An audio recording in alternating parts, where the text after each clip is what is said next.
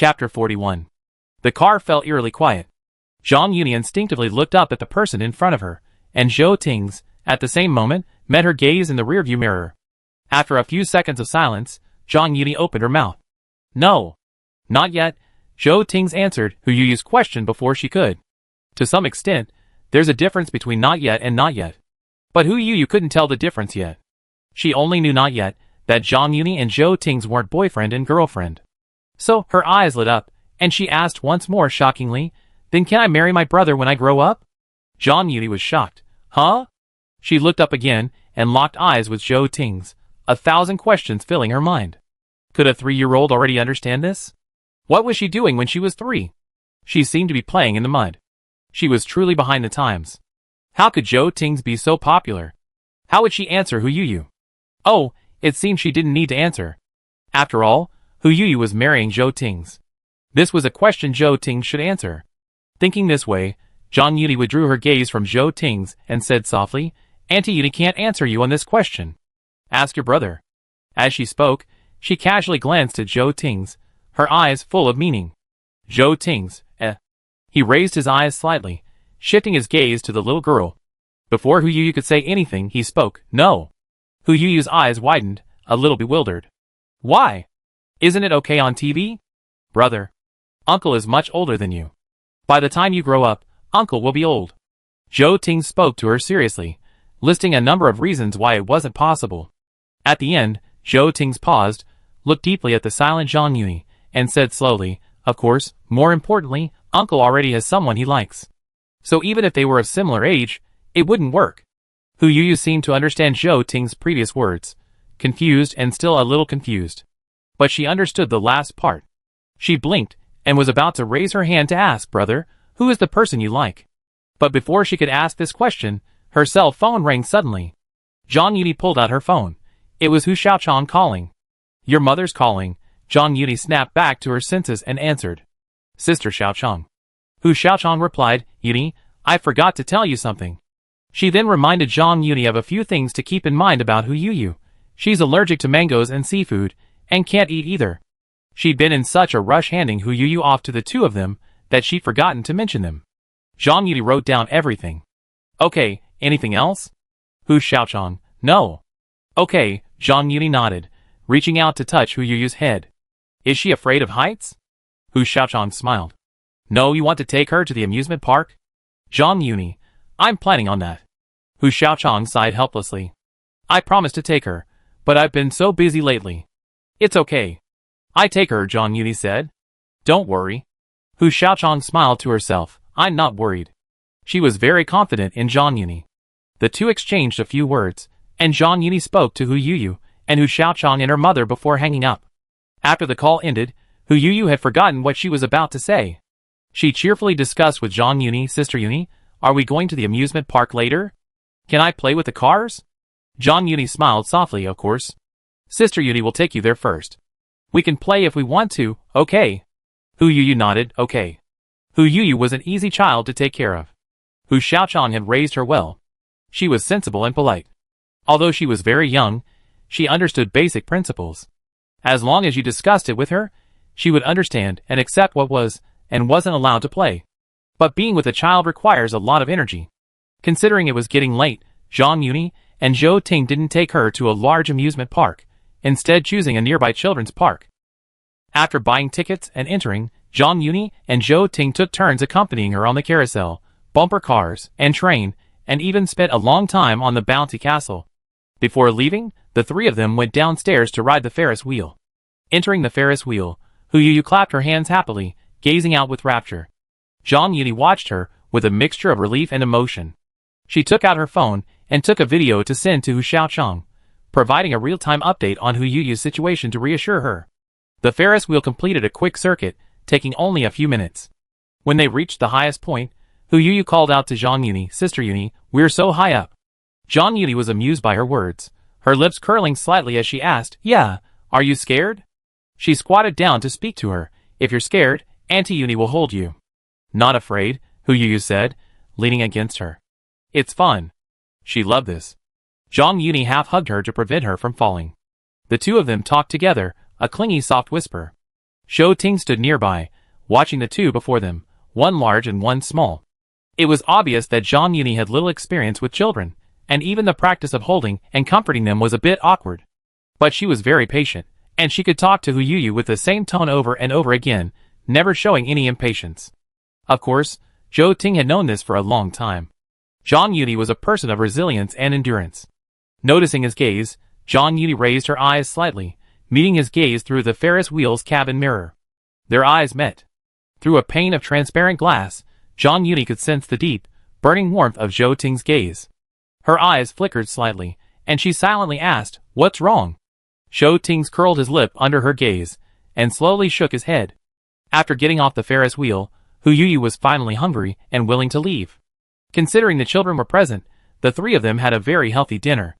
Zhou Ting had arranged a light and nutritious Cantonese restaurant. After eating, the two took Hu Yuyu to a nearby mall for a stroll, exhausting her energy. They finished around 8 o'clock. On the way back, Hu Yuyu fell asleep in Zhang Yuni's arms, sound asleep.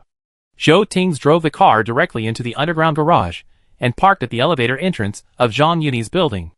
After stopping, Zhou Ting pushed open the car door and got out, quickly opening the backseat door and letting Zhang Yuni out. "Shall I hold her?" Zhou Ting held out his hand. Zhang Yuni declined, whispering, "I'm afraid I wake her." Although Hu Xiaochang said Hu Yuyu had no bad temper and wouldn't cry if she was woken up without warning, but Hu Xiaochang wasn't there right now, and she worried that Hu Yuyu would be frightened and terrified when she woke up and didn't see her mother. Zhou Ting frowned. "I can hold her." Zhang Yuni, knowing what he was worried about, smiled at him and said, "I'm not tired. But there's something I need to trouble you with." Zhou Ting lowered his eyes. "What?" "You might have to walk us upstairs," Zhang Yuni said helplessly. "I can't carry her luggage. And the porcelain they bought that afternoon." Hearing this, Zhou Ting couldn't help but glance at her and whispered, "It's not a big deal." He was extremely pleased. As long as Zhang Yuni didn't mind, it was fine. Zhang Yuni murmured, watching him open the trunk. "Can you take it?" Zhou Ting glanced around. "Sure." Although there was quite a bit of stuff, it was already packed and ready to go. The two of them loaded up their belongings and got into the elevator. Zhang Yuni's floor was not high up, just the 6th. When they reached the door, Zhang Yuni didn't have the hands to enter the password or verify her fingerprint. Without giving it much thought, she simply gave Zhou Ting the door code and asked him to open it. The door opened, and Zhang Yuni carried Hu Yuyu to her room to continue sleeping. She carefully put her down and waited a few minutes, nervously confirming that Hu Yuyu hadn't woken up, before leaving the room with the door closed. When Zhang Yuni left the room, Zhou Ting was standing in the living room, helping her pack up the things she had just brought up. He didn't look like someone who would do such things, but when he did, his movements were deft and natural. Hearing footsteps, Zhou Ting turned and said, "Rest for a while." He didn't ask if she was tired. Taking care of a child was bound to be exhausting. It was clear on her face. Zhang Yuni simply sat down across from him, resting her hands on the dining table, watching him sort her china, removing the layers of wrapping paper. Zhou Ting's hands were beautiful, long and slender, with distinct joints. His nails were neatly manicured and rounded, a faint pink hue. His palms were large, giving her a sense of security. Noticing her gaze, Zhou Ting paused as he unwrapped something, lowered his eyes, and said, "Eva." Zhang Yuni, distracted, mumbled, "What?" Zhou Ting suppressed the smile in his eyes and asked, his voice slow, "What are you looking at?" Hearing the teasing in his words, Zhang Yuni snapped back to reality, her ears slightly warm as she said, "No. Nothing." Her eyes were wandering, and her words lacked any credibility. Even if they were, Zhou Ting hadn't intended to let her off so easily. He raised his hand slightly, waving it in front of Zhang Yuni's face. "Hand?" Zhang Yuni, She paused, having not expected Zhou Ting to ask so directly, not giving her a chance to respond. A moment of silence passed. As Zhang Yuni was contemplating her response, the phone she had just pulled from her pocket vibrated. "I checked the messages," she said abruptly, changing the subject to Zhou Ting's. Zhou Ting nodded. After a moment, he lifted his eyelids and looked at the vacant figure across from him. "What's wrong?" Zhang Yuni, "Nothing."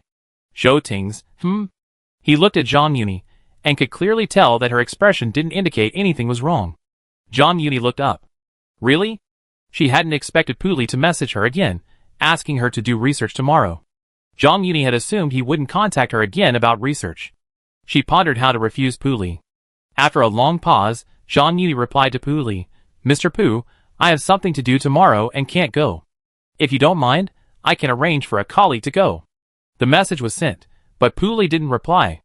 A moment later, Zhang Yuni's phone rang. Zhou Ting's, and she both looked down, seeing the name on the caller ID. I take a call, Zhang Yuni said to Zhou Ting's, then picked up her phone and went to the balcony. She could control her voice when talking to Zhou Ting's, but it was inappropriate to deliberately lower her voice when talking to Pu Li. But if she didn't lower her voice, she was worried about waking Hu Yuyu. Zhou Ting's, He raised his eyebrows slightly and whispered, go ahead. Going to the balcony, Zhang Yuni answered Pu Li's call and said politely, Mr. Pu? Busy? Pu Li asked. Zhang Yuni was silent for a moment. Just got home. Pu Li smiled. No wonder. Is there something important tomorrow? Zhang Yuni replied, yes, I promised a friend. She figured Pu Li should have heard the hidden meaning in her words. Mainly, Pu Li didn't seem like the type to be persistent. Besides, Zhang Yuni didn't think she was that charming enough to warrant Pu Li's persistent pursuit. In some ways, they weren't actually that familiar. Pu Li didn't know her, nor had he really gotten to know her, so his affection for her was probably quite shallow. Hearing her words, Pu Li stopped forcing her and asked, is your colleague free?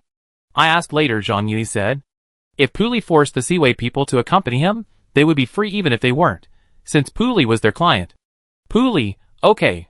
He asked jokingly, Eva, you really have something to do, right? You're not just looking for an excuse to reject me, are you? Zhang Yuni hadn't expected him to be so direct and blunt. She was stunned for a few seconds, then smiled faintly and said, is Mr. Pu kidding me? Eva, Pu Li called her. You're so smart, you should know what I mean. Zhang Yuni's lips moved, wanting to say she didn't know, and didn't want to know. Just as she was about to say something, Pu Li suddenly changed the subject and asked, I forgot to ask you about Mr. Zhou last time. Is he your boyfriend? This question came up twice in one day. Zhang Yuni had time to think about it. Why did Pu Li ask the same question as Hu Yuyu? Zhang Yuni remained silent, and Pu Li didn't press her. After a moment, Zhang Yuni said, no. But Mr. Pu, In that case, Pu Li didn't let her finish the rest of the sentence, interrupting directly, would you consider me? Zhang Yuni smiled awkwardly. Mr. Pu, what are you talking about? Pu Li smiled. Eva, you can see that I'm interested in you, right? Zhang Yuni wanted to reply that she really couldn't see it. Who would be so interested in someone that they would give them extra work during their vacation? It's just not convenient to say this. Mr. Pu.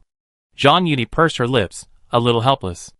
I've always considered you a partner.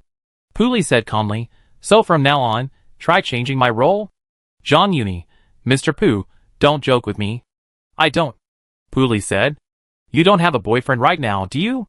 But Zhang Yuni was about to continue when she suddenly felt something. She turned her head and met Zhou Ting's gaze, who had walked onto the balcony.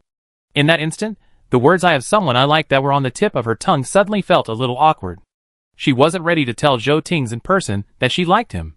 She stared at Zhou Ting's with wide eyes, wanting to ask when he came over, why was there no sound at all? Meanwhile, Pu Li asked on the other end of the line, what? Zhang Yuni pursed her lips, then parted them slightly to speak. Zhou Ting's lowered his voice and asked, shall I take it? Zhang Yuni didn't immediately register Zhou Ting's question and nodded instinctively. The next second, the phone was brought to Zhou Ting's ear.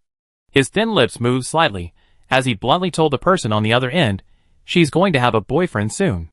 As soon as Zhou Ting's voice rang out, silence fell on both sides. Pu Li said gravely, who are you? He had recognized the name, but he didn't want to believe it. Zhou Ting's tone was cold. Zhou Ting's? He gave the other person his name and reminded him, Mr. Pu, it's the weekend. If you want to discuss work with Eva, a weekday would be more appropriate. Pu Li choked slightly. What about you? He gritted his teeth and said, Mr. Zhou, if I understand correctly, you and Eva should just have a normal partnership. Then you don't understand it thoroughly enough, Zhou Ting said. Pu Li frowned. Zhou Ting glanced at the person next to him and said calmly, besides being Eva's partner, I'm also her suitor. Pu Li choked and smiled coldly. Mr. Zhou, I'm just a suitor. Eva probably has more than one suitor. Why are you being so stubborn? Pu Li didn't say this out loud. Unexpectedly, Zhou Ting wasn't angered by his words. He smiled faintly and said, that's true. Eva is quite outstanding, and it's normal for her to have many suitors and admirers, but... He tilted his head to glance at Zhang Yuni, and told Pu Li, most of them are quite tactful. Puli scoffed, mocking her. What do you mean, Mr. Zhou? Are you saying I'm tactless? Then what's your position when you say that? You just said you're Eva's suitor, but you're not her boyfriend yet, right? At this, he chuckled slightly. You just said she's going to have a boyfriend soon. Does she agree? Has she agreed? Or has she told you she's interested in you? Does she like you? Although he could see and sense a hint of ambiguity between the two, he trusted Zhang Yuni wouldn't lie. If she said she didn't have a boyfriend, then they weren't together yet. As long as they weren't together, he still had a chance. After returning from South City, Puli had done some research and learned that Zhang Yuni and Zhou Ting's were merely partners. He also asked people who knew both of them, and they all said they used to be at odds with each other, but things were getting a bit better now, and they didn't seem to be doing anything else. Thus, Puli felt he still had a reasonable chance of success. When Puli posed these questions, Zhou Ting's paused slightly, considering the most appropriate response. Suddenly Zhang Yuni, who had been silent since he took the phone from her, spoke without a word. Yes. Puli and Zhou Ting's were both stunned. Zhou Ting's looked at Zhang Yuni with a burning gaze, and shook his head gently, discouraging her from speaking at this moment. But Zhang Yuni ignored him. She took Zhou Ting's phone-holding hand, and brought it close to her ear, speaking clearly. Mr. Pu. She told Puli and Zhou Ting's clearly, I do have feelings for Mr. Zhou. Mr. Zhou was wrong just now. He's not my suitor. She said word by word, I'm pursuing Mr. Zhou. I like him. Chapter 42. After Zhang Yuni dropped these two bombshells, Zhou Ting's and Puli remained silent for a while. After a while, Zhang Yuni took the phone from Zhou Ting's, speaking slightly more subduedly, Mr. Pu, thank you very much for your appreciation of me. I'm sorry to disappoint you. She smiled faintly, her words polite and distant. You're a good person, and you deserve someone better. If there's nothing else, I hang up now. Sorry. After saying this, Puli remained silent. Zhang Yuni paused, then hung up without hesitation. After the call ended, Zhang Yuni glanced up at the person standing there motionless, seemingly still dazed. Just as she was about to turn and leave, someone suddenly grabbed her wrist. She had no choice but to stop, her eyelashes trembling as she mumbled, What are you going to do? She stuttered a little, embarrassed. She hadn't intended to tell Zhou Ting's clearly that she loved him today, at this moment. Once those words were out, there was no way back for either of them. Though Zhang Yuni herself didn't need any backing out. Zhou Ting's lowered his eyes, gazing deeply at her. His Adam's apple rolled slightly as he asked in a deep voice, What did you just say? Zhang Yuni choked slightly and glanced at him with a hint of embarrassment. Did you do that on purpose? Zhou Ting's paused, tightening his grip on her wrist and pulling her in front of him, so they were face to face, closer. No. He simply couldn't believe it. Zhang Yuni was speechless, staring into his deep, pool-like eyes, her eyelashes fluttering rapidly. For a moment, Zhang Yuni wanted to deny it, to make an excuse that everything she had just said was actually a rejection of Puli. Because she felt embarrassed and didn't want Zhou Ting's to question her, she wasn't prepared to answer. But when she saw her shyness and awkwardness reflected in Zhou Ting's distinct black and white eyes, along with his own somewhat uneasy expression, Zhang Yuni suddenly didn't want to deny it. She feigned composure, pursing her lips and humming softly. I said, I like you. Zhou Ting's unexpectedly took the initiative. Now it was Zhang Yuni's turn to be stunned. What? Zhou Ting's lowered his head, a faint smile in his eyes. Didn't you hear clearly? Without waiting for Zhang Yuni to answer, he raised his gaze and stared at the person before him. With a serious, frank, and solemn expression, he told her, I like you, Yuni. He repeated what Zhang Yuni had said once. Zhang Yuni was stunned, her eyes bright with joy and surprise. The surprise wasn't that Zhou Ting's liked her, but that he would admit it so openly, telling her so bluntly. Zhang Yuni could certainly sense that Zhou Ting's liked her, but she could also sense that he was holding back. Just as she held back with him. Neither of them was impulsive in relationships. They had much to consider, and they didn't know each other well enough. If it weren't for Pu Li's insistence tonight, Zhang Yuni wouldn't have thought of revealing this so soon. Presumably, Zhou Ting was also like that. But now that the words had been spoken, and had come to this point, Zhang Yuni felt that there seemed to be no reason for them to hide or be subtle any longer. She looked up at the person staring at her intently, blinking slowly. Zhou Ting leaned forward slightly, closing the distance between them. His warm breath fell on Zhang Yuni's face, and he raised his eyebrows slightly. His voice was low. Zhang Yuni's ears felt hot, and she pursed her lips awkwardly. Just as she was about to speak, A deafening cry reached their ears. After exchanging a glance, Zhang Yuni hurried back inside. I go check. Zhou Ting gave a helpless smile and followed her. Hu Yuyu woke up. She opened her eyes to find herself in a completely unfamiliar place. Fear and terror washed over her, and she burst into uncontrollable tears. Zhang Yuni returned to the room, turned on the light, picked her up, and spoke softly to her, trying to comfort her. But it was no use. When a child cries, nothing will register. Zhou Ting didn't enter the room. He listened at the doorway and called out to Zhang Yuni, Eva. Zhang Yuni, what? Carry her out, Zhou Ting said. I comfort her. Zhang Yuni, okay. Carrying Hu Yuyu out of the room, Zhang Yuni carefully handed her to Zhou Ting, a look of trepidation on her face. Are you sure you can do it? Try, Zhou Ting said, looking down at her. Zhang Yuni nodded, watching him gently and carefully hold Hu Yuyu, speaking softly to her. After crying for a while, Hu Yuyu finally stopped. She stared at Zhou Ting with wide eyes, then turned to look at Zhang Yuni, pouting, Sister Yuni, hold her. Zhang Yuni's eyebrows curved, and she reached out to take her. Auntie Yuni is here. Don't cry. Let's video call Mom, okay? Hu Yuyu, okay. Zhang Yuni held Hu Yuyu in her arms and video called Hu Xiaochang. After a few rings, Hu Xiaochang picked up. Zhang Yuni promptly informed Hu Xiaochang of Hu Yuyu's situation at home, and Hu Yuyu, in her childish, aggrieved voice, began to talk to Hu Xiaochang. She said, Mom, I miss you. When can you come pick me up? Hu Xiaochang gently explained that her mother was in the hospital with Grandma and Grandpa, and asked if she wanted to say hello to them. The family chatted, with Zhang Yuni and Zhou Ting accompanying them. Their eyes inexplicably met again. Behind her, Zhang Yuni felt a little embarrassed. Zhou Ting seemed to feel the same way. After a moment of silence, Zhou Ting silently opened his mouth and pointed behind him. We need to put the flowers in. Want to do it? Zhang Yuni nodded. Can you? Zhou Ting, possibly. Zhang Yuni, Zhou Ting stood up to help her put the cool roses she had brought earlier in the day into the vase. He carried them into the kitchen, where the sound of running water could be heard. Zhang Yuni listened to the sounds on both sides, and suddenly felt less tired. The video call between Hu Yuyu and Hu Xiaochang didn't last long.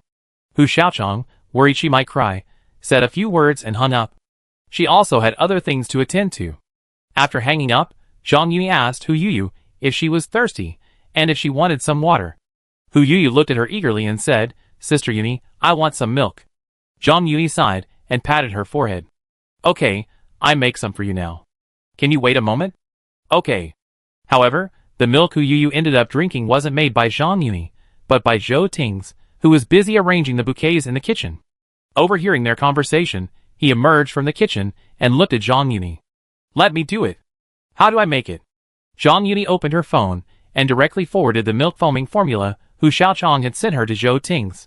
Zhou Ting checked his phone, his expression serious and focused. Wait a moment. After the others entered the kitchen again, Zhang Yuni turned on the TV. Hu Xiaochang had mentioned that she could let Hu Yuyu watch cartoons for half an hour every day. The sound of the cartoon filled her ears. Zhang Yuni glanced at the child sitting upright next to her, then raised her eyes toward the kitchen. From the angle on the sofa, she could only see Zhou Ting's profile. He lowered his head slightly, checking the water temperature, his other hand holding his phone, meticulously following the instructions. For some reason, his serious attitude made Zhang Yuni want to laugh. She curled her lips slightly, and someone nearby raised their eyelids to look in her direction. A moment later, Zhang Yuni's phone vibrated. It was a message from someone in the kitchen. The water isn't ready yet. Zhang Yuni, did you remember the steps? Zhou Ting, yes. Zhang Yuni, nervous? Zhou Ting, making milk? Zhang Yuni blinked and replied, yes. What else could it be? Zhou Ting lowered his eyes and smiled. Not as nervous as I was just now. Zhang Yuni immediately realized what he was talking about. She held her phone, looked up toward the kitchen again, and replied, I didn't notice. Zhou Ting laughed. My palms are sweating. Zhang Yuni was surprised. Really? After the message was sent, she caught a glimpse of Zhou Ting putting down his phone and walking out of the kitchen. Then, he walked over and sat down next to her.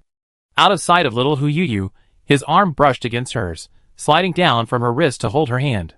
The moment their palms touched, Zhang Yuni felt a light sweat on his palm. Just a little bit. As she was thinking, Zhou Ting tilted his head towards her and asked, his voice low, do you feel it? Zhang Yuni felt a slight embarrassment, her ears reddening uncontrollably. She pursed her lips, lowered her eyes, and mumbled a vague Not only did she feel it, but it was quite noticeable. More importantly, at that moment, she could feel her palms sweating too. As they were whispering, Hu Yuyu suddenly noticed Zhou Ting's brother. Before Zhou Ting could say anything, Zhang Yuni immediately pulled his hand away. He stared at his empty palm, feeling both amused and embarrassed, and stood up. Brother's here? Are you ready for some milk? Hu Yuyu nodded. Right away, Zhou Ting's returned to the kitchen. The water was the perfect temperature. He adjusted the ratio of powdered milk to water, and prepared milk for Hu Yuyu. With the child around, the two of them didn't exchange much. After Hu Yuyu finished her milk, Zhou Ting took over and cleaned up the kitchen. He then arranged Zhang Yuni's bouquet of flowers, and placed it on the living room table. He also picked up the trash. By the time they finished, it was already late. While Zhou Ting was doing all this, Zhang Yuni went to the bathroom to give Hu Yuyu a bath. When they both came out of the shower, Hu Yuyu felt refreshed. She hugged Zhang Yuni's neck, and said she wanted to go out and play. Zhou Ting reached out and took it, patiently telling her, "It's late now. Let's go to bed, okay?" He patted Hu Yuyu's head. "How about I take you and your sister Yuni out again tomorrow?" Hu Yuyu asked curiously, "Where are we going?" Zhou Ting asked, "Where do you want to go?" "The amusement park. Kids always want to be in the amusement park." Zhou Ting thought for a moment, "How about I take you somewhere even more fun than the amusement park tomorrow?" Hu Yuyu agreed without hesitation, "Okay." As the two of them played, Zhou Ting asked Zhang Yuni to take a shower while he took care of Hu Yuyu. Zhang Yuni agreed, "I'll be there as soon as possible." Zhou Ting smiled softly, and checked the time. No rush. He wasn't in a hurry to go home. Zhang Yuni uttered an "oh," her eyes drifting. "Got it." After saying this, she said to Hu Yuyu, "Auntie Yuni is going to take a shower. I'll let you play with me for a while. Be good and listen to me. I'll be here with you later." After giving her instructions, she returned to her room and went into the bathroom. In the bathroom, Zhang Yuni wasn't in a rush to shower. She took a deep breath, opened Zhong Ling's chat, and sent her several emojis. Zhong Ling? Zhong Ling got crazy with the kid? She knew Zhang Yuni was going to help with Hu Xiaochang's daughter today, and had originally planned to come over to help her, but she had a long-planned shift at the hospital, and swapping shifts with a colleague would be inconvenient, so she gave up. Zhang Yuni, it's not a child. She hesitated for a moment, then told Zhong Ling, "Zhou Ting's and I confessed our love." Zhong Ling, huh? Half a minute later, Zhong Ling called. Zhang Yuni hung up. Zhong Ling was confused. "Why didn't you answer my call?" Zhang Yuni, "Zhou Ting's is still at my house, so it's not convenient for me to answer." Zhong Ling, ? Zhong Ling was shocked. "You guys are progressing so rapidly?" Chapter 43. Zhang Yuni's pupils trembled at Zhong Ling's words, and she hurriedly replied, "What are you thinking about?" "He's at my house, helping me take care of Hu Yuyu." Zhong Ling, huh? Zhang Yuni briefly explained why Zhou Ting was still at her house so late. After listening, Zhong Ling sent her a message with a hint of regret. "Is that all?" She thought she was going to hear some exciting story. Zhang Yuni was speechless. "You're quite regretful." Zhong Ling asked back, "You don't have any?" Zhang Yuni, Zhong Ling, do you? Zhang Yuni held her phone, suddenly thinking of the scene they had on the balcony. She could see that Zhou Ting's eyes, looking at her, were not innocent at all, but rather filled with suppressed desire. If Hu Yuyu hadn't suddenly woken up and cried, Zhou Ting might have kissed her. Even if he didn't make a move, Zhang Yuni might have been tempted to tiptoe towards him, moving closer. Realizing this, Zhang Yuni felt embarrassed and touched her nose, saying guiltily, "No." Zhong Ling, TSK. Zhang Yuni, are you busy on duty tonight? Zhong Ling, didn't you come to chat with me? She didn't let Zhang Yuni change the subject and pressed, "What happened after you confessed your feelings? Are you already together?" Zhang Yuni thought for a moment. "I don't know. Because they only confessed their feelings to each other, they didn't say, 'Do you want to date me? Do you want to be my girlfriend/boyfriend?' But if you think about it, since they already expressed their feelings, it wouldn't make much difference whether they said it or not." Zhong Ling, don't know? Zhang Yuni, I just confessed my feelings.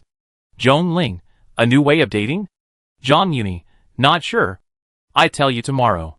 Zhong Ling, okay, but remember, I have to be the first to know you're in a relationship, otherwise I come after you. Zhang Yuni couldn't help but laugh, I know. They chatted for a while, and Zhong Ling told her she'd visit Hu Xiaochang's mother's ward later, so she could chat with him. Her mother was having surgery tomorrow, so she was definitely nervous. The doctors at the hospital had no doubt talked to her and informed her of the risks and other details. But their conversation didn't conflict with Zhong Ling's relaxing chat with her. When Zhang Yuni finished her shower and came out, Hu Yuyu was still asleep. Zhou Ting took her to sit on the carpet and pulled out a picture book from the luggage Hu Xiaochang had given her. The two of them, one teaching the other, put their heads together, a warm and adorable sight. Hearing the noise, Zhou Ting was the first to look up at her. His gaze was so blunt that Zhang Yuni paused. She lowered her eyelashes, pursed her lips uncomfortably, and looked at Hu Yuyu beside her, whispering, "Did she make a scene?" Zhou Ting smiled faintly. "No. She's very well behaved." "Sister Yuni," Hu Yuyu called, extending her hand.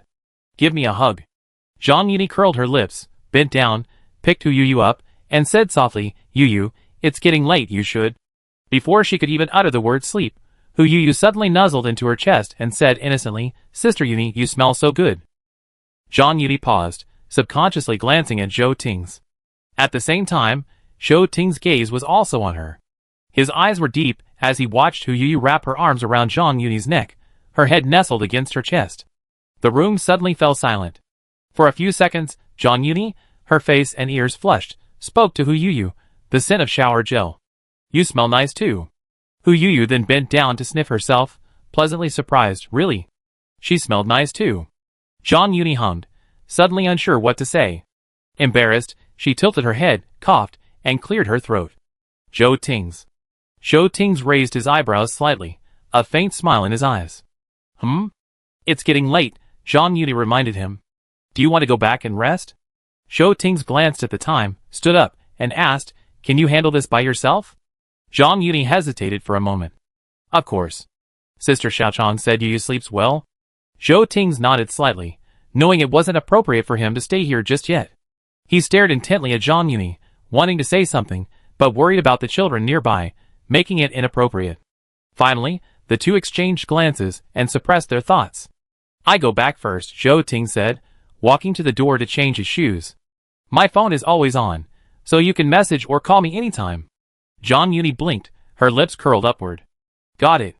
The door opened, and Zhou Ting placed his hand on the doorknob, hesitant to speak. Finally, he glanced at Hu Yuyu, who waved goodbye, and whispered, "Remember to let me know if Mr. Pu contacts you again." Zhang Yuni was stunned for a moment, having completely forgotten about the incident. She let out a slow and smiled. "He definitely won't contact me again today." Zhou Ting's looked up. "That's best." Zhang Yuni was amused by his words, and couldn't help but tease, "Mr. Zhou?" Zhou Ting's looked at her. "What do you want to say?" "You should go back soon," Zhang Yuni said. "It's really late." The two continued talking at the doorway. Zhou Ting's didn't know when he could leave, and Hu Yuyu hadn't slept yet. Knowing what she meant, Zhou Ting shook his head helplessly. Out of Hu Yuyu's sight, he gently pinched Zhang Yuni's fingers, which were supporting Hu Yuyu. His voice was low and slow. "Let's go. I come back tomorrow?" "Zhang Yuni, if you're not tired." She wasn't completely rejecting him. Zhou Ting's curled his lips. "Not tired." After Zhou Ting's left, Zhang Yuni played with Hu Yuyu for a while before coaxing her to sleep. After Hu Yuyu fell asleep, Zhang Yuni took out her phone and recorded a short video to send to Hu Xiaochang. "Hu Xiaochang, she is sleeping soundly." "Zhang Yuni, she's very well behaved." She told Hu Xiaochang, "Sister Xiaochang, don't worry about Yuyu. I take good care of her. You should go to bed early too. Tomorrow's surgery will require several hours of observation, and you need to be in good spirits to endure it." Hu Xiaochang understood Zhang Yuni's meaning, and was deeply moved. "I will. Thank you, Yuni." "Zhang Yuni, it's my pleasure." After a few words with Hu Xiaochang, Zhang Yuni checked the time and sent a message to Zhou Ting's. "Are you home yet?" Zhou Ting's replied 2 minutes later, "Just parked the car." Immediately afterwards, Zhou Ting sent another message, "Is the child asleep?" "Zhang Yuni, just fell asleep." Zhou Ting's opened the car door and got out. After a few seconds of thought, he asked, "Is it okay to answer the phone?" Zhang Yuni laughed. "I don't dare leave the room. I'm afraid she'll wake up again." Zhou Ting's let it go, unhurried for a day or two. "What would you like for breakfast tomorrow?" Zhang Yuni pondered. "I'd like something more Chinese, like millet porridge, steamed dumplings, fried dough sticks, or something like that. Can you come to the entrance of our complex and buy some?" Zhou Ting's. "Okay, see you tomorrow." Zhang Yuni, Good night. Zhang Yuni didn't sleep well that night. Hu Yuyu wasn't particularly fussy, except for when she woke up in the middle of the night to go to the bathroom and found herself in an unfamiliar place, where she cried for a few minutes. Zhang Yuni coaxed her back to sleep, but she was worried she'd fall out of bed, and she was also worried she'd wake up again, so she remained half asleep. This caused her to look a little haggard when she woke up the next day. When Zhou Tings came over, his brow furrowed immediately. He glanced at the person sprawled on the sofa not far away and asked in a low voice, "Didn't you sleep well?" "A little bit," Zhang Yuni said. "It's my own problem." Zhou Tings paused, raised his hand, and touched her head. "Have you washed up? Breakfast first?" Feeling the warmth of his palm, Zhang Yuni blinked softly and slowly. "I have." "Brother." The two were talking at the doorway when they noticed Zhou Tings Hu Yuyu running over. Zhou Tings quickly squatted down and picked her up. "Good morning, Yuyu." Hu Yuyu's eyes widened as she looked at Zhang Yuni. Zhang Yuni smiled and said, "Say good morning to your brother too." Hu Yuyu followed suit. "Good morning, brother." The two, old and young, bonded as Zhang Yuni placed the breakfast Zhou Tings had brought on the dining table and opened the package. According to Zhang Yuni's request, he bought the dumplings, millet porridge, fried dough sticks, tea eggs, soy milk, etc. that she ordered. There was also a portion of lightly flavored steamed dumplings for Hu Yuyu. "Why did you buy so many?" Zhang Yuni was surprised. "Zhou Tings, they all look good." So he bought some of everything. Of course, he also wanted Zhang Yuni and the others to eat more. Zhang Yuni laughed. "Eat now. If you don't finish it, put it in the refrigerator." Zhou Tings nodded. Hu Yuyu wasn't picky about food, so she didn't need anyone to worry about her meals. Zhang Yuni made her a bowl of millet porridge, took another bowl, and put a few steamed dumplings in it, and also prepared milk and eggs. As long as she wasn't too full, she could eat anything she wanted. Hu Xiaochang also mentioned to Zhang Yuni that Hu Yuyu could eat anything, as long as she wanted to. The dining table and chairs were too low for Hu Yuyu, so the three of them put the food on the coffee table, and sat on the carpet to enjoy this hearty breakfast together. Hu Yuyu sat between Zhou Tings and Zhang Yuni, eating intently. Zhang Yuni observed them for a moment, suddenly relieved. "Eat," she observed the child, while someone else observed the adult. Zhou Ting stepped around Hu Yuyu, gently tapped Zhang Yuni's arm, and whispered, "Are you hungry?" Zhang Yuni answered honestly, "A little." Although Hu Yuyu wasn't a fussy child, after taking care of her all morning, Zhang Yuni still felt hungry and tired. Mothers who raise children are always the greatest. The sacrifices they make, the mental energy they expend is immense. Even more so for a single mother, like Hu Xiaochang. Zhang Yuni admired her from the bottom of her heart.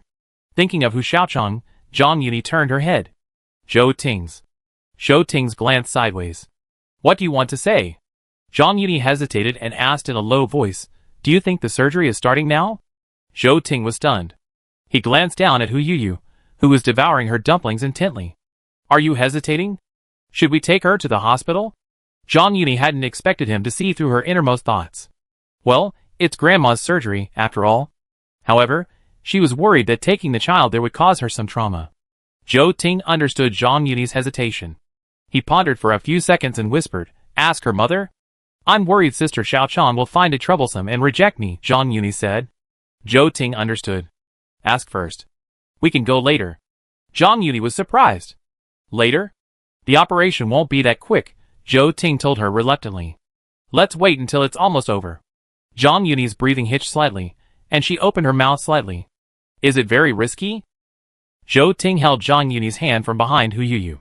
"I can only say that this operation carries certain risks." The patient's condition had already reached an advanced stage.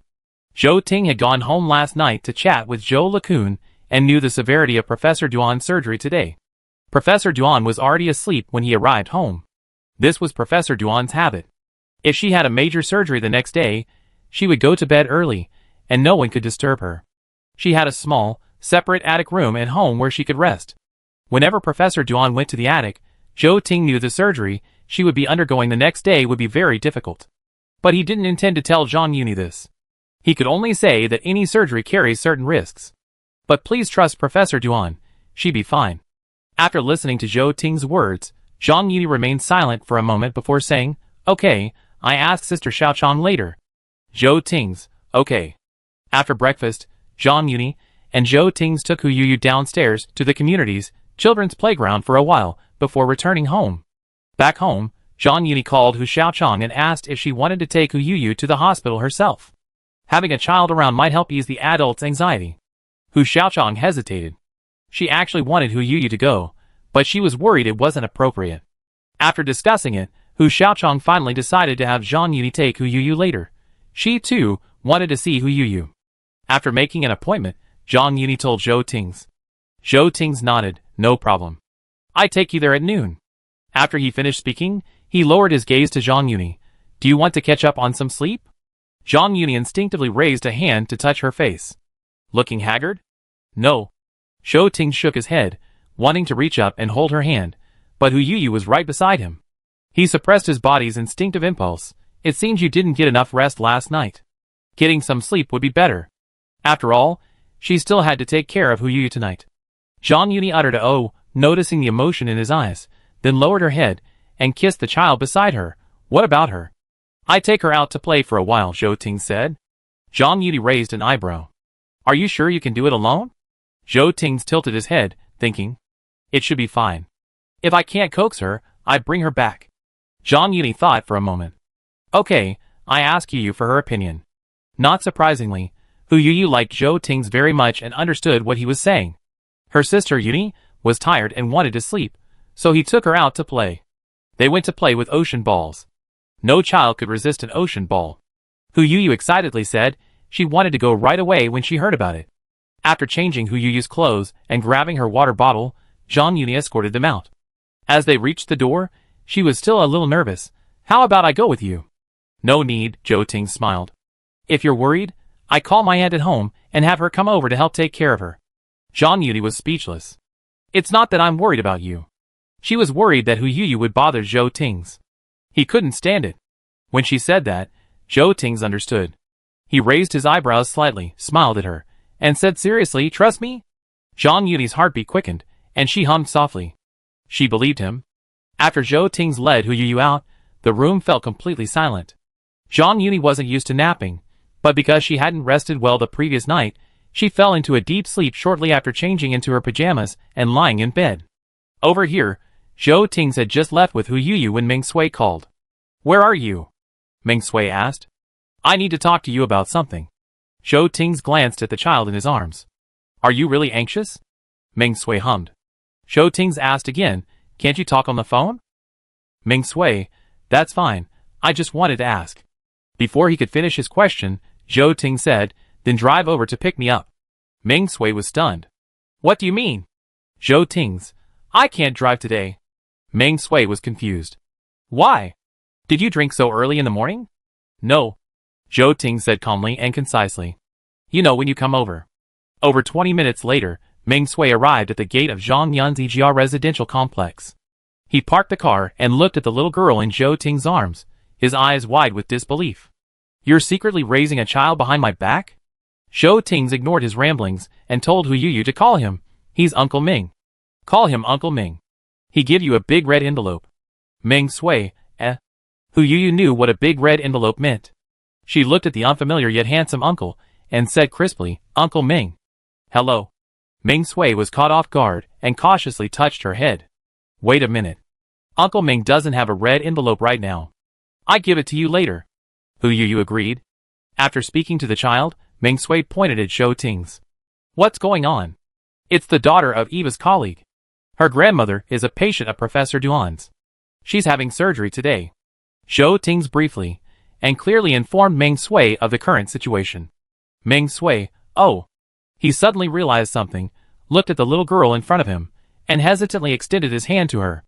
Little Yuyu, can Uncle hold you for a minute? Hu Yuyu, sure. The three of them got in the car, and Zhou Tings asked Meng Sui to be the driver, heading to the largest ocean arena nearby. Meng Sui worked tirelessly, forgetting the real reason he had come to Zhou Tings. The ocean arena was crowded on weekends, with many parents bringing their children to play. But parents like Zhou Tings and Meng Sui were rare here. The two sat outside the ocean arena, surrounded by parents who kept glancing at them and whispering to each other. Zhou Tings took a few photos of Hu Yuyu and sent them to Zhang Yuni, ignoring the stares.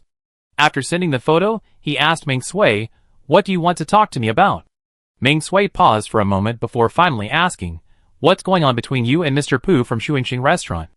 Zhou Tings, huh? Ming Sui, I heard someone said he's asking someone about you. It was this news that had made him anxiously seek out Zhou Tings. Zhou Tings nodded nonchalantly, nothing. Ming Sui clearly didn't believe him. Why would he ask about you if there was nothing going on?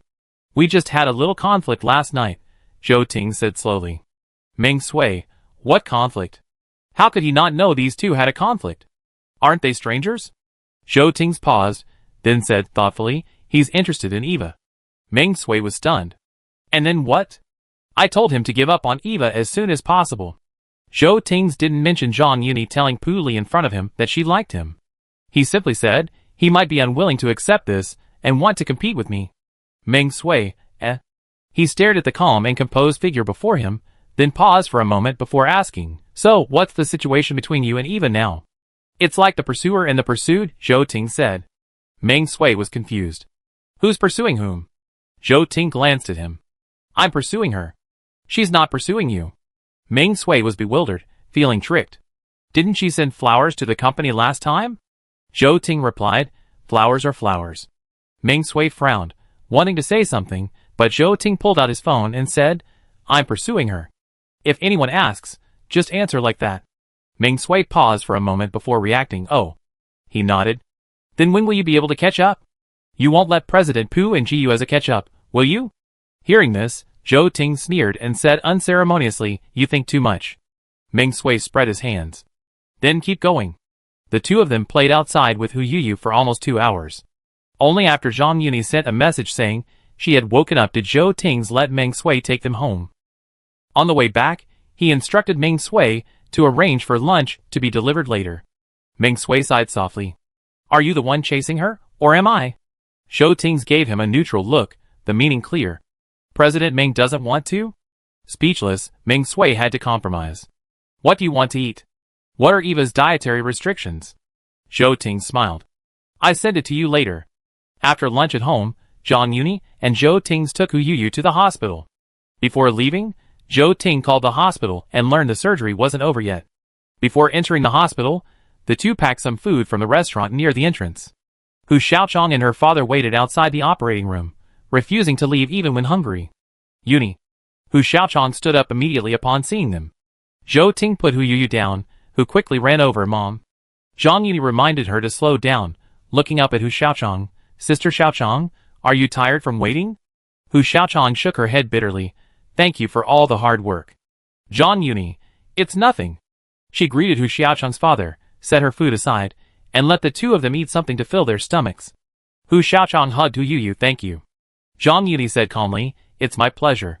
She glanced up at the lit operating room and whispered, how long have you been in there? Over 4 hours, Hu Xiaochang said wearily. Zhang Yuni understood, and patted her shoulder. It'd be fine soon. The two chatted for a while. Zhang Yuni urged Hu Xiaochang to eat first, while she played with Hu Yuyu for a while. After dropping them off, Zhou Tings received a call. He went outside to answer it. Zhang Yuni waited until Hu Xiaochang and the others finished eating, but she didn't rush to leave. She didn't leave the hospital with Hu Yuyu and Zhou Tings until Hu Xiaochang's mother's surgery was successfully completed.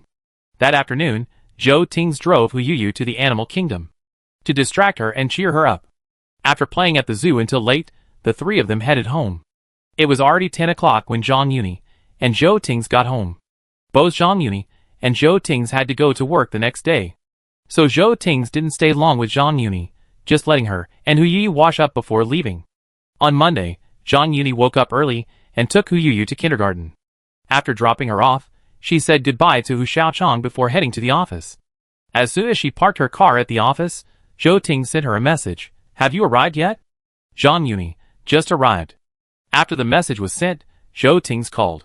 Zhang Yuni answered the phone in her car, her lips curling slightly. What's wrong? Zhou Tings was silent for a moment, then said in a low voice, thank you for your hard work. Zhang Yuni was stunned, then smiled and admitted, I'm really a little tired. Zhou Tings understood. Are you going to pick her up this afternoon? I'm going. Zhang Yuni said. Sister Xiucheng's still busy. Zhou Tings understood. If you're busy, I can pick her up. Zhang Yuni raised an eyebrow and asked amusedly, are you busy? Zhou Tings, probably not. Zhang Yuni agreed. If she was really busy that afternoon, she'd message him. After chatting for a while about Hu Yu, the two of them suddenly fell silent. Through the rustling of the electricity, they listened to each other's breathing. For a long moment, no words were spoken. After a moment, Zhang Yuni pursed her lips and said, "I have to go to the office." Zhou Ting's hummed, then paused. "Want to meet at noon?" Zhang Yuni thought for a moment.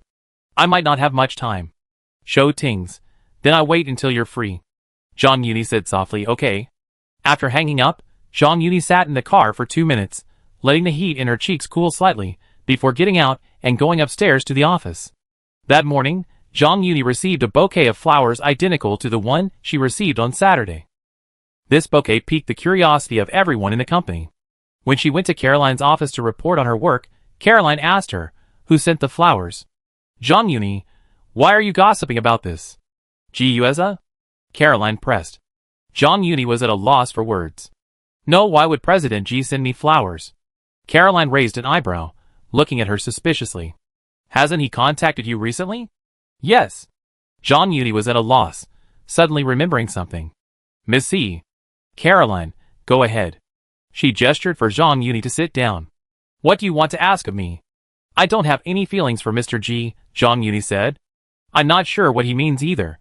If possible, I'd like you to explain it to me." Caroline didn't agree immediately, but asked, "Do you have a boyfriend now?" "Not yet, but I think it will be soon," Zhang Yuni said. Caroline was puzzled. "What do you mean?" "I have someone I like." Zhang Yuni could only tell her that she and Zhou Tings had been so busy the past 2 days that after confessing their feelings, they hadn't even had time to spend alone together, let alone take the next step in their relationship. Caroline raised an eyebrow and leaned forward. "Would it be convenient for me to know who it is? Is the person who sent you flowers today the one you like?" Zhang Yuni nodded. "Yes." She hesitated for a few seconds, then decided there was no need to hide it from Caroline any longer. "It's Zhou Tings." Caroline was stunned, incredulous. "Who?" "Mr. Zhou," Zhang Yuni suddenly repeated, embarrassed. "Caroline, eh?" She stared at Zhang Yuni intently, her eyes making her nervous. She pursed her lips awkwardly. "Miss C, you're not looking?" Before she could finish her words, Caroline suddenly said, "Yuni, you're amazing, aren't you?" Zhang Yuni was stunned. "Huh? It's Zhou Tings from Nexalith, right?" Caroline confirmed. Zhang Yuni nodded. Caroline quickly gave her a thumbs up. "Not bad, not bad. I approve of your relationship." Zhang Yuni laughed at her words, her ears slightly warm. "We're not officially in a relationship yet. It's only a matter of time," Caroline said. The fact that President Zhou sent flowers to the company clearly shows its meaning. Zhang Yuni didn't deny it. Caroline noticed her shy expression and asked curiously, "When did it start?" "We've been in private contact for a while, but we weren't close before, so I didn't tell you," Zhang Yuni explained. Caroline didn't seem to care. She waved her hand. "It's okay, as long as you like him." She told Zhang Yuni, "If you had told me you were interested in him earlier, I would have arranged more meetings for you." Zhang Yuni couldn't help but laugh, saying, "Miss C, you seem to have a particularly good impression of Zhou Tings." "To be honest," Caroline nodded, "he's quite good. He's one of the few successful men with talent, skills, and good looks who's truly self-disciplined." In fact, she had considered bringing the two together before, but they didn't get along from their first meeting, and they'd been bickering constantly since then, so she had to give up the idea. Zhang Yuni listened, her eyes sparkling. "I have pretty good taste." "Very good," Caroline praised her generously. "But I still think Zhou Tings has better taste. He's swiping away all the treasures around me." Zhang Yuni smiled sweetly. "No," she coaxed. "He can't swipe me away." Caroline reluctantly believed her. "That's fine. You can date him, but you can't change jobs for him. Otherwise, I come after him." "Don't worry," Zhang Yuni promised. "As long as you don't kick me out, I stay at Seaway Nursing Home." Caroline glanced at her proudly. "That's more like it." Leaving Caroline's office, Zhang Yuni returned to her own. On the way back, she could feel her colleagues staring at her. They were also curious about who had sent the flowers in her office. But no one dared to ask. That afternoon, Zhang Yuni wasn't too busy, so she drove herself to pick up Hu Yu and brought her to the office. Upon arrival, Hu Yu was showered with affection by a group of older sisters. Zhang Yuni didn't have to worry about anything. Someone was taking care of her. The next few days were similar. Zhang Yuni was busy with work and Hu Yu's affairs, and she and Zhou Ting had almost no time to spend together. When they did, It was just a quick meeting before they parted again. On Friday, Hu Xiaochang took Hu Yu home. Her mother was no longer in critical condition, but she still needed to remain in the hospital for observation. She didn't have to stay at the hospital every day. Her mother had hired a nurse from the hospital, which made things easier. After Hu Yu left, Zhang Yuni still felt a little uncomfortable. The room suddenly felt empty and quiet. It was at this moment that Zhou Ting's called. Seeing the caller ID, Zhang Yuni couldn't help but curl her lips as she answered. Hello. She pressed the phone to her ear, raised her eyes, walked to the floor-to-ceiling window, and looked at her reflection in the transparent glass. Zhou Ting's low, gentle voice echoed, Is the child back home? Zhang Yuni, Yes, I just sent him off. Zhou Ting's whispered, Can't bear to leave? A little. Zhang Yuni said, I feel tired when she's around, and sometimes I just want some quiet time. After she left, she missed her again. Zhang Yuni was someone who couldn't bear to leave. Zhou Ting's probably understood her feelings, and comforted her. You can go see her again when you miss her. Zhang Yuni agreed, lowering her eyes and asking, Are you off work? Zhou Ting's, Just getting ready to leave.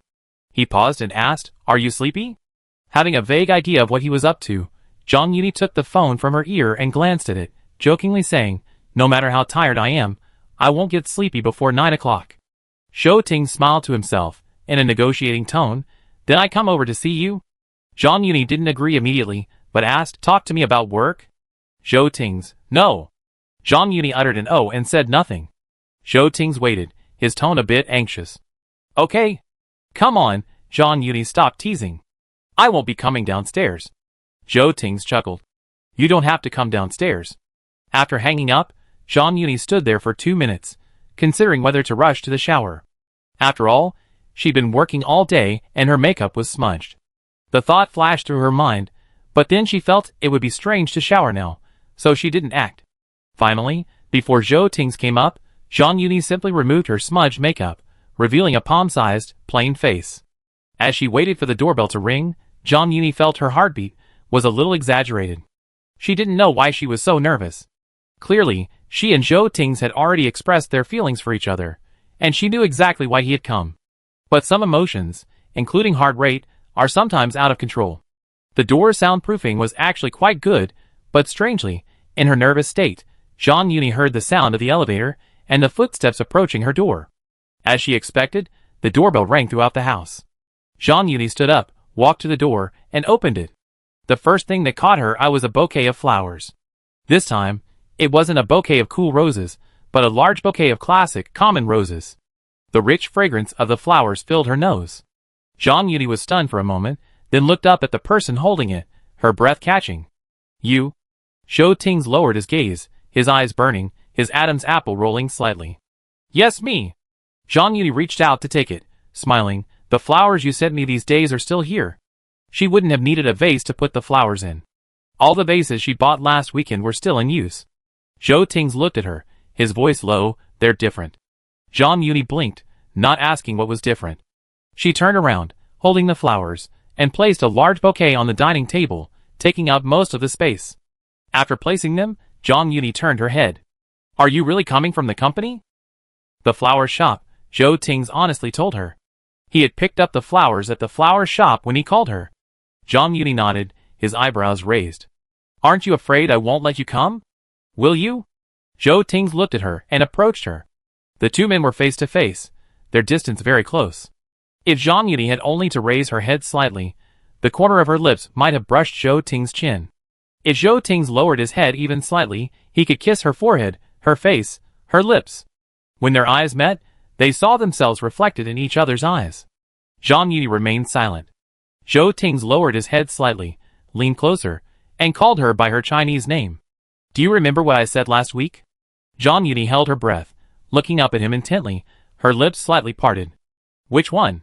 She knew what he was talking about, but she just wanted to ask again. Zhou Ting's knew she knew. He chuckled softly and pinched her ear, which had already revealed her feelings and was flushed. I like that part of yours. Zhang Yuni's ears blushed even more, her curled eyelashes trembled, and she hummed vaguely, Remember. Remember.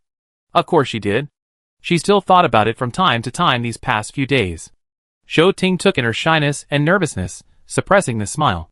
I didn't ask you formally last week, so I wanted to ask you today. Zhang Yuni, what?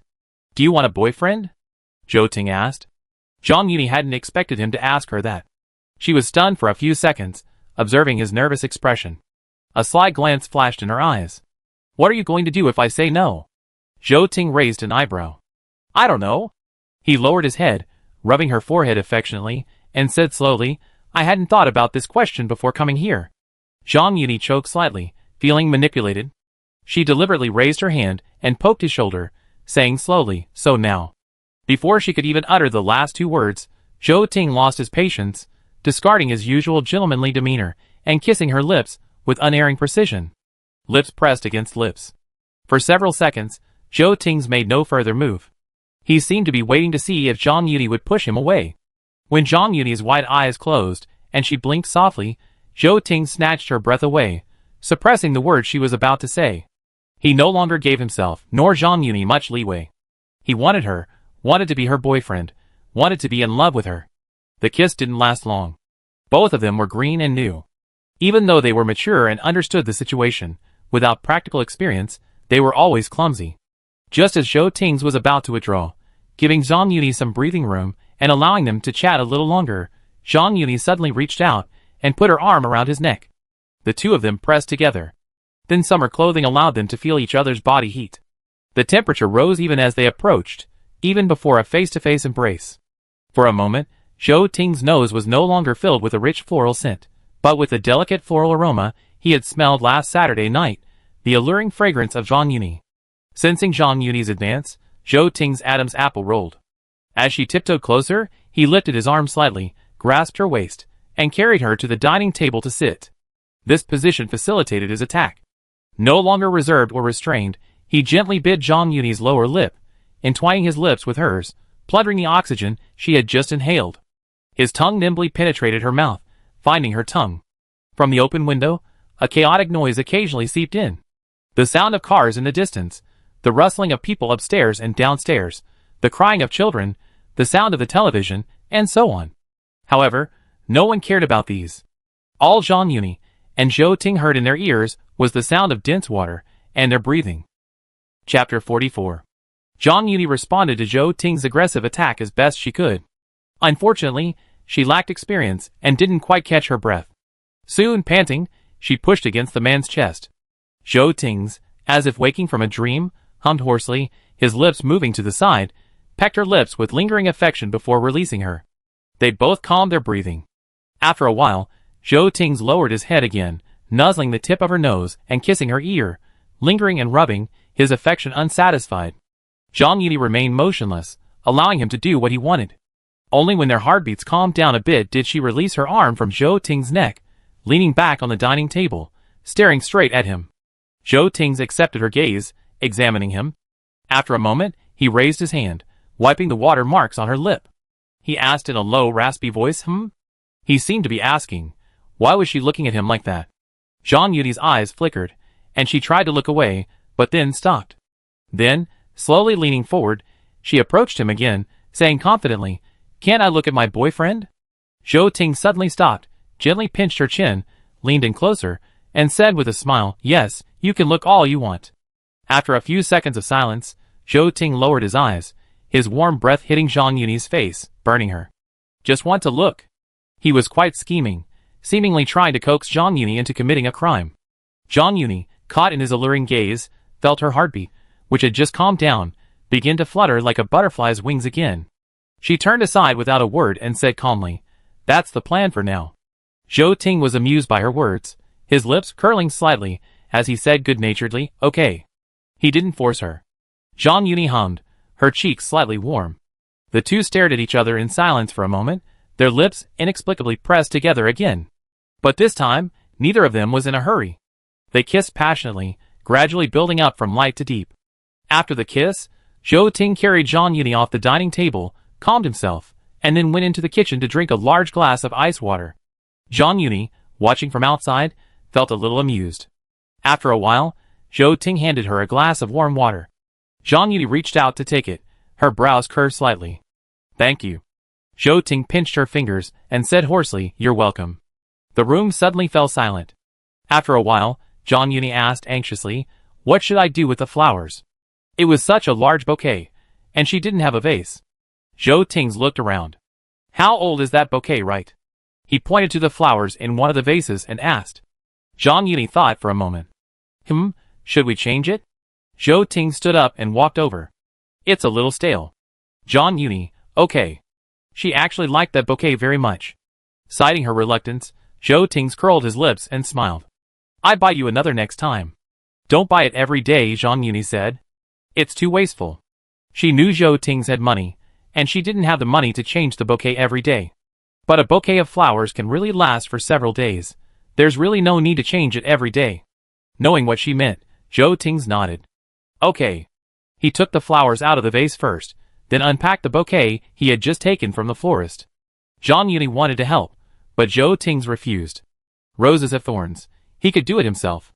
Zhang Yuni didn't force herself to join in. Zhou Tings wanted to do it himself, so she stood obediently by and watched. Compared to last weekend, Zhou Ting's movements this time were noticeably more skillful. Thinking of this, Zhang Yuni couldn't help but curl her lips. Zhou Tings glanced up at her. What are you laughing at? Mr. Zhou's bouquet trimming skills are getting more and more proficient. Zhang Yuni spoke the truth. Zhou Tings raised an eyebrow, his meaning ambiguous. Mr. Zhou? Zhang Yuni choked slightly, locked eyes with him, then looked away guiltily. My boyfriend, is that okay? Zhou Ting said with satisfaction, of course. Zhang Yuni felt a mixture of laughter and tears, and couldn't help but sigh. Why didn't I realize you were so childish before? Zhou Tings denied it. Really? No. Zhang Yuni asked back. After a few seconds of silence, Zhou Ting said seriously yes. If his girlfriend says yes, then yes.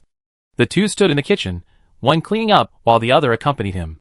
Zhou Ting's movements were becoming more skilled, but not very fast. By the time he had finished arranging the bouquet and placed it in the vase, half an hour had already passed. Zhang Yuni casually glanced at the time, and saw it was already past 10 o'clock in the evening. It hadn't even been 9 o'clock when Zhou Tings arrived. After putting the vase away, Zhou Tings gathered the trash and placed it outside the door, preparing to leave later. Closing the door again, Zhou Tings turned around and asked, Are you going to rest? Zhang Yuni tilted her head at him, and said in a drawling voice, I can hold on a little longer. Zhou Tings laughed, and pulled her over to sit on the sofa. What are your plans for tomorrow? Overtime. Zhang Yuni reluctantly told Zhou Tings. Zhou Tings raised an eyebrow. Overtime? Yeah.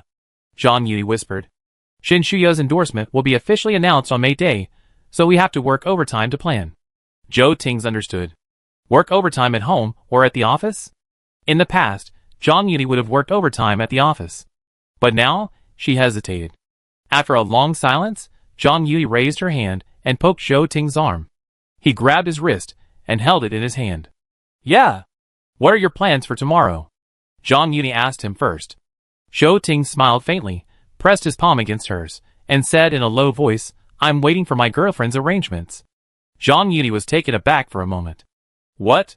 What does my girlfriend want me to do? Zhou Tings lowered his head, forehead touching hers. That's what I do. He listened to Zhang Yuni. Zhang Yuni suddenly realized, then laughed. Really? Zhou Tings nodded. Then I work overtime from home, and you become my assistant? Zhang Yuni suggested. They were both too busy, and if they wanted to spend more time together, this was the only way. Zhou Tings agreed. What does it take to be Director Zhang's assistant? What are the precautions? He was truly knowledgeable. Zhang Yuni's eyes lit up, and she stared at him intently. She pondered, I haven't decided yet. I tell you tomorrow? Zhou Tings, okay. The two of them settled their plans for the next day, and then fell silent. Their eyes met. They kissed again, inexplicably, and as their lips met once more, Zhou Ting lowered his voice and asked Zhang Yuni, what time does he have to leave? For a moment, Zhang Yuni actually wanted to say, if you really don't want to leave, that's fine. But she quickly extinguished the thought. She put her arm around his neck and negotiated, in half an hour. In fact, she was a little reluctant to see Zhou Tings go. As soon as he finished speaking, the temperature in the room rose considerably. Outside the window, silence fell. The once noisy neighbors upstairs and downstairs had quieted down. In the neighborhood, too, those who had been strolling after dinner had gone home. The surroundings had become silent. It seemed as if they were the only ones left. Half an hour later, Zhou Tings left like a gentleman. He even took away Zhang Yuni's trash. After leaving, Zhang Yuni stood at the door for a moment before going to the bathroom to wash up. Entering the bathroom, she looked up at the mirror on the wall above the sink and touched her lips, which had become particularly rosy, even a little swollen. Zhang Yuni had never known that kissing could be so addictive. Thinking of the look in Zhou Ting's eyes when he kissed her, her face flushed. Suddenly, Zhang Yuni thought of something and pulled out her phone to open Zhong Ling's chat. Are you asleep? Zhong Ling, reading a paper, what's wrong? Zhang Yuni immediately called her. You're reading a paper, and replying so quickly. She was teasing her. Zhong Ling said calmly, I was just slacking off while reading. Zhang Yuni was speechless. Dr. Zhong, get serious. I get more serious tomorrow. Zhong Ling closed the file and hummed. Why are you calling me so late? Asking me to go shopping tomorrow? Zhang Yuni, I have to work overtime tomorrow. Zhong Ling sighed. It's so miserable for both of us. I'm either on duty, or you're working overtime. When can we ever get together to go shopping, or have dinner together? Zhang Yuni agreed, no way, that's just how it is. Zhong Ling, Feeling Zhong Ling's silence, Zhang Yuni pursed her lips and said, a little embarrassedly, I called you because I have something to tell you. Zhong Ling subconsciously asked, what? Zhang Yuni was silent for a moment, but without being overly shy, she said directly, I'm in love. Zhong Ling was silent for 3 seconds, then suddenly screamed, shit. When did it happen? Today? Zhang Yuni, yes, tonight. Is Zhou Ting's at your place now? Zhong Ling was gossiping. Zhang Yuni, of course not. If Zhou Ting's was here, she wouldn't have called Zhong Ling to tell him about this. Hearing her answer, Zhong Ling let out a sigh of regret. He didn't even ask to stay at your place. We just started dating tonight, Zhang Yuni reminded her. Zhong Ling, so what? You didn't just meet tonight. Zhang Yuni was speechless. They were both mature adults, a man and a woman who had known each other for so long. Now that things had broken down, it was normal for them to be overcome with emotion. Besides, even if they had just met tonight, it wasn't impossible. Thinking this way, Zhang Yuni uttered an oh and whispered, it's mainly because it was too sudden. Zhong Ling laughed and didn't press her further, instead asking, how's it like being in a relationship? I just started dating. Zhang Yuni paused for a moment, then said, so far, it's pretty good. Hearing this, Zhong Ling felt relieved. That's good. Ask Zhou Ting's to treat me to dinner when he's free. Zhang Yuni, okay. If he does anything to bully you, remember to tell me, Zhong Ling instructed. Zhang Yuni smiled and replied, I listened to Dr. Zhong. It was late, so the two didn't talk for long. Zhang Yuni called Zhong Ling simply, to formally inform her that she was in a relationship. After hanging up, Zhang Yuni put down her phone and washed up. By the time she was done, Zhou Ting's had already sent her a message saying he'd arrived home. Zhang Yuni replied, I just finished washing up. Zhou Ting's, going to bed? Zhang Yuni, no, I need to look up some materials. Zhou Ting's, tell me when you're ready to go to bed. Zhang Yuni sent him a good emoji. After drying her hair and applying skincare, Zhang Yuni went into her study. A moment later, Zhou Ting sent her a photo of his study. Zhang Yuni replied with a photo from a similar angle. After reporting their respective statuses, they both calmed down and went about their own business. Zhang Yuni gathered some information and organized it. Before 1 o'clock, she told Zhou Ting's that she was going to bed. Zhou Ting's then texted, what time do you want me to come this morning? Zhang Yuni deliberately asked, what time do you want? Zhou Ting's, I'd be up at 6. Zhang Yuni, not going to the gym? Zhou Ting's, it depends. Zhang Yuni suddenly realized something and thought, 8? Zhou Ting's, okay. After agreeing on a time, they said goodnight. After putting down her phone, Zhang Yuni turned off the lights and prepared for bed. Suddenly, she opened her eyes again, looked into the dark room, gently pulled the covers, and a slight smile rose at the corner of her mouth. She was really in love. And her boyfriend was Zhou Ting's again. This was a possibility she had never considered before. But inexplicably, she felt happy and relieved. On the first night of their relationship, Zhang Yuni slept soundly. She even dreamed of her grandmother. Knowing she was in love, she kept smiling and telling her how wonderful it was that someone would take care of her Wenwen from now on. Zhang Yuni's nickname was Wenwen. Many people used to call her that, but later, only her grandmother remained. After her grandmother passed away, no one used it anymore. Of course, she never mentioned her nickname to anyone else. When she woke up the next morning, Zhang Yuni was still a little dazed. She opened her eyes and looked at the ceiling, then slowly raised her hand to touch her face. It was real. She had truly dreamed of her grandmother. Suddenly, her phone on the bedside table vibrated. Zhang Yuni reached out and picked it up. It was a message from Zhou Tings. I'm home. Do you want breakfast out or do you want me to make it? Zhang Yuni glanced up. He had been sending her messages since 6 o'clock, letting her know he was up, at the gym, and finished his workout. Looking at his messages, Zhang Yuni couldn't help but laugh. Before she'd gotten to know Zhou Tings, before they'd fallen in love, she'd never known he was so well behaved. Zhang Yuni amused herself for a moment before replying, how about coming over to my place? Zhou Tings, what do you want to eat? Zhang Yuni, I don't have many ideas, but I'd like something more varied. Zhou Tings, okay. Putting her phone down, Zhang Yuni threw off the covers and got out of bed. Entering the bathroom, she suddenly had the idea to call Zhou Tings. What's wrong? The call was quickly picked up, and a man's deep, deep voice reached her ears. Zhang Yuni looked at herself in the mirror. Shall we eat out this morning? Zhou Tings, I want to eat out. Zhang Yuni said. There's a wet market nearby. How about we go there together after dinner? Her refrigerator was already empty. She suspected Zhou Tings would stop by the supermarket or wet market before coming to make breakfast. Zhou Tings responded, then said, I pick you up. Zhang Yuni, I'm washing up now. Half an hour is all it takes. Zhou Tings smiled softly. See you in half an hour. Half an hour later, they met up exactly on time. Getting in the car, Zhang Yuni buckled her seatbelt before turning to look at the driver, asking doubtfully, aren't you leaving yet? Zhou Tings stared at her intently for a few seconds before starting the car and driving away. When he averted his gaze, Zhang Yuni, belatedly aware of the situation, pursed her lips, which had been painted with brightening lipstick before leaving. She tilted her head to look out the window, her ears quietly turning red. The breakfast Zhang Yuni wanted was nearby. After breakfast, the two headed for the vegetable market, 2 kilometers away.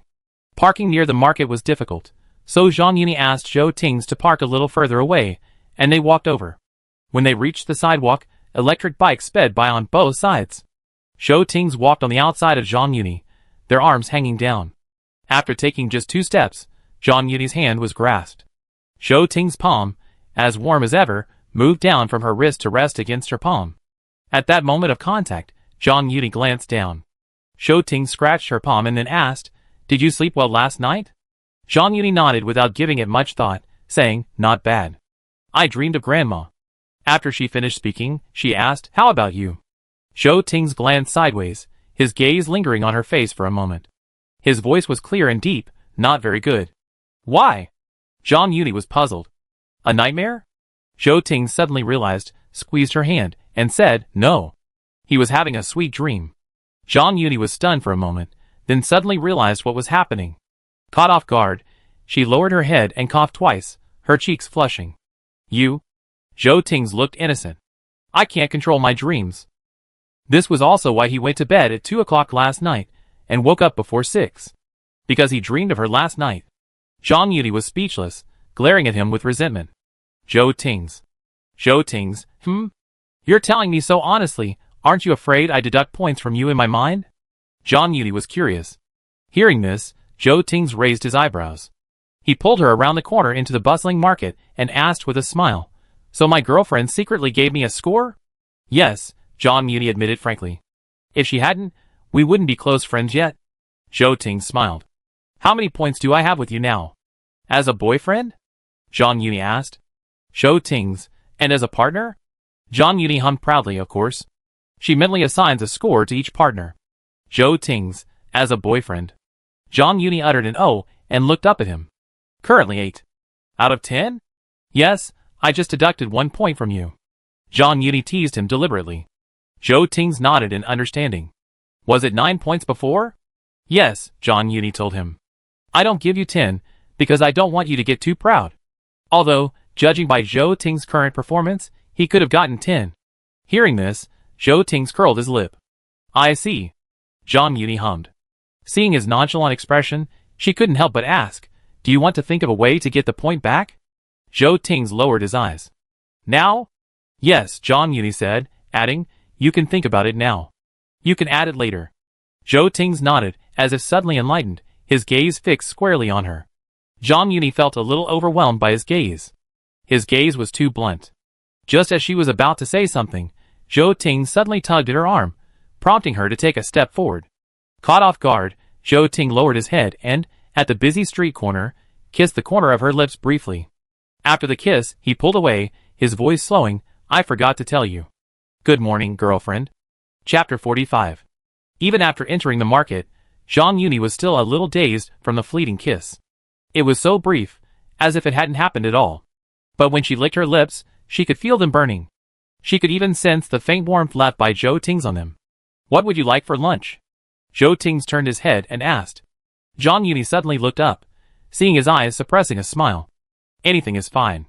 The two of them were already standing in front of the vegetable stall. Zhou Ting's looked up, surveying the vegetable stall. He picked up a tomato and asked, Do you want scrambled eggs with tomatoes? Zhang Yuni, yes.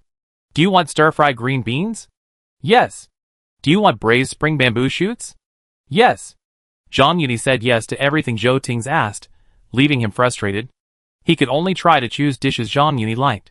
After buying vegetables, the two of them wandered around the meat section. When they drove to the parking lot, Zhou Ting's glanced over at Zhang Yuni's parked car. He confirmed with her, Did your neighbor's car go out? It was still there when he left last night. Zhou Ting's had taken a special look when he left last night. Zhang Yuni's neighbor had parked his car quite aggressively again yesterday. He was far from the pillar, close to Zhang Yuni's spot. If it were anyone else, they wouldn't have been able to open the door and squeeze out after parking. Zhang Yuni turned around and said, He's usually not here on weekends. He always comes home earlier than you on weekdays? Zhou Ting asked. At this point, Zhang Yuni felt a little helpless. I leave earlier and come back later. Her job was like that. Arriving at work was easy, and being on time was acceptable, but leaving on time was difficult. From time to time, there were unexpected events to deal with, and she always wanted to do more, learn more, and improve herself, so she was even less anxious to get home. Of course, another reason was that she had no ties. No one was waiting for her at home, and no one would ask what time she would be home or why she hadn't come home yet.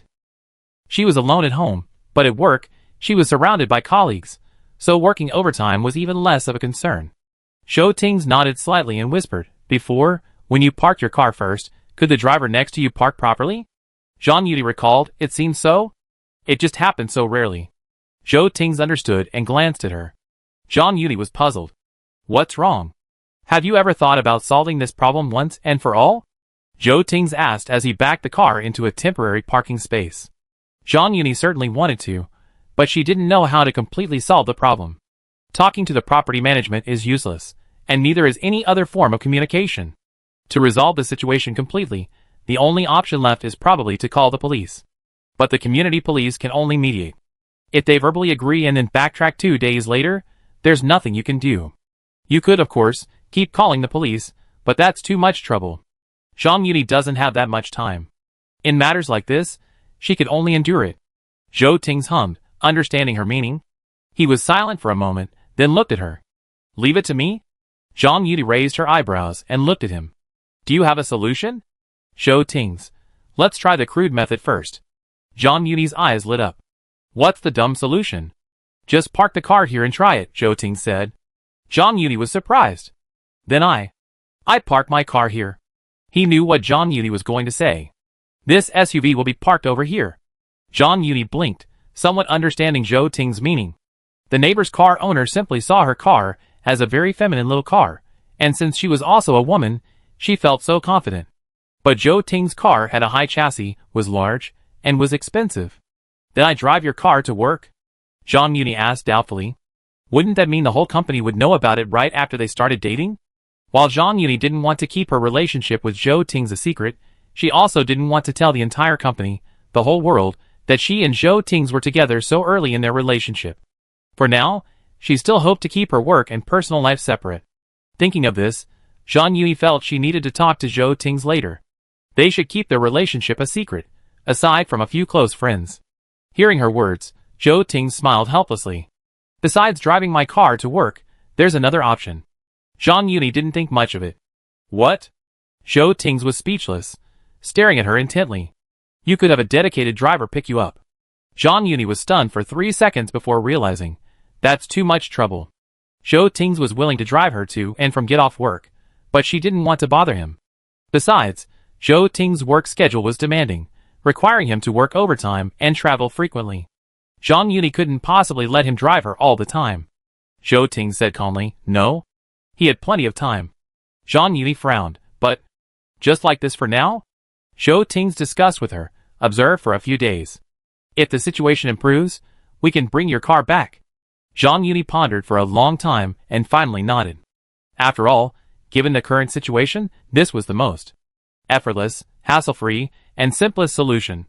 Let the neighboring car owner practice his parking skills first. Once he's done, it will be easier for Zhang Yuni. Both of them were action-oriented. After agreeing, Zhou Tings drove Zhang Yuni's car to the temporary parking space and then parked his own neatly, with both sides perfectly aligned, in Zhang Yuni's spot. After completing these arrangements, the two of them went upstairs together. After entering the elevator, Zhang Yuni was still a little worried. Will this really work? Zhou Tings, holding their recent market purchases in one hand and holding Zhang Yuni's hand in the other, said in a low, gentle voice, let's try. Zhang Yuni chuckled. I hope it works. Zhou Tings hooked her finger. It will, don't worry. If this method didn't work, he had a backup plan. It was just a little more complicated than the current one. After going inside and changing his shoes, Zhou Tings carried a bag of groceries into the kitchen. Zhang Yuni followed him, showing him where the kitchen supplies were. The kitchen would be Zhou Tings' battlefield later, so she had to let him know in advance. Zhou Ting sorted the market purchases into the refrigerator and then looked at the cupboards. Zhang Yuni watched his actions, hands behind her back, a slight quip in her eyes, and asked, Is Mr. Zhou satisfied? Zhou Tings tilted his head to look at her. Is there anything missing? She needed him to tell her, then she could buy it. After hearing this, Zhou Tings pondered for 2 seconds, then tapped the countertop with his finger and said firmly yes. Zhang Yuni blinked. What?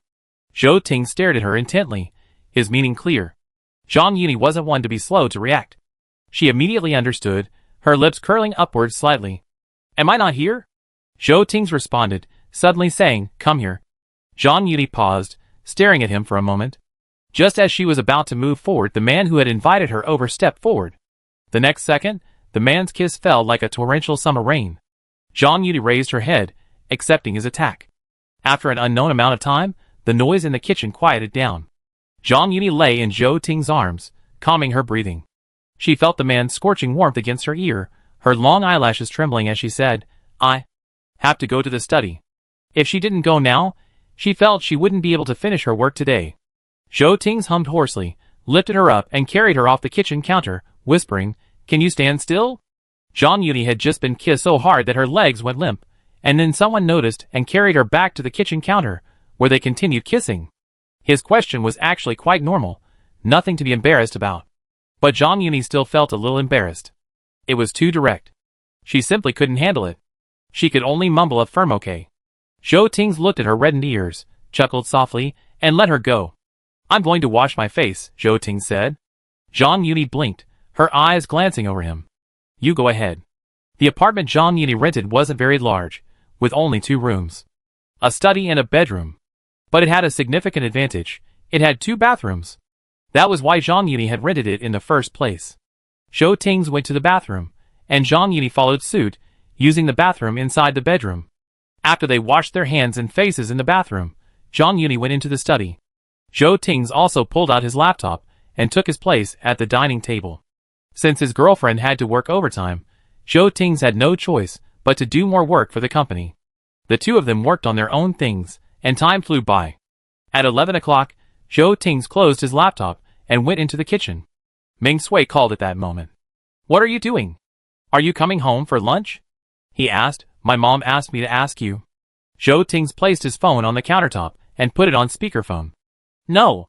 He found Zhang Yuni and told him where to keep the rice, then took it out.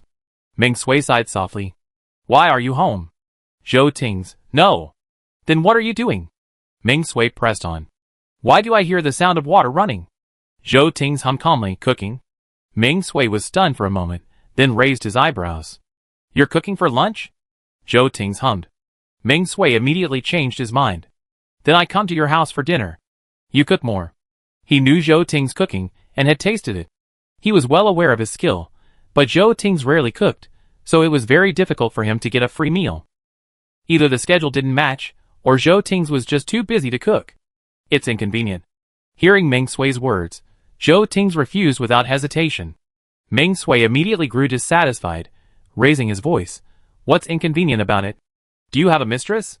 Besides, even if he did, he knew her, so it wouldn't be inconvenient. Hearing this, Zhou Ting's hummed calmly, finishing the meal while saying, It's me who's being hidden. He was the treasure. Meng Sui was stunned. What do you mean? Zhou Ting's pulled out some food from the refrigerator. I'm with Eva. Meng Sui, still unaware that they were together, was stunned for a few seconds before asking without thinking, Is her colleague's daughter over there? He assumed they were both taking care of Hu Yu again. Zhou Ting's, not here. Meng Sui raised her eyebrows and blurted out, Then you. Before he could finish his question, Zhou Ting's told her word for word, I'm her boyfriend now. Chapter 46. Meng Sui's voice suddenly fell silent. After a moment, Meng Sui regained his voice and asked in disbelief, When did this happen? How could he not know anything about it? Zhou Ting's was too much. He hadn't even informed him first of such a major event. Zhou Ting's, yesterday. Meng Sui was speechless, and finally uttered TSK. Congratulations. Zhou Ting's, thank you. Even through the phone, Meng Sui could hear Zhou Ting's pride. He paused for a few seconds, then asked, When are you planning on bringing Eva out for a get-together, so she can get to know everyone? And then let Ji Yueza and the others give up. Zhou Ting smiled. I have to ask her. She might not want to go. Meng Sui hummed. Okay, ask her. If she's willing to meet everyone for dinner, I take care of the rest. Zhou Ting's replied, Anything else?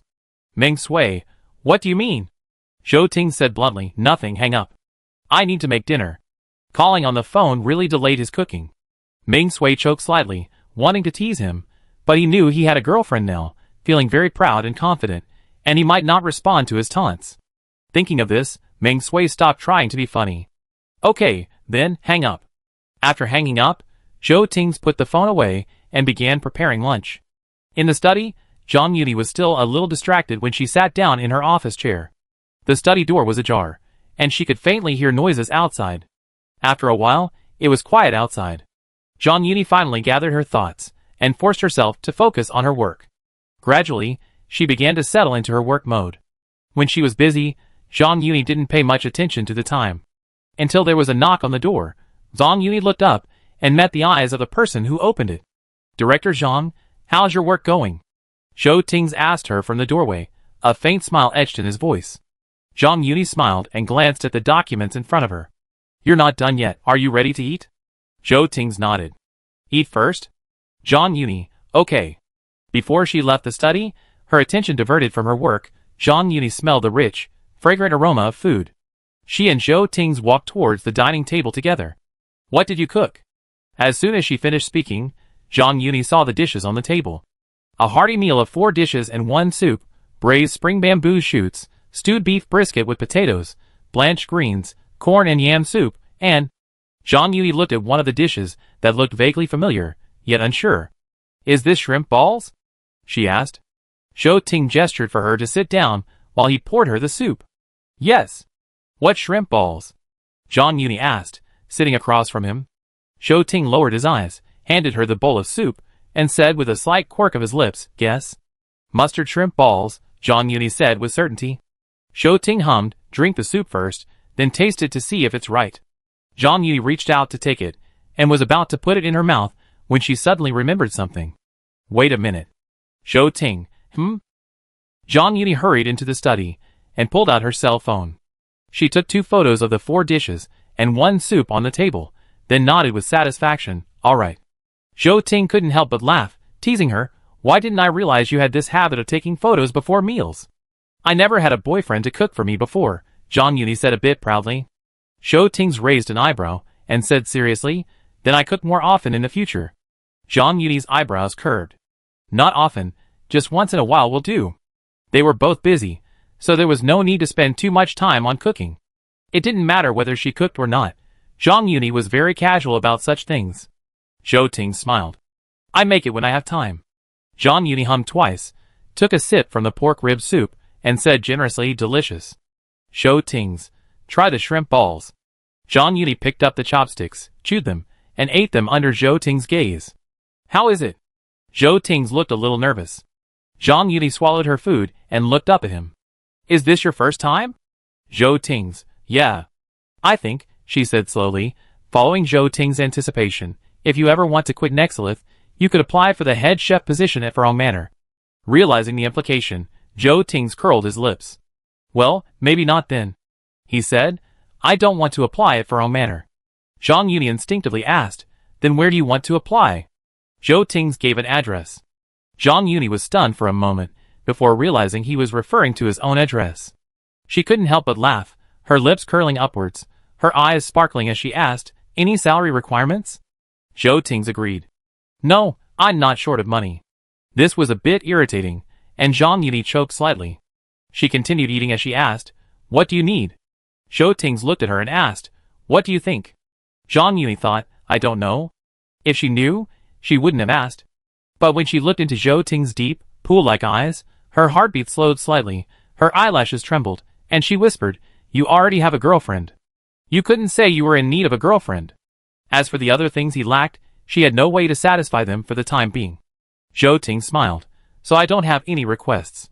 Just ask Director Zhang to let me in and cook. Zhang Yuni was slightly speechless, and she didn't know whether to laugh or cry. Isn't Director Zhou's request a little too low? Is it? Zhou Ting said, I don't think so. Getting Zhang Yuni to agree to let her come into her house and cook wasn't an easy task. Zhang Yuni laughed, understanding what he meant. She said, okay, I allow it. In fact, she had never stopped Zhou Ting's from coming to see her, not when he first sent her home nor now. Of course, Zhang Yuni wouldn't tell Zhou Ting's that, besides her colleagues, he and Ming Sui were the only two men who had ever walked her home. Besides the mustard shrimp balls, Zhou Ting's braised spring bamboo shoots and stewed beef brisket with potatoes were also very delicious. Zhang Yuni wasn't particularly hungry, but because the dishes were so delicious, she unknowingly ate a bit too much. When she put down her chopsticks, she realized, I think I ate too much. Zhou Ting's raised his hand and nodded. Are you full? A little bit, Zhang Yuni said. I stand for a moment. After that, she stopped Zhou Ting's again. I clean up. Zhou Ting's, You cooked, so it's only right that I clean up and wash the dishes. Zhang Yuni said she couldn't let Zhou Ting's do everything. She wasn't someone who couldn't do everything. Zhou Ting's, no need. No, Zhang Yuni insisted. Let me do it. It'd be quick too. Zhou Ting's probably understood her point. He was silent for a moment, then lowered his eyes and asked, Are you serious? Zhang Yuni blinked. Yes. Zhou Ting's couldn't persuade her, so he had to let her do it. Luckily, the apartment Zhang Yuni rented had a dishwasher. All she had to do was clear the table, pick up the leftovers, and put the dishes and chopsticks in the dishwasher. While she was cleaning, Zhou Ting's didn't leave. He occasionally helped out, and the two of them made quick work of the place. As the dishwasher started, Zhang Yuni turned to look at the person standing at the kitchen door, and said with a smile, What are you standing here for? Zhou Ting's, looking. Zhang Yuni was puzzled. Looking at what? Zhou Ting's watched her walk up to him, took her hand, and said softly, Looking at my girlfriend. The unexpected sweet talk made Zhang Yuni laugh, brightening her mood. Oh, then you. She pursed her lips and suddenly asked, a little embarrassed, Is my girlfriend pretty?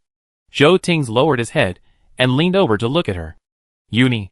He suddenly called her name so seriously that Zhang Yuni paused. What? Is wrong? Zhou Ting suppressed the smile in his eyes, raised his hand and scratched her nose, and said softly, Don't let anyone hear this. Zhang Yuni, She uttered an oh, knowingly asking why. I'm worried about what they say about you. Zhou Ting's was serious. Because she was asking knowingly. Zhang Yuni laughed, I didn't ask anyone else. It's beautiful, Zhou Ting's replied immediately, very beautiful. Hearing that, Zhang Yuni was satisfied. Zhou Ting's looked at her smug expression and tapped her forehead. Have you forgotten what you said to Mr. Tan's girlfriend? Zhang Yuni blinked and chuckled. I've been forgetting to ask you. Did you hear what I said to Mr. Tan Jiasher's girlfriend? Zhou Ting's, which one? Zhang Yuni was slightly embarrassed and glanced at him lightly. I knew you heard it. Zhou Ting said calmly, Yes, I did. Why did you come out then? Zhang Yuni asked. She had wanted to ask then, but her relationship with Zhou Ting's was still relatively casual, so it was a difficult question to ask. She was worried that if she asked, Zhou Ting's would give an answer she couldn't yet respond to. Zhou Ting's lowered his eyes and looked at her, then thought for a moment and said, I'm worried. Are you worried about her, or me? Zhang Yuni leaned in close to him. Zhou Tings raised his hand, placed it against her forehead, and smiled deeply. What do you think? Zhang Yuni tilted her head, thinking. I'm not sure. Really not sure? Zhou Tings pressed. Zhang Yuni paused, then let out a drawn-out ah, it should be me. Hearing her words, Zhou Tings paused for a moment before giving a definitive answer. It's you. While having breakfast halfway up the mountain, he saw Tan Jiasher's girlfriend, Yaya, follow Zhang Yuni out of the shop, and Zhou Tings followed her. At that time, he knew that Tan Jiasher's girlfriend posed no threat to Zhang Yuni, nor could she harm her, but he still got up and went over. Zhang Yuni received the affirmative confirmation she had long suspected, and a faint smile curved her lips. I guessed it. Zhou Ting hummed, then suddenly asked, Are you still feeling uncomfortable? I haven't felt uncomfortable for a long time, Zhang Yuni said. Zhou Ting sighed regretfully. Zhang Yuni was puzzled. You still want me to feel bad? That's not the case, Zhou Ting said jokingly, throwing up his hands with a hint of helplessness. My girlfriend is too strong, and I feel like I'm useless. Zhang Yuni laughed, looking up at him and saying, Not really. Zhou Tings, not what? Although your girlfriend is strong, she still needs you. Zhou Tings asked seriously, What do you need me to do? Zhang Yuni looked at him, thought seriously, and then said, Kiss me. Zhou Tings whispered, his eyes fixed on her, What? Zhang Yuni had a feeling he was doing it on purpose, but she had no choice but to repeat patiently, I said, Kiss me. Well? Chapter 47. Before Zhang Yuni could repeat herself, her boyfriend, who had been in office for less than 24 hours, obeyed her instructions. Not only that, he also did things Zhang Yuni hadn't asked for. The tip of his tongue entered her mouth, and Zhang Yuni's breathing became ragged, the oxygen being sucked away by the man. His tongue licked the roof of her mouth, hooking it around hers, causing Zhang Yuni's legs to weaken, and her arms to involuntarily embrace the man before her. After just a few experiences, Zhou Tings had already mastered breathing techniques, and even knew how to make Zhang Yuni even more overwhelmed. The tongue was soft, warm, flexible, and possessive. As their lips and tongues pressed together, the warmth of their embrace, the breath from their noses, was hot, seemingly scorching. When they parted breathlessly, Zhang Yuni was held by Zhou Ting's neck, his slender fingers gently pinching the back of her neck. His hot breath tickled her neck, leaving her feeling slightly tingly. She wanted to shift slightly, but her legs were weak, and the cool scent of Zhou Ting's on her nose made her too lazy to move. They both calmed their breathing. After a while, Zhou Ting's fingers left the back of her neck and gently pinched her honest ear, which was now covered in crimson. His voice was low and husky. Do you want to continue working? Zhang Yuni thought for a moment. A little sleepy. She didn't often nap, and when she did, it was only about half an hour. Something was wrong today, perhaps because she woke up too early, or because she had a very satisfying and comfortable lunch, but she felt a little dizzy. Zhou Tings chuckled, released the person in his arms, and looked her in deep eyes. Go get some sleep. Zhang Yuni nodded hesitantly. What about you? I'm not sleepy, Zhou Ting said. Zhang Yuni murmured, Then you continue working? Zhou Ting glanced at her. Is there anything I can help with? He was asking about work. Zhang Yuni was stunned for a moment, then looked at him with bright eyes. It feels like a waste of your talent to ask you to help me. Zhou Ting curled his lips. I'm happy to do it. Zhang Yuni was unsure how to respond to his words. She blinked slowly. Then help me organize some information. I have some data I need to look up. Zhou Ting, okay. Finally, Zhang Yuni went back to her room for a nap, while Zhou Ting sat in the living room, opening the request information Zhang Yuni had sent him, reviewing and organizing it so she could use it as soon as she woke up, speeding up her work. Zhang Yuni had originally assumed that someone else was home. Even though it was her boyfriend, she wasn't used to him sleeping freely while someone else was home. The truth was, she was asleep, and sleeping soundly. If her cell phone hadn't rang, Zhang Yuni might have even gotten an hour or two of sleep. When it rang, Zhang Yuni was still a little dazed. She reached for it, opened her sleepy eyes, and looked at the caller ID. Seeing the number, she suddenly woke up, cleared her throat, and answered the phone. Hello, Mom? It was Ms. Yang, asking if Zhang Yuni was free next weekend, and if she would have to work overtime. Zhang Yuni didn't know about the weekend, and since Ms. Yang had already said that, she couldn't answer that she didn't know or wasn't sure. She was silent for a moment, then whispered, I don't think so. What's wrong? Hearing her answer, Yang Huili hummed a sigh of relief and said, It's your brother, isn't it? He couldn't go to Shanghai during the Qingming festival, and now he's clamoring to go. Zhang Yuni understood. Will he come over next weekend? Well, Is it convenient for you? Yang Huili asked. Zhang Yudi replied calmly yes. She pursed her lips, lowered her eyes, and asked, Are you coming over? Yang Huili, I'm not going over. I take him to the high-speed train. You can pick him up at the station. He's going after school Friday afternoon. He said he wants to check in somewhere, and all his classmates are going. Every time she mentioned her son, she always had a lot to say. At first it sounded like a complaint, but in reality, it was full of love. Zhang Yuni listened, silent. Only after Yang Huili finished speaking did she agree. Has he bought the ticket? Yang Huili, not yet. Zhang Yuni was silent for a few seconds. She didn't offer to buy it for him, but instead said, Then please send me the information after you buy the ticket for him. I pick him up after get off work. Yang Huili, she hummed, her tone as cold as ever. Okay, I'll let you know when it's confirmed. Zhang Yuni, okay, how have you been lately? Before she could ask about her health, Yang Huili said, Your brother is calling me. I hang up first. Okay. After hanging up, Zhang Yuni sat on the bed, stunned for a moment. Until there was a knock on the door, she turned and said she could come in. Zhou Tings pushed open the door, and the light from the living room streamed into the dark room, brightening it a little. Do you want to turn on the lights? Zhou Tings asked. Zhang Yuni looked up at him. Just open the curtains. Zhou Tings responded, took 2 steps forward, and asked, I have a question. Zhang Yuni couldn't follow his thoughts and instinctively said, What? Zhou Tings turned and leaned over to where she was sitting. He stood at the edge of the bed, leaning over her in the light streaming in from the living room, and whispered, Should I hug my girlfriend first, or should I close the curtains first? Zhang Yuni stared at him for a few seconds, stunned. Then she leaned forward, took the initiative to climb onto his arms, and whispered, Hold your girlfriend first. Zhou Tings opened his arms, and held her tightly in his embrace. Feeling the familiar, reassuring scent, Zhang Yuni lowered her head, and nuzzled Zhou Tings' neck. Zhou Tings didn't ask her anything, simply reaching out to gently stroke her head, comforting her. After a while, Zhang Yuni muttered, I'm a little thirsty. Zhou Tings chuckled, and lowered the hand that was caressing the back of her head. Will you get up? Zhang Yuni rose from his embrace. Yes, have you finished organizing the documents? Zhou Tings, waiting for your review.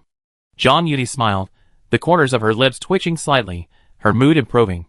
I trust you, Mr. Zhou. Zhou Tings looked at her sparkling eyes, and tapped her forehead. I go close the curtains. The curtains opened, and Zhang Yuni went to the bathroom, while Zhou Tings went to the kitchen to get her some water. Even though they had only just begun dating, they seemed to have a remarkable rapport when it came to these things. Zhang Yuni didn't know where their rapport came from. They shared a room together, and there was no awkwardness or unnaturalness. After drinking the water Zhou Tings poured, Zhang Yuni immediately recovered and went to look at the documents he had organized for her. After reading it, Zhang Yuni turned his head with some doubts to look at the person standing next to his desk, and seemed to be hesitant to speak. What do you want to say? Zhou Tings asked. Is there anything missing? Let me take another look. Zhang Yuni paused, then asked with a hint of curiosity, Did you have some experience as an assistant that no one knows about? Zhou Tings, He caught her implication and chuckled. Is it organized well? Excellent, Zhang Yuni praised him generously. I didn't expect you to find it so thoroughly, and even help me organize it. She knew at a glance which information was essential, which was secondary, and which could be used or not. Hearing this, Zhou Tings raised an eyebrow. If that's the case. Zhang Yuni, Zhou Tings leaned forward. Are there any rewards? Zhang Yuni froze, her mouth opening. She looked at the person so close, feigning confusion as she asked, What reward do you want? Zhou Tings pretended not to notice the sly flicker in her eyes, and gently pinched her fingers. Take your time to think about it. Let's get on with the work first. Zhang Yuni's fingertips tingled for a moment, and she slowly uttered, Oh. What about you? Will I disturb you in the study? Zhou Tings asked. Zhang Yuni shook her head. Then I read here. Zhou Tings pointed to a small folding sofa against the wall opposite her desk. Zhang Yuni looked at her bookshelf. Then please do as you please. Zhou Tings nodded. The afternoon sun streamed through the window of the study, reflecting off the milky white walls. In the sunlight-filled study, the two sat not far from each other, each busy with their own affairs. When Zhang Yuni was in the zone, she would forget there was anyone else in the study. Zhou Tings, on the other hand, was also very tactful, not constantly disturbing her with his voice. He would only remind Zhang Yuni to stand up and stretch her muscles every half hour or so, and when Zhang Yuni's water cup was empty, he would get up and refill it. Zhou Ting spent the entire Saturday with Zhang Yuni. Dinner was again prepared by Zhou Ting's. Zhang Yuni was quite helpless. Her cooking skills weren't bad, but compared to Zhou Ting's, they were still somewhat inferior. They worked until 10 o'clock. It was getting late, so Zhou Ting's told Zhang Yuni to rest, saying that the rest could be dealt with the next day. Zhang Yuni agreed. Are you going home? Zhou Ting's lowered his eyes and hummed, I come back tomorrow. Zhang Yuni walked him to the door, pondered for a few seconds, and said, if you're busy tomorrow, you don't have to come. Staying with her was boring. Zhou Ting's raised an eyebrow, and said casually, I only have one thing to do this weekend. Zhang Yuni subconsciously asked, what is it? Zhou Ting's lowered his head, pinched her chin with his fingers, and leaned down to kiss her lips. Before pressing against her, he said in a soft voice, to accompany my girlfriend. After Zhou Ting's left, Zhang Yuni's lips were still burning and red. She stood at the door for a long moment, then smiled with her head lowered. She touched her lips and, feeling a little tired, went into the bathroom. After washing up, Zhou Ting sent a message saying he had arrived home. Zhang Yuni, I just got out of the shower. Zhou Ting's, are you sleepy? Zhang Yuni was about to say no, but then thought better of it and told him, yes. Zhou Ting's, then go to bed. Zhang Yuni held up her phone. What time will you be here tomorrow? Zhou Ting's, 8 o'clock? I bring you breakfast. Zhang Yuni, okay, then I'm going to bed. Zhou Ting's, good night. Zhang Yuni, good night. After saying good night to each other, Zhang Yuni took her phone and went to the study. She had some unfinished work, which would have been best left for Sunday, so she wouldn't be too exhausted that day. But her boyfriend was so considerate, and she didn't want to spend their first weekend together working overtime. After all, she needed a day off to properly date Zhou Ting's. So, Zhang Yuni decided to stay up late and work overtime to get things done, so she could go out with Zhou Ting's the next day. As a result, when Zhou Ting's arrived at the door at 8 o'clock the next day, Zhang Yuni was still asleep. The doorbell rang, and Zhang Yuni sat up, dazed, hugging the quilt. She paused for a few seconds before she realized who had rung. Quickly throwing off the covers and getting out of bed, Zhang Yuni opened the door and asked sleepily, did you forget the password? She had told Zhou Ting's her door lock password yesterday. Zhou Ting's looked down, noting that she still seemed half asleep. The door isn't locked? Zhang Yuni was stunned. Huh? She thought for a moment. I forgot. Zhou Ting's was speechless. He raised his hand and rubbed her sleep-ruffled hair vigorously. He said in a low voice, remember to lock it next time? She lived alone, so locking the door was safer. Zhang Yuni was slightly embarrassed and said, okay. Zhou Ting's responded, narrowing his eyes as he studied her. What time did you go to bed last night? Zhang Yuni looked up, bewildered. What? Can't sleep? Zhou Ting's placed the breakfast he had brought on the table and asked in a different tone. Zhang Yuni uttered an ah, her eyes brightening as she stared at him. No. Zhou Ting's, He stared at her intently, a hint of confusion. Zhang Yuni didn't offer any further explanation, instead saying, I go wash up first.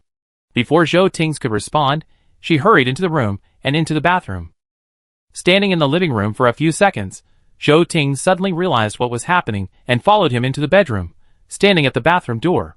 Zhang Yuni was caught off guard, squeezing out some toothpaste and turning to look at him. What's wrong? Done with the work? Zhou Ting took the toothpaste from her hand and screwed the cap back on. Zhang Yuni, She turned on the electric toothbrush and mumbled, shall we go out and play today? Zhou Ting stared at her intently. Not catching up on sleep? I can catch up in the car, Zhang Yuni said. Zhou Ting remained silent. It wasn't until Zhang Yuni finished brushing her teeth and was about to wash her face that Zhou Ting asked, where do you want to go? Shouldn't you make the arrangements? Zhang Yuni replied confidently, I do as you say. Yesterday, Zhou Ting had been on her schedule all day. Today, it was Zhou Ting's turn to make her own arrangements. Hearing this, Zhou Ting pulled out his phone, unsure if he was looking for fun places or texting someone. After a moment, Zhang Yuni heard him say, have breakfast first, and then we go out. Zhang Yuni's eyebrows curved. Okay. The breakfast Zhou Ting had brought was a hearty one, and Zhang Yuni inevitably overate once again. As she finished, Zhang Yuni couldn't help but think to herself that at this rate, she'd gained several pounds in just 2 weeks. Her distraction was so obvious, Zhou Ting raised his eyes. What are you thinking about? I was thinking. Zhang Yuni put down her chopsticks, I might be gaining weight. Zhou Ting, He smiled knowingly. No. John Uni, I ate 3 days worth of breakfast this morning. Zhou Tings was amused by her description and curled his lips slightly. You don't eat much on weekdays. John Uni, really? Zhou Tings looked at her intently, as if asking. No. John Uni didn't dare to speak. After a moment's silence, Zhou Tings asked, do you want to put on makeup? Yes. Zhang Yuni said without hesitation. Wait half an hour? I'll be there as soon as possible. Zhou Tings leaned over and kissed her on the lips. As long as you want. Zhang Yuni curled her lips. Even though Zhou Tings said it was okay, Zhang Yuni still didn't want him to wait too long. She quickly put on her makeup, then fretted for another 2 minutes in front of her closet before turning and calling out to the person outside, Zhou Tings. Zhou Tings walked into the room. What's wrong? Zhang Yuni pulled 2 outfits from her closet and asked him to choose. A skirt and a more casual pair of light-colored wide-leg jeans paired with a tank top. Zhang Yuni had a well-proportioned figure and looked good in anything. After considering where they were going, Zhou Tings chose the more casual outfit. As Zhang Yuni prepared to change, Zhou Tings remained standing in the room. The two exchanged glances, and Zhang Yuni said, a little uncomfortably, I'm going to change. She wasn't used to changing in the bathroom, mainly because it had been flooded by her going in and out while applying makeup, and she hadn't had time to clean it yet. She was afraid of getting her clothes wet. Originally, Zhou Tings hadn't intended to do anything. Glancing at Zhang Yuni's reddened ears, he suddenly changed his mind. He hummed softly, pretending not to understand her words, and whispered, can't we change here? Zhang Yuni was stunned. She met his slightly bewildered gaze, and suddenly choked. No you. She opened her mouth, wanting to ask him why he stayed in the room. But as the words reached her lips, she felt the question was a bit too obvious. They were now officially a couple, so it was only natural for him to stay. After a moment of silence, Zhang Yuni's eyelashes trembled, and with her ears flushing uncontrollably, she said, it's up to you. Now it was Zhou Tings' turn to be surprised. He hadn't expected Zhang Yuni to allow him to stay in the room. He had thought she would insist on him leaving. After a few seconds of stunned silence, Zhou Tings couldn't help but take 2 steps forward. Zhang Yuni stood there, puzzled, clutching her clothes. Why? Before she could even ask what was wrong, Zhou Tings lowered his head and pressed his lips against hers. This kiss was more sudden and fierce than yesterday's, even that morning's. Her teeth were pushed apart. Zhang Yuni whimpered, but the sound was swallowed by the man. The man's tongue dipped in, licking the roof of her mouth and sweeping across the inside of her mouth, causing Zhang Yuni to limp. Her white fingers grasped Zhou Tings' arm to prevent herself from sliding down. Noticing her strangeness, Zhou Tings distractedly tossed the clothes that were blocking their way onto the bed. He lifted Zhang Yuni up and draped her around him. Behind her was a wardrobe. Zhang Yuni's back rested against the door, and in front of her was a scorching, burning body. Zhou Tings half lowered his head, forcefully leaving his mark in her mouth. Swallowing became difficult. But his hands remained disciplined. He simply held Zhang Yuni tightly, pressing against her waist. As their bodies grew hotter and breathing became more difficult, Zhou Tings released her. They both gasped for air, their breaths mingling. After a long moment, Zhou Tings put Zhang Yuni down and said in a hoarse voice, change your clothes. He couldn't continue the kiss. If he continued, neither of them would ever leave the room again. Before Zhang Yuni could react, Zhou Tings had already turned and hurried out of the room. Then, she heard the sound of the bathroom door closing outside. Zhang Yuni paused for a moment, then couldn't help but laugh as she thought of Zhou Tings' impatience. She exhaled softly and raised her hand to cool herself down. Then she picked up the clothes Zhou Tings had left aside and put them on. After changing, Zhang Yuni went to the dressing table to touch up her makeup. As she did so, she realized belatedly that she hadn't applied lipstick, otherwise it would have been smudged. As she finished, she reapplied her lipstick and left the room, just as Zhou Tings emerged from the bathroom, his face still wet with water. The two of them bumped into each other. Zhou Tings' gaze fixed on her, his steps pausing slightly. After a few seconds, he walked up to her, his voice hoarse, are you okay? Zhang Yuni, yeah. Her eyes flickered slightly, and she pursed her lips and asked, are you okay? Zhou Tings raised his eyes. Zhang Yuni said nothing, simply scanning him from head to toe, then returning to his face. His meaning was clear. Zhou Tings' eyes darkened, his Adam's apple twitching, and he asked in a deep voice, don't you want to go out? Chapter 48. The two of them locked eyes. For a moment, Zhang Yuni was tempted to tell him that we didn't have to go out today. But then she suddenly remembered something very important. She didn't have any tools at home, so it would be best for them to go out. Thinking of this, Zhang Yuni quickly suppressed her impulse and said innocently, "No, I'm just concerned about you." Zhou Ting's raised an eyebrow, a suppressed smile in his eyes. "Really?" He clearly didn't believe it. "Zhang Yuni, yeah, you don't believe it?" She stared at Zhou Ting's with wide eyes, as if to say, "If you dare to say you don't believe it, I settle the score with you." Zhou Ting's found her expression quite vivid, and he couldn't help but curl his lip. He conceded, "I do believe it." How could he dare not believe it? Zhang Yuni hummed, raising her eyebrows proudly. "Then let's go out." Zhou Ting's agreed. The two drove out. Zhang Yuni's car had been driven to Zhou Ting's place. Zhou Ting's had come to visit her today, driving his own car. As they left the underground garage, Zhang Yuni spotted her neighbor's car in the parking space. Because Zhou Ting's SUV was parked next to it, the neighbor's car was unusually neatly parked. "Why is your neighbor's parking skill so inconsistent?" Zhou Ting said, following her gaze. Zhang Yuni was amused by his sarcastic tone and helplessly threw up her hands. "If you get a chance to talk, ask him." Zhou Ting's, "Okay." The two drove onto the wide road. Zhou Ting's didn't have a navigation system, and Zhang Yuni didn't ask where he was going. Anyway, going out with Zhou Ting's meant going anywhere. However, Zhang Yuni had never imagined that Zhou Ting's would bring her to the racing club for something as exciting as racing. Looking at the empty surroundings, Zhang Yuni turned around and asked, "Why did you bring me here?" Zhou Ting's pulled her inside and said, "Relax a little." He knew Zhang Yuni actually enjoyed these thrilling activities, and that they could relieve her stress. Zhang Yuni followed him, and watched him greet the owner of the racetrack with familiarity and introduce himself. Zhang Yuni smiled slightly and greeted the owner, then went to change clothes with Zhou Ting's. After changing into her racing clothes, Zhou Ting's asked her, "Do you want to drive around on your own?" Zhang Yuni thought for a moment and said, "You drive first, I get familiar with the area." Zhou Ting's understood what she meant and murmured, "Okay." The racing club was located in the suburbs, covering a large area.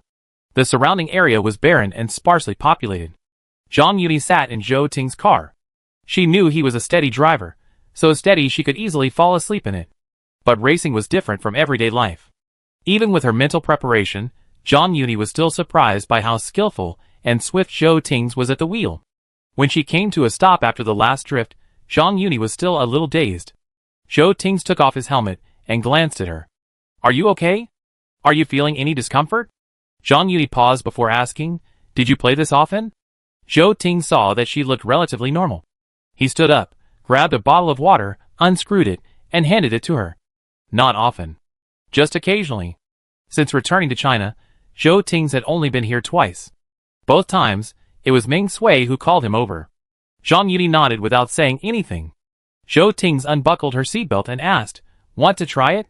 Zhang Yuni's eyes lit up. Yes. She was eager to try. Zhou Ting swapped seats with her. As they started the car, Zhou Ting asked, "Have you tried it before?" "A few times," Zhang Yuni answered truthfully. Zhou Ting nodded, not surprisingly. Zhang Yuni was suspicious. "You're not surprised at all." Zhou Ting smiled and suddenly asked, "How long have we known each other?" "More than 2 years." Zhang Yuni didn't know why he suddenly asked this. "What's wrong?" Zhou Ting laughed and said softly, "I've heard a lot of rumors about Director Zhang." Zhang Yuni choked slightly, raised her hand to touch her nose, and said awkwardly, "They're not good rumors, are they?" "There are good and bad ones," Zhou Ting said, "just listen to the good ones. They didn't need to care about the bad, unfounded ones." Zhang Yuni smiled. "I understand the logic." Although she did her best, still, occasionally hearing those random rumors made her feel depressed and uncomfortable. Thinking about it, she curiously asked Zhou Ting, "What have you heard?" Zhou Ting looked at her. "Want to know?" Zhang Yuni, "Yes." If she didn't want to know, she wouldn't ask. Zhou Ting tilted his head, thinking for a moment.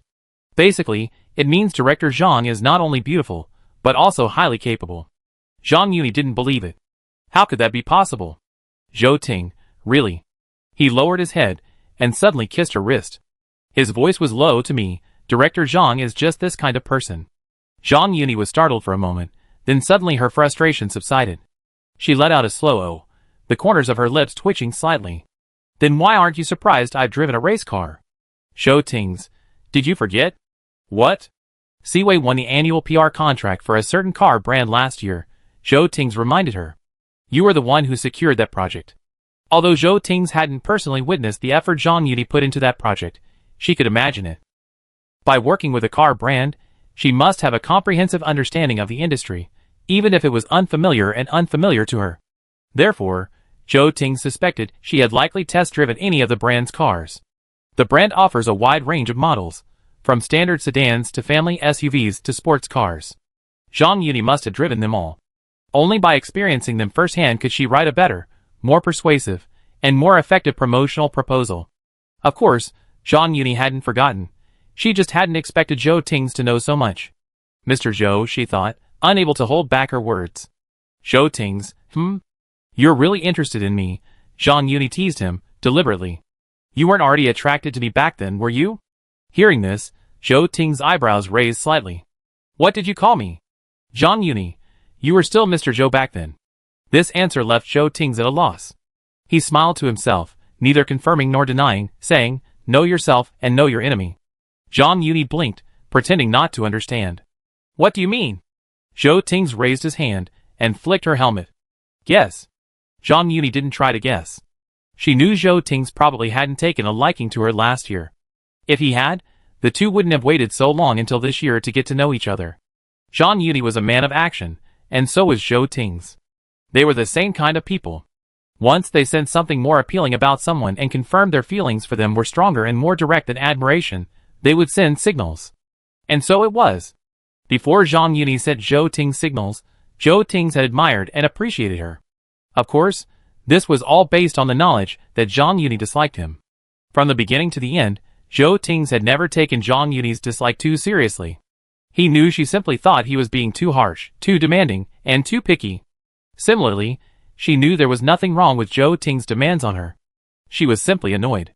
Zhou Tings, on the other hand, could guess what she was thinking, so even if he admired her, he never showed it. Zhang Yuni had her own pride. So did Zhou Tings, though it was a little unnecessary. With both of them maintaining a certain level of tension, they naturally wouldn't get too close. Even if they understood each other well, and thought they did something beautiful or perfect, they wouldn't praise them directly. That's why they were so slow to get along, only becoming closer and closer this year, leading to further developments. Zhang Yuni didn't ask Zhou Tings about their past. She glanced at him resentfully. I won't speculate. She took a deep breath. I'm ready to drive. Zhou Tings smiled. Go ahead. Are you scared? Zhang Yuni asked nervously. She hadn't driven a race car in a long time, so she was a little worried. Zhou Tings hummed. Were you scared when I was driving just now? Zhang Yuni shook her head. No. She knew how stable Zhou Tings was, and trusted that he wouldn't let anything happen to her. At her answer, Zhou Tings smiled, unsurprisingly. Then I'm not afraid either. Zhang Yuni was stunned, then understood what he meant. She was speechless, her mouth slightly opened. But my skills aren't as good as yours, and I'm a little worried about accidents. Don't be afraid, Zhou Tings reassured her, knowing full well that such comfort was futile. He continued, even if something unexpected happens, it's worth it. Zhang Yuni's eyes widened. What? Zhou Tings took her hand, scratched her palm, and said lightly, having a girlfriend by your side is worth it. Zhang Yuni choked on his words, and quickly said, put it down. How could this person say such an unlucky thing? Zhou Tings looked at her anxious expression, and with a mixture of laughter and tears, he did as he was told. Why do you still believe this? I do. Zhang Yuni suddenly looked at him seriously. Don't say things like that again. Zhou Tings was startled, then suddenly understood something. He unbuckled her seatbelt, took Zhang Yuni's arm and hugged her. Sorry, I'd be more careful next time. Zhang Yuni shook her head and said softly, it's okay. She didn't explain much, but Zhou Tings understood. Zhang Yuni must have experienced something that came true, otherwise she wouldn't be so nervous. Hurry up and fasten your seatbelt. I really need to start the car. Zhang Yuni nervously reminded the person next to her. Zhou Tings obediently followed his instructions. After fastening them, he raised his hand like a child, reporting to Zhang Yuni, report, I've fastened them. Zhang Yuni, She glanced at him with a mixture of laughter and tears, then straightened her face and regained her focus. Before they started, Zhang Yuni said she was nervous. After the start, she seemed like a completely different person. No sign of nervousness on her face, and she kept her speed constant, not particularly fast, but certainly not slow. When she finally stopped, Zhang Yuni didn't drift, because she couldn't. She parked the car smoothly back in place. Zhou Ting watched her maneuver through this process, a flicker of approval and heartache in his eyes. He vaguely remembered that Caroline and Ren Huiming had both mentioned that Zhang Yuni didn't enjoy driving, especially on the highway. She was someone who avoided driving whenever possible. Yet, this very person, through his own hard work, won the annual PR award for a car brand last year and even mastered superb driving skills. How was it? Zhang Yuni, unaware of Zhou Ting's annoyance, took off her helmet and cheerfully asked him, "Did I drive well?" Zhou Ting's, "Sorry." Zhang Yuni was stunned, unable to follow his train of thought. "What?" Zhou Ting's raised his hand to remove his helmet, rubbed his temple, and said, "I had forgotten that you don't like driving." When he came over, Zhou Ting's had only wanted to help Zhang Yuni relax. She enjoyed boxing and rock climbing, so she probably liked the thrill of racing too. Zhang Yuni was stunned, then suddenly smiled. "I don't like driving outside, not racing," she explained. "Don't apologize. If I were truly terrified of driving, I wouldn't have gotten in." Zhou Ting was speechless, still feeling he hadn't arranged this properly. "I'd be more careful next time," he promised Zhang Yuni. Zhang Yuni smiled helplessly, "But I really enjoy coming here. Zhong Ling and I have been here before." Speaking of Zhong Ling, Zhang Yuni introduced her to Zhou Ting's. "She's a friend of mine. I introduce you to her when I have time."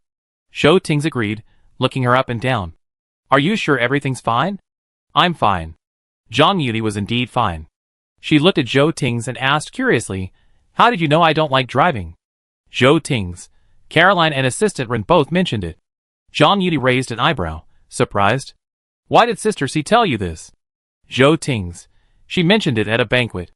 The owner of the car brand that Siwei had secured for the entire year's PR was also there. Caroline greeted him. Zhou Ting's and Meng Sui also happened to know each other. As they chatted, Caroline brought up Zhang Yuni's efforts to secure the PR. A while ago, Ren Huiming had asked him to pick up Zhang Yuni for a camping trip to a mountaintop in the suburbs, and she had mentioned this matter as well. She said Zhang Yuni didn't like driving on the highway, and she didn't want to make her feel uncomfortable. Zhang Yuni suddenly realized, "I don't really like it, but I can drive." Zhou Ting replied, "Don't force it." "It's not really forced," Zhang Yuni said honestly. "Do you know why I don't like driving on the highway?" Zhou Ting looked down at her. "Tell me." "I was in a car accident once," Zhang Yuni said, "but I wasn't the driver. I was sitting in the passenger seat and watched several cars rear-end each other." Afterward, she still had a lingering fear of highways. Zhou Ting listened and said softly, "I guessed." He had originally thought that Zhang Yuni had been in the accident herself. Zhang Yuni hummed, "I wasn't driving, don't worry." Zhou Ting remained silent. After a moment's silence, Zhang Yuni unbuckled her seatbelt and proactively threw herself into his arms. "My boyfriend, just give me a hug." During the accident, the frightened person in the back seat was held tightly and protected. She was the only one who showed concern. Zhou Ting held her tightly in his arms, his lips brushing against her soft hair, and kissed her head. Feeling his gesture, Zhang Yuni's lips curled up, where Zhou Ting's couldn't see. The two embraced in the car for a long time until they separated at the sound of a distant commotion outside the window. After exiting the car, they paused at the sight of a group approaching. The approaching person did the same. When they saw the two people exiting the car, everyone stared at each other in bewilderment for a few seconds. Finally, Zhou Ting spoke, breaking the silence. "When did you arrive?" Ji Yueza looked at the two people standing side by side. "Just now." He paused. "What about you?" Zhou Ting's, "An hour ago." Ji Yueza hummed, glanced around, and said, "Just the two of you?" Zhou Ting's, "And the boss." This seemed like a cold joke, and the expressions of the people who had come with Ji Yueza became very subtle. Ji Yueza choked at Zhou Ting's words, and stopped talking to him. Instead, he spoke to Zhang Yuni, half smiling, "Eva, aren't you busy this weekend?" He'd asked Zhang Yuni out every weekend before, but she'd always said she was busy, either going back home, working overtime, or helping a colleague with their kids. She had many excuses for rejecting him, some even absurd and obvious lies. Ji Yueza wasn't close to her, so he couldn't force her. Zhang Yuni pretended not to hear Ji Yueza's sarcasm and smiled faintly, saying, "Mr. Ji?" She called out to Ji Yueza before replying, "Busy? I just finished last night." Ji Yueza, Chapter 49. The surroundings suddenly fell silent. Zhang Yuni's response stunned everyone, even bewildered. Did she miss Ji Yueza's implication? Everyone had their own thoughts. Zhang Yuni didn't seem to mind. After answering Ji Yueza's question, she naturally asked Zhou Ting's, "Still want to play?" Zhou Ting's lowered his eyes, wanting to ask if she still wanted to play, when Ji Yueza suddenly suggested, "Want to have a match?" Zhou Ting said without hesitation, no. He didn't want to leave Zhang Yuni alone waiting for him. Ji Yueza choked, his face a touch embarrassed. He curled his lips slightly. Are you in a hurry to go back? Zhou Ting's, no. Ji Yueza was even more speechless. He thought, since you're not in a hurry, why don't you have a match with me? His face darkened. He glanced at Zhou Ting's, then fixed his gaze on Zhang Yuni, who was standing beside him. He decided to start with her. Eva, do you want to play for a while longer? Zhang Yuni vaguely knew what Ji Yueza was up to. After a few seconds of thought, she smiled and said, sure, President Ji, let me compete with you. Ji Yueza raised an eyebrow, looking at her with surprise in his eyes. Eva, you can drive a race car? He honestly didn't know. When the group approached, he hadn't noticed Zhang Yuni exit the driver's seat. Zhang Yuni smiled faintly. I can drive. Driving a race car is no different from driving any other car. It's just a matter of speed. Ji Yueza was speechless. He glanced at Zhou Ting's, who was silent beside him, and raised an eyebrow. What did President Zhou say? Zhou Ting's ignored him, glancing sideways at Zhang Yuni. Are you sure you want to play again? Zhang Yuni nodded, I'm fine. Zhou Ting's knew Zhang Yuni was fine, but they could just ignore Ji Yueza. Even if they refused to budge, Ji Yueza wouldn't object. Zhang Yuni understood Zhou Ting's intentions, but she didn't want to offend him. Besides, this person was introduced to her by Sister C. Ji Yueza was the client Siwei wanted to develop. She didn't need to build a good relationship with him, but she also didn't want to make the situation too awkward for so many people. Surrounded by familiar friends, she still had to give them the respect they deserved. Hearing this, Zhou Ting's changed his mind and said, let me do it. Zhang Yuni, huh? She was stunned. Before she could say anything, Ji Yueza, standing opposite her, raised his eyebrows and sneered, Mr. Zhou, are you looking to compete again? Zhou Ting's, compete? Are you trying to take Eva's place? Ji Yueza asked. Zhou Ting's raised his eyes coldly, his tone cold. What's the problem? No problem, I'm just a little curious. Ji Yueza looked at the two people standing side by side. In what capacity are you competing with me on behalf of Eva? He was curious about their relationship. Although he had a pretty good guess, he still wanted to confirm it. Zhou Ting's twitched the corner of his lip, and was about to speak when Zhang Yuni tugged at the corner of his shirt. Zhou Ting's paused, looking at the group of people across from him, their eyes gleaming with gossip. His voice was slightly cold, friends. Ji Yueza was stunned, staring at the two in surprise. Friends? Zhou Ting's raised his eyelids, his expression indifferent, as if asking, what's the problem? Ji Yueza didn't speak, but looked at Zhang Yuni beside him. Zhang Yuni's expression was clearly relieved. He narrowed his eyes slightly, chuckled softly, and said slowly, okay, let's compete then. The two of them were going to compete, and the others would naturally just watch. Before heading to the car, Zhang Yuni and Zhou Ting stepped aside. Can I join you? Zhou Ting's glanced sideways. Originally, it was my competition, Zhang Yuni said. Zhou Ting's glanced casually at the group across from him and whispered, he wanted to compete with me. Zhang Yuni was speechless, wanting to blame herself for Ji Yueza's suggestion. But Zhou Ting's didn't let her say that. He saw through her inner thoughts and, out of sight, pinched her fingers. He said softly, rest up there and wait for me. Zhang Yuni, but... I have a mission for you, Zhou Ting said. Zhang Yuni, what? Girlfriend, Zhou Ting suddenly called her. Zhang Yuni was bewildered. What's wrong?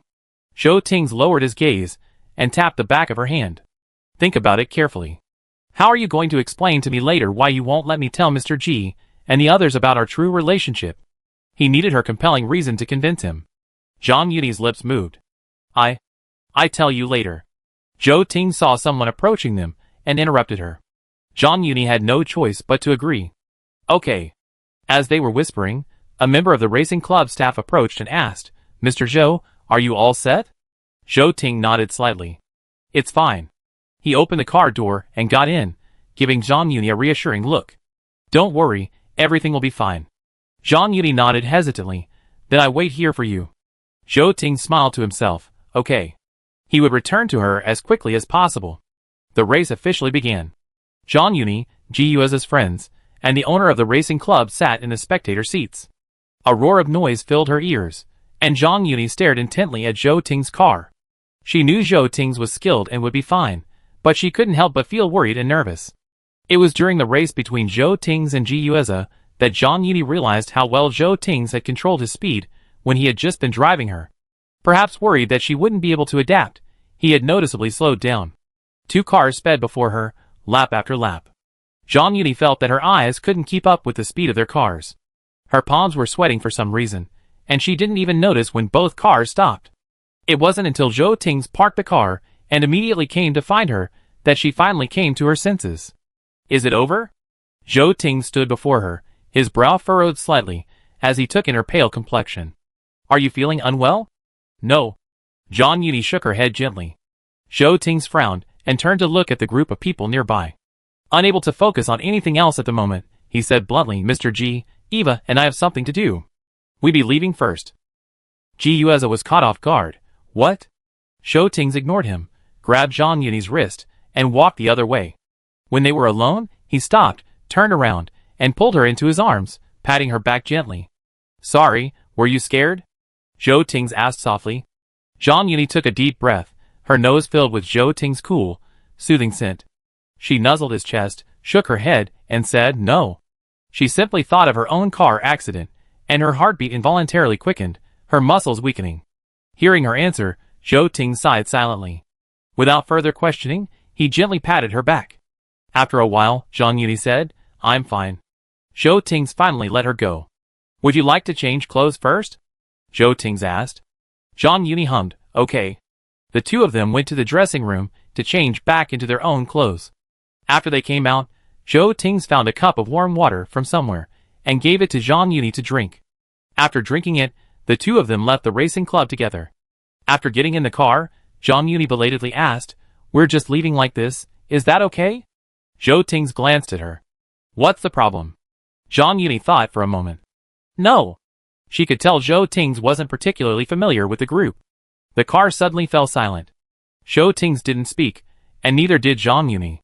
From time to time, Zhang Yuni would turn her head to look at the man, who was concentrating on driving. She seemed to want to say something, but she didn't know where to begin. Suddenly, her cell phone rang. Zhang Yuni glanced at the central control panel. The caller ID read, Meng Sui. Answer me. Zhou Tings saw it too. Zhang Yuni reached out and tapped the screen. Meng Sui's voice reached both of their ears. Where are you? Zhou Tings, outside, what's going on? Meng Sui hummed and asked obliquely, Have you been home lately? Zhou Tings frowned slightly. What happened? Meng Sui, No. No, Zhou Tings said. Just say it. Meng Sui sighed, giving him a heads up. Be forewarned, I'm not sure if it's true or not. I just heard this while playing mahjong with my mom and the others. Mom seems unwell lately. She won't even come to play mahjong when I ask her. Zhou Tings, I see. Meng Sui hummed. Want to go home and visit? Zhou Tings paused for a few seconds. Later. Meng Sui, okay. Without further questions, he relayed the news to Zhou Tings and hung up. After the call ended, Zhang Yuni immediately said, Can you drop me off at a subway station? Zhou Tings remained silent, giving her a cold glance. Zhang Yuni, go home and see Auntie. Zhou Tings, I'll be back later. There's no rush. Zhang Yuni hesitated. Are you sure?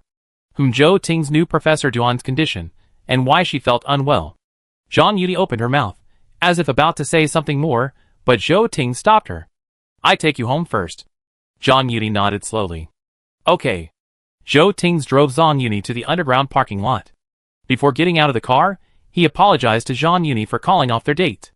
Zhang Yuni was amused by his words. It's okay. Today isn't the only day we have time.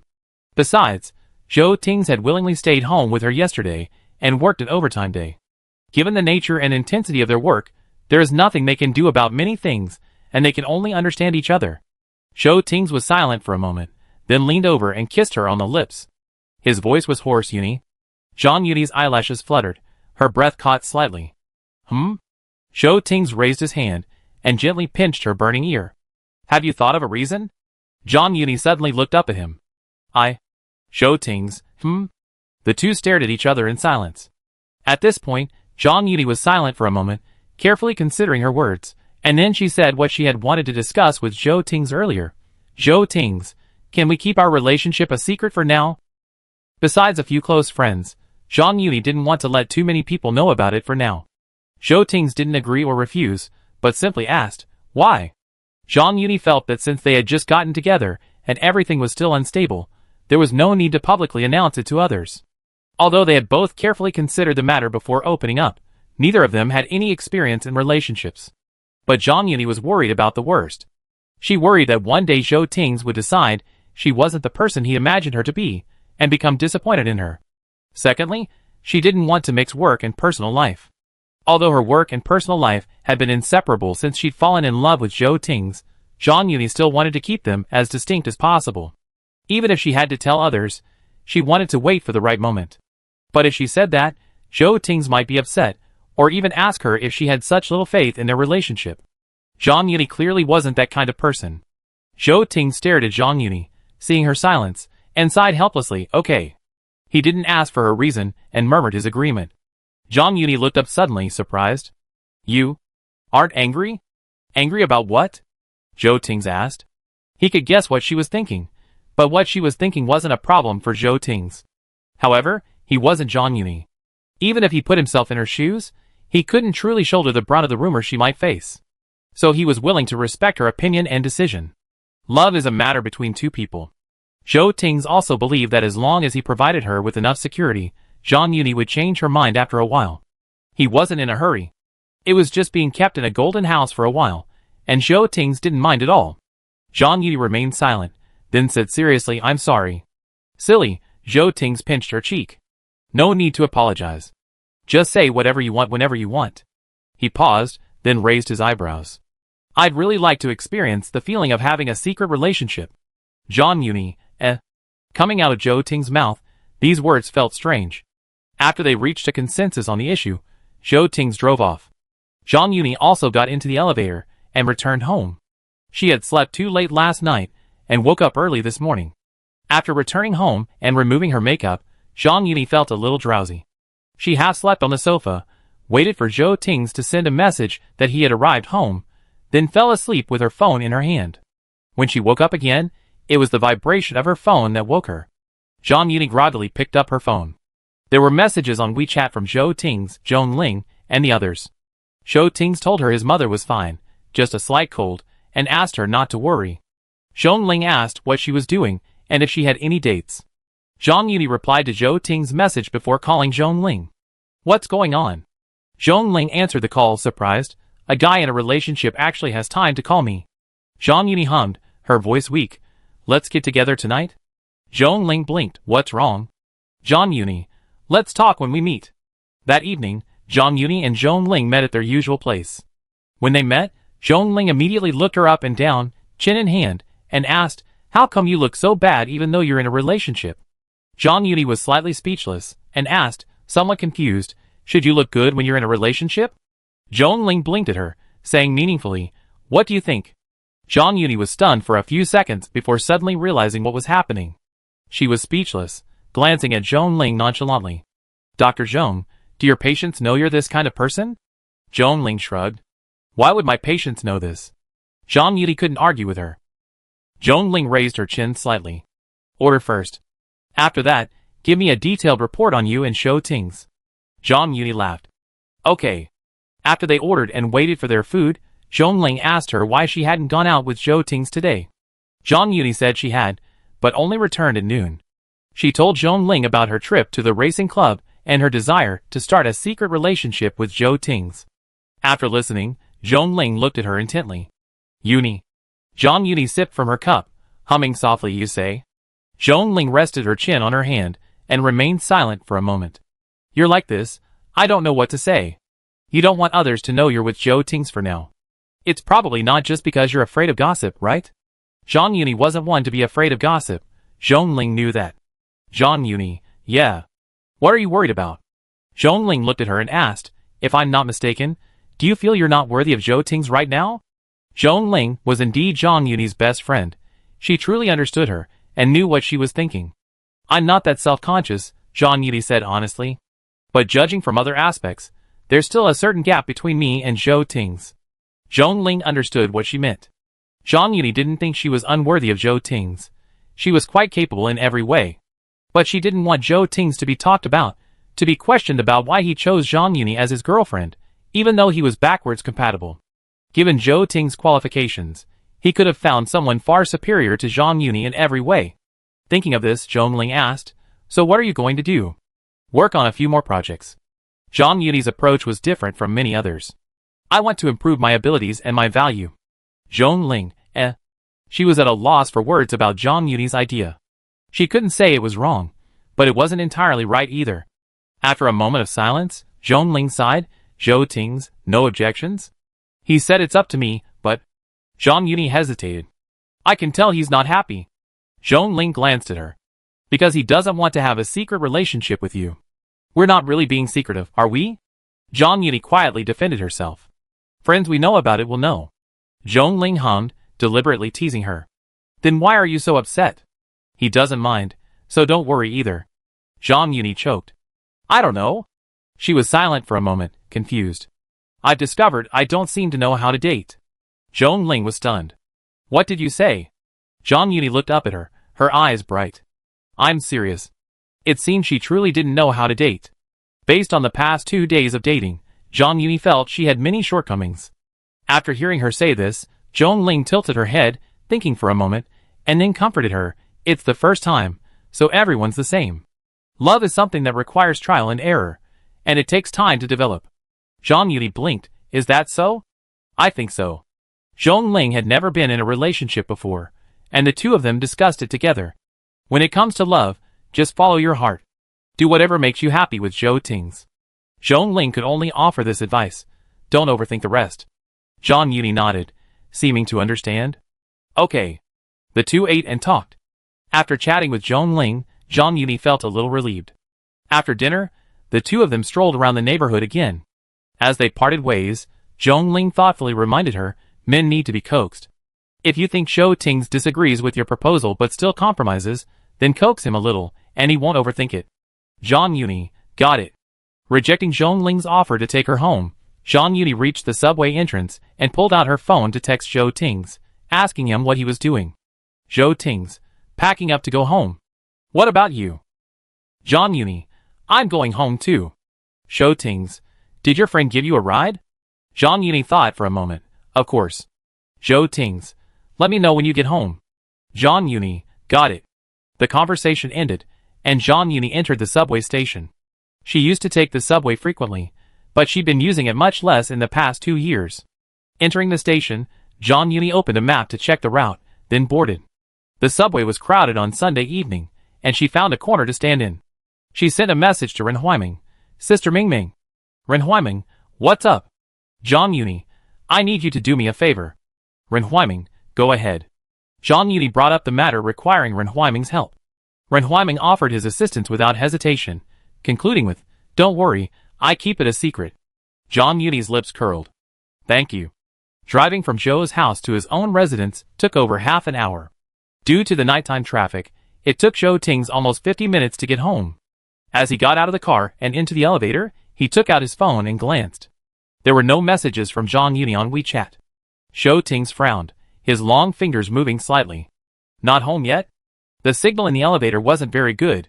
Zhou Ting's message lingered for a long time, undelivered, until the elevator doors opened and he stepped out, suddenly hearing a crisp notification chime. Then, out of the corner of his eye, he saw someone at the door. When he looked over, Zhang Yuni, who was checking her phone, raised her head and met his gaze. Frozen for a moment, Zhou Ting strode towards her and instinctively asked, Why are you here? What happened? He thought Zhang Yuni had come to see him, because something had happened. Hearing his question, Zhang Yuni uttered a sigh, blinked slowly, and said, I just came to take a look. Zhou Ting paused, then suddenly realized what was happening and whispered, just a look. Zhang Yuni choked slightly, unsure how to respond. Before she could form an answer, Zhou Ting suddenly raised his hand to open the door, and told her the lock code. Zhang Yuni nodded slightly, stunned. Then, Zhou Ting took her wrist, and led her into the house. The door closed, but Zhou Ting didn't bother turning on the light. Zhang Yuni's vision was pitch black, with only the moonlight streaming in through the floor-to-ceiling windows allowing them to vaguely see each other. Under the night, Zhang Yuni suddenly felt a little nervous. She pursed her lips slightly and asked softly, Why don't you turn on the light? You haven't answered my question yet, Zhou Ting said, raising his hand to gently stroke Zhang Yuni's cheek, lowering his head slightly. Just to take a look? His voice was low and deep as he asked this. Listening in the quiet of the night, it seemed to hold a deeper meaning. Zhang Yuni's ears flushed, and her eyelashes fluttered as she gazed at the handsome face so close to her. Zhou Ting's leaned so close to her, so close that even with the lights off, she could see his eyelashes, her own reflection in his distinct black and white pupils. She could even feel his warm, moist breath on her face, burning it.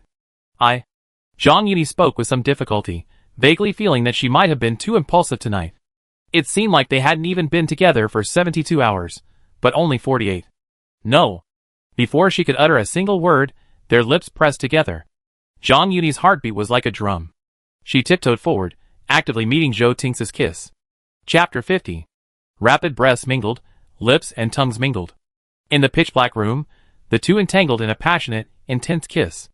The tip of their tongues swept across her mouth, and the sound of water swirling could be heard. Zhang Yuni was a little unsteady from Zhou Ting's kiss. She instinctively took a step back, accidentally bumping into the shoe cabinet at the door. She cried out in pain, and Zhou Ting's immediately turned on the light. Where did you bump into? The passionate kiss stopped, and the light illuminated the room. Zhang Yuni subconsciously closed her eyes. When she opened them again, she saw Zhou Ting's nervous expression, his brows slightly furrowed. His lips were still stained with her own lipstick, looking rather comical. Stupefied for a moment, Zhang Yuni shook her head. No. Zhou Ting's lowered his head. He stared at her intently, his eyes filled with suppressed desire. Zhang Yuni's breath hitched under his gaze. Suddenly, Zhong Ling's reminder flashed through her mind, and her long eyelashes trembled as she uttered, waist. The next second, Zhou Ting's palm rested against her waist through her clothes. His warm palm gently rubbed that spot. Does it hurt? At first, Zhang Yuni didn't notice anything wrong with the action. But as they faced each other, their breathing still a little uneven, and Zhou Ting's half hugged her and rubbed her waist, she sensed something was amiss. This position is so strange. Or perhaps it wasn't strange, but awkward. Zhang Yuni thought, resting her forehead on Zhou Ting's shoulder and whispering, a little bit. She nudged Zhou Ting's shoulder, and his breathing became noticeably heavier. What Zhang Yuni didn't see was that this position allowed Zhou Ting's to take in her slender, fair neck. His eyes darkened as he gazed at her exposed neck, but he maintained a firm control over the strength of his hand. He was afraid of hurting her. After a while, Zhang Yuni said, it doesn't hurt anymore. Zhou Ting's paused briefly, then stopped moving his hand, but his palm didn't leave her waist. The two of them hugged each other for a long time before Zhou Ting's asked, how did you get up here? Zhou Ting's residential complex was strictly managed. Without the password, one had to register to enter, and sometimes even call the owner. Zhang Yuni exclaimed, you couldn't guess? Zhou Ting's lowered his eyes, and kissed her on the lips. Assistant Ren told you the password? Zhang Yuni blinked. You won't blame her, will you? Give her a year-end bonus this year, Zhou Ting said. Hearing this, Zhang Yuni's lips curled up. The end of the year is still a long way off. Then mid-year. Zhou Ting's company had excellent benefits, with 2 large bonuses a year. Each time, the bonus was substantial. Zhang Yuni uttered an oh and nodded, I think so. Zhou Ting's lowered his head, gazing deeply at her. His gaze was so intense that Zhang Yuni wanted to hide. But with such a small space, there was nowhere for her to hide. After a few seconds of silence, Zhang Yuni couldn't help but ask, why are you looking at me like that? Zhou Ting suddenly nudged her forehead affectionately. Why did you come here so suddenly? Just now he'd asked how she'd gotten to her doorstep. Now he was asking why she'd suddenly come to see her. Zhang Yuni had said she'd just come to see him, but Zhou Ting's wanted to know why she'd come. The answer lay within her heart. Zhang Yuni felt Zhou Ting's could guess, but Zhou Ting's wanted to hear it from Zhang Yuni herself. They both knew each other's inner thoughts perfectly. Zhang Yuni looked up, meeting Zhou Ting's deep, alluring peach blossom eyes. I'm worried about you. She hesitated, then told the truth. Zhou Ting's raised his eyes, gently raising his other hand to touch Zhang Yuni's cheek. His fingertips, slightly warm, moved from her cheek to the corner of her lips. Zhang Yuni's breath hitched, and she instinctively lowered her eyes. Under the bright light, she saw the lipstick stain on Zhou Ting's fingertips, a stark contrast to his well-defined, restrained fingers. Involuntarily, she pursed her lips, trying to dispel the touch he left, yet also seeming to linger. Zhou Ting's watched her every move, his Adam's apple rolling. Suddenly, he said, Yuni. Zhang Yuni came back to her senses, her eyelashes trembling. What? What are you worried about me about? Zhou Tings asked. Zhang Yuni hadn't expected him to ask so much. She was stunned for a moment, her lips parted slightly. Just? She was silent for a moment, then asked cautiously, Did I upset you? Zhou Tings, He looked at her and smiled helplessly. No. If there had been a hint of displeasure, it had vanished completely when he saw her appear at his door late at night. Instead, he was filled with reluctance. Zhang Yuni was surprised. Really? Zhou Tings raised his hand and ruffled her hair heavily, as if to vent his anger. His tone was firm. Really? Zhang Yuni felt a little relieved after hearing Zhou Tings' answer. She raised her hand and took the initiative to put it around his waist. Zhou Tings. Zhou Tings did his best to control his body's reaction, so as not to scare the person in front of him. He solemnly agreed with Zhang Yuni. What do you want to say? I'm a bit awkward and conflicted. Zhang Yuni said frankly, If I've done anything to upset you, will you tell me? She truly had no idea how to date or interact with the opposite sex. Zhang Yuni thrived at work, capable of anything. But in life, that wasn't always the case. She struggled with her relationship with her parents, and she didn't think she could handle love well. Zhou Ting hadn't expected her to dwell on so much in the past afternoon and evening. He looked at her intently, frowning slightly. Did anyone tell you something? Zhang Yuni looked bewildered. No. Zhou Ting noticed the change in her expression, and guessed she was overthinking. He nodded slightly. I'm not unhappy. Zhang Yuni, okay. Zhou Ting hummed, then suddenly asked, Did you take a taxi? Zhang Yuni shook her head. The subway. The entrance is just downstairs. Zhou Ting chuckled, then paused for a few seconds before asking, Then I take you home now? Zhang Yuni was stunned. Huh? Zhou Ting pretended not to notice her surprise, took a deep breath, and said, Aren't you sleepy yet? Zhang Yuni wasn't sure how to respond to this. Before she came here, she had actually planned not to go home tonight. Even if she was going to go back, she hadn't expected it to be so soon. On second thought, she felt that this was something Zhou Ting could do. Although they had been kissing constantly for the past 2 days, they hadn't taken any more intimate steps. When Zhou Ting kissed her, his hands, whether on her sides or her neck, were always well behaved. Zhang Yuni didn't know if he was afraid of scaring her, or if he didn't want to move so quickly. She didn't dare ask. After a moment of silence, Zhang Yuni replied, Not bad. Zhou Ting's, Now it was Zhou Ting's turn to be at a loss for words. After a pause, Zhou Ting whispered a reminder to Zhang Yuni, You have to go to work tomorrow. Zhang Yuni blushed slightly, her cheeks hinting, yet also unconsciously, as she replied, I know. Zhou Ting said nothing more. Zhang Yuni felt a little embarrassed for a moment. She licked her lip, and was just debating whether to go home, when Zhou Ting suddenly lowered his head, and licked her already red earlobe. His voice was hoarse warm. Zhang Yuni's heart raced. She hadn't expected him to call her that. This was a name reserved for her grandmother. No one else would call her that. Even her parents hadn't called her that since she started elementary school. Why? Zhang Yuni's cheeks flushed slightly, and she tensed as she stared at the person before her. You called me that? You don't like it? Zhou Ting asked. It wasn't that Zhang Yuni disliked it, but she felt a little embarrassed. She felt a little uncomfortable, and a little shy at his calling her such a personal nickname. She opened her mouth, then said, No.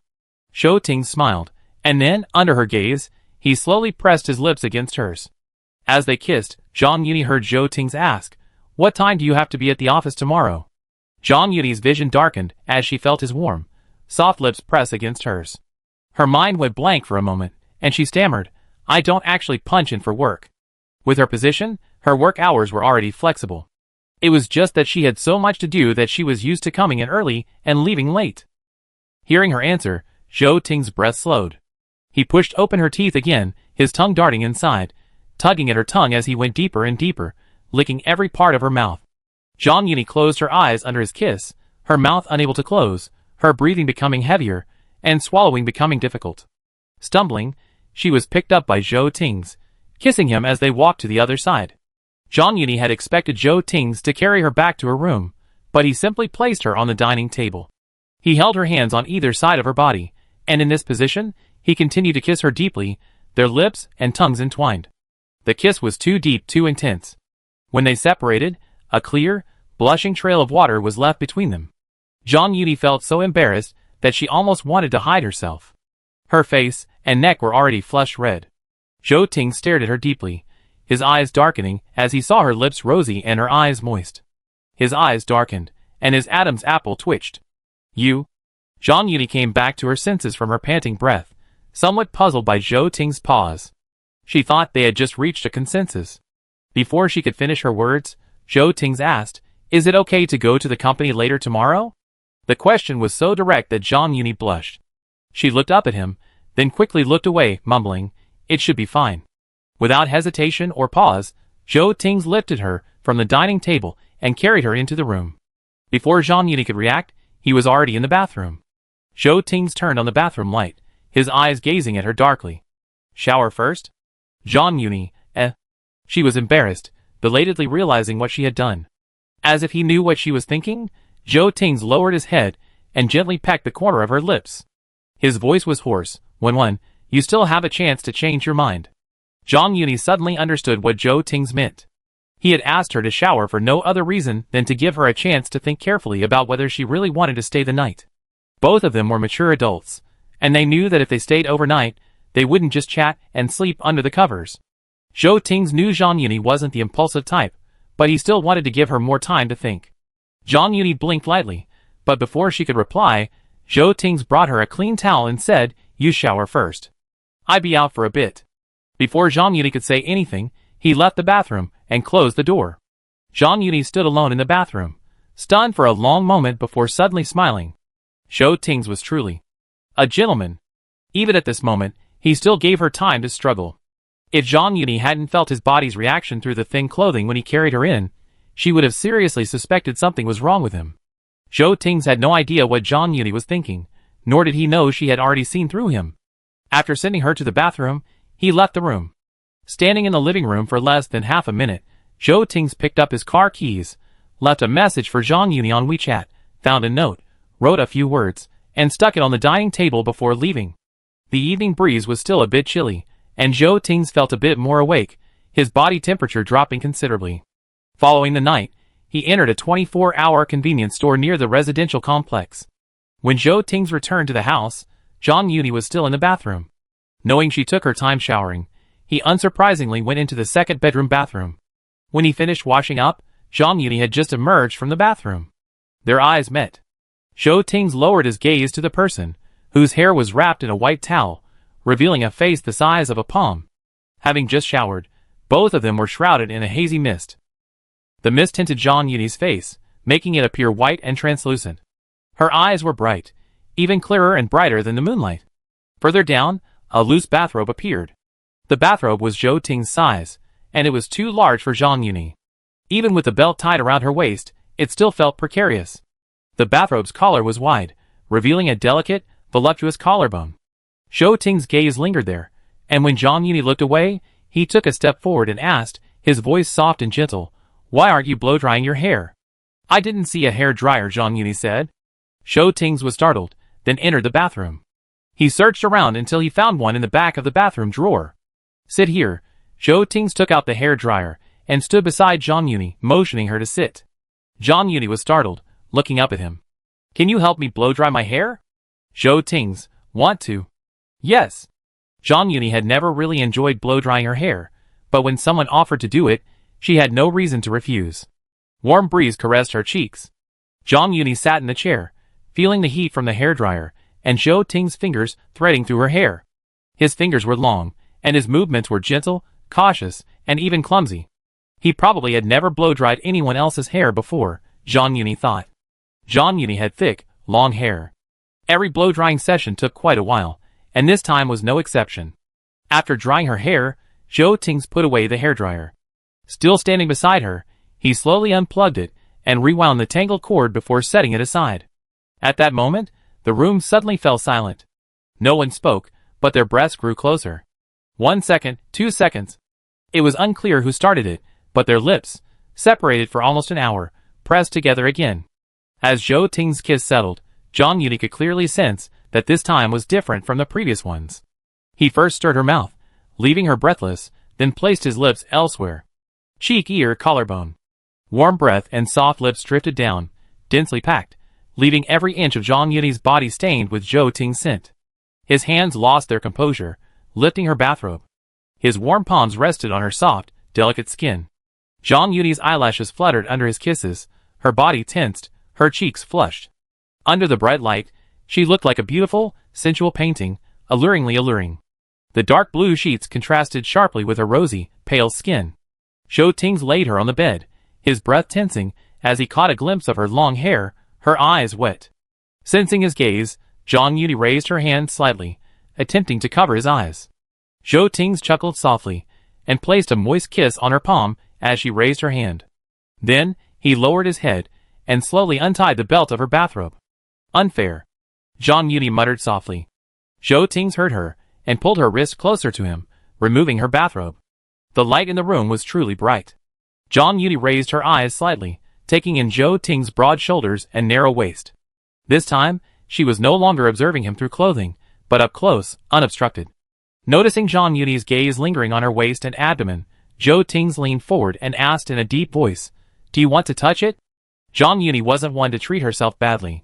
Having reached this point, she certainly wouldn't be polite with Zhou Ting's. Blushing, she pressed closer to his abdominal muscles. The moment her palms touched, Zhang Yuni felt his muscles tighten. The touch of his abdominal muscles was wonderful, a feeling Zhang Yuni struggled to describe, not knowing how to accurately describe. She couldn't help herself and lingered, feeling unsatisfied. But Zhou Ting's didn't give her time for his slow, teasing caresses. Unable to bear it any longer, he grabbed her wrist, lifted it above her head, and pressed her against him. Scorching kisses streamed down from her body. Zhang Yuni's breathing quickened, and she couldn't move.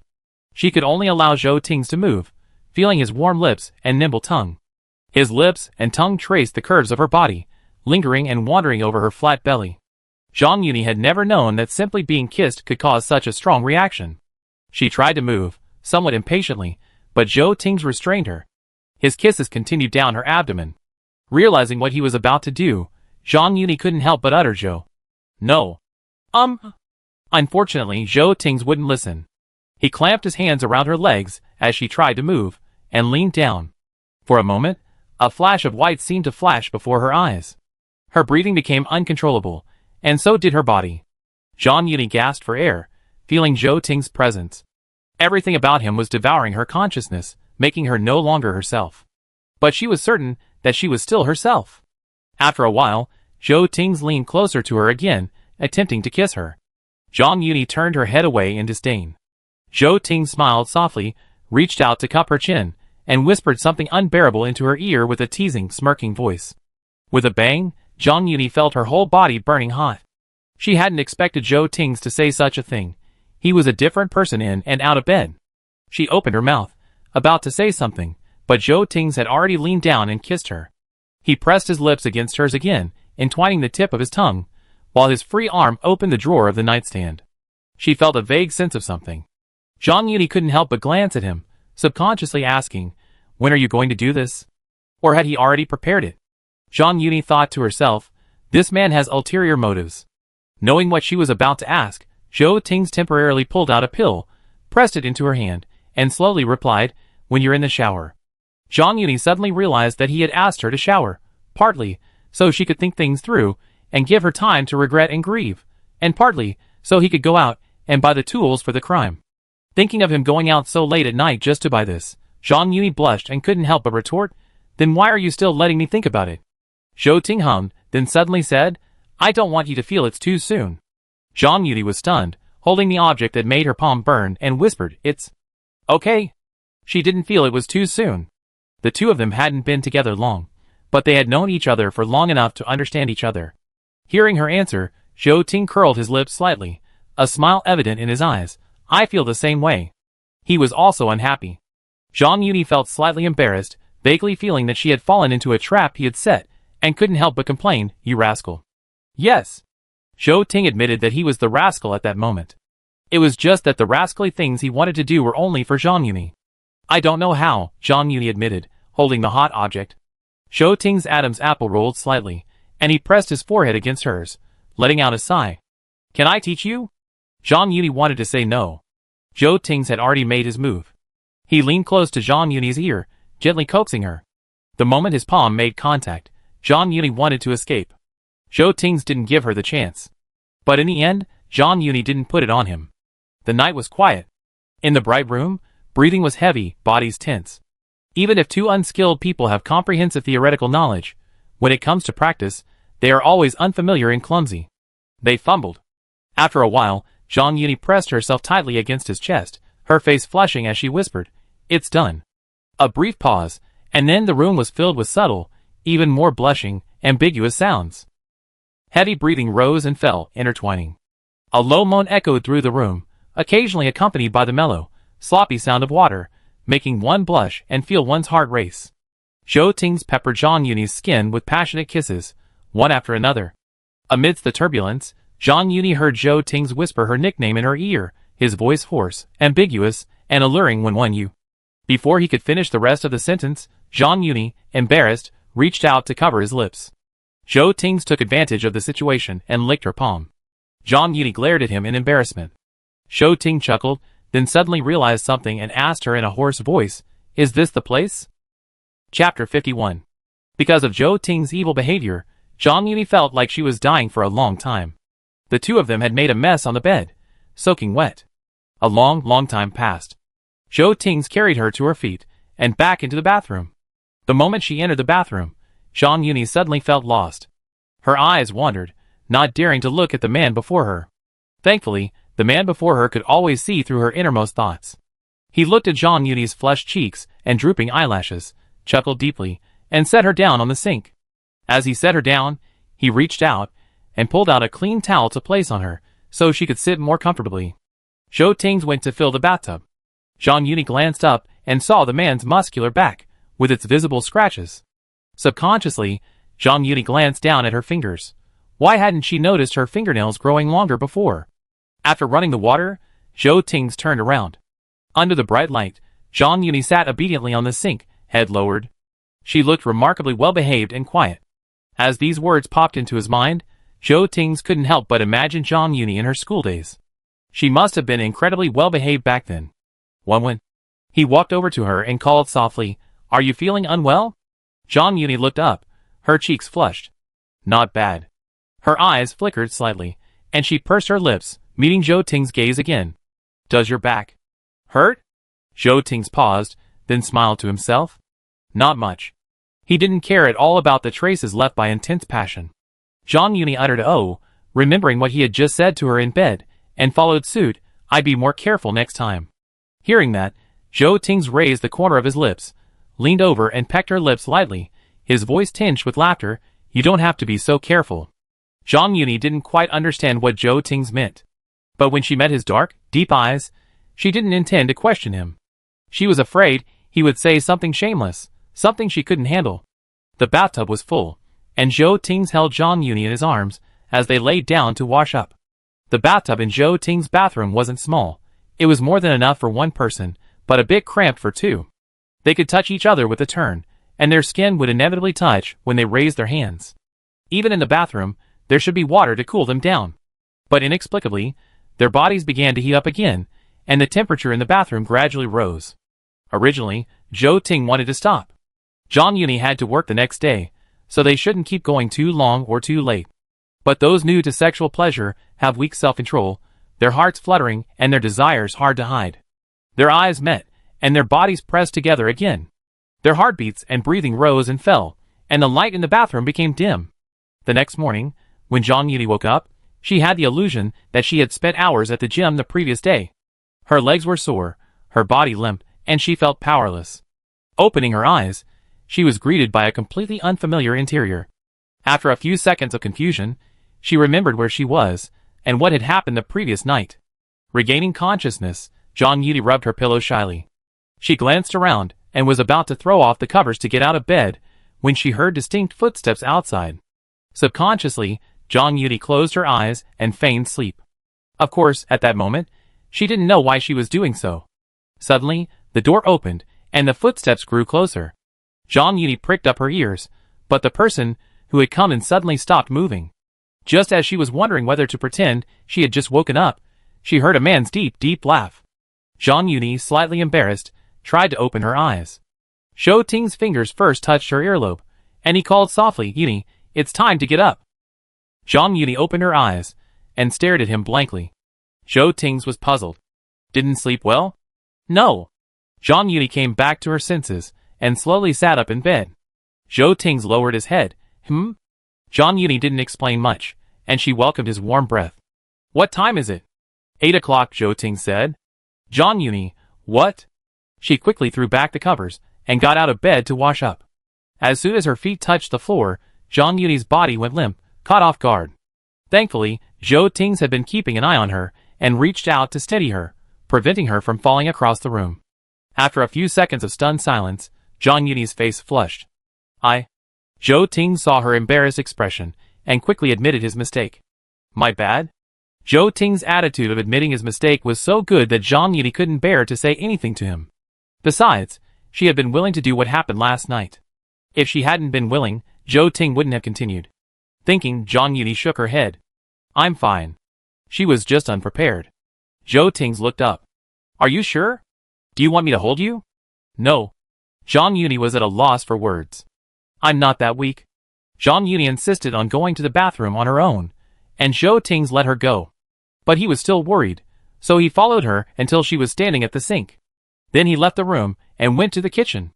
Zhou Ting had made breakfast. It was late, and although Zhang Yuni didn't have to punch in, she didn't want to be late. They ate breakfast as quickly as possible, then changed and went out. Zhang Yuni was a little surprised when Zhou Ting took out a bag and handed it to her. What's this? I got it from your place this morning, Zhou Ting said. He guessed Zhang Yuni wouldn't wake up that early, and he knew she was a leader who led by example at work. She didn't want to be late for work unless absolutely necessary. Zhang Yuni looked at him in surprise, then suddenly realized, what time did you get up? Zhou Ting's, 7 o'clock. In fact, he was only an hour earlier than Zhang Yuni. Zhang Yuni was secretly amazed. Zhou Ting's energy was too much. He should have gone to bed later than her, but he woke up earlier than her. After changing clothes, they went out to the company together. Knowing that Zhang Yuni didn't want her colleagues to find out they were together, Zhou Ting drove the car to the office building's basement garage and parked in a secluded corner to avoid being seen. Then I go to work. After the car parked, Zhang Yuni unbuckled her seatbelt and looked at the person next to her. Zhou Ting nodded slightly, his eyes fixed on her. Will I pick you up tonight? Zhang Yuni, She was stunned, blinking slowly. I might have to work overtime tonight. Zhou Ting hummed, nonchalantly, message me after you're done? Oh. Zhang Yuni hesitated and agreed. I see it this afternoon? Zhou Ting glanced sideways, vaguely understanding the reason for her refusal. He agreed, a mixture of laughter and tears. Okay, I see it later. After he finished speaking, he leaned over to the passenger seat and kissed Zhang Yuni on the lips before saying, good luck on your work. Entering the elevator, Zhang Yuni could still feel her lips and face burning. She was staring at her reflection in the car when the elevator opened on the first floor and a familiar colleague entered. Sister Eva? A colleague called out to her in surprise. Zhang Yuni pulled her thoughts back and responded as normally as she could, good morning. The colleague hesitated, good morning. Arriving at the floor where Siwei was, the few of them walked out together.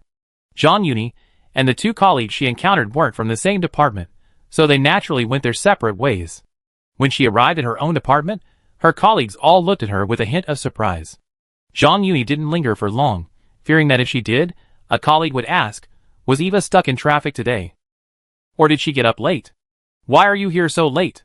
After successfully entering the office, Zhang Yuni thought she'd escaped a disaster. After the Monday morning meeting, Caroline chatted with her about her late interview with a new employee downstairs. She casually asked, I heard from colleagues that you came to the company late today. Did you not get enough rest last night? Zhang Yuni, A flicker of embarrassment crossed her face, and she said weakly, is our company really that small? The implication was that Caroline knew about her being late for work. Caroline was amused by her words and whispered, you used to come in so early that it was rare for anyone to see you in the elevator on the way to work. Since they hadn't seen each other before today, everyone naturally started discussing it. Zhang Yuni, feeling helpless, deliberately said, then if I arrive late a few times, will everyone get used to it? Caroline thought for a moment and agreed maybe.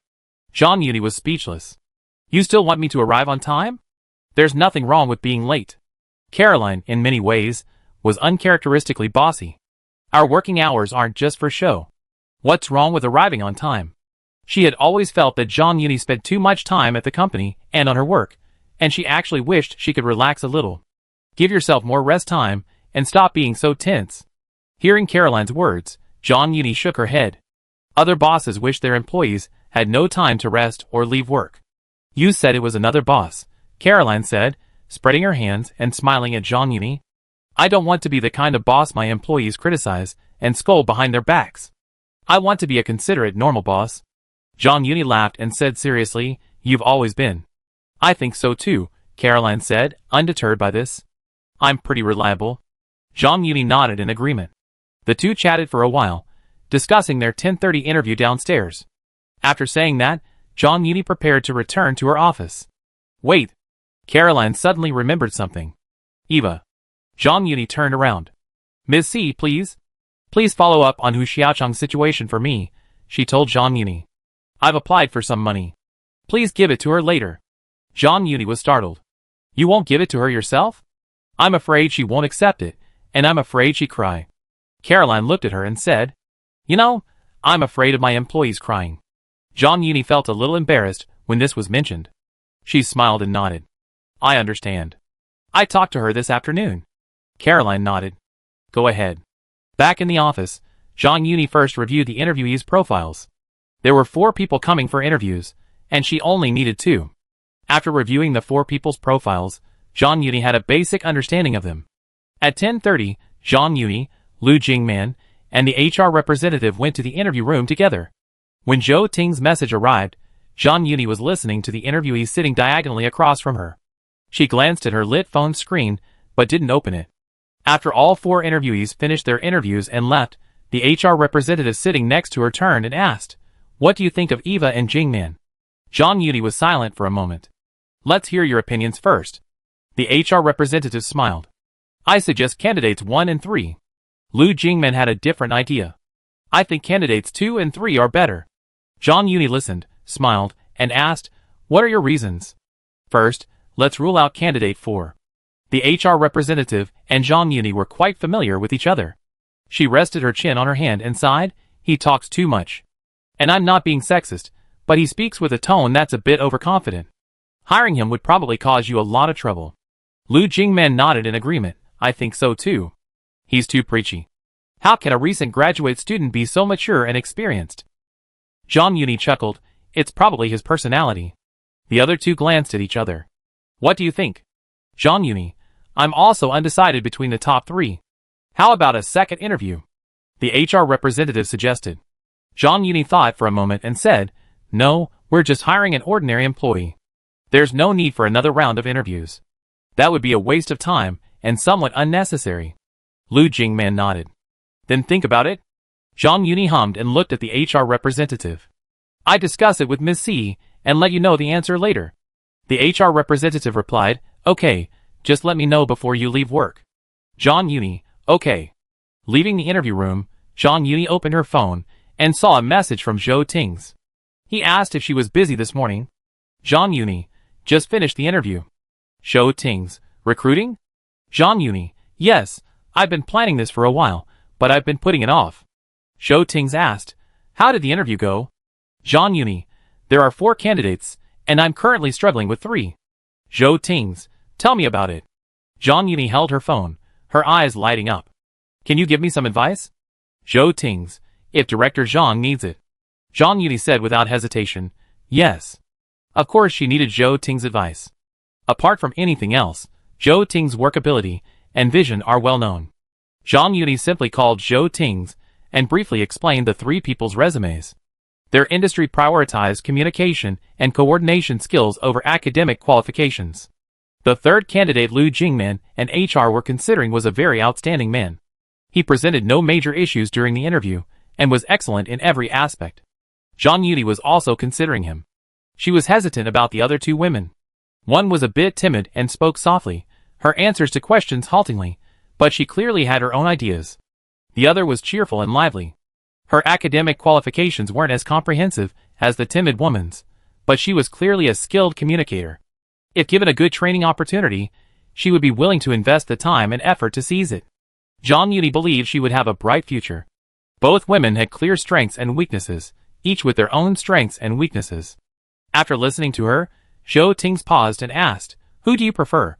Zhang Yuni, what do you think? Zhou Ting's pondered, Do you want both? Not both. Zhang Yuni was surprised that Zhou Tings could read her mind. She sighed softly and said, I just can't bear to say no. Applicants and interviewers all came with high expectations, only to leave disappointed. She was terrified of disappointing others, especially women. That's why the PR department, and even the entire Seaway team, was dominated by women. She was easily moved, and so was Caroline.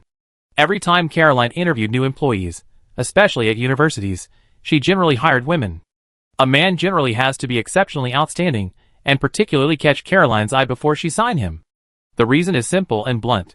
Women have a hard time in the workplace. Some companies favor male recruiting, so their thinking tends to be more feminine. Everything requires balance. Caroline doesn't mind being called sexist or unfriendly to men. She's a woman, and women should help women. Zhang Yuni shares the same sentiment. Zhou Ting understood what she meant. He pondered for a few seconds and whispered, Is there a third spot? Zhang Yuni suddenly smiled. Then I have to ask Miss C. Zhou Ting, understanding her, immediately asked, How are you going to ask her? I haven't decided yet. Zhang Yuni answered honestly, I think about it. Zhou Ting replied, Do you need my help? No, Zhang Yuni refused. I can do this myself. Zhou Ting agreed.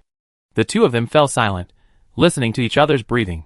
After a moment, Zhang Yuni asked, Do you think this isn't right for me? Zhou Ting's, Why is it wrong?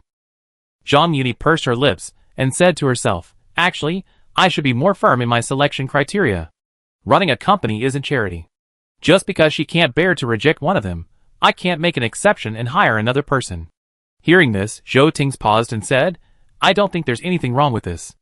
Zhang Yuni, but... What? Zhou Tings asked gently. Yuni. Zhang Yuni, That's good. Zhou Ting said, You have your selection criteria. You're so particular about them, because they each have their strengths. If they had absolutely no merit, you wouldn't keep them out of soft-heartedness, would you? Zhou Ting's words were absolutely correct. The reason Zhang Yuni was so conflicted was that both of them were quite capable. As long as they were willing to learn, she and Lu Jingman could guide them well, and train them to become independent professionals. Of course, from a professional perspective, she knew who was more suitable. It was just that the other person's situation made her feel bad, and she wanted to give him a chance. Yes, Zhang Yuni thought, no longer hesitating. She smiled lightly, I understand. I talk to Sister C later. Zhou Tings agreed.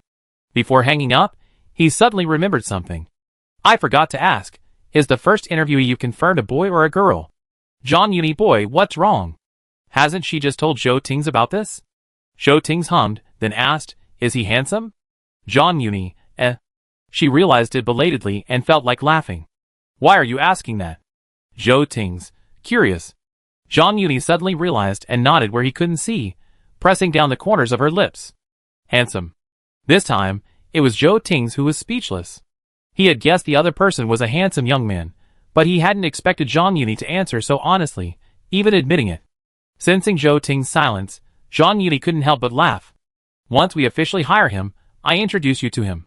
Zhou Tings remained silent, his tone cold and indifferent. No need. I just need to know Director Zhang. Zhang Yuni uttered an "oh," sounding a little disappointed. Okay. Zhou Tings was silent for a moment. Then I hang up first. I have a meeting. Zhang Yuni, bye. Zhou Tings, He raised his hand and pinched his brow, wondering if his girlfriend had hung up a little too abruptly. Zhou Tings shook his head helplessly. Just as he was about to send Zhang Yuni another message, the beautiful girlfriend who had hung up on him sent a message first. Although the young man who interviewed today is indeed very handsome, in my opinion, he's not as handsome as my boyfriend. Chapter 52. Not at all surprised, Zhou Tings was immediately appeased. He curled his lips slightly, and replied to Zhang Yuni, unabashedly, Your boyfriend feels the same way. Zhang Yuni was amused. I didn't expect you, Mr. Zhou, to be this kind of person. Zhou Tings, huh? Zhang Yuni, narcissistic. Zhou Tings smiled. I am? Zhang Yuni was at a loss for words, and couldn't help but tease him. Did you know there's a saying online? Zhou Tings, what? Zhang Yuni, a man is most handsome when he doesn't think he's handsome. This puzzled Zhou Tings. He pondered for a few seconds and asked, Why would you come to this conclusion? Shouldn't you be the one who knows best what you look like? Zhou Ting's question made Zhang Yuni pause. She couldn't answer. She suddenly realized that Zhou Ting's internet speed might not be very fast. Thinking of this, Zhang Yuni could only briefly explain the reasoning behind this online conclusion. After hearing this, Zhou Ting suddenly realized, so that's how it is. Zhang Yuni, yeah, it's just a joke. She didn't talk much with Zhou Ting's. She had other things to do, so she quickly ended the conversation. Afterward, Zhang Yuni made an appointment with Caroline for lunch.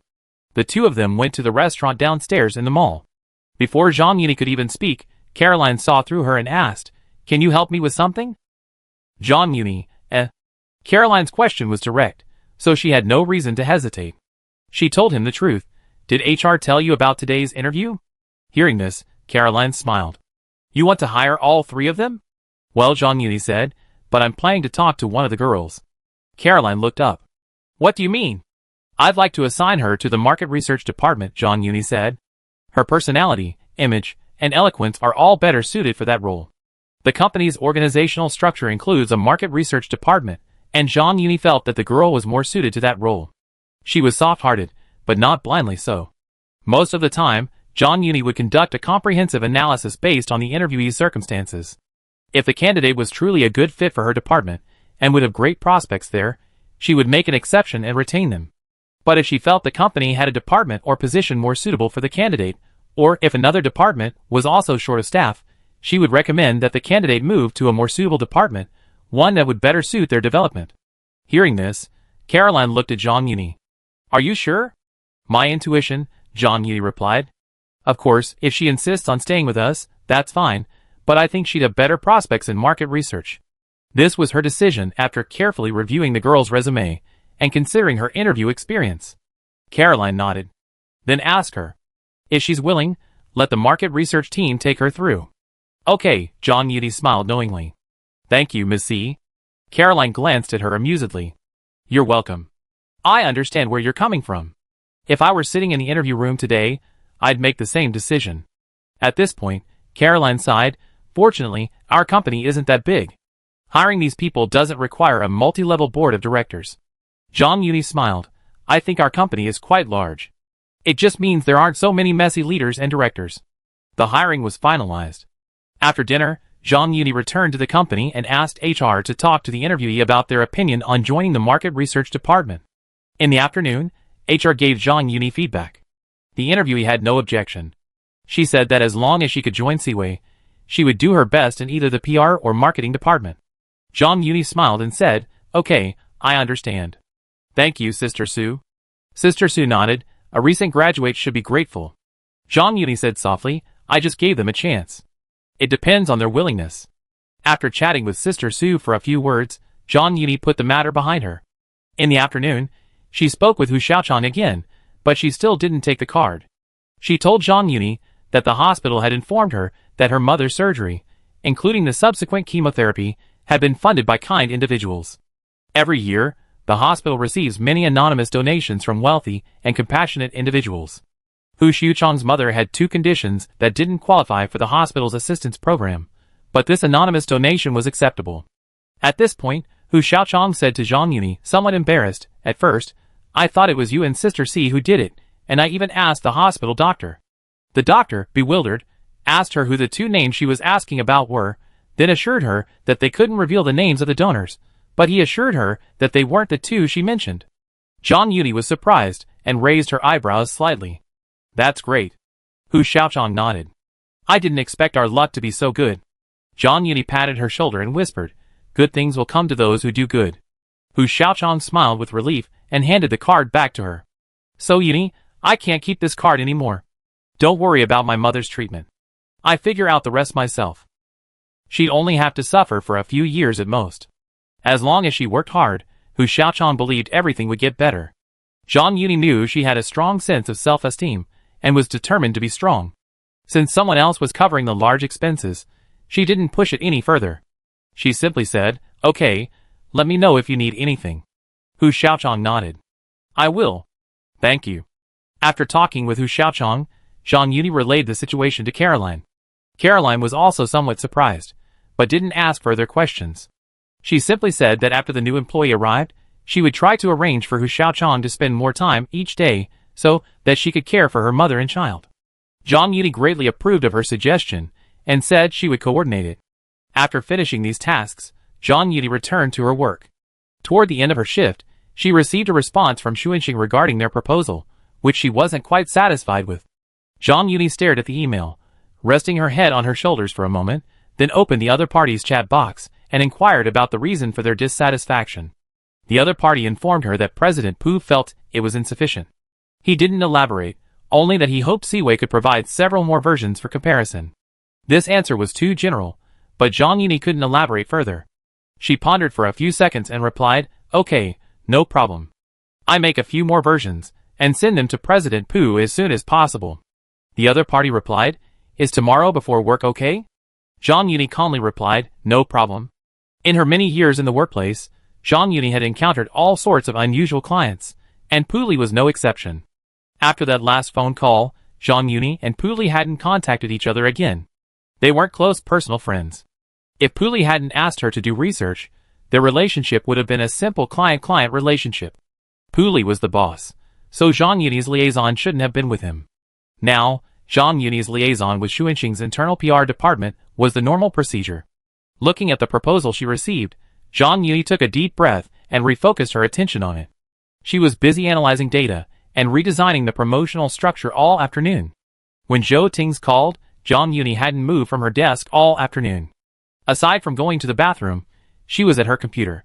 Her phone suddenly rang. She answered without even checking the caller ID. "Hello, who is this?" There was a pause before a deep, pleasant voice reached her ears. "Your boyfriend." Zhang Yuni was startled, then turned to look at her phone screen and smiled. "Oh, so, may I ask what your boyfriend wants to talk to me about?" Zhou Tings whispered. "Busy?"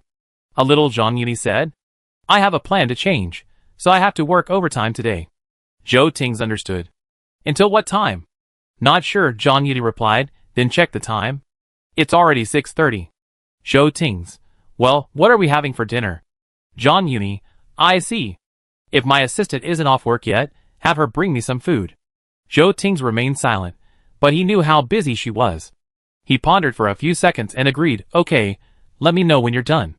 Zhang Yuni's lips curled. "I know." After hanging up the phone, Zhang Yuni returned to work. She had been so busy that she had forgotten to ask her assistant to bring her lunch. By the time she realized she was hungry, it was already past 8 o'clock. Zhang Yuni stood up, walked to the office door, and glanced outside. There were several colleagues working overtime outside. Seeing her, Lu Jingmen called out, "Are you done?" Zhang Yuni shook her head, "Not so fast." She was a little out of ideas. She held up her phone and asked several people working overtime, "Have you had dinner yet?" "Yes," several people replied. "Sister Eva, haven't you eaten yet?" Zhang Yuni heaved a sigh of relief and said with a smile, "I wasn't hungry at first." Lu Jingmen glanced at her disapprovingly. "Even if you're not hungry, you should eat something. Have you forgotten when you had a stomachache?" Zhang Yuni laughed. "No." She waved her phone at them. "I'm going to eat now. Is there anything you need to bring?" "No," everyone said in unison. Zhang Yuni smiled. "Okay, you guys can go home early after you're done. You still have to go back to work tomorrow. If there's nothing urgent to deal with, do it tomorrow." Zhang Yuni wasn't a leader who liked her employees working overtime. On the contrary, she preferred that everyone avoid overtime if they could. It was just that the nature of their jobs made it difficult to avoid overtime. Everyone knew her style, and knew she really didn't need them to stay at the office constantly working overtime. Lu Jingmen agreed, "I understand. I help you look after them. We finish a proposal and leave." Zhang Yuni, "Okay." After giving a few words to her colleagues, Zhang Yuni, stuck on writing a promotional plan, went downstairs to a coffee shop near the office for a cup of coffee and a quick bite to eat. She was prepared to stay up all night. It was past 8 o'clock, and the coffee shop near the office was still crowded. Zhang Yuni walked in and ordered a cup of coffee. She hesitated about what to eat to go. After a long struggle, she decided to continue eating rice balls. Because Zhou Tings had been bringing her breakfast every day for a while, she hadn't had rice balls in a few days. Zhang Yuni headed home and headed to the 24-hour convenience store near the office. The situation was similar to last time. Her favorite rice balls were almost sold out at this time, with only a few remaining that were probably mediocre in taste. Zhang Yuni grabbed one and walked to the cashier to pay. "Would you like it heated up?" the clerk asked. Zhang Yuni nodded, "Yes, thank you." The clerk took her rice ball and heated it up for her. When it was ready, Zhang Yuni took it, thanked it again, and walked out of the convenience store. There were 2 tables at the entrance for rest and eating.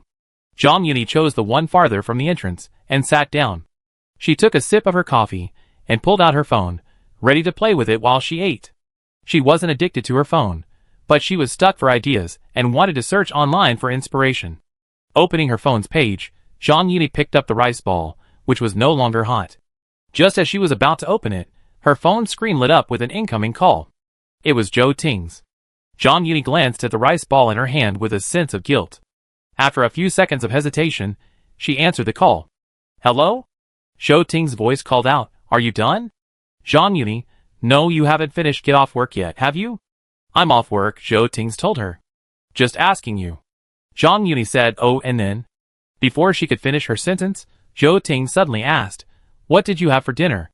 This question made Jong Eun-hee feel even more guilty. She lowered her eyes, staring at the rice ball for 3 seconds, then touched her nose with her hand and said sheepishly, "I just ate a little." Jo Ting's, Jong Eun-hee played dumb and asked stiffly, "What about you?" Jo Ting's, "Not yet." Jong Eun-hee was stunned, surprised. "Why haven't you eaten yet? Didn't she finish get off work?" Jo Ting's replied, "I'm getting ready to eat." Jong Eun-hee suddenly realized, "Okay, then you eat. I have to get back to work." After he finished speaking, Jo Ting's remained silent. Puzzled, Jong Eun-hee glanced at the screen and asked, "Aren't you hanging up?" Jo Ting's voice was deep, and suddenly he blurted out 3 words, "Little liar." Jong Eun-hee, She froze in shock, a little unsure. "What?" The next second, the voice on the phone grew closer. The evening breeze blew, and Jong Eun-hee smelled a familiar scent as she heard a clearer, more familiar voice. "A pathetic little liar." Jong Eun-hee's head shot up, her eyes filled with disbelief at the person who suddenly appeared before her. Jo Ting sat down across from her, hung up the phone, and then took the phone from Jong Eun-hee's ear and placed it on the table. "What?" Glancing at Jong Eun-hee's dazed expression, he deliberately asked, after not seeing each other for so long, "My girlfriend doesn't recognize me?" Jong Eun-hee, She snapped back to her senses, staring at him intently, her lips moving. "Why are you here?" Jo Ting glanced at her, but said nothing. Jong Eun-hee said sullenly, knowing she was in the wrong, I don't get off work so early." She didn't want Jo Ting to wait for her. She was afraid of wasting his time and things. Jo Ting nodded slightly, "I know." He glanced around, put down the bag he was carrying, and asked, "Are you eating here or at the office?" Jong Eun-hee was startled, then realized, "You went home to cook?" Jo Ting hummed. Jong Eun-hee paused, opened her mouth to say something, but nothing came out. She had never imagined Jo Ting would do such a thing. He had been busy all day, but after get off work, he still rushed home to cook a meal, then packed it up and came to her. Eat here?" Jo Ting raised his hand and tapped her forehead, whispering. Jong Eun-hee came back to her senses, pursed her lips, and said, Wait." It was fine for her to eat here alone, but if Jo Ting were here, Jong Eun-hee wouldn't want to leave. That would be too unfair to him. Thinking, she lowered her head and sent a message to Lu Jingman. "Are you guys back from get off work?" Lu Jingman, "Yeah, I just got out of the elevator." "What's up? Is there anything else I can do?" Jong Eun-hee, "No, you guys go back. Be safe." Lu Jingman, "I know. Don't stay too late." Jong Eun-hee, "Okay." Putting her phone away, she looked at Jo Ting, her eyes sparkling as she suggested, "Let's eat in my office?" Everyone in the department had already left work, so taking Jo Ting to the office at this hour shouldn't be a problem. Not many colleagues at Seaway work overtime. At the end of the month and the beginning of the month, there are colleagues from the finance department. The rest of the time, it's mostly Jong Eun-hee's department and the marketing department. However, these 2 departments have relatively flexible work schedules. They can arrive late and leave late, or arrive early and leave early.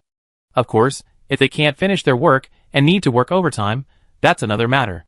The 2 of them made it all the way to the office without any problems, not running into anyone. When she led Jo Ting into her office, Jong Eun-hee breathed a sigh of relief.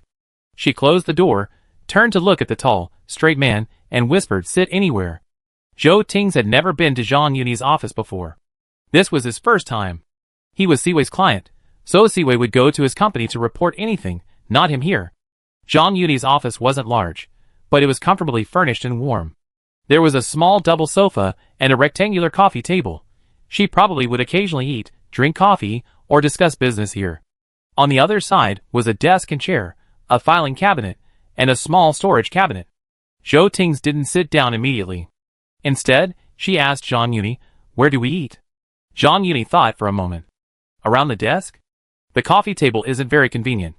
She could sit cross-legged on the rug in front of the coffee table, but Zhou Tings wouldn't be able to do that. His legs were too long. They walked to the desk. Zhang Yuni tidied up the things on it briefly, and moved them aside. After she finished, she looked at Zhou Tings and said, "Sit." Zhou Tings looked at the chair she had pushed out and smiled. "I take this one?" Zhang Yuni nodded. The chair she had let Zhou Tings sit in was her own comfortable office chair. Zhou Tings didn't bother with her, and sat down directly. Zhang Yuni also took a seat on another chair, waiting for Zhou Tings to bring out the food from the thermos. As soon as he opened the lid, she was greeted by a rich, alluring aroma. Instantly, Zhang Yuni felt so hungry she could eat half a cow. Noticing Zhang Yuni swallowing her saliva, Zhou Tings felt both distressed and amused. He handed her the chopsticks, and said in a low voice, "Eat first." Zhang Yuni didn't bother with politeness either. She gave a vague hum, and lowered her head to eat. After taking several bites, she looked up at Zhou Tings' boyfriend. Hearing this address, Zhou Tings raised his eyebrows slightly. Your cooking skills have improved again," Zhang Yuni said seriously. Zhou Tings curled his lips, "Then eat more." Zhang Yuni smiled, "I will." The two of them ate, occasionally exchanging a few words. Zhang Yuni took the opportunity to apologize to Zhou Tings, saying she hadn't intentionally kept it a secret from him. She hadn't intentionally lied to him, she just felt a little guilty. She had forgotten to ask her assistant to buy rice balls that night, and she wasn't hungry at the time. Since she was willing to explain, Zhou Tings didn't hold it against her. Adhering to the principle of not wasting food, Zhou Tings ultimately ate the rice ball. After eating, Zhou Tings cleaned up, and Zhang Yuni helped him. After they finished, Zhou Tings asked Zhang Yuni how much work she had left to do. Zhang Yuni sighed, "I'm stuck. I'm having trouble writing." Zhou Tings, "What about it?" Zhang Yuni looked at him brightly, "Would you like to help me think about it?" Zhou Tings glanced at her indifferently and said calmly, "Do you want to?" "Yes." Zhang Yuni said with a smile, "I'd love to." Zhou Tings raised his hand and pinched her earlobe, his voice softening slightly, "Let me see what you wrote." When it comes to promotion, Zhou Tings lacks Zhang Yuni's expertise, so he can only offer his own advice as an outsider. Zhang Yuni quickly opened the proposal she had sent to Siwei and showed it to him. After reading it, she asked Zhou Tings to look at the revisions he had made that afternoon. Zhou Tings pondered for a moment and offered her 2 suggestions. Zhang Yuni took note of everything, her brows lowered in thought, then raised her eyes. "I have an idea." Zhou Tings offered her seat. "Okay." Zhang Yuni sat down, ready to throw herself into the work, when something suddenly occurred to her. She looked up at the person standing next to her. "I might be busy until midnight." "You?" Zhou Tings raised an eyebrow at her, his voice low. "What about me?" He acted as if he would really have a serious conversation with Zhang Yuni if she chased him away. Their eyes met. Zhang Yuni's heart beat faster, as she stared into his stark black and white pupils. She understood Zhou Tings' intentions, pursed her lips, and asked with a twinkle in her eyes, "Would you like to go to the sofa and take a nap? I'll be back with you when I'm done?" Hearing this, Zhou Tings raised his hand and rubbed her head, saying slowly, "I follow Director Zhang's instructions." Chapter 53. Knowing someone is waiting for you, and not seeing anyone waiting for you after get off work are different. Zhou Tings sat on the sofa, and Zhang Yuni would occasionally glance over there. Though distracted, her work speed didn't slow down much. Zhang Yuni had originally estimated she'd be done, and ready to go home around 1 or 2 o'clock. Unexpectedly, she'd already finished everything before midnight. After finishing, she asked Zhou Tings to check for any issues. Zhou Tings carefully reviewed it, confirming there were no mistakes, and then Zhang Yuni saved it. She wasn't in a rush to send it out. She considered whether new ideas might come to her during sleep or the next morning. When she was new to the workplace, Zhang Yuni was able to get things done early. Now, as a seasoned veteran, she usually sends out documents only when she meets the client's deadline. The reason was simple and crude. If you submit your proposal too early within the allotted time frame, Party A will feel they've given you too much time, too much leeway. Some may even think you haven't done your homework properly. They won't even consider the efficiency of Party B. Over time, Zhang Yuni developed a habit of checking in on time. After saving the information, she looked up at the person standing next to her again, but didn't move. Their eyes met. Zhou Ting raised his hand to shut off her computer, then extended his hand toward her. Looking at the large hand before her, Zhang Yuni placed her hand in his without hesitation. Zhou Ting held it tightly, pulling her up from the chair. He gently rubbed her waist through her clothes and asked in a low, husky voice, "Going home?" Zhang Yuni inhaled his soothing scent and hummed softly, "Going home." That night, it was Zhang Yuni's place he returned to. She lived closer to the company, and Zhou Ting's couldn't bear to send her back to his place. After all, she wasn't as familiar with the place, and didn't seem quite as comfortable there. Parking the car in the garage, Zhang Yuni couldn't help but chuckle at the bag Zhou Ting's pulled from the trunk. "Mr. Zhou?" Zhou Ting's raised an eyebrow and said frankly, "What's wrong?" "You came prepared," Zhang Yuni teased him. Zhou Ting's frankly admitted yes, and then asked politely, "Is it okay if I stay here tonight?" Since they were already here, how could Zhang Yuni bear to say no? This man worked overtime with her until midnight, and even if he didn't ask to stay, Zhang Yuni would have asked him to. Thinking about it, Zhang Yuni's lips curled up slightly, and she deliberately said, "Can I say no?" Zhou Ting's immediately became domineering. "No." Zhang Yuni laughed dumbly. "Then why are you asking me?" Zhou Ting's hummed, taking her hand and walking towards the elevator. "I'm just saying it." Late at night, the neighborhood was extremely quiet. Entering the elevator, Zhang Yuni tilted her head, "As long as you don't mind." Her place wasn't as big as Zhou Ting's, and the bathroom and the room were far inferior in every way. Zhou Ting smiled. "I'm not that squeamish." The words made Zhang Yuni want to laugh. She curled her eyes and slowly said, "Oh." It was already very late when they got home. Zhang Yuni didn't have any such messy thoughts. As for whether Zhou Ting's had won or not, she didn't know. He didn't show it. It was almost 2 o'clock when they washed up and lay down in bed. Zhang Yuni was drowsy. When Zhou Ting's pulled back the covers and lay down, she said goodnight and closed her eyes. Zhou Ting's, with his deft movements, had already drawn her into his arms, leaned down and kissed her before embracing her and falling asleep. When she woke the next day, Zhou Ting's was still asleep. Zhang Yuni was stunned for a few seconds before snapping back to her senses. She glanced sideways at the sleeping man beside her, and suddenly felt a sense of joy and contentment. If possible, she hoped her life would always be like this, fulfilling and happy. As Zhang Yuni pondered this, the person next to her opened his eyes. Caught off guard, their eyes met. Zhang Yuni realized it belatedly, feeling a tinge of embarrassment. She paused, about to avert her gaze, even as she was about to throw off the covers and get up, when Zhou Ting's lowered his head, nuzzled her nose, and asked in a hoarse voice, "How long have you been awake?" His warm breath brushed against her, and her heart pounded like a drum, her breathing tightening. "Less than a minute?" she replied hesitantly. Zhou Ting's raised his eyes, bent down, and kissed the corner of her lips. "Get up now?" "Yeah." Zhang Yuni's cheeks flushed slightly, and she quickly pushed him away, reminding him, "You haven't brushed your teeth yet." Without waiting for Zhou Ting's response, she quickly got out of bed and into the bathroom. Watching her flee, Zhou Ting's raised his hand, pinching his brow and giving a helpless smile. He relaxed in bed, then went to the kitchen and then to the bathroom to wash up. In the morning, they had breakfast at home and went to work together. Coincidentally, when Zhang Yuni and Zhou Ting's went to the underground garage today, they ran into their parking space neighbor whom they had met several times. A flicker of surprise crossed the other person's face when he saw the two of them. Zhang Yuni didn't notice this. She simply ignored him and got into another car with Zhou Ting's. As they drove away, Zhou Ting's glanced in the rearview mirror as they exited the underground garage and whispered, "He left quite early today." Zhang Yuni pondered, "Isn't it that we're later than usual?"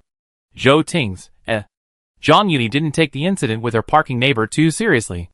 After parting ways with Zhou Ting's at the company, she went into the office. Sitting down at her computer, she reviewed the proposal she'd written the previous night, confirming it was correct before sending it to Xuanqing, right on time for work. After sending the email, Zhang Yuni told the other person to contact her if he had any questions. She wasn't sure if Puli would find fault again, but whether or not, Zhang Yuni would have to deal with it patiently. This is the humble party B. But the second party has its advantages. Zhang Yuni considered being the first party, but ultimately chose to enjoy the second party's happiness. After a moment of self-entertainment, Zhang Yuni went to attend to other matters. After a while, she received a message from Puli, asking if she was free to chat. Zhang Yuni glanced at her work schedule and asked, "Mr. Pu, are there any issues with Siwei's proposal?" Puli, "Yes." Zhang Yuni asked again, "Shall we have a meeting?" Puli said bluntly, "Shall we have lunch together?" Zhang Yuni thought about it and agreed. Whether Pu Li really wanted to discuss work or the previous phone call, Zhang Yuni felt she needed to be more clear with him. She didn't want her personal affairs to affect the work process. If Pu Li really wanted to cause trouble for Siwei and increase everyone's workload because of that phone call, because she rejected him, and because he was with Zhou Ting's, then she could only ask him to put things in perspective.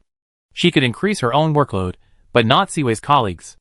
After making an appointment with Pu Li, Zhang Yuni asked Chen Xinhe to remind her later, fearing she'd be too busy to remember and miss the appointment. Chen Xinhe agreed, no problem. When they were busy, Zhang Yuni and Zhou Ting didn't contact each other much. Neither of them was particularly affectionate or inseparable. Work was work, and private time was private.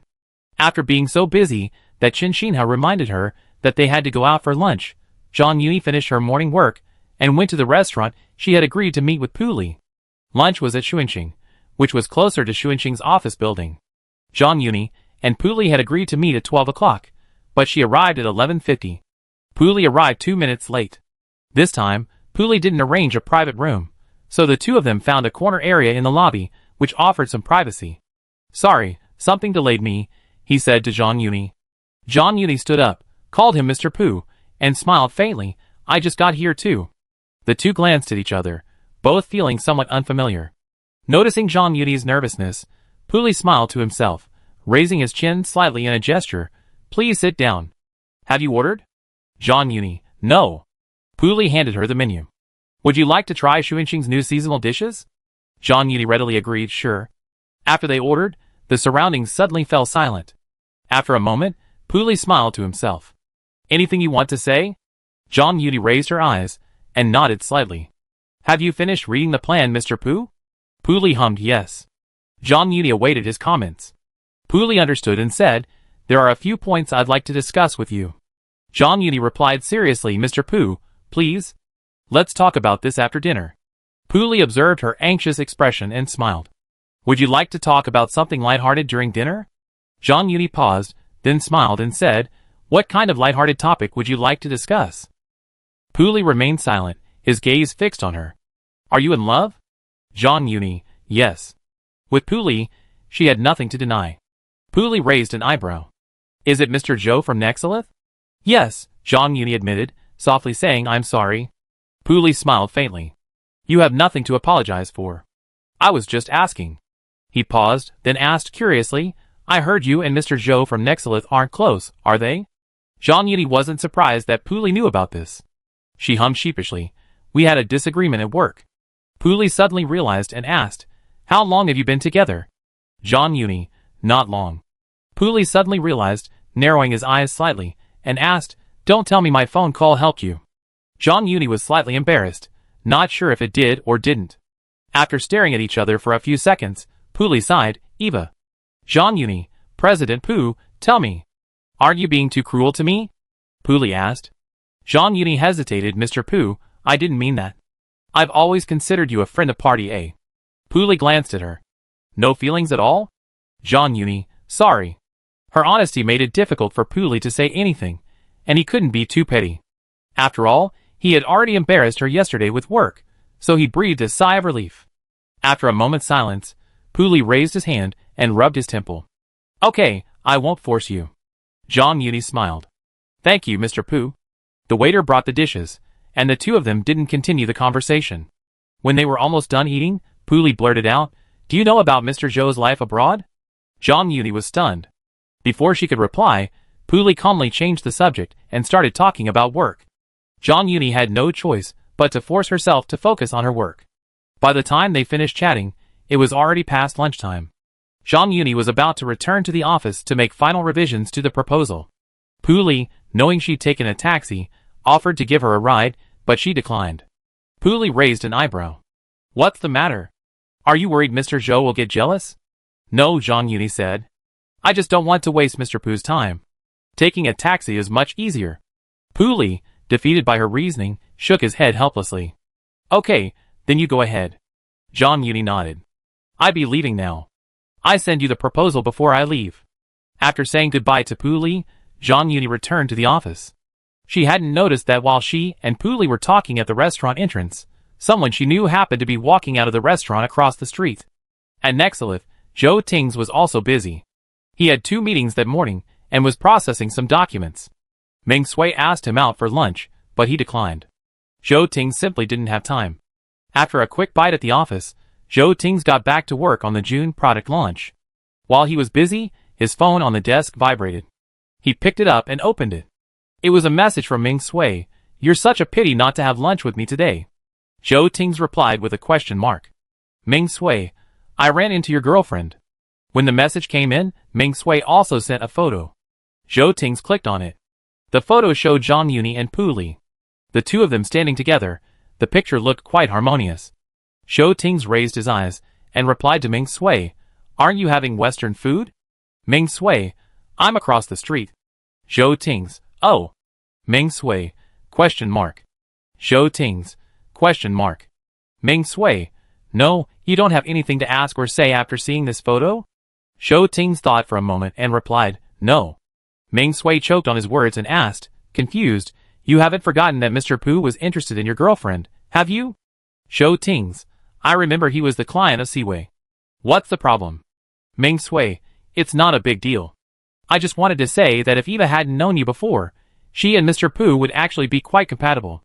He told Zhou Ting about Zhang Yuni and Pu Li's dinner, not intending to sow discord. The 2 people in the photo were indeed standing quite close together, but it was clear that there was no flirtation between them. Meng Sui wasn't that boring. Likewise, he knew Zhou Ting's temperament. He wasn't the type to misunderstand Zhang Yuni over a photo. Meng Sui had sent this photo simply to annoy Zhou Ting, who always turned down his dinner invitations. Zhou Ting, question mark. Zhou Ting, "Who's a good match for whom?" Meng Sui, "I was just joking." Zhou Ting, "If you don't withdraw this message within 5 seconds, you have to do what you said last time." The message was sent, and Zhou Ting saw the 2 messages above it had been withdrawn. Following this, Meng Sui sent, "Someday, I treat you and Eva to dinner to celebrate your relationship." Zhou Ting sneered and declined, "Not right now." Meng Sui, "Why? Are you busy, or is Eva?" "Even if you're busy, you still have to eat, right?" Zhou Ting told him, "Because we're having a secret relationship." Meng Sui, "What do you mean?" Zhou Ting, "We're not planning on telling anyone about our relationship for now. Remember to keep it a secret." Meng Sui was puzzled. "No, why didn't you tell anyone? Are you going to be a scumbag? Are you not going to take responsibility for Eva?" Zhou Ting, Zhou Ting, "She didn't want to." Meng Sui understood and, holding his phone in surprise, asked, "You agreed? How could this guy agree to something like this?" Zhou Ting, "It's quite interesting." Meng Sui was confused and bewildered. "What's interesting about it?" Zhou Ting, "It's quite exciting." Meng Sui, He was slightly speechless, wanting to immediately return to the company and run to Zhou Ting to ask him what was so interesting and exciting about a secret relationship. But on second thought, he felt, it did seem a bit interesting. Thinking of this, Meng Sui couldn't help but ask, "Will you arrange for Siwei to come to the company for meetings more often in the future?" Zhou Ting, question mark. Meng Sui, quite self-conscious about helping his brother, stated bluntly, "I'm going to provide you and Eva with a chance to meet, to sneak around in front of your colleagues, to find excitement." Zhou Ting, Chapter 54. Zhang Yuni remained unaware of Meng Sui's wildly imaginative plan, and Zhou Ting had no intention of telling her, because he wouldn't give Meng Sui the chance to carry out this plan.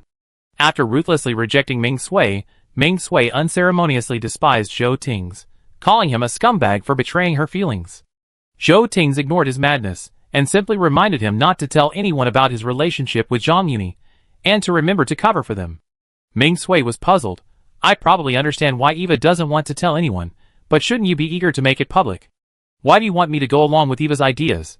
According to his understanding of Zhou Ting, he should have quietly asserted his sovereignty, and then inadvertently revealed the fact that they were a couple. Why was he giving him such a serious warning? Zhou Ting, "This is different." Meng Sui, "How is it different?" He didn't quite understand.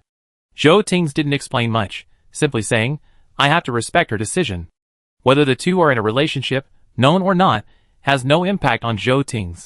But the same cannot be said for Zhang Yuni. Siwei and Nexolith are partners, and Siwei has secured Nexolith's annual PR for several consecutive years. Even if most people knew that Zhou Ting and Zhang Yuni had previously been at odds, once industry insiders learned of their relationship, it would inevitably spark discussion. Some might even believe that Siwei's success in securing Nexalitha's annual PR wasn't due to Siwei's ability, but rather to Zhang Yuni's connection to Zhou Ting's. Zhang Yuni didn't want others to think she wasn't worthy of Zhou Ting's, while Zhou Ting wanted to avoid malicious speculation and gossip. At first, Zhang Yuni's desire to have a secret relationship did make Zhou Ting's a bit frustrated. He figured he wasn't that embarrassed. After thinking it over, he finally understood Zhang Yuni's reasoning. Of course, two people couldn't keep their relationship a secret forever. Once it was discovered, it would inevitably be discussed. It was inevitable. But if it could be delayed, then wait. At least until Zhang Yuni was ready, until their relationship was more stable. It was rare to hear Zhou Ting's emphasize something so much, and Meng Sui suddenly realized, I understand. Should I tell the others too? Zhou Ting's, thanks. Meng Sui, TSK. After chatting with Meng Sui for a few more words, Zhou Ting's reopened the candid photo he had sent him. After looking at it for a few more seconds, Zhou Ting saved the photo and edited it, cropping out the person standing next to Zhang Yuni. Only then did he feel that the photo looked much more comfortable. Zhang Yuni was unaware of Zhou Ting's childish behavior. After returning to the company, she immediately began working, skipping even a moment to drink water. After revising the points Puli had raised, Zhang Yuni resubmitted the proposal before leaving get off work. After finishing her work with Xuanxing, she returned to the beauty brand.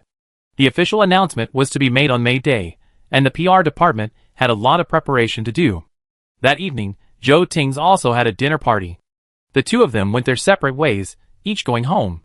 Zhang Yuni was incredibly busy, and while Zhou Ting's occasionally dropped by to bring her food and work overtime with her, she found it a pleasant surprise. However, if he came every day, she would feel pressured. Zhou Ting's understood her thoughts, and was extremely measured in these matters. On Wednesday, Siwei's 3 new employees arrived. Zhang Yuni asked Lu Jingman to escort them to the office, and she left all other matters to Lu Jingman and the others. She was temporarily too busy to personally mentor the new hire. On Thursday night, Zhang Yuni worked late again. When she got home from get off work, she saw a message from Yang Huili.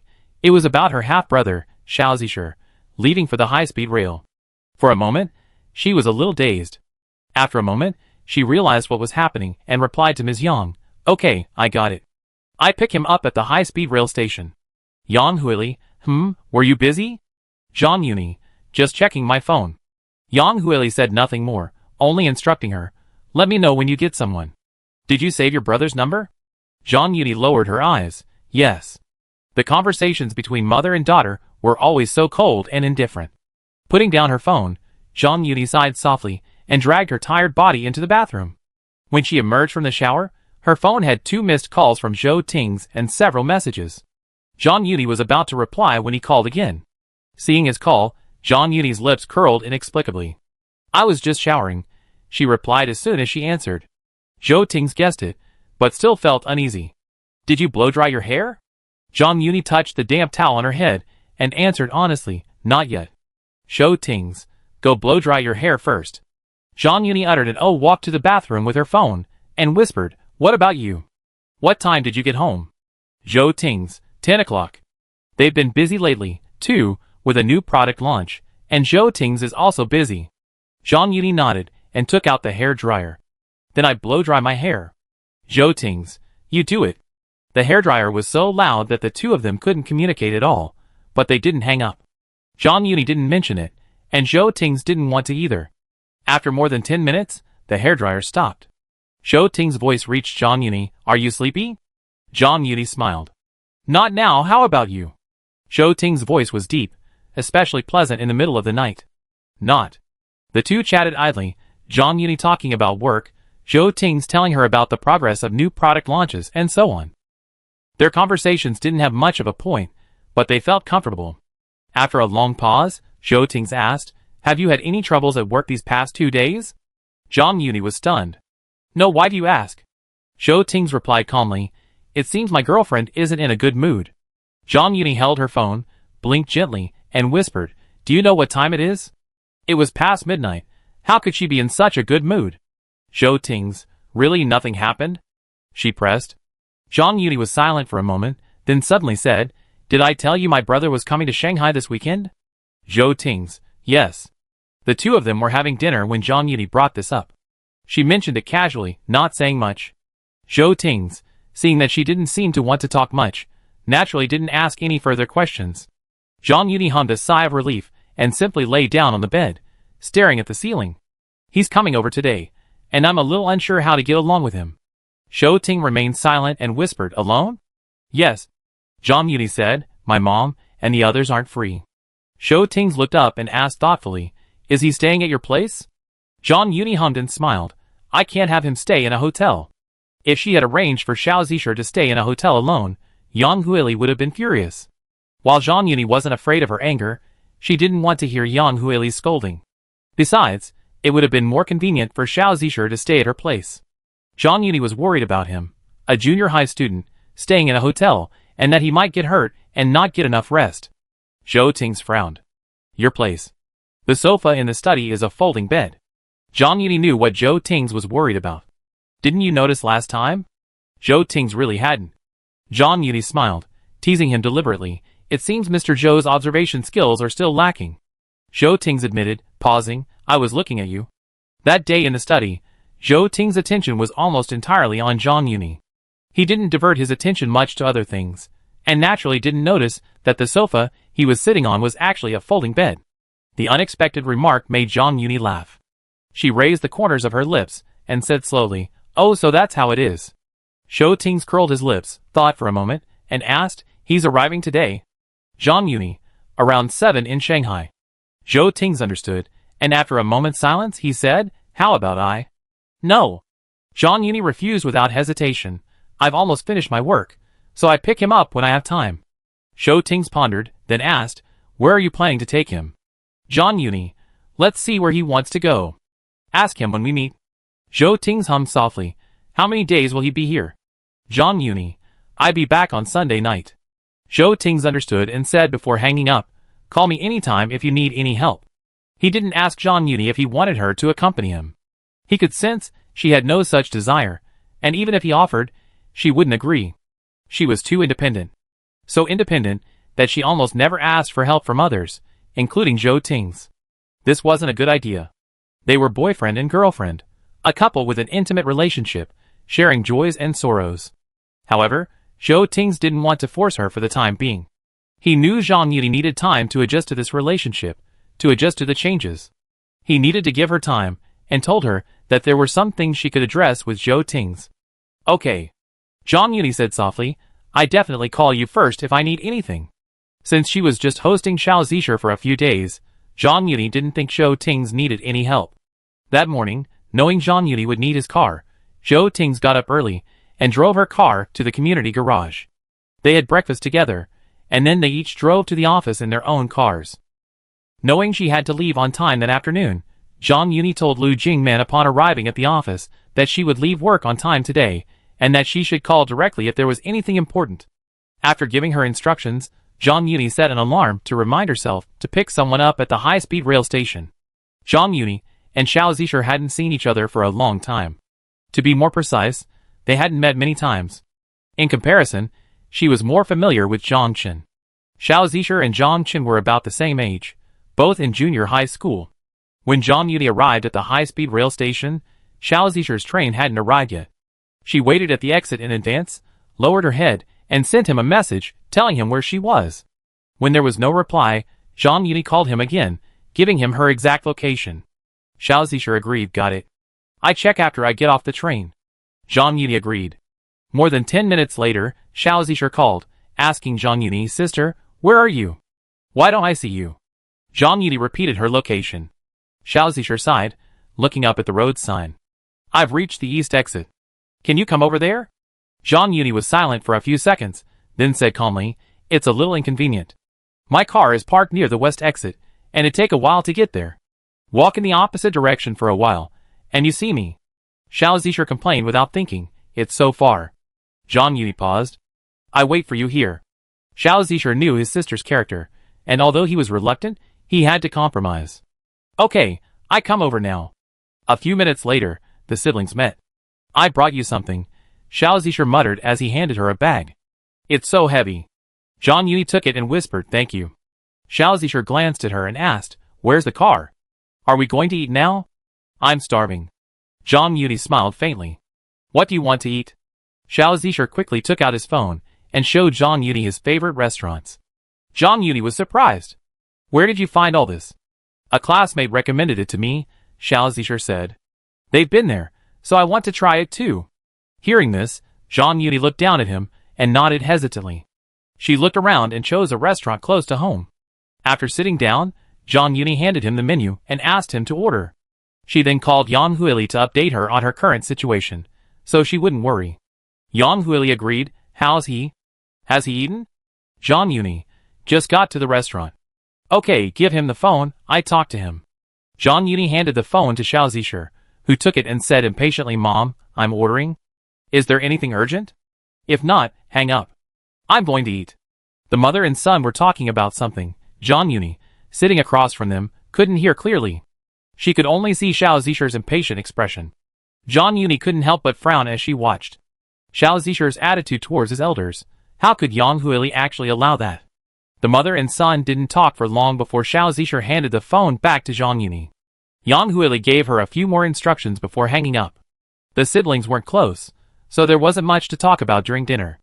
As the food arrived, Xiao Zisher diligently ate. Zhang Yuni would occasionally remind him to eat slowly, but she didn't say much. After dinner, Zhang Yuni had intended to take Xiao Zisher home to rest, but he was eager to see the night view. Zhang Yuni had no choice but to accompany him. Entertaining guests was more tiring than working overtime. This was Zhang Yuni's first thought when she arrived home at 12 o'clock. She had called in the housekeeper to clean the house and change the sheets and quilts. She gave the room to Xiao Zisher, letting him wash up and rest, and Zhang Yuni was finally able to rest. It was past 1 o'clock when the room fell completely silent. Zhang Yuni went into the study to sleep. Wearily, she pulled out her phone and saw messages from Zhou Ting's, Zhong Ling, and her colleagues. She replied to her colleagues first, then to Zhong Ling, and finally to Zhou Ting's. The call was quickly picked up, and a man's deep voice reached her ears. Hello, just finished your work. For some reason, Zhang Yuni felt a surge of resentment when she heard Zhou Ting's voice. She hummed a muffled I just laid down. Zhou Ting's immediately detected something wrong with her voice, and frowned slightly. What's wrong? Did that middle school kid make you angry? Hearing the word middle school kid, Zhang Yuni suddenly felt like laughing. She lay down on the folding bed, and slowly shook her head. He lowered his voice, Not really, I'm just tired. Zhou Ting sighed. Where did you go tonight? To see the night view. Zhang Yuni said, walked around the city center. Zhou Ting's. What about tomorrow? He's going to the amusement park. Zhang Yuni felt tired at the mention of amusement parks. I thought boys didn't like places like amusement parks. Zhou Ting's. Middle school students might like them. Did you like them when you were in junior high? Zhang Yuni asked curiously. Zhou Ting's. No. He had never really liked amusement park rides. Zhang Yuni laughed at this. What about you? Zhou Ting's asked. Me? Zhang Yuni was silent for a moment, then said softly, I think I do. Zhou Ting's paused, suddenly realizing why she'd said should. If he was right, Zhang Yuni hadn't been to an amusement park before high school, or even during high school.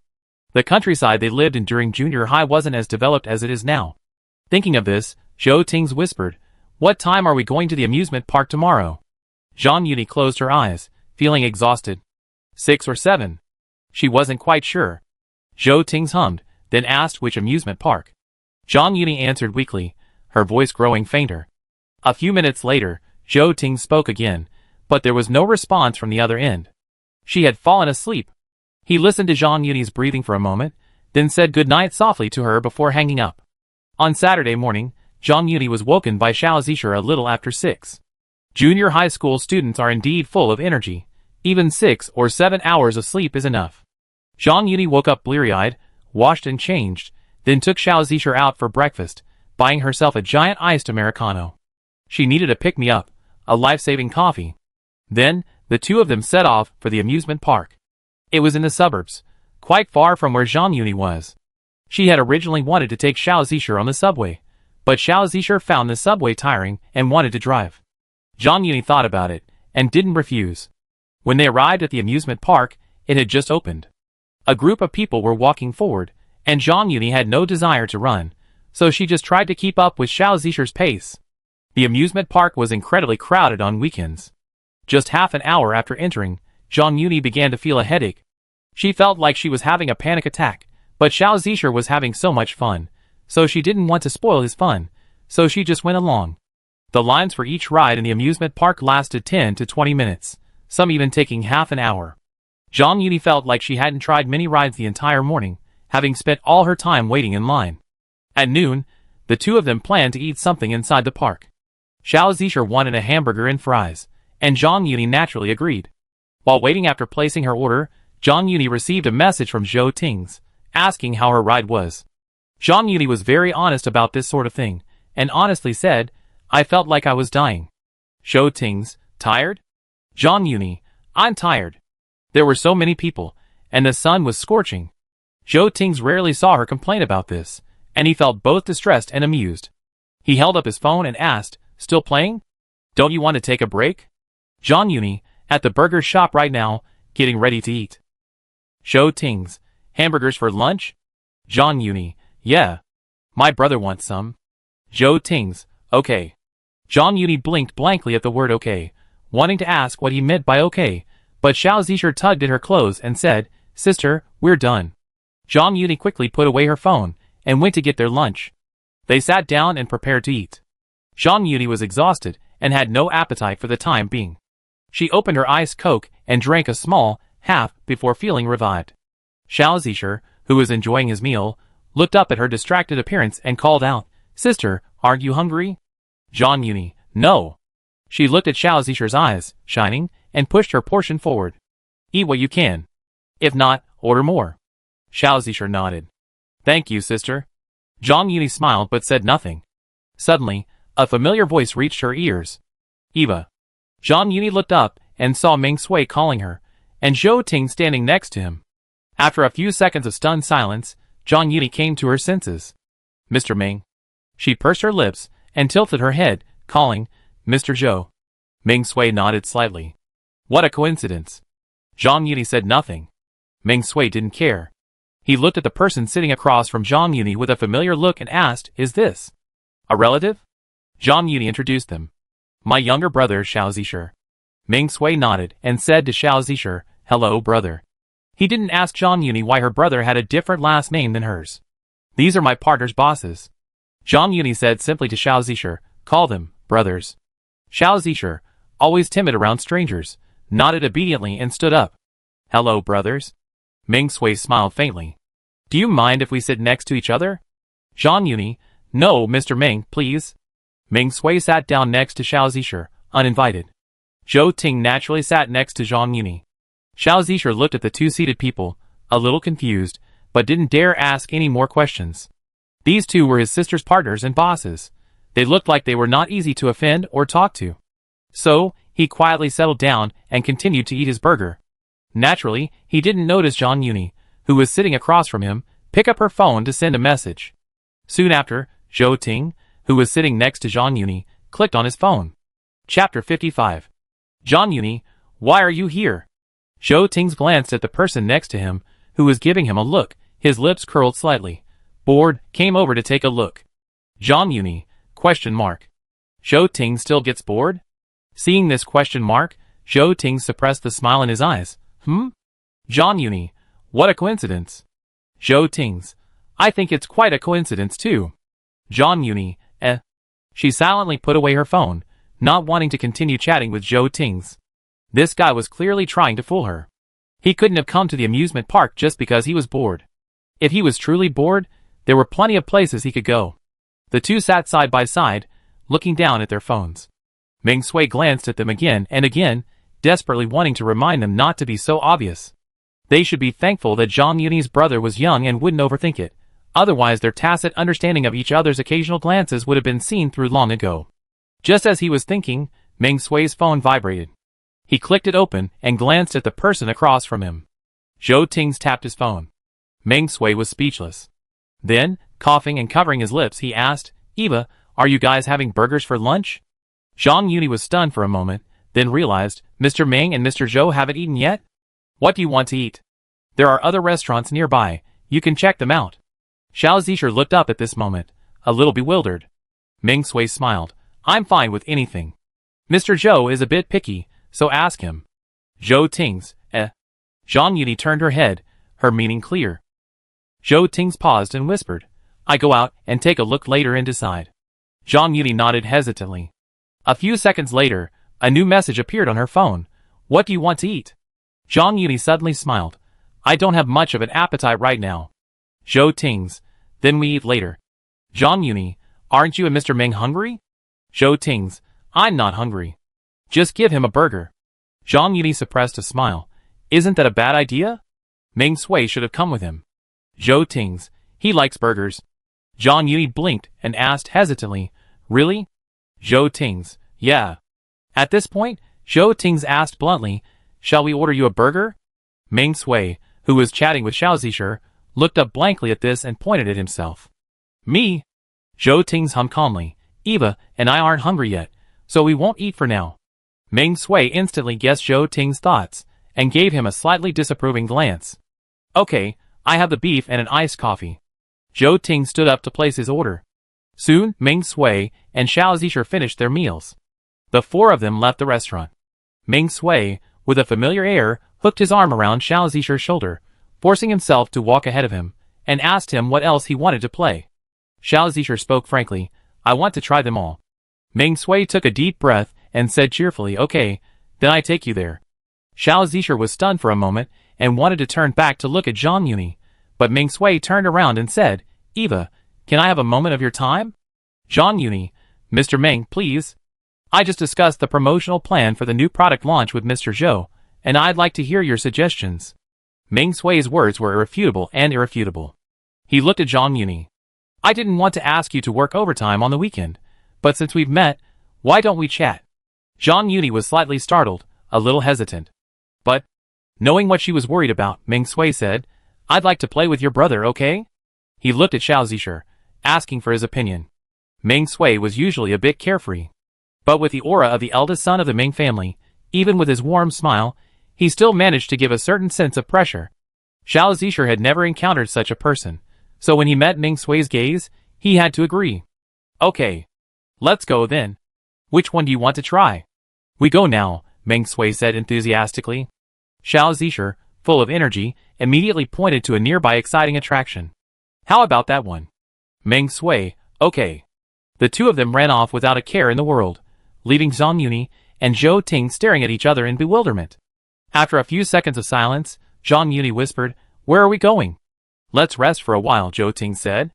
Are you sleepy? Meeting his gaze, Zhang Yuni honestly said, a little. Zhou Ting's. Let's go. Go get some sleep. Zhang Yuni was stunned. Sleep? Zhou Ting's hummed. Why? No, Zhang Yuni blinked, looked at him, and asked, Have you booked a hotel in the park? Zhou Ting's nodded. Zhang Yuni was speechless. Stay here tonight? Zhou Ting's didn't answer her directly, but asked, Do you want to stay here? No, Zhang Yuni refused. I can't spoil him too much. Although she could easily afford the hotel fees at the amusement park, she still didn't want to stay there with Xiao Zisher. The reason was simple. At Xiao Zisher's age, his thinking was still immature. He had a distinct competitive streak and a certain inexplicable self-righteousness. Zhang Yuni didn't want to spoil him too much. She didn't want him to think she could satisfy him in any way, which would lead him to become even more excessive. 2 days of entertainment would be fine, but no more. Zhou Ting smiled. Well then, we won't stay. Zhang Yuni looked at him. Wouldn't that be a waste? Zhou Ting took her hand and walked towards the hotel, saying calmly, It's not a waste. Giving Zhang Yuni a few hours of rest when she was tired and sleepy wasn't a waste. The two of them went to the front desk to check in. Originally, Zhou Ting wanted Zhang Yuni to rest up and take a nap. She probably didn't sleep well last night. She looked a little worse than usual. As soon as they entered the room, their eyes accidentally met, and Zhou Ting's couldn't help but bend down, kissing her lips. He gripped her waist and pulled her into his arms. MMM. Zhang Yuni instinctively whimpered, forcing her head back. Her teeth were pushed apart, her heartbeat quickened. She involuntarily stood on tiptoe, her hands raised to wrap around his neck. Their lips and tongues intertwined. Zhou Ting's held her lips, sucking and biting, his tongue pressing in, taking possession of her mouth inch by inch, as if to devour her. She felt limp from his kiss, and the warmth in the room gradually intensified. For a moment, Zhang Yuni felt the room was even hotter than outside, as if she were melting. The man before her was also burning. Even through the thin clothing, she could feel his tightness and hardness. After kissing for a long time, Zhou Ting suddenly picked her up and carried her into the bathroom. The bathroom was cooler than the room. Zhang Yuni was carried to the sink and sat down. Zhou Ting reluctantly let her go, gently nipping at the corner of her lips as he panted. His voice was hoarse. Wash your face and sleep for a while? Zhang Yuni looked up in confusion. Huh? Her lips were rosy from his kiss, and her eyes were wet. Zhou Ting lowered his eyes, taking in her expression. His eyes darkened, and his Adam's apple rose and fell. Sleep for a while, he repeated, slowly raising his hand to brush the soft corner of her lips. He whispered, I stay with you. Zhang Yuni realized what was happening, and was about to move her gaze downwards, but Zhou Ting blocked her gaze. He raised his hand to cover her eyes, smiling helplessly, don't look. Zhang Yuni was slightly embarrassed, her curled eyelashes trembling, sliding across Zhou Ting's palm, leaving a tingling sensation. Zhou Ting suppressed his surging impulse and held her in his arms, letting her go only after they both regained their breath. They stared at each other in silence. After a long pause, Zhang Yuni said, I wash my face. Zhou Ting muttered a yes, and carried her down from the sink. They both washed their faces briefly, then went to their room and lay down. Zhang Yuni was truly exhausted. Not long after she lay down, she fell into a deep sleep. Zhou Ting stayed by her side. After hearing her even breathing, he picked up his phone and sent a message to Meng Sui. How was your time? Meng Sui, not bad. But I have something to say.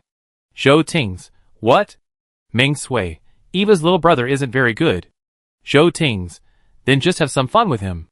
Meng Sui, play around, is that what I mean? Zhou Ting, is there a project he's afraid of? Meng Sui, I ask him later. Zhou Ting, I leave it to you. Meng Sui, okay. If Eva finds out, she won't be mad at you, will she? Zhou Ting, angry about what? Meng Sui tooted softly and looked at the person coming out of the bathroom. Just pretend I didn't say anything. He put away his phone. Xiao Zisher asked, Brother Meng, how long will my sister and the others be chatting? Meng Sui, not sure. They message me after they're done. What? You don't like playing with Brother Meng? Xiao Zisher looked at him and pursed his lips. No. It wasn't that he didn't like playing with Meng Sui. He just felt Meng Sui wasn't particularly easy to get along with, and he was a little afraid of him. Some people have an invisible aura and a sense of oppression. Even Xiao Zisher, who wasn't very perceptive, could detect it. That's fine, Meng Sui said with a smile. Tell me, what else do you want to play? Xiao Zisher said nothing, his gaze shifting to the nearby convenience store. He was craving ice cream. Noticing his gaze, Meng Sui raised his eyes and curled his lips. Ice cream? Xiao Zisher's eyes lit up. Yes. Meng Sui, let's go. The two bought ice cream and some other snacks. Xiao Zisher suddenly felt that Meng Sui wasn't so scary after all, and even asked Meng Sui to take a photo of him and send it to the class group. At the same time, Zhou Ting received a photo from Meng Sui of Xiao Zisher holding ice cream. Zhou Ting, ? Meng Sui, I report back in real time. Zhou Ting, thanks. Meng Sui, you're crazy. Putting away his phone, Meng Sui leisurely finished his ice cream with Xiao Zisher before moving on to the next amusement park attraction. Zhang Yuni felt like she had a long, deep sleep. When she woke, she was still a little confused about where she was. She stared at the ceiling for a moment, then tilted her head to the side. Zhou Ting was leaning against the headboard, reading a book. His t-shirt was noticeably wrinkled from lying down. From Zhang Yuni's angle, he couldn't see a noticeable double chin. His jawline was smooth, his features were sharp and distinct, and he was truly impeccable. Noticing her movement, Zhou Ting tilted his head slightly, closed his book, and ruffled her hair. Did you sleep well? Yeah. Zhang Yuni was slow to react when she woke up. She nodded, then suddenly asked, Where did you get the book? Zhou Ting smiled. In my room. Zhang Yuni said, Oh. After a few seconds of silence, she suddenly sat up in bed. What time is it? What was going on with Xiao Zishan? Zhou Ting observed her nervous expression and patted her head soothingly. It's past 3, still early. Zhang Yuni was slightly speechless. I slept for over 2 hours. How could it be early? Zhou Ting responded, lowering his gaze at her. Don't worry, Meng Sui is taking him out for fun. He just said they were lining up for some roller coaster ride, and your brother seems to be enjoying it. Zhang Yuni nodded. He seems to enjoy those thrilling rides. Zhou Ting remained silent. Zhang Yuni, puzzled, raised her hand and poked his arm. Why aren't you talking? Zhou Tings raised his hand, pulled her into his arms, and whispered, what about you? What about me? Zhang Yudi was momentarily stunned. Zhou Tings, what do you like? Zhang Yudi was stunned, then smiled. She thought seriously for a moment. I actually like staying indoors. Even when I travel, I just sleep in a hotel.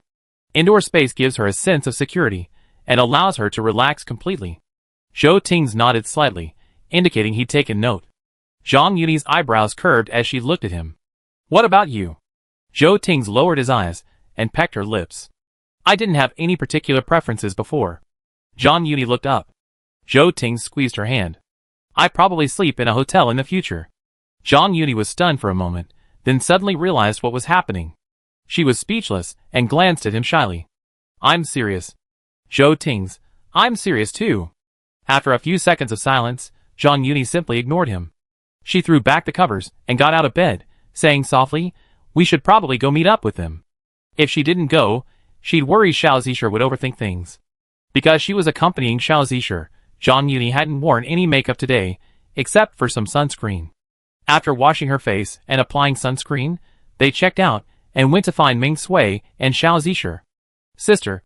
Xiao Zisher's eyes lit up when he saw Zhang Yudi. Have you finished discussing your work? Zhang Yudi hummed, then asked, a little guiltily, how was your fun? Was it fun? Xiao Zisher nodded, not bad. Zhang Yudi, what else did you miss? Xiao Zisher blinked, about to say he wanted to rest for a bit, but Ming Sui spoke up, saying, there's still a lot to do. Let's go over there now. How about another roller coaster ride? Xiao Zisher, huh? Zhou Tings glanced at him, and nodded in agreement. Sure, I haven't done this ride in a while either. Eva, do you want to try it? Zhang Yuni, She looked at the three people in front of her and hesitated, you guys go ahead and ride. I wait for you downstairs. Xiao Zisher wanted to say he didn't want to ride anymore, but the two brothers he'd just met today put their arms around his shoulders, one on each side, pushing him forward. Xiao Zisher had no choice but to ride the roller coaster again. Zhang Yuni waited for the three in the rest area. Watching them walk to the line, she pondered for a moment, then lowered her head, and sent a message to Zhou Tings. If he doesn't want to ride, don't force him. Zhou Tings, don't worry. After the roller coaster, the three of them tried several other thrilling rides. The four of them played until 6 o'clock, when they finally decided to grab a bite to eat and rest. Zhang Yuni asked Xiao Zisher what he wanted, and he said Western food. There happened to be one in the amusement park, so the four of them went together. After their Western meal, they went to the amusement park shop next door. Xiao Zisher said he wanted to buy something, so Zhang Yuni went with him. Sister, he said, walking ahead with Zhang Yuni, watching her cautiously, can I buy some gifts? Zhang Yuni tilted her head. For my family? Xiao Zisher, my parents and classmates. He said, the rest of us classmates came over and brought gifts for our classmates. Zhang Yuni nodded. Do you have any gifts you like? Yes, Xiao Zisher said happily. Can I buy them? Zhang Yuni looked at him, silent for a few seconds, and then said, go ahead. Probably just this once. Xiao Zisher smiled brightly. I knew you were the best to me. Zhang Yuni smiled briefly but said nothing.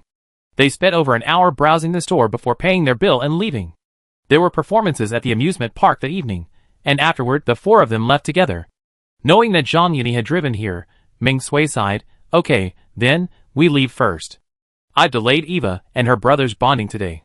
Zhang Yuni smiled faintly, Mr. Ming, you're joking? Ming Sui waved at her, we talk about the rest at work. Zhang Yuni nodded, okay, Mr. Ming. As they parted ways, and headed to the car, Zhou Tings whispered in her ear, drive slowly and be careful. Zhang Yuni nodded slightly. Watching the siblings leave, Ming Sui finally breathed a sigh of relief, I'm exhausted. Zhou Tings glanced at him, let's go back. Ming Sui hummed and got in the car with him. After getting in the car, he turned to look at the person next to him. Do you think Eva and her brother's relationship is a little strange? Zhou Ting glanced at him and asked knowingly, what's strange about it? Ming Sui tooted. Don't say you don't know. Know what? Zhou Ting raised his eyebrows slightly. Why don't you tell me what you know?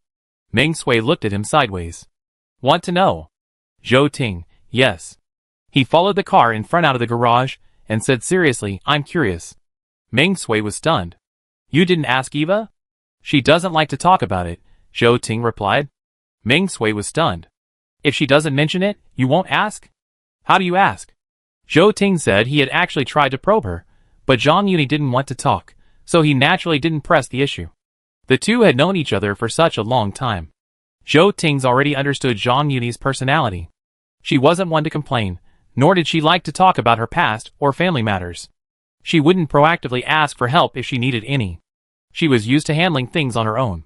Zhang Yuni's behavior and temper were related to her upbringing. Aside from her deceased grandmother, she wasn't used to relying on anyone, including Zhou Ting's, her new boyfriend. Zhou Ting's understood and could wait. They hadn't been together long, so it was normal for Zhang Yuni not to rely on him. However, he was indeed concerned about her, and wanted to know more about her. Hearing this, Ming Sui was at a loss for words.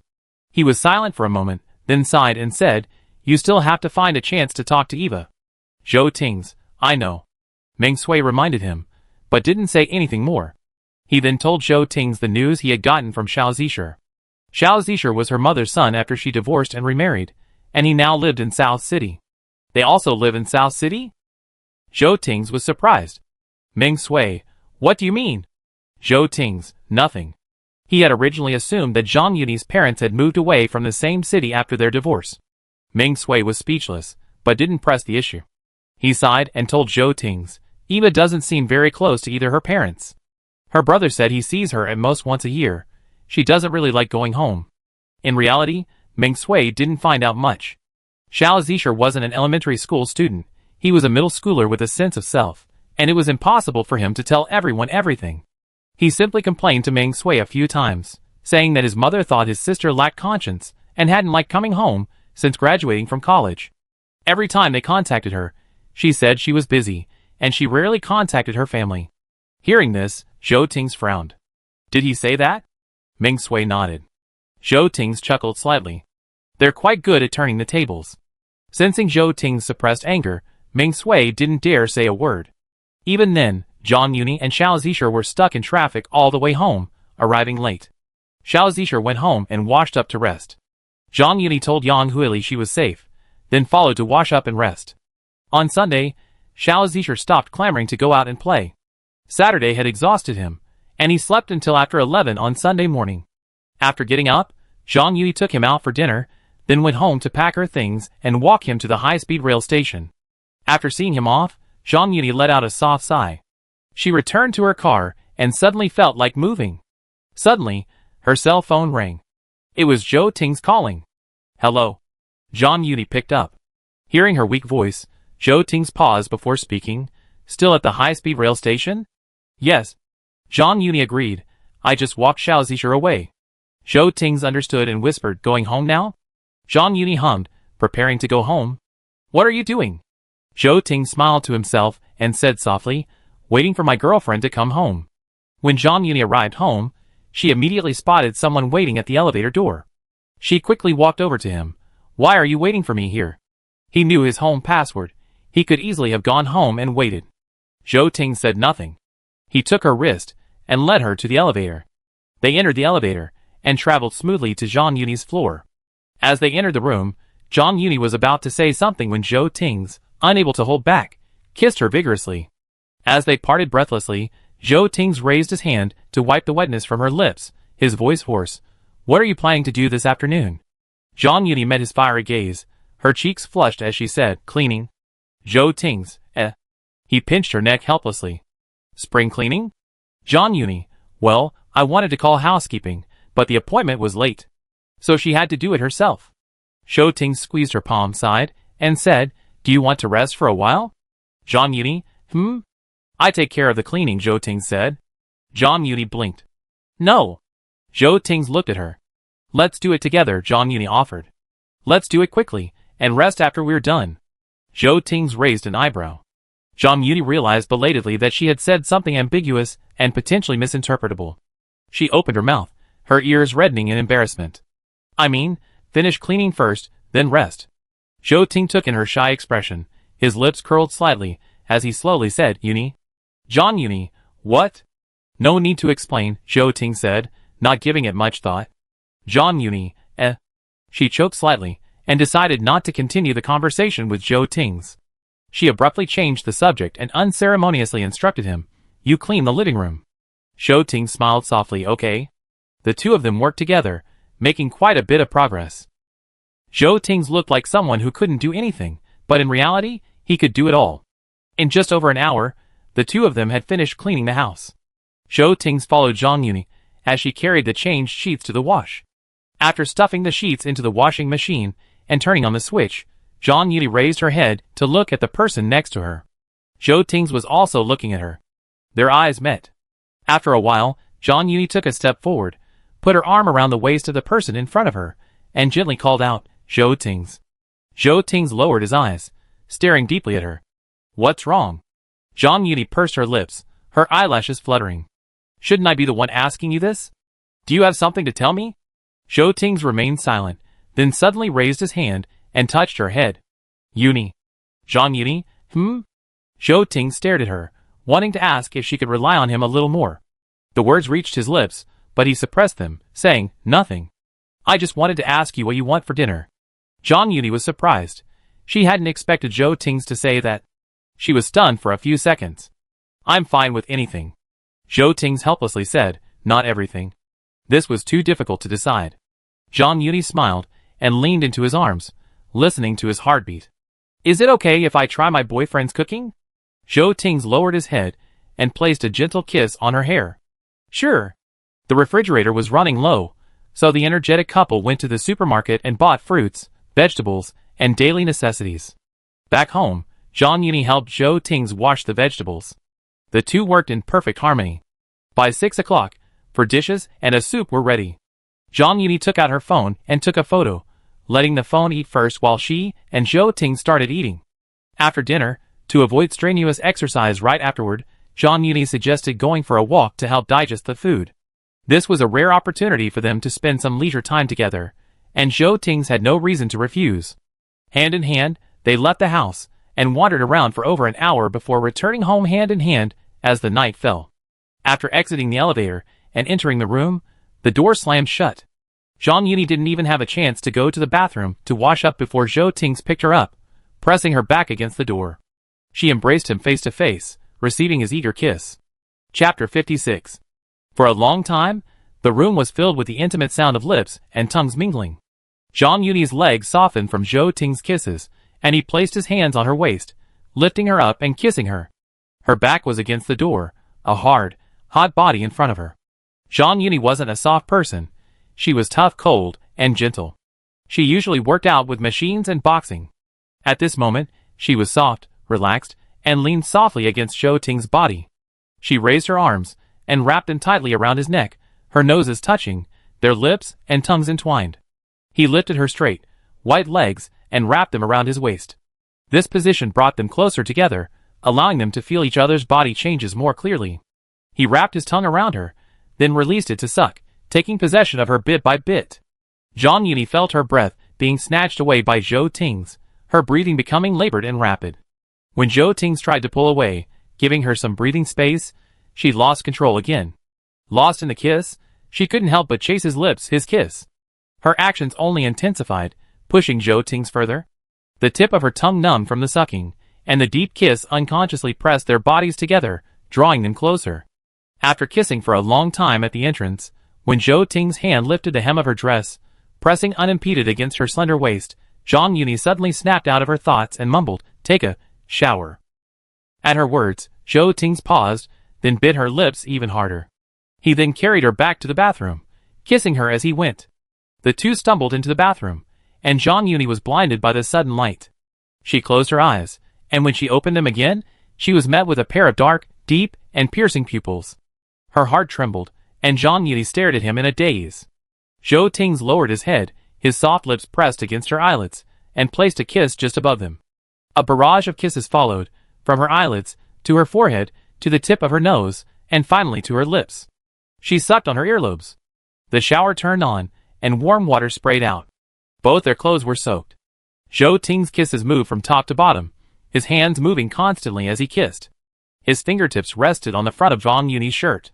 She was wearing a light-colored shirt with small buttons, and Zhou Ting spent a long time unbuttoning it before he could unbutton too. Sensing his displeasure, Zhang Yuni blushed and said, "I do it myself." As soon as she finished speaking, the impatient person exerted a little force, and the button was ripped open. The button fell to the bathroom with a crisp sound. Before Zhang Yuni could even exclaim, Zhou Ting's hand was on hers. His palm was warm, burning, and had a subtle roughness that only delicate and soft skin could feel when it touched. Zhang Yuni inadvertently looked down and saw this scene. Her heartbeat quickened, and she felt embarrassed and wanted to hide. But Zhou Ting's didn't give her that opportunity. He even patted her too hard, making her body move even more exaggeratedly. No. Zhang Yuni was extremely uncomfortable with him. She wanted to refuse, but she also felt that what he was doing was extremely comfortable. No! At this moment, Zhou Ting's even had the energy to raise his eyes and ask her. Their eyes met. Zhang Yuni's breathing became more rapid. Following this, Zhou Ting's released his hand. Then, he lowered his head, pressing his lips against her soft, delicate skin. The bath stretched on, becoming infinitely long. Zhang Yuni's fair skin flushed as Zhou Ting's cared for her, pleasing her. Every inch of her body bore the marks of his warm lips and tongue. Zhang Yuni suddenly became impatient, a little out of control. She pressed herself closer to Zhou Ting's, wanting him to be harder, yet also wanting him to let go. The bathroom in this apartment wasn't large, and it would have been a bit cramped for the two of them. Thankfully, they were constantly close together, so even if their movements weren't as free, it didn't hinder what they were doing. The bathroom grew hot, scalding. The mist dissipated, revealing both of them drenched in sweat and dampness. The word out of control perfectly captures the two of them. Zhang Yuni felt powerless. She could only hang on to him, weakly, bearing everything he offered her, feeling a dizziness creep over her. Out of the bathroom. Zhang Yuni was pinned down by him on the soft mattress. He leaned over her, his eyes darkly fixed on her. Zhang Yuni's face flushed at his gaze. She raised her hand to push him away, but he stole a kiss on her palm. The wetness of his tongue left a damp sensation on her palm, leaving her feeling a bit overwhelmed. She blushed, her eyes moist as she glanced at him. You? Before she could finish her words, Zhou Ting bit her ear again, his voice hoarse. Zhang Yuni stared at him in disbelief. He raised his hand to cover her eyes, repeated his words, then kissed her lips, his voice hoarse, open your mouth. For a moment, Zhang Yuni seemed captivated by his bewitching gesture and obediently opened her mouth. They kissed passionately once more, their lips etched with lingering affection. Her legs were lifted once more. For a long, long time. The delicate, ambiguous sounds continued in the bedroom, causing the moon outside the window to hide behind the clouds. The late night magnified everything, even the sin of the person before her. When Zhang Yuni recovered from the dizzying pleasure, she raised her hand to nudge the person still inside her and whispered, "Why don't you get out?" Zhou Ting's held her in his arms, his Adam's apple rolling gently as he nuzzled her ear affectionately, whispering something flirtatious in her ear. Instantly Zhang Yuni's blush deepened. She was embarrassed. She had never imagined Zhou Ting's could be so perverse in bed. To be more precise, it was Zhou Ting's usual calm and stern image that made her forget that, in some ways, he was just like most men. Zhou Ting's. She couldn't help but call out his name. Zhou Ting's agreed lazily, his voice a tone of sated satisfaction that made her ears tingle and tingle. I'm here. Zhang Yuni paused, then suddenly sensed something else. She stared at him with wide eyes, her ears burning with shame, wanting to crawl into a hole in the ground. You? Where on earth did this guy get all the energy? Isn't he already in his 30s? Isn't it said that men lose their energy after 30? Although Zhang Yuni had no reference space, Zhou Ting's worked out every week, so his physical fitness and overall energy were abundant, better than most. But wasn't he? A little too energetic? Zhang Yuni suddenly felt a little tired, but at the same time, she had to admit, she was actually enjoying it. Zhou Ting seemed to know what she was about to say. He hummed, lowered his head, and kissed her lips, shamelessly saying, "Yes, I do." After he finished speaking, he coaxed Zhang Yuni vaguely, "It's still early, shall we do it again?" Without waiting for Zhang Yuni's consent, he placed his hands on either side of her body and pulled her down, once again losing himself in the inseparable world of passion. Zhang Yuni was still asleep when Zhou Ting got up. Last night had exhausted him, so he carefully lifted the covers and got out of bed, afraid of waking her. After getting up, Zhou Ting first went back to his own place, then returned to Zhang Yuni's, grabbing breakfast on the way. Zhang Yuni's eyelids fluttered slightly at the sound of a door opening and closing, but she didn't want to get up. She felt sore all over, even more so than the first time. Suddenly, the door opened. Thinking of Zhou Ting's excessive behavior last night, Zhang Yuni tugged at the covers, turned her back to him, and expressed her displeasure. Zhou Ting saw this and couldn't help but laugh. "Woman, He called her tenderly, walked over to the side of the bed where she lay, and raised his hand to brush aside her soft hair. It's 7:30. John Muni, She reluctantly opened her eyes, and glanced at him with resentment. Zhou Tings chuckled softly, leaned in and kissed her. My fault? I'd be more careful next time. He admitted his mistake politely, but he would definitely go even further next time. I bought breakfast. Get up first? Unfortunately, Zhang Yuni had no way to deal with him, because she hadn't resisted much last night. After a few seconds of silence, Zhang Yuni uttered an "oh." She was about to get out of bed when Zhou Ting suddenly reached out and lifted her up. Zhang Yuni was caught off guard. As she stood in the bathroom, watching Zhou Ting squeeze toothpaste for her, she couldn't help but say, Zhou Tings. Zhou Tings handed her the toothbrush with toothpaste squeezed on it. What's wrong? Zhang Yuni took it. I'm not completely incapable of doing these things. Zhou Tings was stunned for a moment, then smiled. I know. He stood by, watching her brush her teeth. I want to do it. He knew Zhang Yuni could do it herself, but he just wanted to do these trivial, small, simple things for her.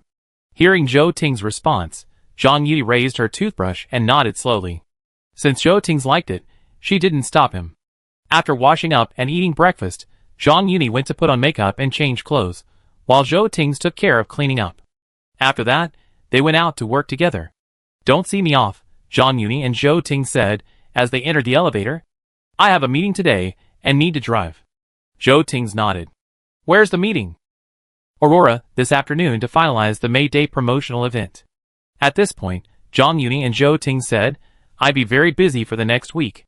Zhou Tings lowered his eyes. You? Zhang Yuni pursed her lips. Stay with you for the next few days?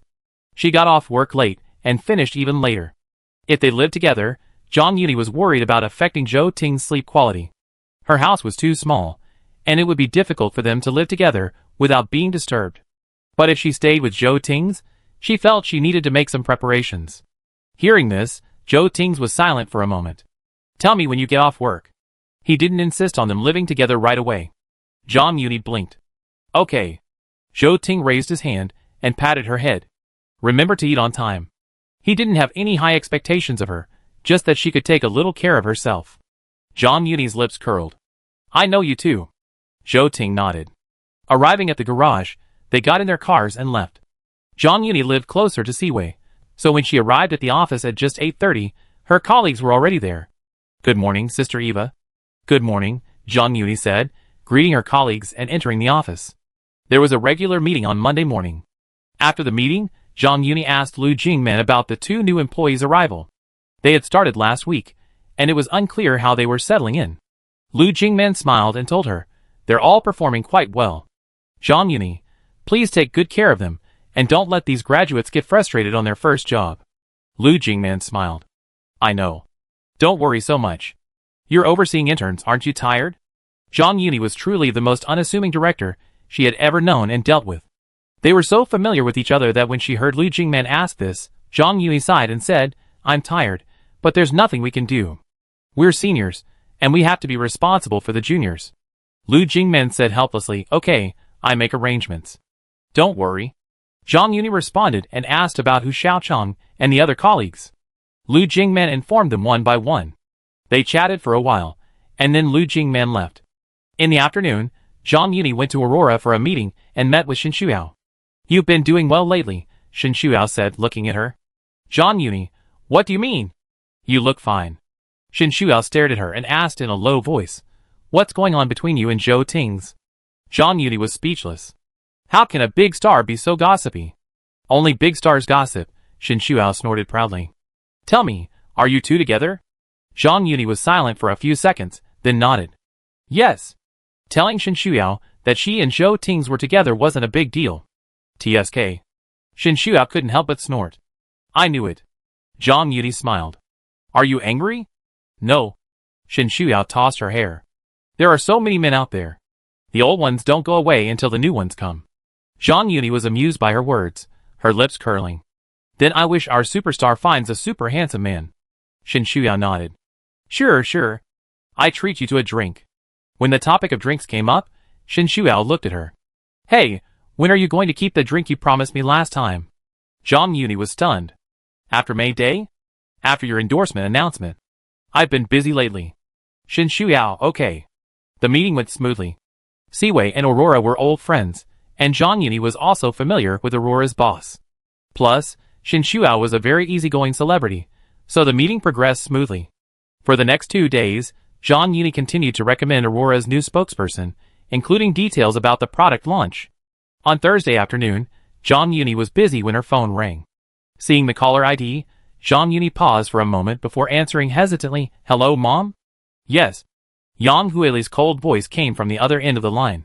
"Busy?" Zhang Yuni replied, "At work?" Yang Huili uttered a sarcastic "oh," saying, "You seem quite busy at work." Zhang Yuni paused, pretending not to understand her meaning, and asked calmly, "What do you want to talk to me about at this hour?" Yang Huili asked, "I heard you took your brother out on Saturday and left him with a stranger?" Zhang Yuni was startled, then suddenly understood what Yang Huili meant by the call. She narrowed her eyes, pursed her lips, and said, "Mom, that's a partner I've known for a few years. They're partier of our company, not a stranger." Before she could finish her sentence, Yang Huili excitedly demanded, "Zhang Yuni, have you considered the consequences? What if something happens to your brother if you leave him with a stranger? Are you worried about him getting lost?" "Why? Because his last name is Xiao?" Hearing Yang Huili's questioning, Zhang Yuni felt truly helpless. She closed her eyes, determined not to argue with Yang Huili, and patiently explained, "Mom, Xiao Zisher is already in junior high school. Not to mention that I gave him to a partner. Even if he was playing alone, he wouldn't have lost it." "Why not?" Yang Huili asked. "He's unfamiliar with the place."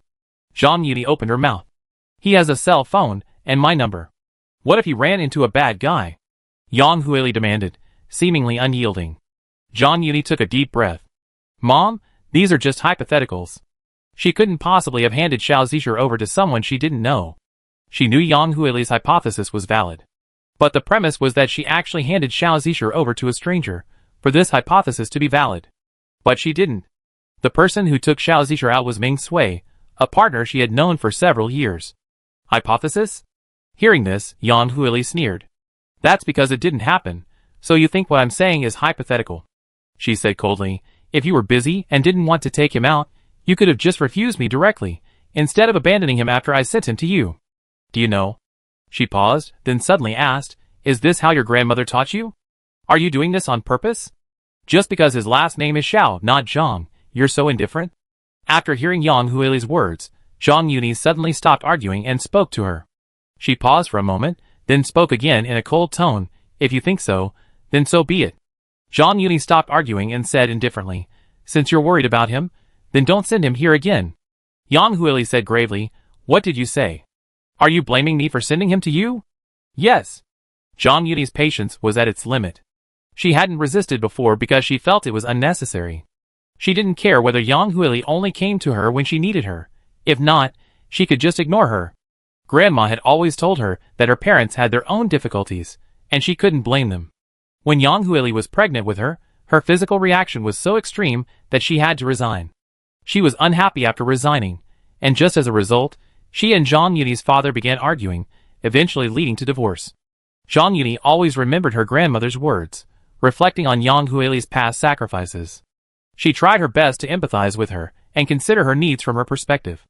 Plus, she was now relatively financially independent and well-off.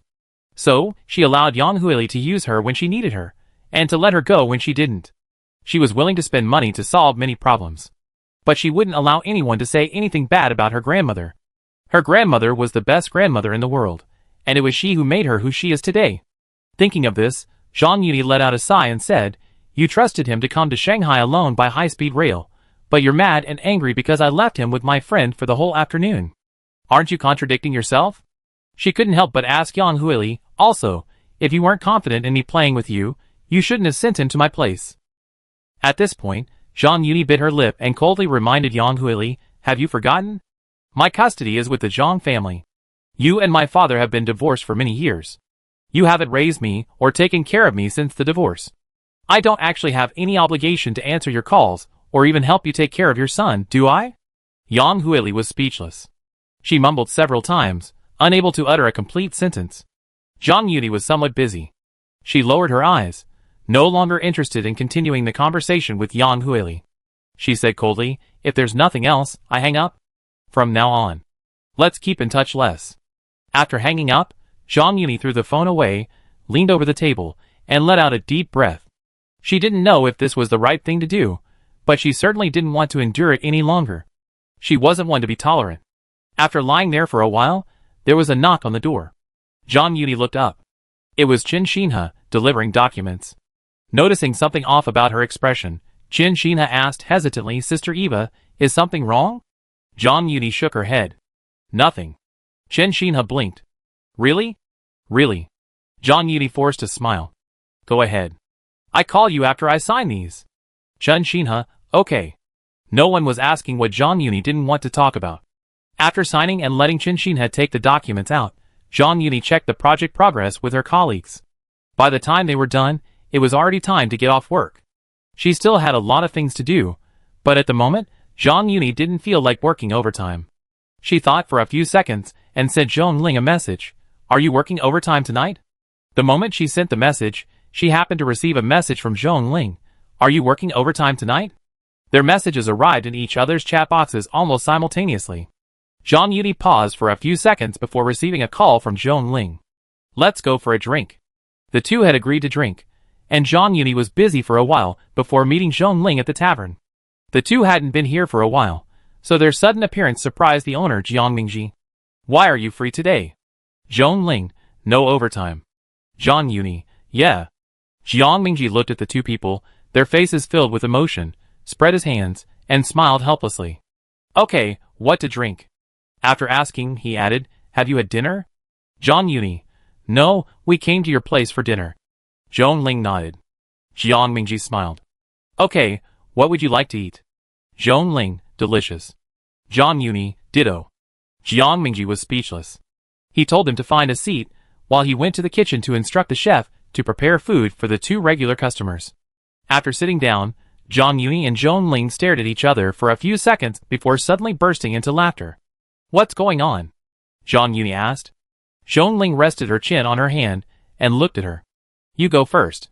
Zhang Yuni, She took the lemonade from the bartender, took a sip, and said, I had an argument with my mom today. Zhong Ling was surprised. Argument? What did you argue about? Zhang Yuni thought for a moment before briefly recounting the conversation. After hearing this, Zhong Ling rolled her eyes rudely. Isn't your mother truly out of her mind? How dare you abuse her son? Did she forget you're also her daughter when she asked you that? Zhang Yuni smiled bitterly. Zhong Ling realized belatedly, Yuni, that's not what I meant. I know, Zhang Yuni patted the back of her hand and said with a bitter smile. Actually, I wanted to ask her, when she was obsessed with Xiao Zisher, if she'd ever considered that I was also her daughter. But asking that question didn't make much sense. It only made her feel worse. Zhong Ling was speechless. Zhang Yuni shook her head. It's okay. Actually, it's better if I said something harsh today. In the future. It will save you a lot of trouble. Seeing her like this, Zhong Ling didn't know how to comfort her. There was no way to comfort her in this kind of situation. She opened her mouth, but could only say, you still have us. Zhang Yuni smiled brightly, I know. Zhang Yuni didn't elaborate on her own story and instead asked, what's going on with you? Did you encounter some strange patient at the hospital? Sort of, Zhong Ling said dejectedly. Zhang Yuni was confused. What do you mean by sort of? Zhong Ling glanced at her, raised her hand, and rubbed her ear. I admitted a patient today. Zhang Yuni, and then? It's Tan Heng, Zhong Ling said. Hearing this familiar yet unfamiliar name, Zhang Yuni was stunned for a moment before reacting. The Tan Heng I know? Zhong Ling hummed dejectedly. Zhang Yuni, what happened to him? After asking, she remembered something. No, wasn't he abroad? When did he return? Zhong Ling, I don't know. You didn't ask? Zhang Yuni said. Zhong Ling exclaimed. Why should I ask? They weren't very familiar with each other. Zhang Yuni was silent. After a moment's silence, she couldn't help but ask, has he gotten uglier? Zhong Ling, no. Still as handsome as before? Zhang Yuni was curious. Zhong Ling glanced at her, speechless. That's all you care about? Zhang Yuni smiled. You can't know anything else yet, so I can only ask about his appearance. Zhong Ling was speechless, unable to refute. Finally, she could only say, aren't you afraid that Mr. Zhou would know you're so concerned about another man's good looks? How can that be considered another man? Zhang Yuni smiled. He's our high school classmate. And the man Zhong Ling had secretly loved for years. Zhong Ling choked. Forget it, let's not talk about him. Zhang Yudi looked at her. Serious? Zhong Ling, I don't want to talk about it right now. Okay, Zhang Yudi said without forcing her. Then I drink with you. Zhong Ling smiled and glanced up at her. Shouldn't I be drinking with you? The two of them exchanged glances and burst into laughter. They kept each other company. When Jiang Mingji emerged from the kitchen, the two people sitting in the corner were already drinking on empty stomachs. He frowned and walked over, reminding them, eat something first. Thank you, Boss Jiang, they said in unison. Jiang Mingji, There were other guests in the bar, and Jiang Mingji couldn't always take care of them. He gave a few words of advice, and went off to attend to other matters. Zhang Yuni and Zhong Ling hadn't drunk in a while, and since it was a rare occasion for them to come, they drank too much without realizing it. When Zhou Tings called, Zhang Yuni was slumped over the table listening to music. She answered the phone, and a man's deep, deep voice reached her ears, more pleasant than the singing in the bar. What time tonight? Before she could even ask the question, Zhou Tings heard something coming from Zhang Yuni's end. He paused, raised his eyebrows, and asked, outside? Zhang Yuni hummed vaguely, then suddenly called out, Zhou Tings. Zhou Tings, Where? He noticed something strange in Zhang Yuni's voice, and his brows furrowed slightly. Drinking? Zhang Yuni nodded heavily. Yes, drinking. Zhou Tings abruptly stood up from his chair and said as he walked out, Which bar? Zhang Yuni didn't quite catch it. What? Zhou Tings patiently repeated himself, but there was no movement from the other end. After a while, Zhang Yuni's aggrieved voice finally reached the receiver. Zhou Tings. Zhou Tings. I'm so sad. The moment he heard her words, Zhou Tings felt his heart tug. He didn't know why Zhang Yuni was sad, but he wanted to know, to comfort her. He whispered a response and walked to the garage. I'm here. Where are you now? I'm coming to find you. Chapter 57. 20 minutes later, Zhou Tings arrived at the tavern. When he hurried in, Zhang Yuni had already moved. She was sitting at the bar, her chin resting on her hand as she gazed at the man playing drums on the other side of the tavern, her eyes curved. Boss Zhou is here. Jiang Mingji was the first to see him and greeted him. Zhou Tings nodded slightly. Boss Jiang? Jiang Mingji smiled and pointed behind him. Yuni's over there. Thank you. Zhou Tings whispered. Is she okay? He didn't catch the rest of Zhang Yuni's mumbling on the phone to Zhou Tings. In the end, it was Jiang Mingji who answered the phone and told Zhou Tings her exact location. Jiang Mingji smiled. You ask her? Zhou Tings suddenly realized something and nodded. I go over first. After he finished speaking, he asked, Can you send over 2 cups of sobering tea? Jiang Mingji choked slightly. Okay. Zhang Yuni hadn't noticed Zhou Tings approaching until he stood beside her. She looked up at him. Their eyes met. Zhang Yuni blinked slightly, then smiled at him. Why did you come so quickly? Zhou Tings lowered his eyes, taking in her bright smile. Suddenly, he felt as if he had only just imagined her saying she was upset on the phone. At this moment, Zhang Yuni didn't look drunk at all, not even sad. But Zhou Tings knew she wasn't happy. Zhang Yuni waited, but Zhou Tings didn't speak. She raised her eyebrows slightly. Did you hear me? Zhou Ting then leaned over and touched her head. Yes, I did. Zhang Yuni, oh. She looked at him, her meaning clear. I heard you. Why don't you say anything? Zhou Tings remained silent, taking the opportunity to sit next to her. Do you have a headache? Zhang Yuni thought for a moment, and shook her head. After a few seconds of silence, she turned and asked, Want a drink? I treat you. Zhou Tings looked at her intently, squeezed her hand resting on the bar, and whispered, No. Why? Zhang Yuni felt a little aggrieved. Zhou Tings lowered his head, intending to say he had to take her home later. He changed his mind just as the words reached his lips. Okay.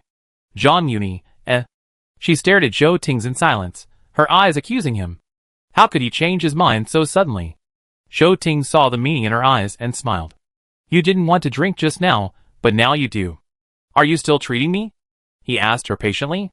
Zhang Yuni snorted proudly. No thanks. You paid for it yourself, Zhang Yuni said. Zhou Tings smiled, leaned toward her, and whispered, Okay then? Zhang Yuni glanced at him, wanting to say, I introduced you before, didn't you forget?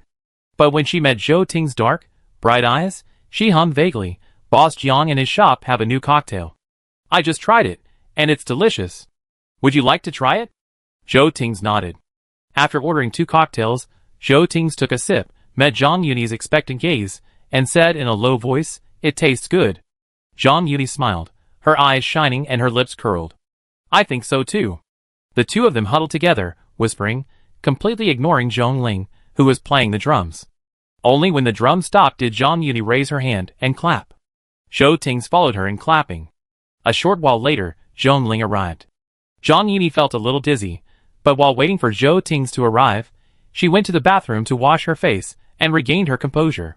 When Zhong Ling arrived, she grabbed Zhou Ting's wrist and formally introduced her boyfriend to her. The two had heard each other's names and stories from Zhang Yuni many times before. Therefore, the formal meeting didn't feel unfamiliar or awkward. After a brief greeting, Zhong Ling sat down on the other side of Zhang Yuni. She ordered another glass of wine. As soon as she finished it, Jiang Mingji brought out 2 cups of sobering tea and placed them in front of them. Zhang Yuni was puzzled. "What's this?" "Jiang Mingji, Boss Zhou ordered some hangover tea." Zhang Yuni turned and looked at Zhou Tings with a hint of amusement. "Why are you ordering hangover tea in a bar?" Zhou Tings lowered his voice. "I thought you were drunk." "I don't get drunk that easily," Zhang Yuni said. "A little at first, but I'm fine now." She sobered up quickly. Zhou Tings hummed. "Want some?" "Yes," Zhang Yuni didn't refuse. Boss Jiang sent it over. Hearing her words, Zhou Tings fell silent, unsure what to say.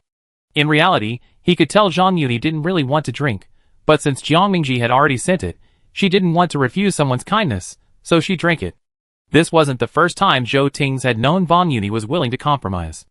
Ever since the parking incident, he knew she feared trouble, entanglement, and even more so, disappointment. Just like that, she was making herself increasingly tired. Thinking of what she had said to him on the phone, Zhou Tings felt a pang of reluctance. He remained silent for a moment, saying nothing. Zhang Yuni and Zhong Ling drank their hangover tea and ordered 2 more drinks. Zhou Tings didn't stop him. He was there, so it didn't matter if they got drunk. However, when they left the tavern, Zhang Yuni and Zhong Ling still looked sober. Zhou Tings, having drunk himself, immediately called a designated driver to take Zhong Ling home first, then to take him and Zhang Yuni. After dropping Zhong Ling off at her doorstep, the two of them left. As they returned to the car, Zhou Tings took Zhang Yuni's wrist and whispered, "Where do you want to go back to later?" Zhang Yuni tilted her head, thinking for a moment. "Your side?" Zhou Tings squeezed her palm. "I'm asking you, where do you want to go back to?" Zhang Yuni sighed. "I'm fine with anything." Zhou Tings stopped and earnestly called her name, Yuni. The two of them were still in Dong Ling's residential complex. It wasn't late, and the place was bustling. Noisy sounds, the sound of upstairs televisions, and even the sound of scolding children poured into their ears intermittently. But at that moment, no one paid any attention. Hearing Zhou Ting's voice, Zhang Yuni also stopped and looked up at him. "What's wrong?" It was rare for her to see Zhou Tings look so serious. Zhou Tings looked at her and sighed inwardly. "I should be the one asking you that. What's wrong with you?" Zhang Yuni was stunned for a moment, then realized, "I didn't. What's wrong?" She didn't seem confident enough when she said this. "Zhou Tings, really?" "Yes." Zhang Yuni nodded. "I was drunk when I called you," she explained. Zhou Tings didn't know whether he believed it or not, but he didn't say anything. Suddenly, Zhou Ting's phone rang. It was the designated driver waiting for them at the door. He picked up the phone, said a few words to the driver, and then said, "Let's go home first. We talk when we get home." Zhang Yuni had no objection. The two returned to the car, and Zhou Tings gave the driver the address of Zhang Yuni's residential complex. Zhang Yuni heard it, but didn't object. They drove home in silence. After the driver left, they locked the car and got into the elevator. When they reached the door, Zhou Tings stepped aside. Zhang Yuni raised her hand and punched in the code to open the door. The door opened, but for some reason, she didn't turn on the light. Zhou Tings did the same. The room felt inexplicably quiet, the only sound being the rise and fall of their breathing. Time seemed to have paused. After a few seconds, Zhou Tings was the first to break the silence, whispering, "Did anything happen today?" Zhang Yuni paused for a moment and said, "No." Although he had long expected Zhang Yuni to remain silent while awake, Zhou Tings still felt a little sad when he heard her clearly. This sadness wasn't because Zhang Yuni hadn't told him anything. It was because Zhang Yuni wasn't used to telling him. "Really?" Zhou Tings pressed patiently. Zhang Yuni hummed vaguely, then suddenly tried to turn on the light. Instinctively, she raised her hand, but Zhou Tings grabbed her wrist to stop her. "Yuni." Zhou Tings held her wrist tightly, the warmth of his palm burning her, making her feel his presence. He was silent for a long moment, then suddenly asked, "Are we boyfriend and girlfriend?" Zhang Yuni looked up in surprise. "What do you mean by that?" Zhou Tings lowered his gaze, staring at her. "Boyfriends and girlfriends should share their experiences, right?" Zhang Yuni opened her mouth, but finally said, "I really didn't encounter any problems today." After she said that, the room seemed even quieter. After a moment, Zhou Tings gave a helpless smile and asked, "Or maybe you don't think I'm trustworthy, so you don't want to talk?" Zhang Yuni was stunned, and instinctively said, "I didn't." "She definitely didn't." Zhou Tings hummed, as if believing her. "Nothing really happened. You just suddenly felt like drinking, right?" "Yes," Zhang Yuni replied. He nodded slightly, "Okay." He didn't ask any more questions. Instead, he took Zhang Yuni's hand and, together, turned on the lights. The bright white light illuminated the room. Zhang Yuni instinctively glanced at Zhou Ting's expression. He looked normal, and it was hard to tell whether he was happy or unhappy. But Zhang Yuni knew he was angry. "Are you still feeling dizzy?" Zhang Yuni was just thinking about how to lighten the mood when Zhou Ting suddenly changed the subject. Zhang Yuni shook her head. That hangover tea at the bar had done some good. Zhou Ting nodded, and seeing that she looked normal, he urged her to shower. The weather was getting hotter, and after a day of work and hours sitting in the pub, Zhang Yuni had been sweating lightly, and she really wanted to shower. "Then you..." She looked at Zhou Ting, hesitant. "You go shower first," Zhou Ting said, his tone calm. "I be in a bit." Zhang Yuni nodded slowly, and turned to go into the bathroom. When Zhang Yuni finished showering, Zhou Ting had already finished washing up in the other bathroom. It was late, and they had to go to work the next day, so they didn't waste any time before going to bed together. It was strange. In the past, even if she wasn't drunk, Zhang Yuni could fall asleep quickly after drinking too much. But that night, even with Zhou Ting lying next to her, she still couldn't fall asleep. They tossed and turned for a long time. Finally, Zhou Ting's voice echoed in the dark bedroom. "Can't sleep?" Zhang Yuni was silent for a moment, then hummed softly. The next second, Zhou Ting reached out, pulled her into his arms, and patted her back soothingly. "Go to sleep." His voice was clear and deep, quite alluring. Zhang Yuni sniffed the scent of shower gel, the same scent she worn on him, and slowly closed her eyes. Unconsciously, she fell asleep. The next day, after waking up, they washed up quickly and went to the company together. Zhang Yuni's car was still at the tavern, so Zhou Ting had sent her off. At first, Zhang Yuni thought the events of that day were just a minor incident, something she'd forgotten after waking up, and Zhou Ting probably hadn't either. Gradually, Zhang Yuni sensed something was amiss. After that day, Zhou Ting stopped visiting her. They chat on WeChat and call each other, but the conversations were superficial, asking if she'd eaten yet or if she was busy that day. At first, Zhang Yuni didn't notice anything. Plus, she was so busy with the May Day holiday that she had no time to pay attention. After May Day was over and work wasn't as busy, Zhang Yuni finally realized that Zhou Ting was angry. Because of what happened that night. For a moment, Zhang Yuni was at a loss. She wasn't sure what Zhou Ting was angry about. Was it because he asked her if she was busy and she said no? Or because she had left work without telling him and gone out drinking with friends? The latter wasn't the case. If it was the former, Zhang Yuni really had nothing on her mind. Many things could be solved with a good night's sleep. Zhang Yuni was distressed. She reached for her phone, wanting to contact Zhou Ting, but she didn't know what to say. Suddenly, a message from Zhou Ting popped up on her phone, telling her he was going on a business trip the next day. Zhang Yuni quickly asked, "Where are we going?" Why hadn't she heard Zhou Ting mention that before? Zhou Ting, America. Zhang Yuni paused and replied, "Okay, what time are you leaving tomorrow?" Zhou Ting, midnight. Zhang Yuni looked at the dialogue box between them, wanting to ask Zhou Ting when this was finalized, but unsure if she had the right to ask. Finally, she sent out a single sentence, "Safety in the air then." Zhou Ting, "Okay." Ending the conversation, Zhang Yuni put the phone down. She slumped over on the table, a little confused. Zhong Ling had just emerged from Tan Heng's ward when she received Zhang Yuni's call. She was stunned for a few seconds. "What's wrong?" "Zhang Yuni, are you working overtime tonight?" "Zhong Ling, are you feeling down?" "A little bit," Zhang Yuni said. "I'm not working overtime tonight." Zhong Ling groaned. "I have to work overtime, Director Zhang." Zhang Yuni grumbled, a little depressed. "Okay." Zhong Ling hummed.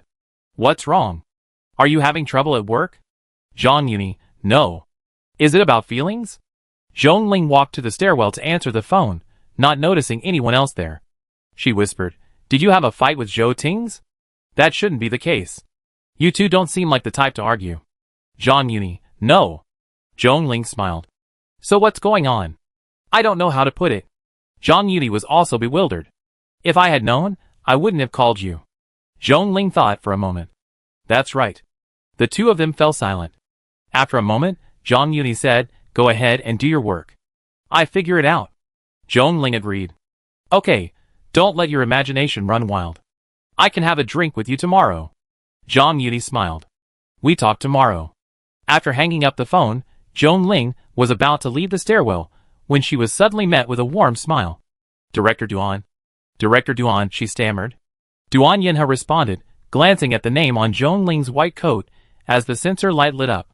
She smiled and said, "Dr. Zhong?" "Yes," Zhong Ling said, feeling a little nervous in front of the director. "When were you here?" Duan Yinhe paused. "I was here when you answered the phone." Zhong Ling, She looked embarrassed. "Did I disturb you, Director Duan?" "No," Duan Yinhe observed her nervous expression and smiled. "Sorry, I overheard your call." Zhong Ling shook her head. "I didn't notice anyone was here." Duan Yinhe hummed, then asked curiously, "Were you talking to a friend just now?" "Yes," Zhong Ling said without hesitation. "My best friend." Duan Yinhe nodded in understanding, smiled, and didn't ask any further questions. Zhong Ling didn't tell Zhang Yuni about this little episode. She was embarrassed enough on her own.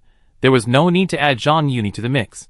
After hanging up the phone, Zhang Yuni sighed softly and checked her WeChat list, realizing she had very few friends she could meet for dinner and chat. Most of her list consisted of people she knew from work, but they weren't close enough. Ren Huiming, the only one she knew well from work, was, unsurprisingly, going on a business trip with Zhou Tings. Just as Zhang Yuni was deciding to go home after get off work and hit the boxing gym, Shen Shuao messaged her, "Miss Zhang, when are you going to pay me back for that drink you owe me?" "Zhang Yuni, today?" The two hit it off and agreed to meet. When Zhang Yuni arrived, Shen Shuao was already there. "Aren't you busy lately?" Jiang Mingji asked, seeing her approach again.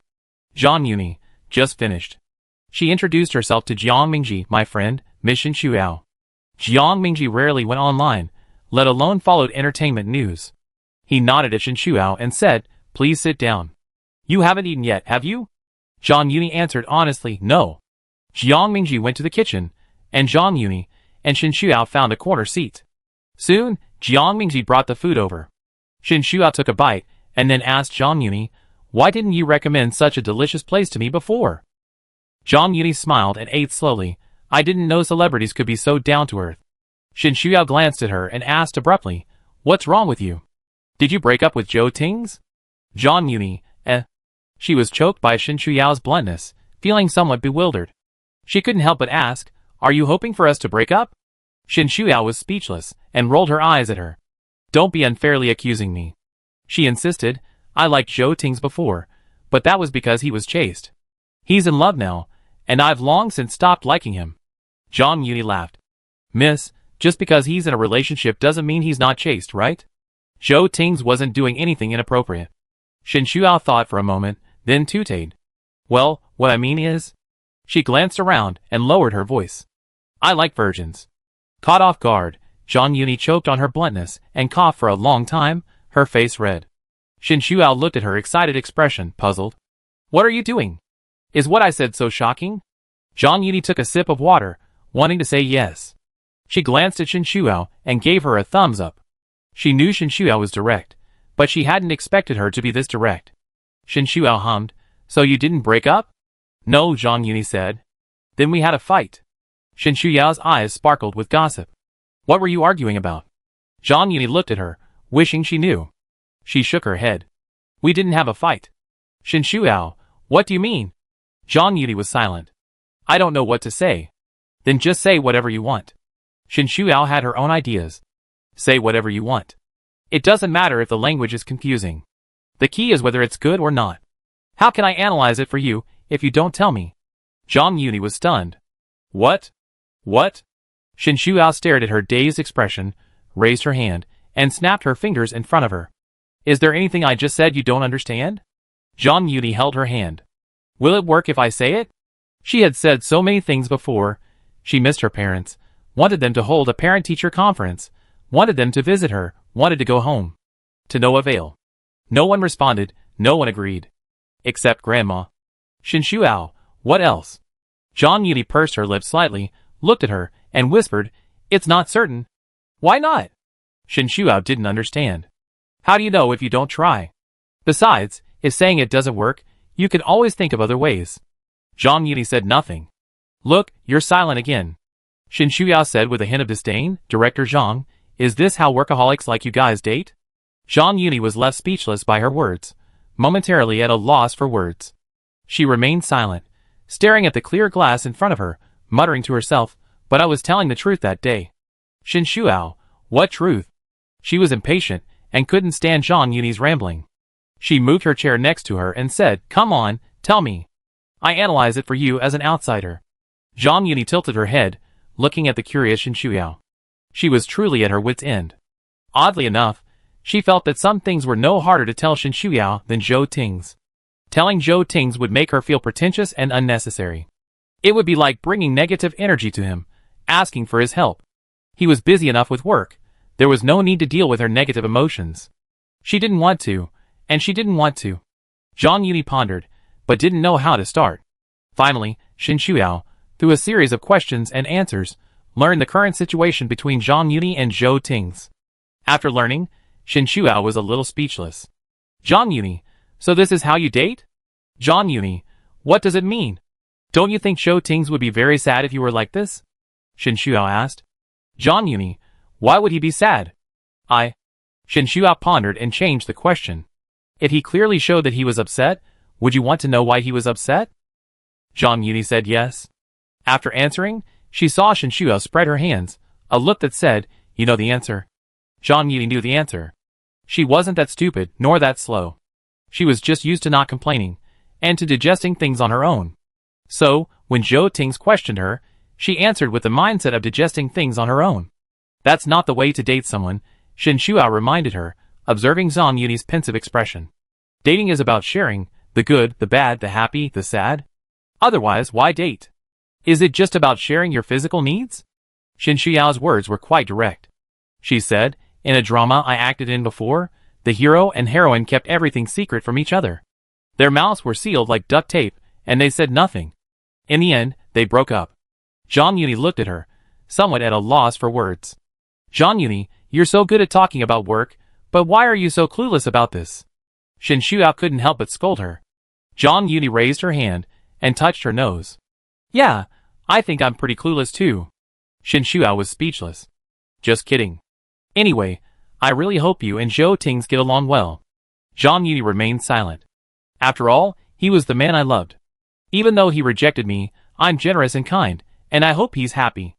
At this point, she asked Zhang Yuni with amusement, "Am I a good person?" Zhang Yuni was amused by her words. "Yeah, you're super good." Shinshuao raised her eyebrows and said, without a hint of modesty, "I think so too." The two of them didn't talk about their relationship for long. Shinshuao wasn't used to being a confidant. Naturally, the two of them turned to drinking. While drinking, Zhang Yuni received a call from her father. She was a little surprised when she saw the caller ID. Generally, her father wouldn't contact her unless it was something important. After saying goodbye to Shinshuao, Zhang Yuni walked out of the tavern with her phone. "Hello, Dad?" "Yuni," said Shang's father. "Are you busy?" Zhang Yuni said no, she was out with friends. "Don't stay out too late." Zhang Yuni hummed, gazing into the night. "What's the matter?" "Your mother called me today." Zhang Yuni's eyelashes fluttered. "Did she say anything?" "No," said Zhang's father. "She just checked in with me about you." Zhang Yuni uttered a "oh." The father and daughter fell silent in tacit agreement. After a moment, Zhang's father called out to Zhang Yuni again, "Yuni, I'm sorry." Zhang Yuni was silent, somewhat incredulous. "What? When you were little, your mother and I didn't fulfill our responsibilities and left you to your grandmother. Now that you've grown up, we've been causing you more trouble." Zhang's father suddenly sighed. "As for your mother, if you don't want to bother with her, then don't bother with her anymore. Your custody is with me, and she didn't raise you anymore after the divorce." Zhang Yuni remained silent. Zhang's father comforted her. "Don't feel guilty about her. It was my fault before. If you feel bad about it, just visit her from time to time when she's old." As for your brother over there, you have no responsibility, understand? What did she say to you? Zhang Yuni asked again. If Yang Huili hadn't said something, Zhang's father wouldn't have called her, let alone said these words. Over the years, Zhang Yuni had gotten to know her father quite well. He was a very taciturn father. It wasn't that he didn't love her, he did, but not much. Perhaps it was because Zhang Yuni was sent back to her hometown at a young age, raised with her grandmother, and wasn't close to her father. Perhaps it was because her father later had another child, but they never spoke to each other, and their affection was quite weak. Their interactions were primarily about money. When Zhang Yuni was in school, he regularly transferred money to her every month. After Zhang Yuni graduated and started working, it was her turn to occasionally transfer money to him. The chat messages between father and daughter were mostly filled with simple messages about money transfers and receipts, as well as simple conversations about not being too busy or tired at work and coming home when she had time. If Yang Huili hadn't said something extreme, Zhang's father wouldn't have said this to Zhang Yuni. Hearing her question, Zhang's father said calmly, "She didn't say anything. That's just her personality. Don't take her words to heart." Zhang Yuni lowered her head, staring at her shadow on the ground, and hummed softly. Zhang's father smiled. "Okay, I hang up if there's nothing else. I just found out your brother went to Shanghai. Did he bother you?" Zhang Yuni said no. Zhang's father, "That's fine. I hang up then?" "Wait." Before Zhang's father was about to hang up, Zhang Yuni couldn't help but say, "Dad, I want to ask you a question." Zhang's father, "Ask." After hanging up, Zhang Yuni sat outside for a while in the breeze. Until Shen Shuyao sent a message. "Still drinking?" Zhang Yuni came back to her senses and thought for a moment. "Can we drink next time?" Shen Shuyao, "What? Are you going to see your boyfriend?" Zhang Yuni, "Yeah." Shen Shuyao, "I really can't stand you guys in love. Next time, you and Zhou Tings can treat me. I want something expensive." Zhang Yuni smiled and replied, "No problem. Zhang Yuni, please hold my bag for me. I pick it up from you tomorrow." After sending this message, she hailed a taxi. On the way to Zhou Ting's house, Zhang Yuni lowered her head and texted him, "Have you been to the airport?" 10 minutes later, Zhou Tings replied, "Not yet." "What's wrong?" Zhang Yuni blinked and didn't reply. She then messaged Ren Huiming, asking for their flight details to the United States. The taxi driver sped all the way, shortening the time it took to get from the tavern to Zhou Ting's home. After getting out of the car and paying, Zhang Yuni walked inside breathlessly. After their last visit, Zhou Tings had registered Zhang Yuni's information with the property management, allowing her to come and go freely. She entered the elevator smoothly. When she reached Zhou Ting's door, Zhang Yuni suddenly stopped, unable to help but wonder if she had been a little impulsive in running over. She was just debating whether to think it over, or at least organize her words before coming back to talk to Zhou Tings, when the door was pushed open from the inside. Caught off guard, they saw each other. The wind in the corridor fell silent. The two of them stared at each other, speechless for a moment. After a moment, Zhou Tings asked, "Why are you here?" Zhang Yuni pursed her lips, looking at the suitcase handle he was holding. "Don't you have a flight at 1 o'clock? Going to the airport right now." Zhou Tings immediately pushed the suitcase back into the room. "No." "Then you're—" Before Zhang Yuni could finish her question, Zhou Tings answered, "I'm planning to go check on someone who's overworked." Zhang Yuni was stunned. Look at me?" Zhou Tings raised his eyelids, using silence as a response. "You're not angry with me?" Zhang Yuni took in the change in his expression and asked cautiously. Zhou Tings raised an eyebrow, a little surprised. "What are you angry about?" "Zhang Yuni, you're asking even though you know the answer." After she finished speaking, she added, "I'm sorry." Zhou Tings looked at her. Zhang Yuni took a step forward and whispered Zhou Tings. She felt a little embarrassed, unsure of what to say. Spotting her embarrassment, Zhou Tings sighed inwardly, then reached out and pulled her into his arms. "I'm not mad at you." He was mad at himself. Zhang Yuni buried her head in his chest, inhaling his cool, clear scent, and whispered, "Did I tell you I was sad that night?" Zhou Tings hummed, his Adam's apple rolling slightly, and a sudden reluctance filled him. "If you don't want to, then don't." He didn't want to force her. "It's not that I don't want to." Zhang Yuni raised her head from his embrace. "I just don't know how to say it. And some things, speaking them out feels like I'm trying to gain your sympathy." Zhou Tings lowered his eyes and touched her face, wondering if she was trying to gain his sympathy by sharing her troubles and depression with him. It was clearly the truth, and besides, he already cared about her. The words were on the tip of his tongue, and he said, "I'm happy to be deceived." Even if she was trying to gain his sympathy, Zhou Tings was willing to accept it, even happy to do so. Chapter 58. Hearing Zhou Ting's words, Zhang Yuni couldn't help but smile. Zhou Tings. Zhou Tings lowered his eyes, raised his hand to touch her ear, and whispered, "If you don't want to talk, don't talk about it. Don't feel forced." Seeing Zhang Yuni like this, Zhou Tings felt a little regretful. He shouldn't have pushed her. He had originally wanted her to rely on him as much as possible. At least, she could talk it out. He was willing to share everything, whether happy or sad. They couldn't just be boyfriend and girlfriend, sharing joys and sorrows. Zhang Yuni handled her work well, including all aspects of her professional relationships. She was clumsy in her relationships. She wasn't good at speaking, and was used to keeping silent when she had a problem.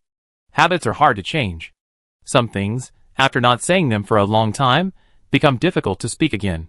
Zhang Yuni was actually well aware of her problem. Zhong Ling had mentioned this to her when they were getting to know each other. Keeping things bottled up, digesting them on your own, and not sharing them with anyone isn't a good thing. Zhang Yuni didn't argue. She knew it wasn't right, but she couldn't change it. She later shared it with Zhong Ling because they had known each other long enough, understood each other well enough, and trusted each other enough. Zhang Yuni might even say it was a bit heartless. In her heart, Zhong Ling, a good friend, was more important than a relative. Of course, she wasn't saying Zhou Tings wasn't important. He was her boyfriend, she loved him very much, and he was even more special to her. But Zhang Yuni wasn't used to venting to him yet, and she was afraid her emotions would affect him. She didn't want to burden him or annoy him. Once or twice, it was certainly okay for him to accept her negative emotions. Everyone has a limit to their patience. If this happened too often, Zhou Tings might get annoyed. Zhang Yuni didn't dare gamble, fearing she'd take his kindness for granted and become overly demanding. That wouldn't be good, and it would cause problems. At work, Zhang Yuni was confident and willing to face challenges head-on. When it came to her love life, she was clumsy and didn't know how to handle it. Her upbringing had made her easily shy and insecure in relationships. She wasn't used to finding security in others. "I don't feel forced," Zhang Yuni thought, looking up at Zhou Tings. I'm just not quite used to it yet." Zhou Tings knew what she was not used to. He hummed softly, "I know." Zhang Yuni smiled and shook her head, suddenly unsure how to begin. After a few seconds of silence, she decided to start with what happened that day. "I got a call from my mother the other day," Zhang Yuni told Zhou Tings, briefly recounting Yang Huili's words of reprimand. Even so, Zhou Tings frowned. Zhang Yuni watched his expression change, raised her hand, and touched his brow, trying to smooth them. "Actually, I've long been accustomed to her being like that." But that day, he felt truly wronged and aggrieved. Zhou Ting said gravely, "You're not wrong." Zhang Yuni smiled at him. "I know. I'm just depressed. There's nothing wrong with me. I've always been obedient and have good grades. Why don't they like her? When they divorced, they didn't really want her." Yang Huili even bluntly stated that she didn't want custody of Zhang Yuni. She just wanted something else. Zhang's father hadn't been so explicit. He hadn't said he didn't want Zhang Yuni, but after successfully divorcing Yang Huili, he sent her back to the countryside, despite her protests. Zhang Yuni had once thought that if her grandmother hadn't died, she might not have had the chance to return to Nanchang to study. Zhang Yuni understood Yang Huili and Zhang's father. They were both young at the time, striving for their careers. Raising a child who couldn't live independently was indeed inconvenient, and even a burden to both of them. But now she was grown up and no longer a burden to anyone, so why did they still dislike her as before? At first, Zhang Yuni thought they didn't like children, so she kept telling herself it didn't matter. They didn't like children, and they didn't like her either.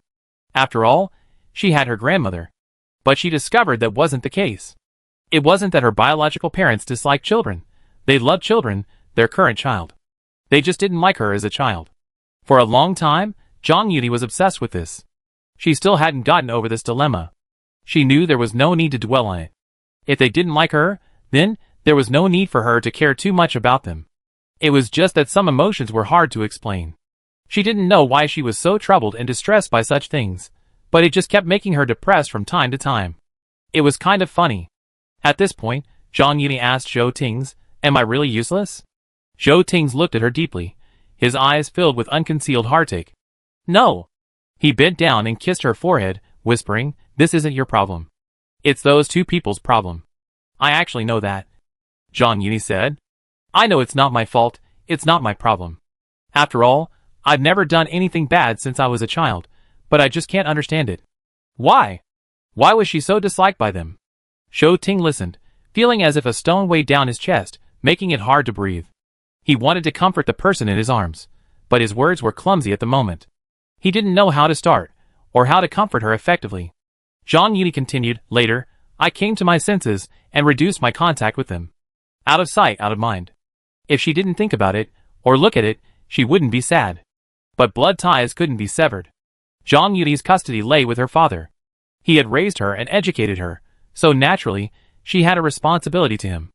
She would go back once or twice a year, visiting her grandmother with him and spending 2 days at home. As for Yang Huili, Zhang Yuni pursed her lips. She and I see each other every year. After she returned to Nancheng to study, Yang Huili would give her a gift on her birthday and have dinner with her when she had time. Zhou Ting listened quietly. What about when you were in college? When you were in college?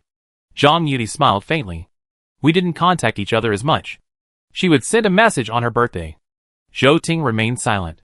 What about your brother? We started contacting each other more often after I graduated and started working, Zhang Yuni told her honestly. After I graduated and started working, Yang Huili contacted her more often. From time to time, she would complain to Zhang Yuni about family matters, and Xiao Zisher being naughty again. Zhang Yuni was not unaware of her thoughts, nor was she unaware of the hidden meaning behind her words. But because of those birthday gifts from high school and her occasional interactions, she had been playing dumb, hoping that money could maintain the tenuous family ties. From time to time, she would buy things for Xiao Zisher and Yang Huili, and send them birthday gifts. Zhang Yuni pondered this, with a bitter smile. Do you remember the car accident I had? Zhou Ting's, I do. He held Zhang Yuni's hand. In college? Zhang Yuni nodded. When I graduated, she said she'd give me a graduation trip as a gift. Zhang Yuni was incredibly surprised at the time. She had never expected Yang Huili to suggest a trip together. What Zhang Yuni hadn't anticipated was that the graduation trip Yang Huili was talking about was a trip with the three of them. When she learned the truth, she felt a bit depressed. But then she thought, asking Yang Huili to leave her husband and children behind and take her out seemed a bit selfish and inappropriate. After all, Xiao Zisher was still young at the time. So, the four of them set out together. The trip was to a coastal city, about a 4 or 5 hour drive from Nancheng.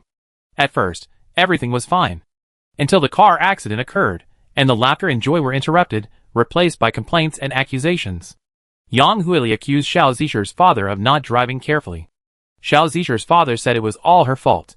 If she hadn't planned to go on a trip, nothing like this would have happened. Xiao Zisher was crying.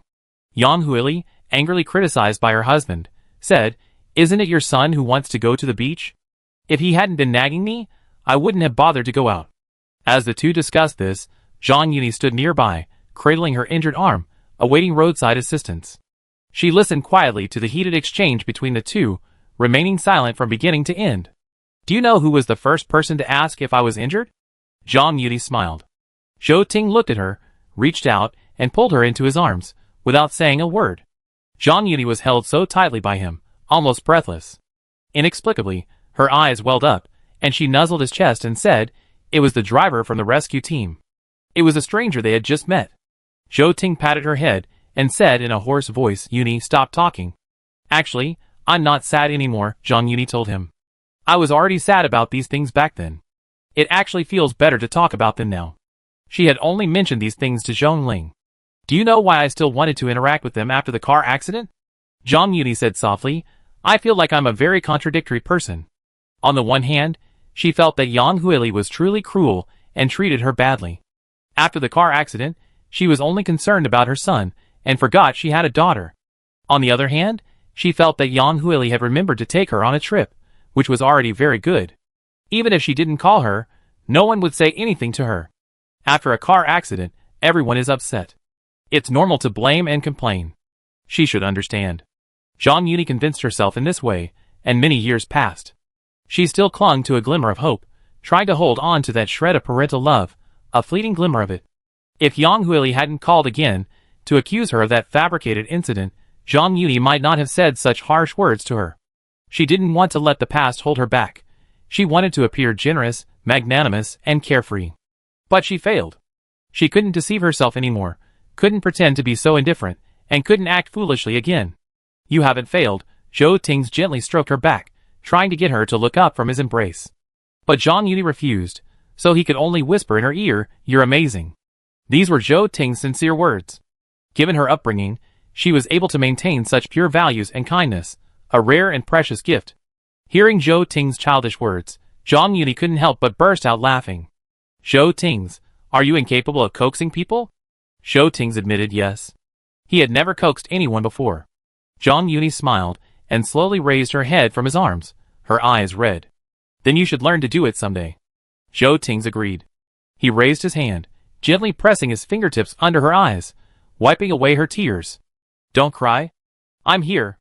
Zhang Yuni couldn't help but retort, "I didn't cry." Zhou Ting's paused and said, "You didn't cry?" He really didn't know how to coax people. Zhang Yuni thought to herself. "Zhou Ting's." She called his name again. "Are you still angry?" Hearing this, Zhou Ting sighed, "I'm not mad at you. You haven't contacted me in a few days." Zhang Yuni accused him. Zhou Ting's explained, "I contacted them." Zhang Yuni paused, lost for words as she thought of his regular daily messages. She said, rather unreasonably, "I mean, you haven't brought me food these past few days." Zhou Ting's, He heard her evasiveness and lowered his head to rub the tip of her nose, saying politely, "Sorry, I fix it." Zhang Yuni hummed softly, pursed her lips, and said, a little unsure, Zhou Ting's, It's not that I don't want to tell you about my affairs, I'm just not used to it. Zhang Yuni said frankly, "I didn't mean it." Zhou Ting saw her serious expression and pinched her nose. "I know." He knew everything. Zhang Yuni wasn't used to dependence. Or perhaps it was because when she wanted someone to rely on, those two people had rejected her. Over time, she no longer wanted to pin any hope on others. She was used to shouldering everything, big or small, on her own. Zhou Ting knew this was a sign of her insecurity. Zhang Yuni worked so hard simply because work gave her the greatest sense of security. Apart from work, she could hardly find a sense of security anywhere else, in anyone else, to lean on and relax. She didn't want to give Zhou Ting too much, to confide in him too much. It was Zhou Ting's problem. He hadn't given her enough sense of security, which was why she was like this. Thinking of this, Zhou Ting whispered, "It's my problem." Zhang Yuni was stunned. What? What was wrong with Zhou Ting? She had just been talking nonsense. She didn't think Zhou Ting was wrong for not bringing her food. Zhou Ting didn't offer any further explanation, simply patting her head and saying, "Yuni." "Zhang Yuni? Tell me if you have anything later." Zhou Ting leaned down and kissed her lips. "Perhaps there are things I can't solve for you, or share your burdens. No matter how close two people are, they can never truly empathize." "But I want to hear it," Zhou Ting asked. "Can you? Tell me." As long as Zhang Yuni wanted to talk, no matter how big or small, about work or life, happy or sad, he was willing to listen. Zhang Yuni was startled and opened her mouth to say yes. Zhou Ting, somewhat impatient, or perhaps worried that Zhang Yuni would say no, thrust his tongue in, stopping her from saying anything. They had both been busy lately, and hadn't seen each other due to various commitments. Now, after revealing their deepest thoughts, they couldn't help themselves. Zhou Ting's kiss was soothing. Zhang Yuni's response was catharsis. It had been a long time since she'd spoken to anyone about the past, and speaking it out again wasn't as difficult as she'd imagined, yet it still felt a little sad and uncomfortable. The two stood at the entrance, kissing for a long time. It was so long that their bodies had begun to react, and only then, panting, did Zhou Ting release Zhang Yuni, pressing her against his chest to catch his breath. Zhang Yuni's ears flushed and itched as she listened to his deep, deep breathing. "You?" She struggled to lift her head from Zhou Ting's embrace, her eyes redder than when she cried. "Don't you want to?" Hearing her words, Zhou Ting's breath hitched, his Adam's apple twitching. "Do you know what you're saying?" He pinched Zhang Yuni's chin with a slight force. Zhang Yuni tilted her head, and glanced at the clock on the wall. "Your flight is early morning. We should be in time for 11 o'clock at the airport, right?" Zhou Ting suddenly stopped, his eyes sullen. "Are you serious?" Zhang Yuni didn't answer him. She stood on tiptoe, and kissed him on the lips. Zhou Ting's reaction was obvious. He wanted it. Zhang Yuni didn't dare to say it, but she missed him, too. Time was running out. The two of them were so impatient that they couldn't even wait to get back to the room. As Zhang Yuni undressed Zhou Ting, she caught a whiff of mint. She realized belatedly that Zhou Ting had showered before leaving. She somewhat liked his scent, and couldn't help but lean closer, sniffing. She had no idea that her unconscious action was like starting a fire, instantly spreading the flames and making the panting in the room even more pronounced. The ambiguous sounds were slow and continuous. Zhou Ting's let Zhang Yuni feel his presence, connected to her, wanting her to know that he wanted to empathize with her. He whispered into Zhang Yuni's ear, comforting her, telling her that he would take care of everything from now on, that he wasn't angry with her, that he'd missed her terribly these past few days, and that he'd even dreamed of her last night. Zhou Ting's intermittent voice drifted into her ears, along with his heavy breathing and his whispered, blushing words. Zhang Yuni's face flushed even more when he said he dreamed of her. She couldn't help but ask him what he dreamed about. Zhou Ting smiled and whispered into her ear, "I dreamed you came to see me. Just like today." Zhang Yuni blushed, her body reacting more noticeably to his words. She couldn't help but hold on tighter. Feeling her body's changes, Zhou Ting groaned, his veins throbbing. His voice was hoarse as he said, "Yuni, you want to suck it off." It would have been fine if Zhou Ting hadn't said that. If he had, Zhang Yuni would have felt even more ashamed. She hadn't known Zhou Ting could say such vulgar things. Lust surged, and then he stopped. Zhou Ting carried Zhang Yuni into the bathroom, and showered again. After the shower, they didn't have much time to clean up the house, so they left first. Zhang Yuni said she would take Zhou Ting to the airport. Zhou Ting wanted her to rest, but after a quarrel, neither of them wanted to part ways so soon. Finally, Zhou Ting drove with her to the airport. The airport was quite deserted at night. When they arrived, security was almost closing. Zhang Yuni told Zhou Ting to hurry inside. Zhou Ting agreed, then turned to look at her. "Wait until I get back." Zhang Yuni nodded. Zhou Ting lowered his head and kissed her lips. "Call me anytime if you need anything." "I know," Zhang Yuni agreed. Zhou Ting thought for a moment and added naggingly, "You could always call me if you're free." Zhang Yuni laughed. "Hurry up and get in." Zhou Ting had no choice but to go to the airport first. As they parted, Zhou Ting couldn't help but think how heartless his girlfriend was, not even a goodbye kiss. More than half an hour later, as he boarded the plane, Zhou Ting received a message from his girlfriend. "Zhang Yuni, can I sleep next to you tonight?" Chapter 59. For a moment, Zhou Ting thought Zhang Yuni was doing this on purpose. She deliberately sent him such a provocative message, especially when he had no way to deal with her. Thinking, he lowered his eyes and replied, "Just tonight? Zhang Yuni, has your plane not taken off yet?" She thought he had already taken off. Zhou Ting, getting ready to taxi. Zhang Yuni, "Oh." Zhou Ting raised an eyebrow. "That's it? Zhang Yuni, what?" "She's playing dumb." Zhou Ting, "Just tonight?" Seeing this message, Zhang Yuni paused slightly and asked, "What do you mean, Mr. Zhou? Are you inviting me to live together?" Zhou Ting was startled, then smiled. "Yes, Director Zhang, would you consider it?" Originally, Zhou Ting had planned to discuss this with Zhang Yuni after returning home. They were both so busy with work, and dating was something they'd snuck into during their free time. When they were busy, they wouldn't see each other for days. Living together would at least allow them to see each other every day. However, Zhou Ting had previously considered moving in with Zhang Yuni. He knew that Zhang Yuni was insecure in some areas. Aside from work, she was used to staying in her comfort zone, her safety zone. A familiar environment and space would make her feel more at ease and relaxed. Furthermore, if he moved in with Zhang Yuni, if they ever had an argument and one of them needed to go out to calm down, Zhang Yuni could confidently tell him to leave. If Zhang Yuni moved in with him, he was afraid she would be the one to go out to calm down.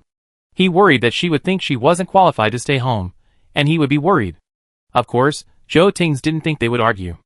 Even if there were conflicts between the two of them, arguments about issues, or disagreements, it wouldn't be so severe that they needed to go out and calm down.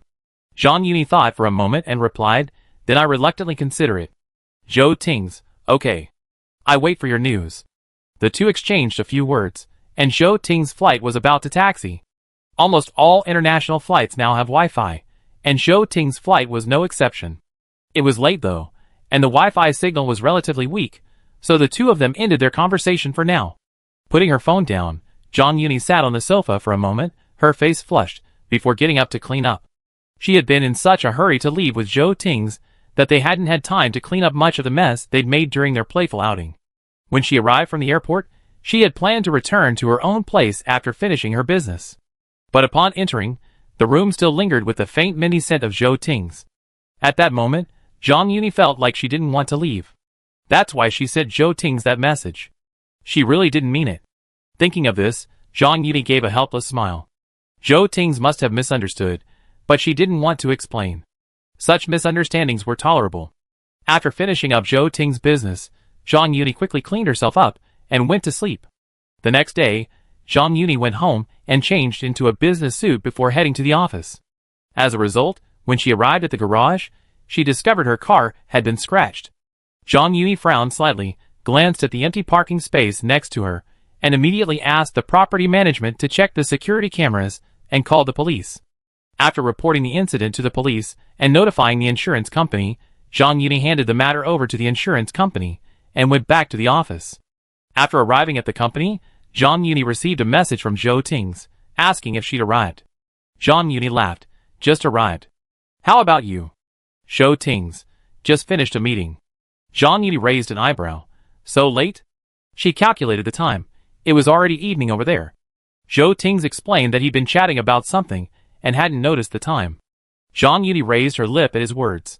Have you returned to the hotel yet? Zhou Ting's, on the way. Zhang Yuni suddenly realized something and chatted with Zhou Ting's for a few more words before ending the conversation and getting back to work. Just as she exited the two-person chat, the insurance company sent her a message about the car. Zhang Yuni chatted with him briefly, then suddenly remembered something. She picked up her phone again and opened the chat with Zhou Ting's. I tell you something later.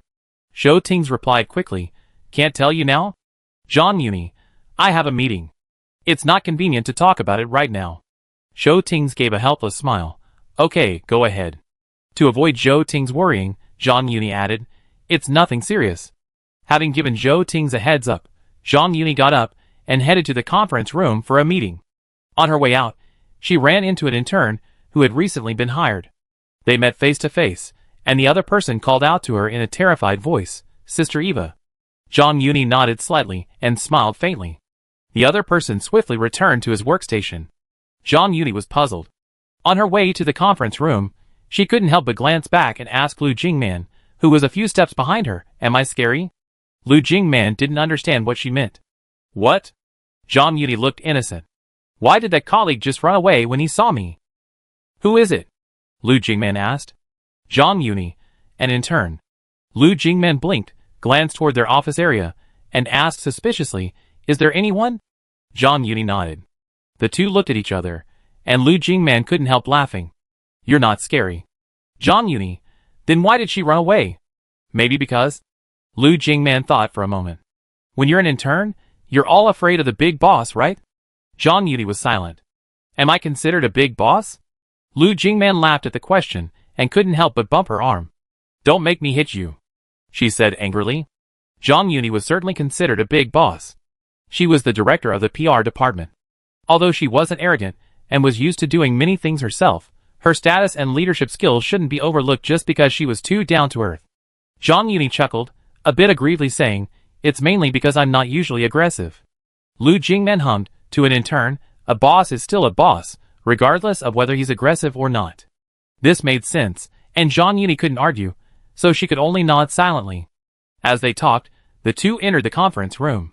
Sitting down, Zhang Yuni stopped pondering why the intern was afraid of her and focused on the meeting. After a long meeting, Zhang Yuni dragged her exhausted body out of the conference room. As she walked out, Caroline called out, Eva. Zhang Yuni turned around. Caroline looked calm, come to my office. Zhang Yuni, okay. Under the sympathetic gazes of her colleagues, Zhang Yuni and Caroline got into the elevator together and headed to her office floor. Anyone with a good heart knew that Caroline was good to Zhang Yuni. But even so, no one would think that Caroline calling Zhang Yuni to the office during work hours was a good thing. After all, no one likes being called to the boss's office during work hours. Zhang Yuni couldn't be said to like it, but she didn't hate it either. Caroline must have had a reason for calling her. They entered the office one after the other. Caroline gestured, take a seat. Zhang Yuni sat down and looked up. What did Miss C want to tell me? I'd like to ask your opinion on something, Caroline said. I met with Gu's sister last night, and she told me that Gu's contract with the PR firm is about to expire, and they're looking for someone to handle the New Year's PR. Zhang Yuni immediately understood what Caroline meant. Is it an open bidding process? Caroline nodded. Yes, their current PR firm has been their long-standing partner, but they made a major mistake earlier this year, so, the PR firm had made a major mistake, So even a long-standing and friendly partnership can still lead to disagreements. Zhang Yuni nodded. I understand. She pursed her lips and looked at Caroline. Miss C, you mean Siwei's participation in this bidding, right? Caroline paused. Is it convenient for you? Zhang Yuni paused, then laughed. I don't think it's inconvenient for me. Caroline glanced at her and reminded her, although Jiueza's sister and I are friends, work is work, and cooperation is cooperation. If Siwei could secure another major company's PR outsourcing contract, it would be great, boosting the company's bottom line. But I'm worried. She worried Jiueza would give Zhang Yuni a hard time. A man's heart is as unpredictable as the sea. Caroline knew Jiueza's sister, and of course, she knew him to a certain degree. We were all businessmen.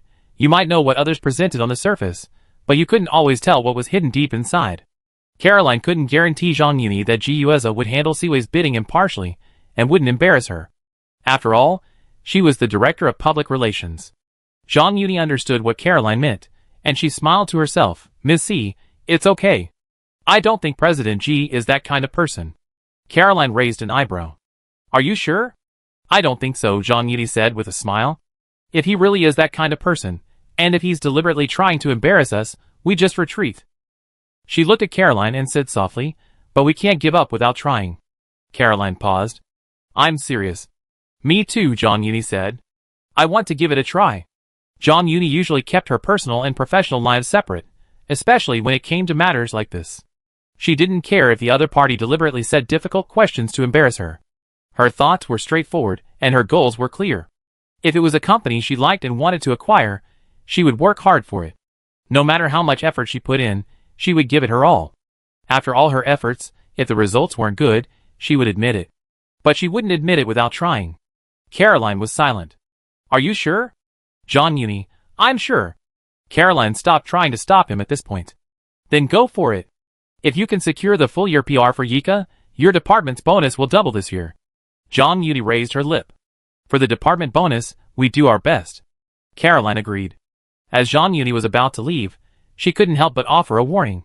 If Jiueza gives you a hard time about that previous incident, don't be stubborn. Give up when you need to. Without them, we still have other companies to pursue. Knowing Caroline's concerns, Zhang Yuni smiled. Okay, I've got it figured out. Don't worry. Returning to her office, Zhang Yuni took a deep breath and researched Yika, the coffee chain brand controlled by Jiueza. There was no public information available online yet. Zhang Yuni suspected that what Caroline had told her must have been something Jiueza's sister had revealed to her in a casual conversation. This meant she had more time to prepare than other companies. Thinking of this, Zhang Yuni felt a surge of confidence. She'd been busy all morning. Zhang Yuni had completely forgotten what she'd said to Zhou Ting's until lunchtime, when Zhou Ting sent her a message. Director Zhang, haven't finished the meeting yet? Zhang Yuni suddenly realized, I forgot. After sending the message, Zhang Yuni quickly dialed the international number. Hello. Zhou Ting's deep voice came from the other end of the line.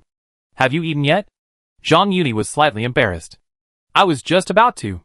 She stood up as she answered the phone. Why aren't you asleep yet? After asking this, Zhang Yuni felt a bit overly sensitive. Zhou Ting's hadn't slept, most likely waiting for her news. Thinking of this, she quickly apologized. Sorry, I'm done. Zhou Ting's gave a helpless smile. I'm not mad at you. Were you busy this morning? A little, Zhang Yuni said. There's a new bidding I'd like to participate in. Zhou Ting's understood. What are you going to eat? With my colleagues, Zhang Yuni told him. We probably just grab a bite downstairs. Zhou Ting's replied, eat more. Zhang Yuni laughed. I try. The two of them were talking on the phone. Since their colleague outside wasn't finished yet, Zhang Yuni didn't rush out. She walked to the window with her phone and whispered, What I wanted to tell you this morning is that my car got scratched when I came into the office. Zhou Ting's. What do you mean? His tone suddenly grew tense. Rear-end collision or... No. Realizing Zhou Ting's had misunderstood, Zhang Yuni hurriedly explained, It was just parked in the parking space and scratched, while I wasn't in the car. Hearing this, Zhou Ting's breathed a sigh of relief. He frowned slightly. As long as you're okay. Zhang Yuni hummed. I'm fine, I just... She pursed her lips and whispered, just to tell you. They had just agreed yesterday that they had something to tell each other. Zhang Yuni was the kind of person who would correct her mistakes. She didn't want to disappoint Zhou Ting's, but she also wanted him to know that she would truly change.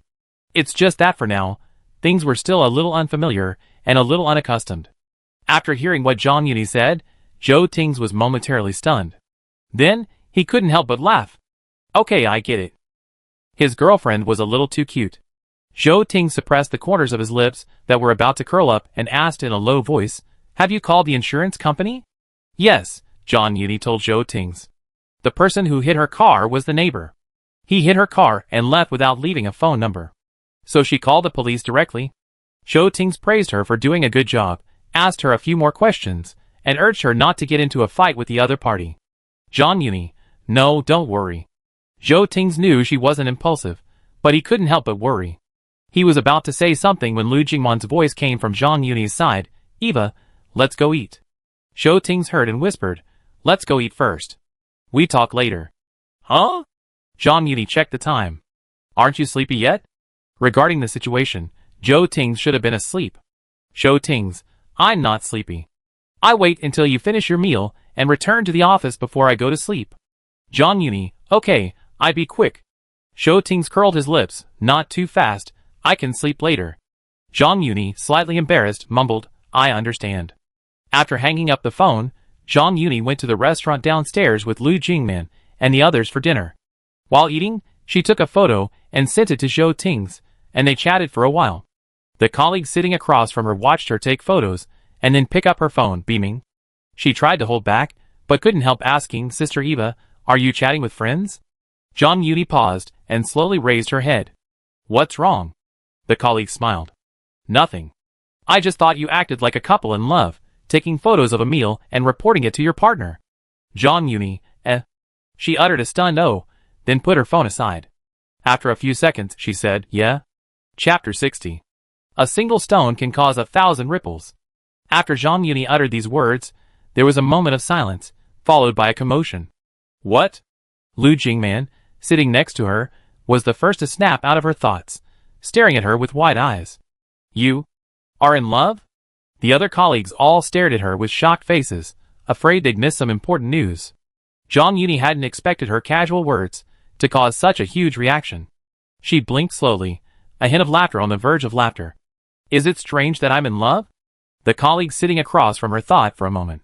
Not strange. It was just beyond their expectations. Although everyone knew their director was beautiful, capable, and had a good personality, getting along well with colleagues and partners, there were many people who liked and pursued her.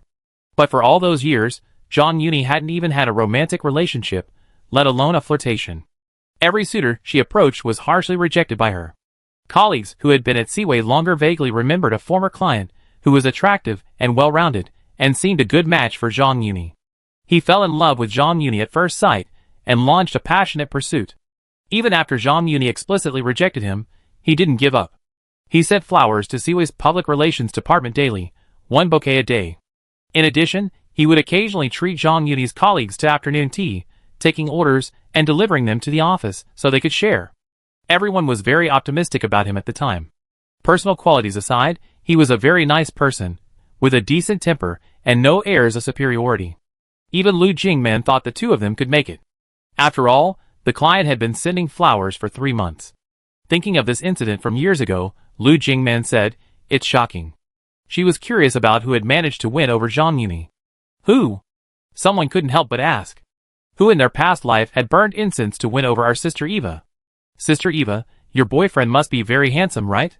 Hearing her colleagues' inquiries, Zhang Yuni couldn't help but laugh. After a moment's thought, she said, "Handsome? I introduce him to you someday."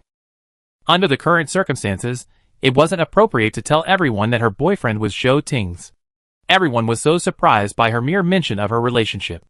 If she told everyone that her boyfriend was Zhou Tings, she wouldn't be able to work properly for the next few days. She felt that if she wanted to introduce Zhou Tings to everyone, she had to choose a suitable occasion, not just in an ordinary restaurant. After hearing her say this, everyone was very tactful and didn't ask too many questions. A handsome guy is enough. Besides everything else, the two people's appearances should at least be compatible.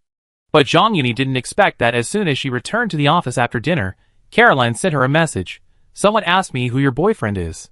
Zhang Yuni, "Why did they ask you?" Caroline, "Maybe they knew you wouldn't tell me." Caroline knew that Zhang Yuni and Zhou Tings were together. Not long after they started dating, Zhang Yuni told Zhongling and Caroline. These two were very important friends in her life, mentors. When she had something to be happy about, she wanted to share it with them. Especially something like this, already confirmed. Caroline simply congratulated her, and hoped Zhou Tings would allow her to relax a little, and not live so tensely every day. Zhang Yuni said she knew. Zhang Yuni was mature, and Caroline wouldn't say much about many things, simply encouraging her to balance work and rest. As for her relationship with Zhou Tings, Zhang Yuni kept it to herself, and Caroline wouldn't gossip about it on her behalf. When someone asked about Zhang Yuni's personal life, she would at most say that she was in a relationship. Caroline wouldn't reveal it to anyone, but she wouldn't reveal it to anyone. This was also why Zhang Yuni shared her personal details. Caroline respected her deeply in these matters. Zhang Yuni, you wouldn't say it either. Caroline thought for a moment. They were just testing the waters. Zhang Yuni, I guess so. Caroline, yeah, so when are you planning to tell everyone? Zhang Yuni, end of the year? Caroline, end of the year? Isn't the end of the year a bit too far away? It's only May now. Zhang Yuni, is it bad? She felt it was too strange and insane to tell everyone, out of nowhere, that my boyfriend is actually Zhou Tings. Caroline, there's nothing wrong with that. You can tell us whenever you want. Zhang Yuni, okay, thank you, Sister C. Caroline, how does it feel to be in love? Zhang Yuni, not bad. Caroline, that's fine. After a brief chat, the two of them went back to their respective tasks. Near the end of her shift, Zhang Yuni suddenly received a call from Meng Sui. For a moment, Zhang Yuni thought something had happened to Zhou Tings.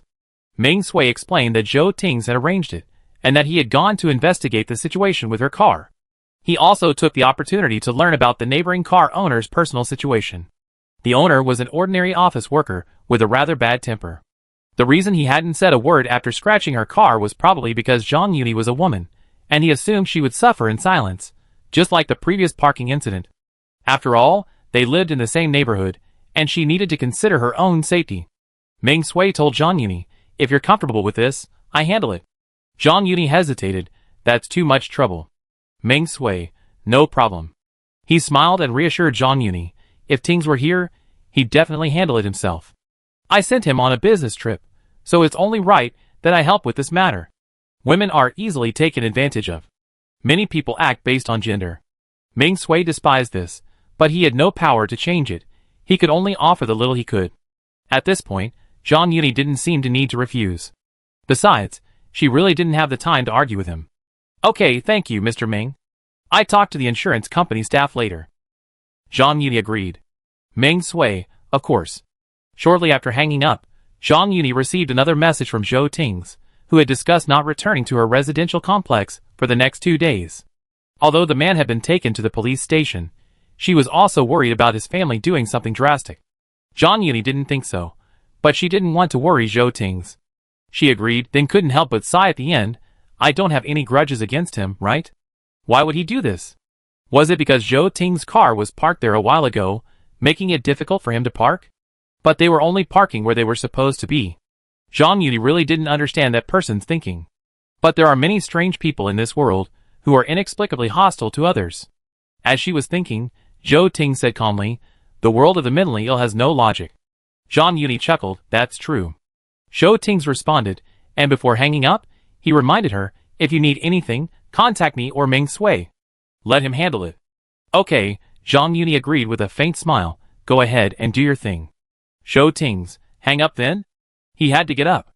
Zhang Yuni nodded, wanting to tell Zhou Tings that her colleague knew about her relationship. The words were on the tip of her tongue, but then she felt unnecessary. She seemed to be taking credit for it. In reality, she hadn't done anything. After all, she hadn't yet told anyone that her boyfriend was Zhou Tings. After hanging up the phone, Zhang Yuni didn't return to her own house that day, but instead stayed at Zhou Tings' place. As the saying goes, familiarity breeds familiarity. With each frequent stay, Zhang Yuni grew increasingly familiar and comfortable in the house. For the next few days, Zhang Yuni left the car matters to Meng Sui. She went to work and back each day, occasionally chatting with colleagues, and her life was relatively relaxed. Her love affair, though, didn't cause any undue commotion at the company. But this also caused Zhang Yuni some trouble. From time to time, colleagues from other departments would ask her, asking for confirmation, Eva, are you really in a relationship? Why are you so quiet? Or Eva, who is your boyfriend? When can you introduce him to us? Eva, are you really just trying to fool us? Why are you working overtime every day even though you're in a relationship? Jean Yuni had no choice but to honestly tell everyone that her boyfriend was on a business trip. After saying that, everyone quickly said, then when your boyfriend gets back, bring him to the office for a get-together. Jean Yuni could only say that they'd see how things went, and that they'd get together when they had time. Escape. Back in the office, Jean Yuni breathed a sigh of relief. Just then, Hu Xiaochang knocked on the door. They chatted about business for a while, and Hu Xiaochang looked at her, hesitant to speak. Jean Yuni was puzzled. You have something to tell me? Hu Xiaochang hesitated. Yuni, you didn't tell everyone that your boyfriend is Mr. Zhou? She had taken 2 days off, and only when she arrived at the company today did she discover that Jean Yuni had already told everyone she had a boyfriend. Jean Yuni was startled, then smiled and said, let's wait a little longer. It's a little strange to say it so suddenly. Hu Xiaochang pondered and nodded. That's right. She looked at Jean Yuni. Don't worry, I keep it a secret for you. Jean Yuni's lips curled. Thank you, Sister Xiaochang. Hu Xiaochang shook her head. I should thank you. At this point, she said to Jean Yuni, Dragon Boat Festival is coming soon. How do you usually spend it? If Mr. Zhou isn't back from his business trip yet, would you be willing to come over for dinner? Yu said she misses you guys. Dragon Boat Festival? Jean Yuni quickly checked the calendar, and saw it was only 10 days away. She pondered for a few seconds. I'm not sure if I'm free yet. She told Hu Xiaochang she'd go whenever she could. Hu Xiaochang smiled, and said it was no problem. They were welcome to come whenever she wanted. After Hu Xiaochang left the office, Jean Yuni carefully examined the calendar again. Zhou Ting's had been away on business for almost a week, and there was no telling when he'd be back. Jean Yuni had to admit that after not seeing him for a week, she'd missed him a little. She missed him for no reason. She opened her phone and checked. She wanted to send Zhou Ting's a message, but then she remembered it was midnight there, so she gave up. After get off work, Jean Yuni received a message from Ming Sui, telling her that the car issue had been resolved. Her neighbor had been very kind in admitting his mistake to the police, and the damage to Jean Yuni's car wasn't serious. The man claimed he wasn't paying attention, and was in a rush to get to work, so he left without leaving any information. He assumed Jean Yuni would know it was an accident, and planned to deal with the situation after get off work, but he didn't expect Jean Yuni to call the police or something. After mediation, the man was only fined, not detained. Seeing this message, Jean Yuni replied, Okay, thank you, Mr. Ming. Ming Sui, you're welcome. He reminded Jean Yuni, although the man has admitted his mistake well, there's no guarantee he won't do it again. You should be more careful. Jean Yuni, I know, don't worry. They weren't close friends, nor were they the type to chat. After clarifying the situation, the conversation ended. Ming Sui went to report on the progress to Zhou Ting's.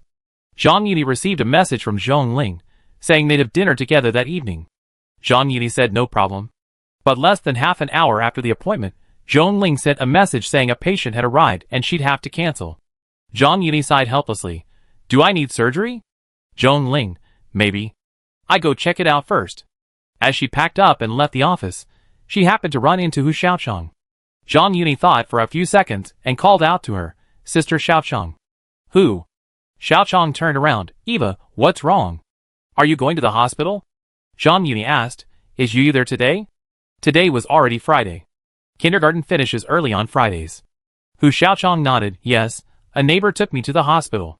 Her mother had been going to the hospital for chemotherapy from time to time after her surgery. Jean Yuni thought for a moment. I take you to the hospital. Hu Xiaochang was surprised. You want to go to the hospital? Are you feeling unwell? Jean Yuni, no, I'm going to see my friend and, by the way, Auntie and Yu. Hu Xiaochang, okay, Dr. Zhong, are you working overtime again today? I have a last-minute patient, Jean Yuni said. Let's go together. She had nothing to do after get off work anyway, so she might as well go see Zhong Ling and kill some time. The two of them went to the hospital together.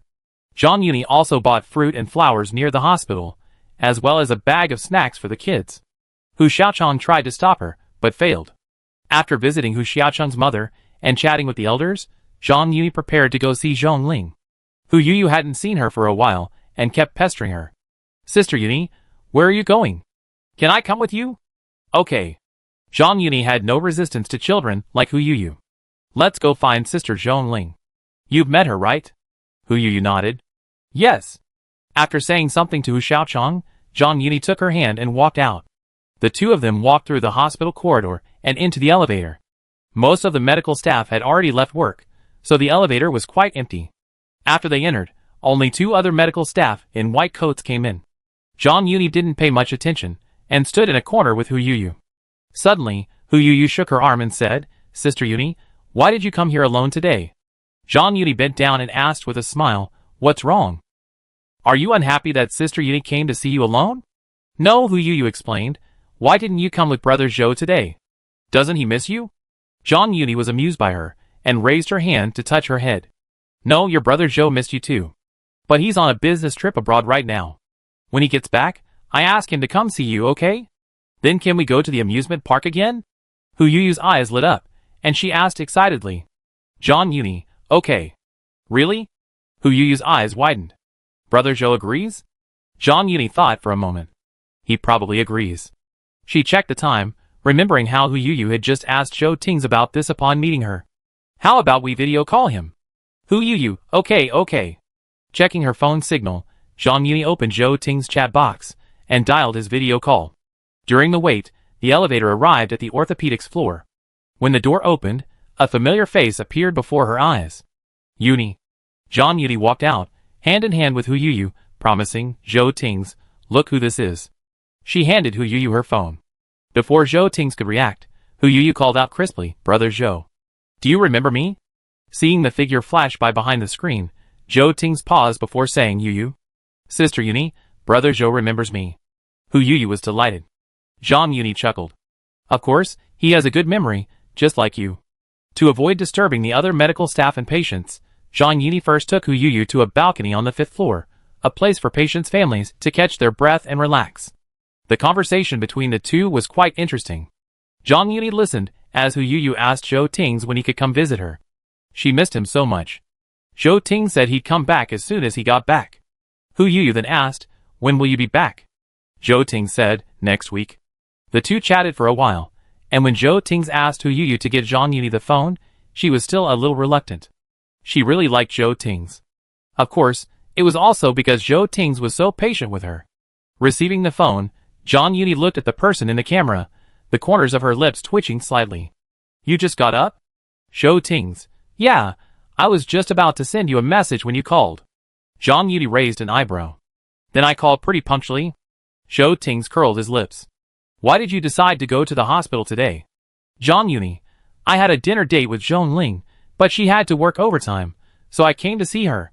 Zhou Tings nodded, lowered his gaze, and suddenly said, "Yuni." Even through the screen, Zhang Yuni could sense the warmth in Zhou Ting's eyes. For some reason, her face felt hot. "I'm here." Her eyelashes fluttered slightly, and she looked back at him. "What's wrong?" Zhou Ting stared at her intently for a moment before saying, "I missed you." Zhang Yuni was stunned, a blush spreading across her ears. "Oh," she said. Zhou Tings raised an eyebrow, half smiled. "That's it?" He thought Zhang Yuni missed him too. Zhang Yuni, slightly embarrassed, glanced down at Hu Yuyu beside her, and whispered, "There are also children. They shouldn't say anything overly sweet in front of children." Zhou Ting was speechless. "Okay, then tell me when you get home later." "Yeah." Zhang Yuni looked at him. "Hang up first. I need to play with her for a while." Zhou Ting. "Okay." After hanging up, Zhang Yuni took Hu Yuyu to Zhong Ling's office. When they arrived, Zhong Ling was still in the operating room.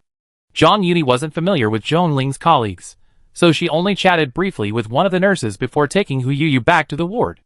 After staying with Hu Xiaochang for a while longer, Zhang Yuni stood up and said goodbye. Leaving the hospital, she pondered for a few seconds, then went to a nearby restaurant to pack some food and brought it to Zhong Ling's office. When she returned, there were a few more people in Zhong Ling's office. Zhang Yuni was surprised to see someone who looked vaguely familiar. Before she could confirm who they were, the other person looked up at her. They stared at each other for a few seconds. Tan Heng spoke first. "Zhang Yuni?" Zhang Yuni was surprised. "It's really you." Tan Heng smiled faintly, his face as cold as ever. "It's me. Long time no see." "Zhang Yuni, aren't you discharged yet?" Tan Heng looked up. I mean..." Zhang Yuni quickly changed the subject. "Why are you in the hospital?" Tan Heng pointed to his leg. "Broken." Zhang Yuni, "Sorry." "It's okay." Tan Heng looked at the thing she was carrying, seemingly unconcerned. Looking for Dr. Zhong? Zhang Yuni, what about you? Tan Heng smiled and answered honestly, I'm looking for Dr. Zhong too. Knowing that Zhong Ling was in the operating room, Tan Heng said nothing. He stood quietly to the side, leaving Zhang Yuni unsure what to say. The two of them were high school alumni, but they weren't really close. At first, Zhang Yuni only knew of Tan Heng at school. It was only later, when she discovered Zhong Ling had a crush on him, that she began to learn a little more about him. The two of them waited in silence. Originally, Zhang Yuni had intended to drop off the meal and leave, but now, she didn't want to leave early. Thankfully, Zhong Ling's surgery that evening was relatively simple. She came out shortly after. She was accompanied by a gentle doctor, who looked vaguely familiar. Before Zhang Yuni could figure out why she felt so familiar, Zhong Ling spotted her and Tan Heng. She paused for a moment, then trotted over. Why are you here? Zhang Yuni tilted her head, and asked deliberately, You don't want me to come? Zhong Ling choked slightly. That's not what I meant. She paused, about to say something, when Duan Yinhe, who had come with her, spoke first. Dr. Zhong, who is this? Zhong Ling, my good friend. She introduced the two. Yuni, this is Professor Duan, the doctor who performed surgery on Xiuchang's mother. Zhang Yuni was startled and quickly extended her hand. Professor Duan, I've heard a lot about you. She said seriously, Thank you for operating on Xiaochang's mother. Duan Yinhe looked at the man before her, a faint smile on her face. You're welcome. She said, This is my job. Zhang Yuni smiled. Thank you anyway. Without you. She was halfway through her sentence, when she suddenly realized something. She paused, looking at the man before her whose features bore a resemblance to Zhou Ting's, her expression frozen for a second. I was also asked to do this, Duan Yinhe said, looking at her, picking up her unfinished words, with a faint smile. It's rare for Tings to ask me for help. Zhang Yuni, Chapter 61. The air seemed to freeze for a few seconds. Zhang Yuni paused when she heard Zhou Ting's name. After a moment, she nervously pursed her lips and said thank you. Besides thank you, Zhang Yuni didn't know what else to say at that moment. She had never imagined that the Professor Duan Zhou Tings was referring to was actually his mother. Zhang Yuni hadn't inquired further, and Zhou Tings hadn't said that the person he'd called in for help was his mother. He had only told Zhang Yuni that they were very familiar. She hadn't expected them to be this familiar. Duan Yinhe noticed Zhang Yuni's embarrassment and nervousness and smiled gently.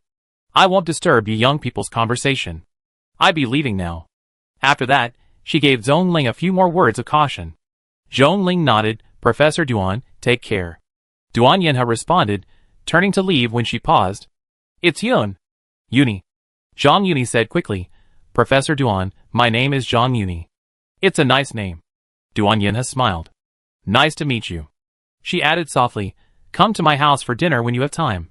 Zhang Yuni was still a little dazed even after Duan Yinhe's figure disappeared from the building.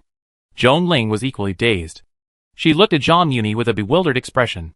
What did Professor Duan just say? Could it be what she thought? Zhang Yuni looked at her, silent.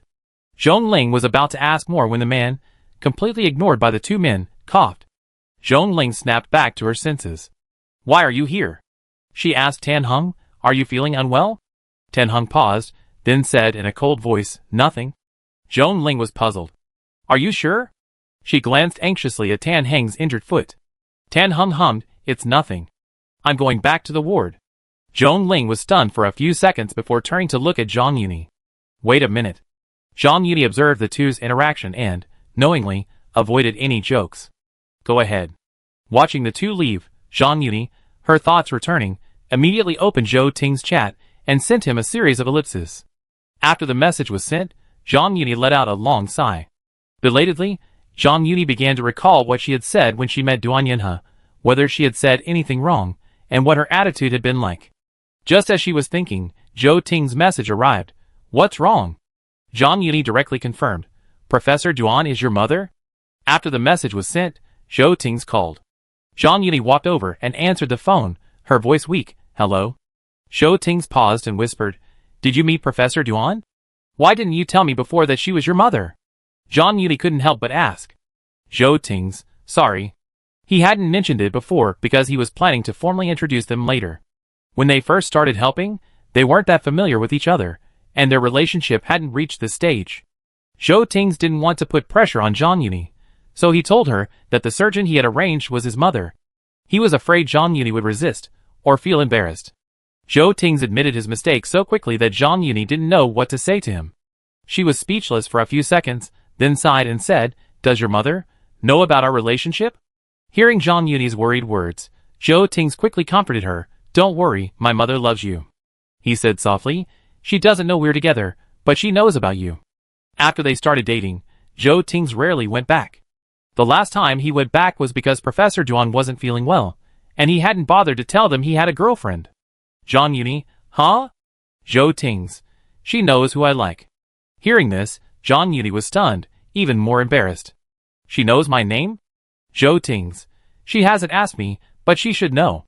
Zhou Tings never asked his family for help. The last time he spoke was enough to surprise Zhou Lekun and Duan Yanhe.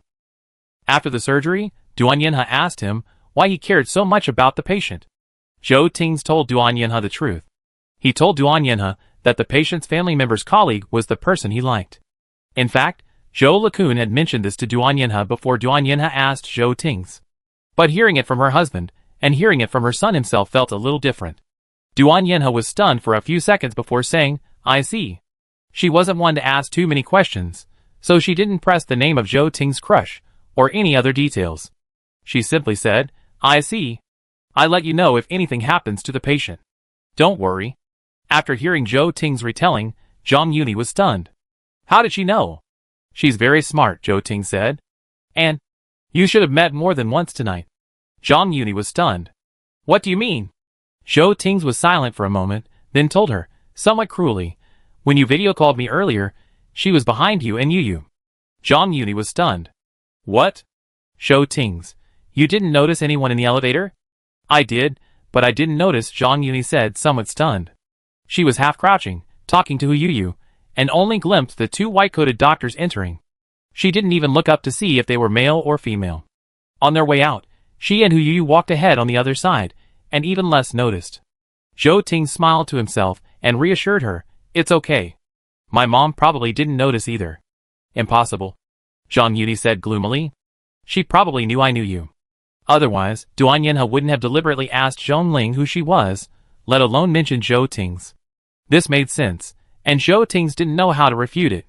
He was thinking about how to reassure Zhang Yuni, telling her not to take this meeting personally, and to formally introduce them when he returned.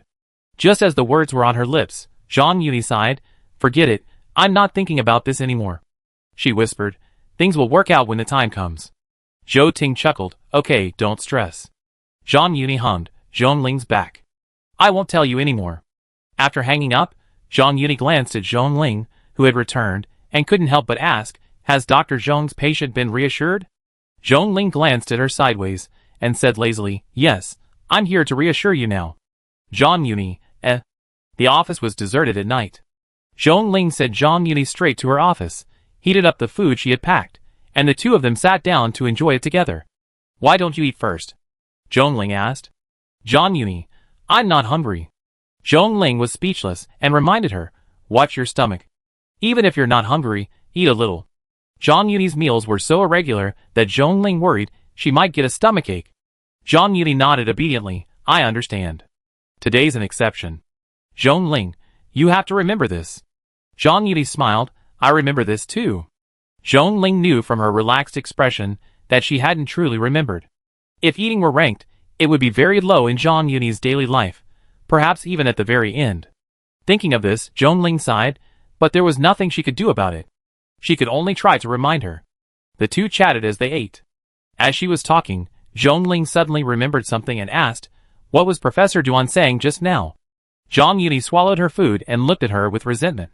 "Does Professor Duan have a son?" "Really?" Zhongling wasn't entirely sure. "I vaguely heard colleagues mention her son as exceptionally talented." She hadn't known Professor Duan at all before. It was only during Hu Xiuchang's mother's surgery that they met and became familiar with each other. So, Zhongling didn't know much about Professor Duan. All she knew was his prowess in the medical field. Zhongling looked at Zhang Yuni suspiciously. "Why are you asking that?" As she finished her words, she suddenly remembered, "Didn't Professor Duan just tell you that Zhou Tings rarely needs her help?" "Zhang Yuni, you remember now." Zhongling, Her eyes widened in disbelief. Could Professor Duan's son be Zhou Ting's? Zhang Yuni, yeah. Zhong Ling, why didn't you tell me before? I just found out, Zhang Yuni said innocently. I thought you knew. The two looked at each other. After a moment, Zhong Ling couldn't help but ask, does this count as meeting the parents in advance? What are your thoughts? Zhang Yuni rolled her eyes at her. My mind's completely blank right now. No thoughts at all. Zhong Ling looked at her and chuckled. No, how could it be such a coincidence? Zhang Yuni wanted to ask too. This wasn't the first time she'd come to the hospital to see Zhong Ling, so why did she have to run into Duan Yunhe today? Sighing dejectedly, Zhang Yuni said, forget it. I can't dwell on this anymore. She wouldn't be able to sleep tonight if she kept thinking about it. Zhong Ling smiled and comforted her. Professor Duan is very easy to get along with. Don't be nervous. And judging from what happened just now, I think she's quite fond of you. Zhang Yuni, really? Zhong Ling nodded. As she nodded, Zhong Ling completely forgot about her last phone call with Zhang Yuni, asking about her argument with Zhou Ting's, which had been overheard by Duan Yunhe. Zhang Yuni didn't stay long at the hospital. After dinner, she left. She hadn't seen Zhong Ling in ages, so she just came to see her. As she left, Zhang Yuni hesitated, wondering whether to go back to her own place or Zhou Ting's. She pondered for a moment, then decided to go back to her own place. She had to go back to look for some information, and besides, Zhou Ting's wasn't home, and it would be boring for her to stay alone in such a large house. When she was alone, Zhang Yuni preferred smaller spaces. Over the weekend, Zhang Yuni went out for coffee twice and to the gym once, but otherwise stayed home, busy with work. When she was tired and busy, she would find a relaxing movie to watch and then go to sleep. On weekdays, Zhang Yuni spent most of her time at the company, and she didn't contact Zhou Ting's much. The two of them only spoke on the phone at night. But because Zhou Ting's was busy during the day and had company matters, the calls didn't last long. Originally, Zhou Ting's business trip wouldn't last more than 10 days. However, an unexpected situation arose abroad, forcing Zhou Ting's to stay a few days longer. When Zhang Yuni heard the news, she didn't react much. She understood. But she really missed Zhou Ting's a little. Time flies when you're busy. The day before Dragon Boat Festival, Zhang Yuni got off work at 7 o'clock. After meeting and having dinner with Zhong Ling, she took her to her place to pack her things together. After entering the house, Zhong Ling turned and asked, "Are you moving everything over?" "No," Zhang Yuni said, "just the things you need for daily use." She was moving in with Zhou Ting's. Zhong Ling nodded, and as she packed with her, she asked, "Why don't you move tomorrow?" "Zhou Ting's will be back tomorrow," Zhang Yuni told Zhong Ling. She wanted to give Zhou Ting's a surprise. Similarly, Zhou Ting's wanted to surprise her. 2 days ago, when they spoke on the phone, Zhou Ting's had told Zhang Yuni that he might not be back before the Dragon Boat Festival. Zhang Yuni said it was okay. That morning, she chatted with Ren Huiming for a few minutes, and Ren Huiming quietly told her that things over there would be settled in half a day, and they should be back tomorrow. Zhou Ting's hadn't told Zhang Yuni about this yet, and it was unclear whether he was unsure or for some other reason. Zhang Yuni's thought was that whether Zhou Ting's came back tomorrow or not, she wanted to move over and surprise him, so he could see her the moment he came back. To this, Zhong Ling said, "I didn't expect you to be in a relationship like this." Zhang Yuni raised an eyebrow.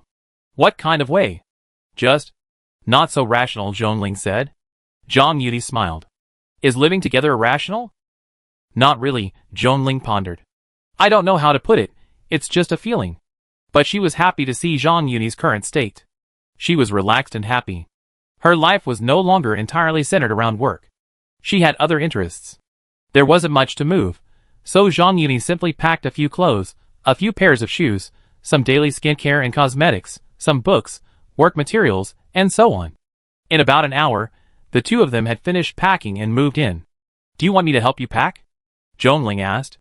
Zhang Yuni shook her head. "No, you should go back and rest. I treat you to dinner when Zhou Ting's returns from his business trip." Zhong Ling, having heard of Zhou Ting's culinary skills, nodded without hesitation. "Okay, remember to tell him about my favorite dishes." Zhang Yuni's eyebrows curved as she agreed. "I definitely remember." After Zhong Ling left, Zhang Yuni sat alone in the living room, unpacking her packed belongings and looking for a place to store them. She had just finished packing when Lu Jingmen called, asking about work. They chatted for the better part of an hour before hanging up. Putting down her phone, Zhang Yuni looked at the suitcase in the living room and the cardboard boxes she had just lifted from the trunk. Suddenly, she didn't want to move. Just as she was trying to convince herself to just stay busy for a while before going to the shower, there was a noise outside. Before Jean Yuni could react, someone unlocked the door with a fingerprint and pushed open the dark-colored door. Caught off guard, the two, one standing and the other sitting, stared into each other's eyes. Zhou Ting stood dusty at the door, while Jean Yuni sat on the carpet, surrounded by the still unpacked luggage she had brought from her own place. Stupefied for a few seconds, Jean Yuni stared at the person before her mind snapping back to reality. Why are you? You're back? Didn't you say tomorrow? Jean Yuni thought, her lips parted, unable to form the rest of the question. At the same moment, the door closed. The man, also regaining his composure, stalked towards her, reached out to pull her up from the carpet, and leaned in to kiss her on the lips. Chapter 62. The longing she had felt for half a month without seeing him was expressed in this passionate kiss. Jean Yuni was stunned for a moment before she proactively opened her mouth to Zhou Ting's, inviting him in and out freely. He bit her lips deeply, then nibbled on the tip of her tongue. Then, gently soothing her, he hooked his tongue and sucked, entwining his feelings. The tip of his tongue kept pushing inward, and for a moment, Jean Yuni felt he was going to devour her alive. Their soft lips and tongues intertwined intimately, the tip of his tongue licking the roof of her mouth causing Jean Yuni to tremble, and her legs to weaken uncontrollably. Zhou Ting glanced at her distractedly, then reached out and lifted her up, draping her against him.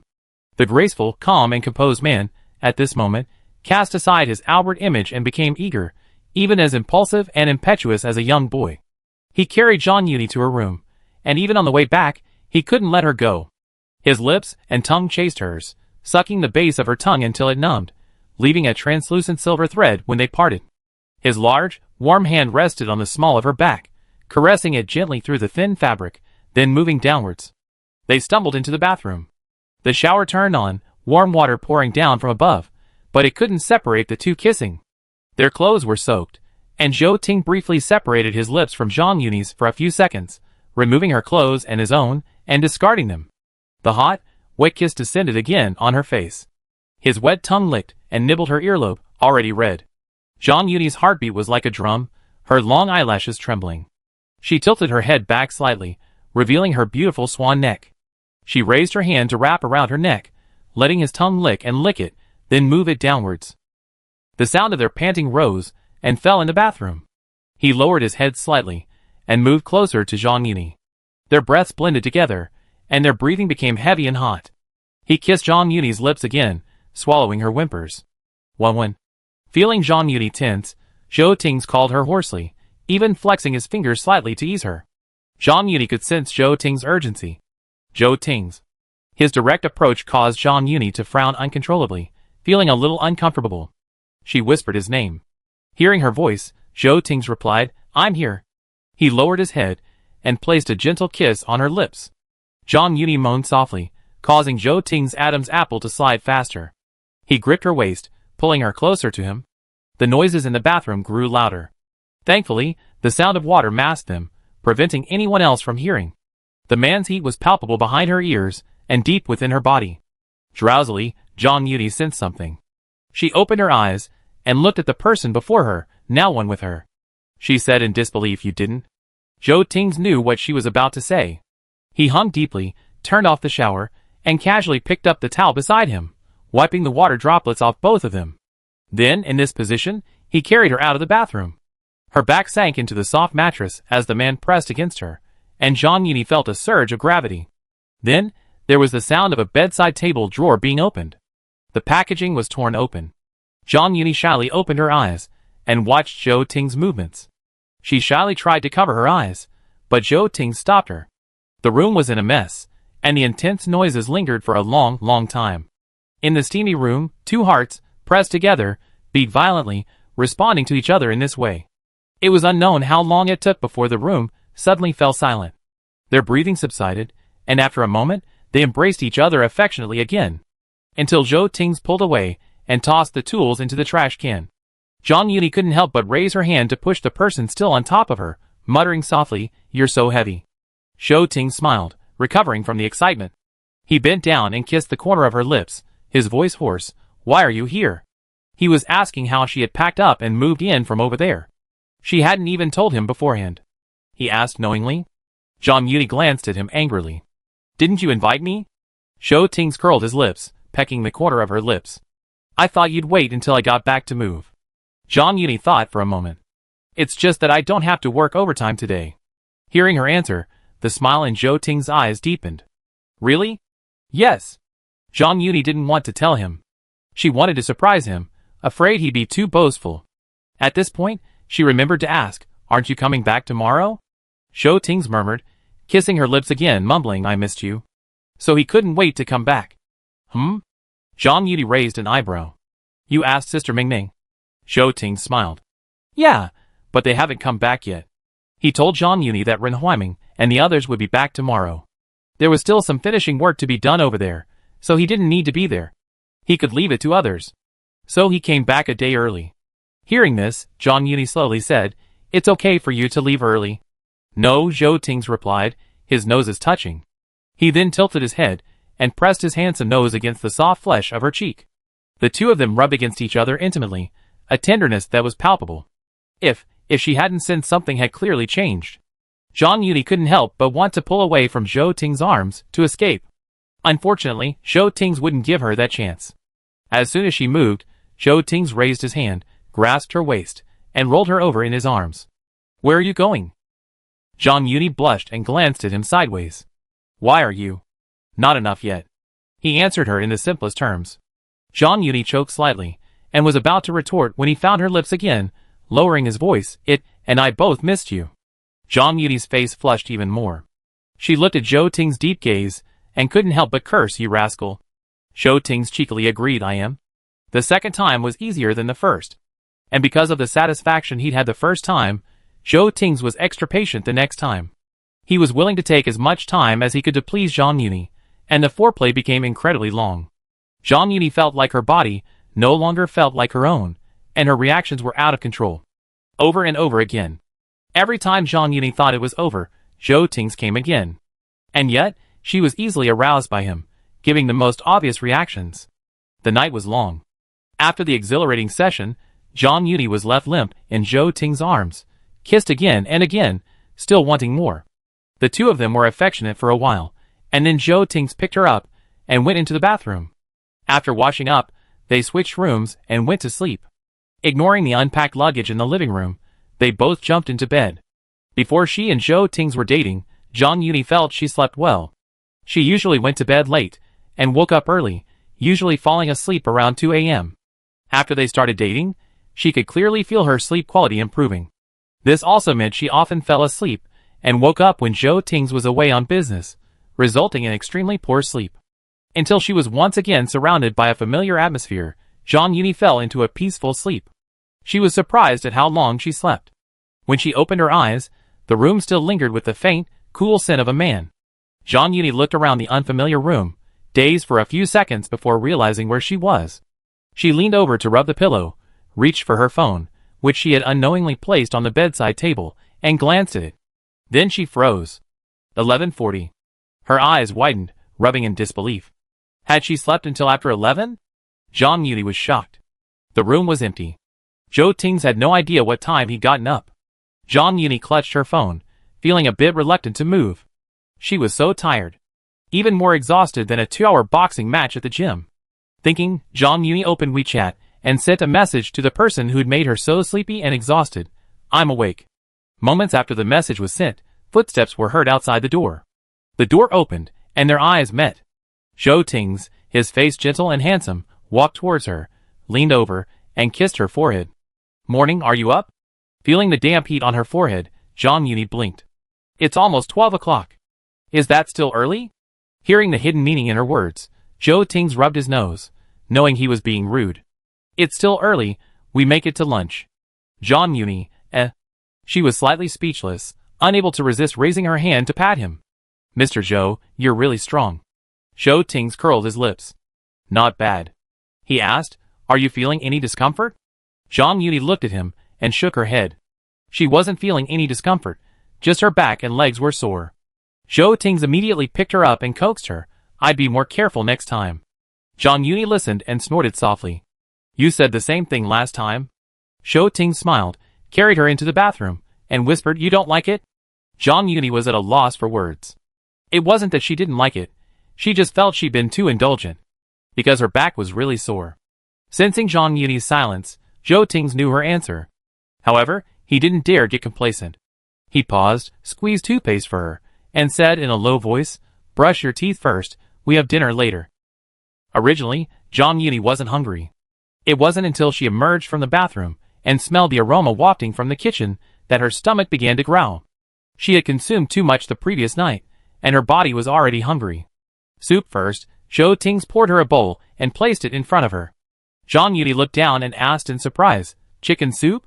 What time did you get up?" Chicken soup usually takes quite a while to simmer. So what time did this guy get up? Zhou Ting's nodded, 9 o'clock.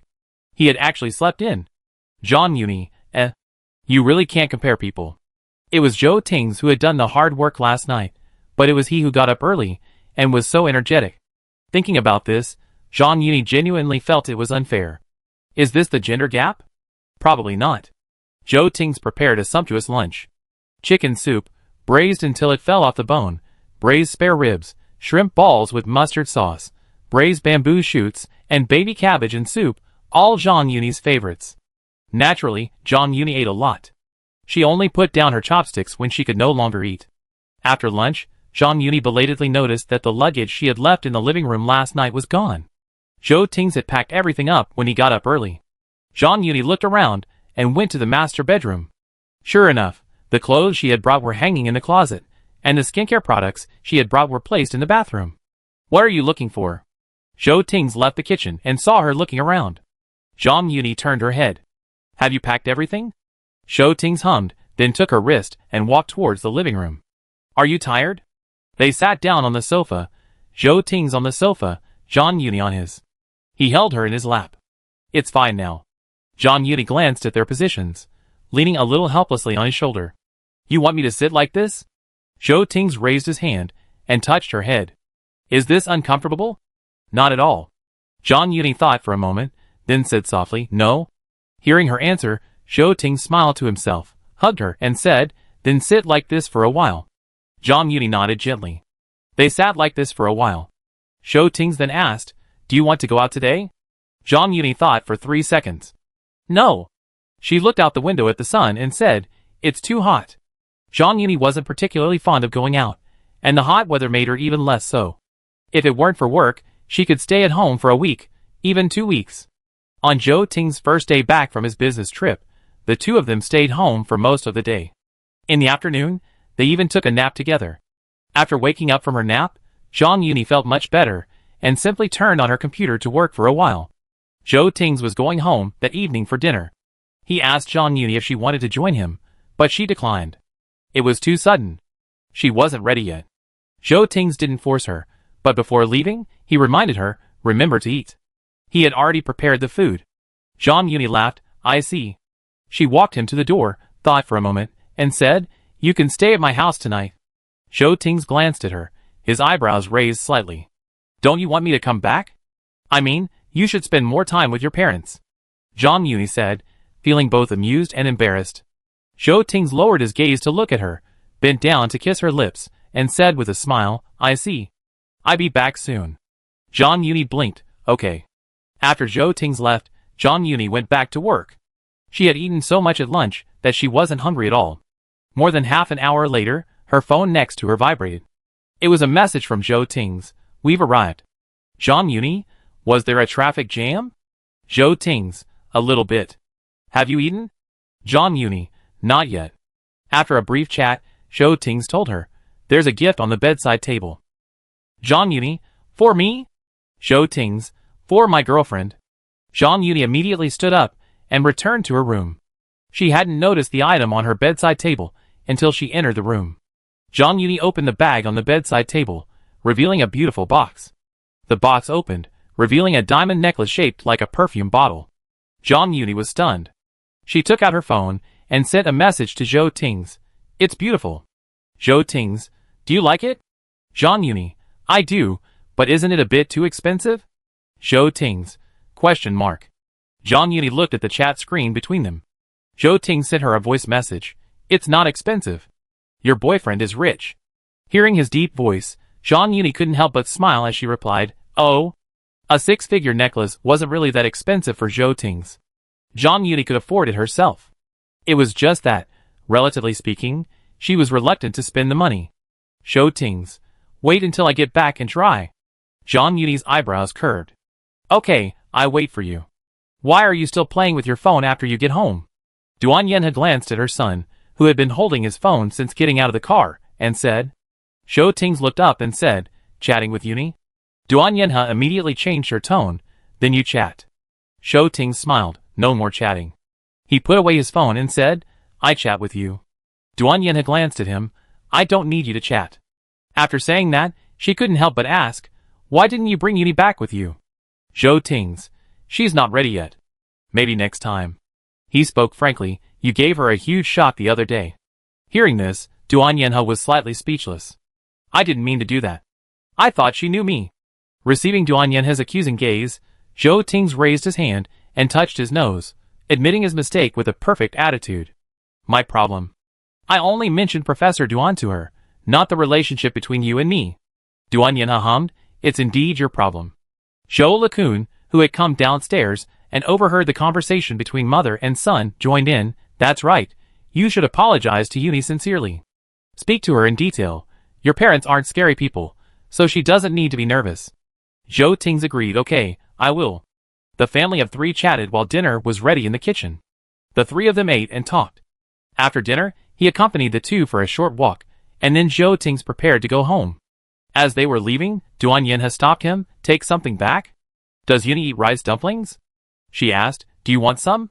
Zhou Ting's didn't really know if Zhang Yuni ate rice dumplings, but eating on Dragon Boat Festival was a ritual. He thought for 3 seconds and agreed. When Zhou Ting's arrived home, Zhang Yuni hadn't eaten yet. She looked at him in surprise. "How come so soon?" Zhou Ting's carried his things into the house. "Quick! Zhang Yuni, you've only been home 2 hours." Zhou Ting smiled, but didn't explain that he was worried about Zhang Yuni, nor did he want her to be alone at home for too long. He hummed softly, "Have you eaten yet?" Zhang Yuni, She blinked no. Zhou Ting's wasn't surprised. He raised his hand and tapped her forehead, then asked softly, "Do you want some rice dumplings?" Zhang Yuni, "Zong dumplings?" Zhou Ting's replied, "My grandparents made them. Professor Duan asked me to bring some over." Zhang Yuni looked at what he had brought back and felt a little amused. "Are you moving?" Zhou Ting's also smiled. "I guess so." He pulled out a few boxes. "For you." Zhang Yuni looked down and saw they were all nutritional supplements. She was stunned for a few seconds. "For me?" "Yes," Zhou Ting said.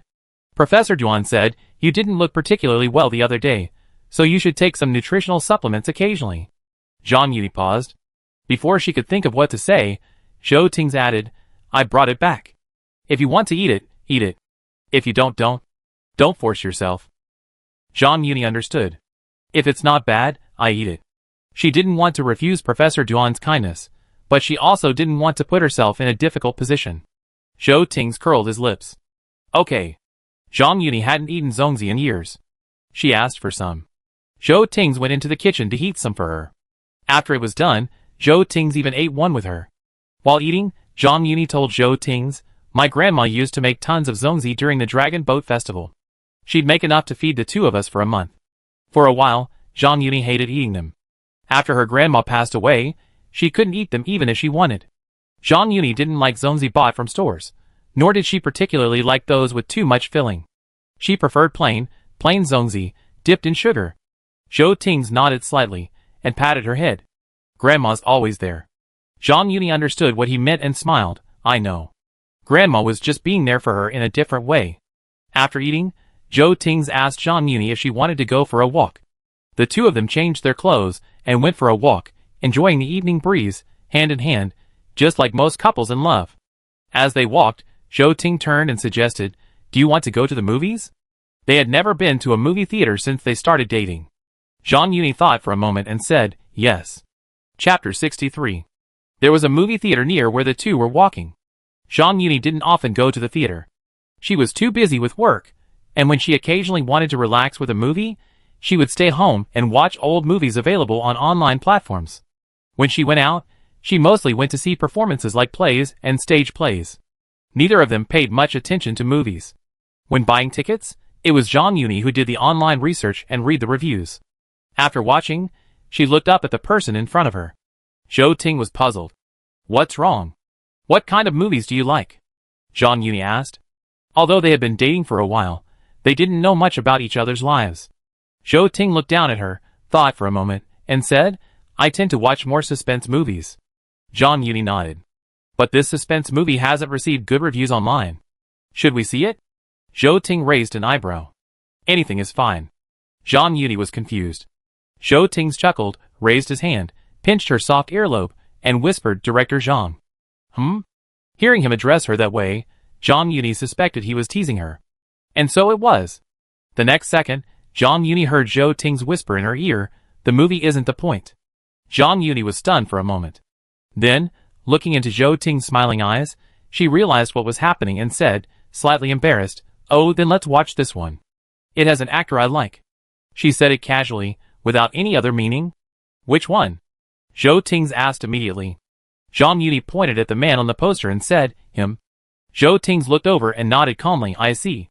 Zhang Yuni, 20 minutes later, a suspense film was showing. Zhou Ting bought the tickets, and asked Zhang Yuni if she wanted some popcorn. Zhang Yuni thought for 3 seconds and said, yes. Zhou Ting was a little surprised. He'd assumed she didn't like popcorn. It wasn't until he bought it and handed it to her that Zhang Yuni said, Actually, I don't really like popcorn. Zhou Ting's, Zhang Yuni picked up a popcorn and brought it to Zhou Ting's lips. Zhou Ting disliked such greasy snacks, but he still opened his mouth. But while eating the popcorn, he accidentally bit Zhang Yuni's finger. Zhang Yuni paused, feigning composure before withdrawing her hand and popping a piece into her own mouth. After chewing and swallowing, she said, I used to think popcorn was so expensive. Zhou Ting was stunned, silently pinching the finger he had just bitten. Zhang Yuni smiled at him. I first ate popcorn in junior high. My grandma bought it for me. She remembered it clearly. It was during the summer vacation of her second year in junior high. She had a fever in the middle of summer, and it hadn't subsided for several days, so her grandma took her to the county hospital. After an x-ray and 4 drip and medication, they left. It wasn't too late, and it was a rare trip to the county town. So, after her grandma confirmed that Zhang Yuni had regained some energy, she took her shopping. The sun was scorching, and they went to the mall. Zhang Yuni didn't want anything, and her grandma said she didn't need anything she asked. Finally, her grandma bought her 2 sets of clothes before moving on to the next place. Before going, grandma asked the staff next to her where the cinema was. Zhang Yuni told Zhou Ting, I'd never been to a movie theater before. There were no movie theaters in the countryside, nor was there popcorn. Facing Zhou Ting's somewhat distressed look, Zhang Yuni raised her hand and pinched his fingers, comforting him. I don't know why my grandma took me to the theater. Later, I asked her, and she said she heard a classmate mention it to me. She asked if I'd ever been to a movie theater, and what it looked like. Like Zhang Yuni, that classmate's parents had left her to study in the countryside. The difference was that her parents would take her to the city every summer vacation to experience new things not available in the countryside. Every time she came back from the city, she would chat with Zhang Yuni, asking her all sorts of questions. Every time Zhang Yuni said she didn't know, she'd be surprised and say, Didn't you live in the city with your parents before? How come you don't know anything? Zhang Yuni could only explain, My parents are too busy. They really were busy, and of course they squeezed in time. But neither of them was particularly willing to spend the time they found on taking her out to play. Besides, the family's financial situation was limited at the time, and Zhang Yuni was still young, so she might not remember something she'd seen or eaten. Grandma overheard their conversation and took note. She always wanted to find time to take Zhang Yuni to the county town. She couldn't let her know everything her friends her age had seen and eaten. To the best of her ability, Grandma would give Zhang Yuni everything she needed. But I didn't think popcorn was that delicious back then. Zhang Yuni recalled that before she tasted it, she'd been curious and wanted to try it. When she finally ate it, she told her grandmother, I don't think it's as good as the nougat you made me. Grandma quickly said, Then I make you some when we get home. Zhou Ting, observing her lost in memories, raised his hand, pulled her into his arms, and whispered, Grandma loves you very much. I think so too, Zhang Yuni said with a smile. Zhou Ting responded, whispering, Are there any other interesting things? For example? Zhang Yuni asked. Zhou Ting, I want to hear about your childhood. Zhang Yuni was startled, then understood what he meant. The corners of her lips curved, and she deliberately asked, "Don't you want to hear about me when I grow up?" Zhou Ting's laughed, raised his hand, and flicked the back of her head. His voice was low. "I want to hear about everything." He wanted to hear about her formative years, the years he hadn't been a part of. He wanted to know. Zhang Yuni uttered an "oh," tilting her head. "I tell you later." She couldn't finish it all at once. Zhou Ting's agreed. He liked the word later. It didn't take long before they checked in and entered. This movie wasn't well received, and they bought their tickets late, securing a very nice back row seat. Entering the theater, Zhang Yuni looked around. There were only a few people scattered around. All of them were couples. Zhang Yuni whispered in Zhou Ting's ear, "There are so few people." Zhou Ting's took her hand. "Maybe they're not here to see the movie." Zhang Yuni turned her head. Zhou Ting's also turned to look at her, his brows raised slightly. Zhang Yuni, slightly embarrassed, quietly stepped back and whispered, "Let's go see the movie." It was a rare opportunity for them to visit the cinema. Sensing her nervousness, Zhou Ting's curled his lip. "Okay, let's watch the movie first." The word first easily led to overthinking. Zhang Yuni secretly glanced at the person next to her, trying her best to suppress any unhealthy thoughts. At first, Zhang Yuni and Zhou Ting were genuinely focused on the movie. But as they watched, their attention drifted. The plot was overly complicated, disjointed, and lacked a focus. The suspense film wasn't suspenseful at all. The murderer was already known within the first 5 minutes. Gradually, Zhang Yuni felt that the movie wasn't as captivating as the person next to her. As soon as this thought crossed her mind, she instinctively turned to look at the person next to her. She hadn't realized it until she turned her head, and in the dim theater, lit only by the screen, she caught Zhou Ting's gaze. Their eyes met unexpectedly. After a few seconds of silence, Zhang Yuni lowered her voice. "Why aren't you watching a movie?" Zhou Ting felt his girlfriend was asking a question she already knew the answer to. He narrowed his eyes, leaned toward Zhang Yuni, took her hand, and scratched her palm. "What do you think?" His tone was deep, tingling. Zhang Yuni's ears twitched slightly, her heartbeat quickening. "I don't know." Zhou Ting smiled and told the truth. "Movies aren't as good as my girlfriend's." Zhang Yuni was speechless, unable to resist. "You can see me often." "I haven't seen one in 2 weeks, Zhou Ting reminded her. "I have to catch up." He was referring to the 2 weeks he was on a business trip. Zhang Yuni laughed. "We video chat almost every day." "That's different," Zhou Ting said seriously. Zhang Yuni couldn't refute this. Visiting via video was truly different from seeing someone face to face. On video, one couldn't feel the other person's warm breath, couldn't smell the fresh scent of the other person, and certainly couldn't sense the other person's scorching body temperature. Sensing Zhou Ting's approach, Zhang Yuni's eyelashes fluttered, and she whispered, "The cinema has surveillance." "I won't do anything." Zhou Ting's lowered his voice, closing the distance between them. "Let's kiss carefully. We won't be caught." Zhang Yuni was speechless after hearing his words clearly. Just as she was about to open her mouth to retort, the man pressed forward and wrapped his tongue around hers. Zhang Yuni made a sound instinctively, but Zhou Ting's reminded her, "1-1, we're in the cinema. Please be quiet." As he said this, he didn't realize that his kiss was too deep, making Zhang Yuni breathless. "Zhang Yuni, She laughed at Zhou Ting's backhanded accusation. She wanted to push him away, but as they kissed, she unconsciously responded. The movie was loud, and they were sitting in the back row. Plus, the other couples didn't seem to be paying much attention, so even if they made a splashing sound, no one noticed.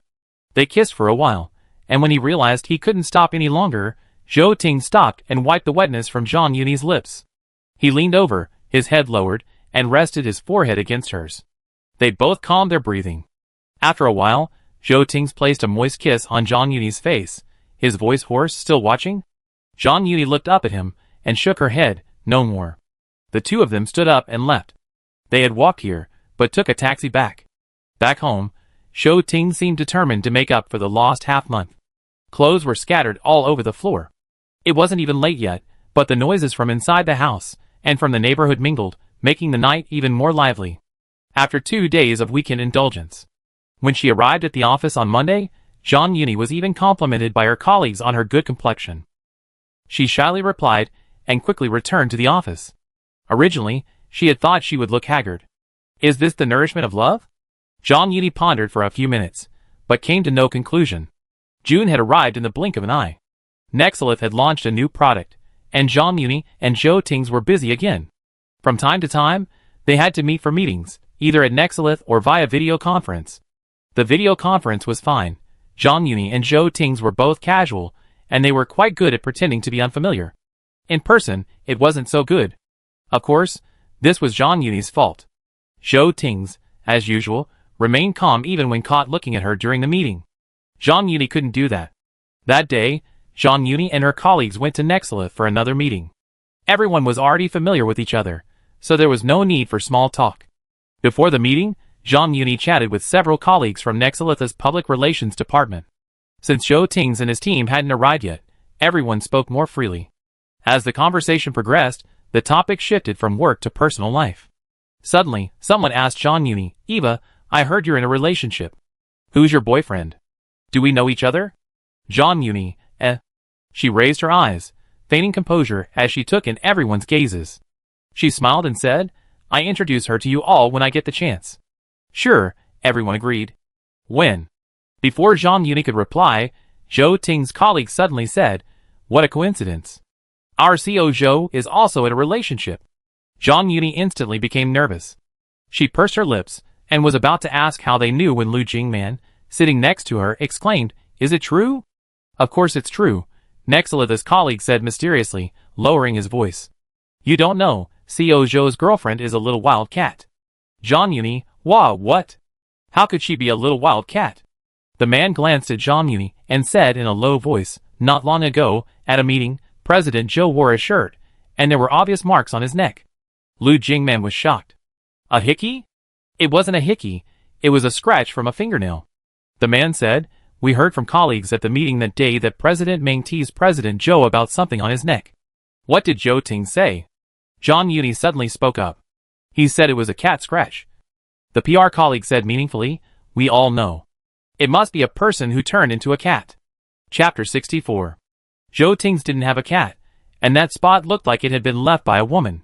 Zhang Yuni was choked by these words, unsure of what to express. She nodded silently, remaining silent. Instead, Lu Jingman and the two other colleagues she had brought with her kept pressing for more details. Zhang Yuni listened, itching to pull out her phone and text Zhou Tings, asking how she looked like a cat. Besides, she hadn't left that mark on his neck on purpose. It was Zhou Tings who had gone too far, and she couldn't stand it anymore, so she accidentally scratched it. A few people were discussing when Ming Sui and Zhou Tings arrived, accompanied by their assistants, the marketing manager, and others. Everyone fell silent, and Zhang Yuni looked up at him. The meeting officially began, and Zhang Yuni asked Lu Jingman to come to the stage to present the promotional plan. She sat down in the audience. Suddenly, the phone screen on the desk lit up. Subconsciously, Zhang Yuni thought it was a message from Zhou Tings.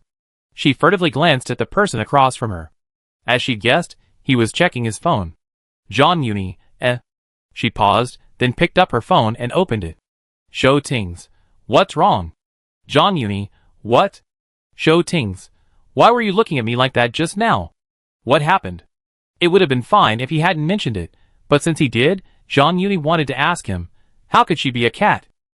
There was a moment of silence, and Zhang Yuni deliberately asked, "How come I didn't know you had a cat?"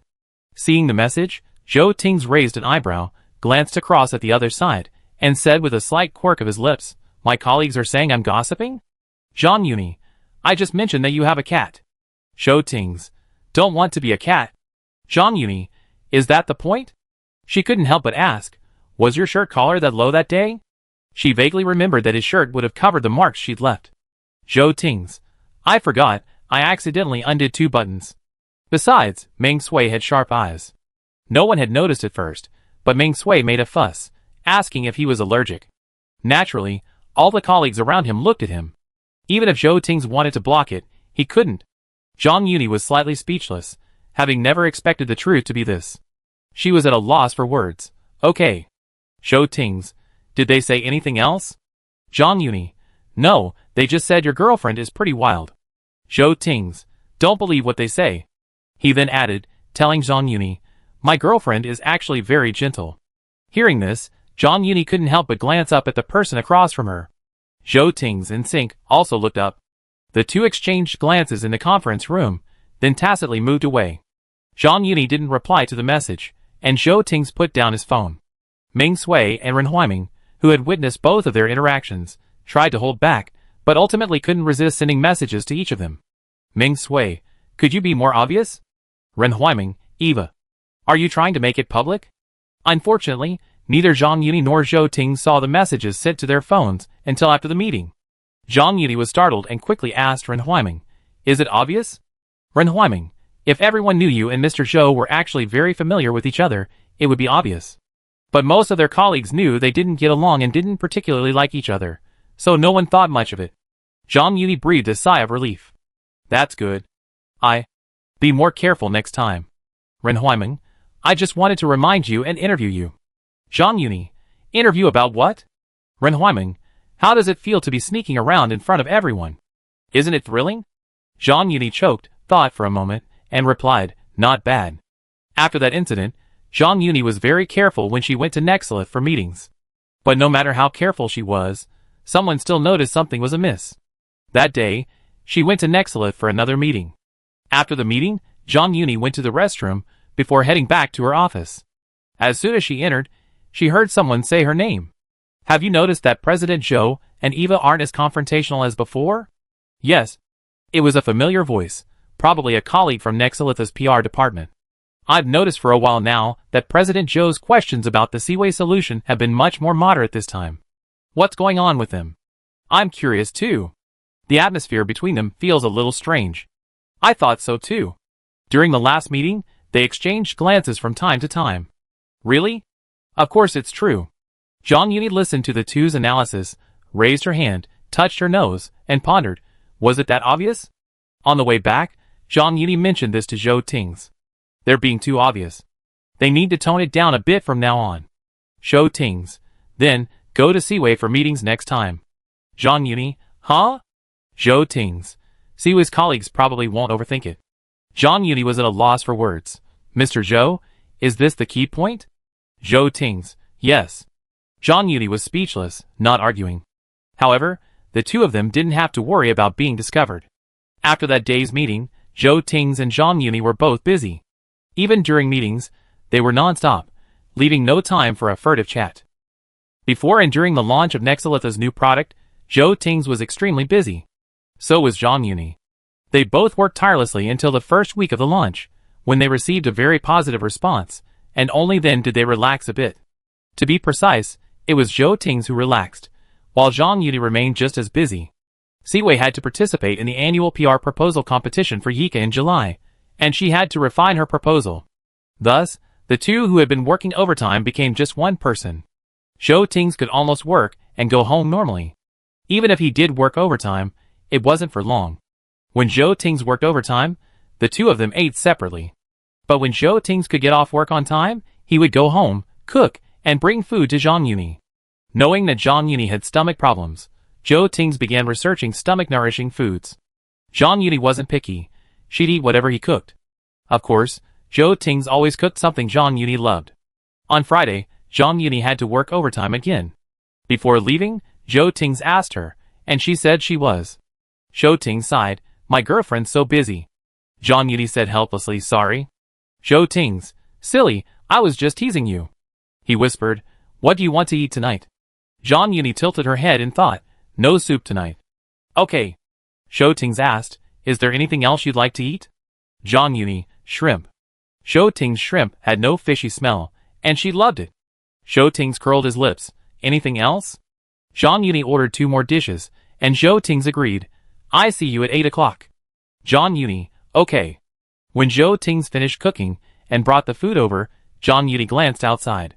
Because it was Friday, her colleagues had all gone home early. After thinking for 3 seconds, she lowered her head and sent a message to Zhou Ting's, you can come to the office today. When a colleague was working overtime, Zhou Ting's would bring Zhang Yuni food, and the two of them would go out to eat. Zhou Ting's would only come to Zhang Yuni's office when no colleagues were around. Zhang Yuni had initially thought Zhou Ting's would object to her arrangement. Unexpectedly, Zhou Ting's not only didn't, but actually enjoyed it. He told Zhang Yuni that the feeling of having a secret affair was quite exciting. After sending the message, Zhang Yuni received a reply from Zhou Ting's, getting ready to get in the elevator. The corners of her lips curled up, and she went to the elevator door with her phone in hand to wait for him. The elevator door opened, and Zhou Ting spotted the person at the door. He chuckled, why are you here? Zhang Yuni nodded, to meet President Zhou. Zhou Ting's raised an eyebrow. Have all the colleagues left work?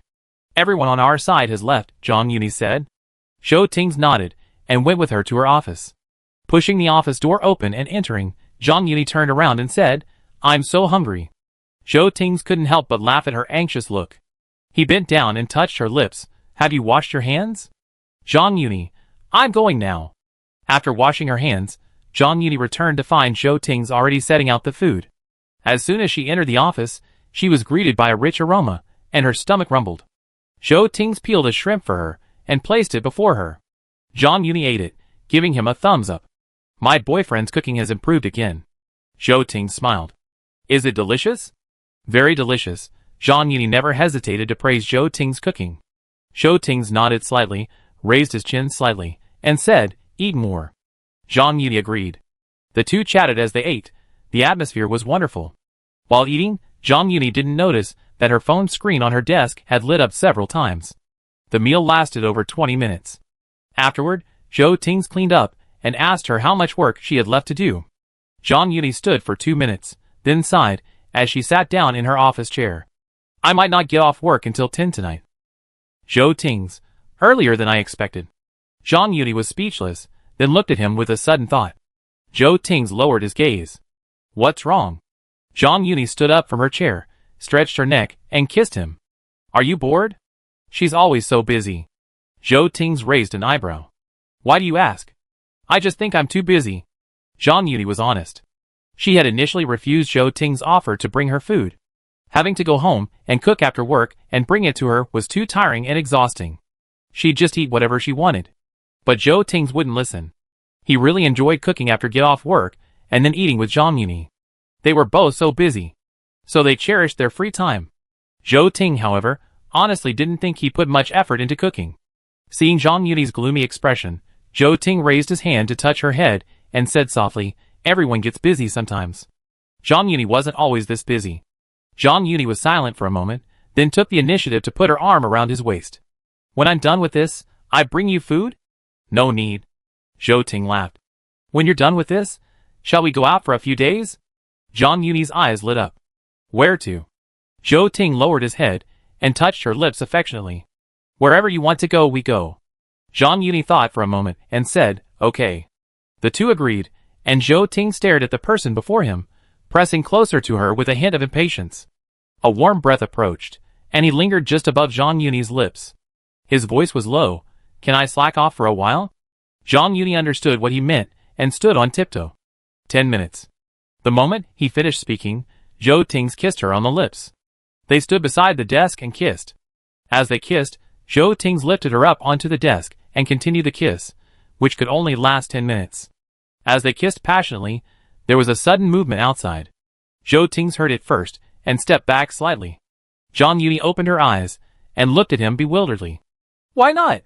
Before she could finish her words, she heard footsteps outside.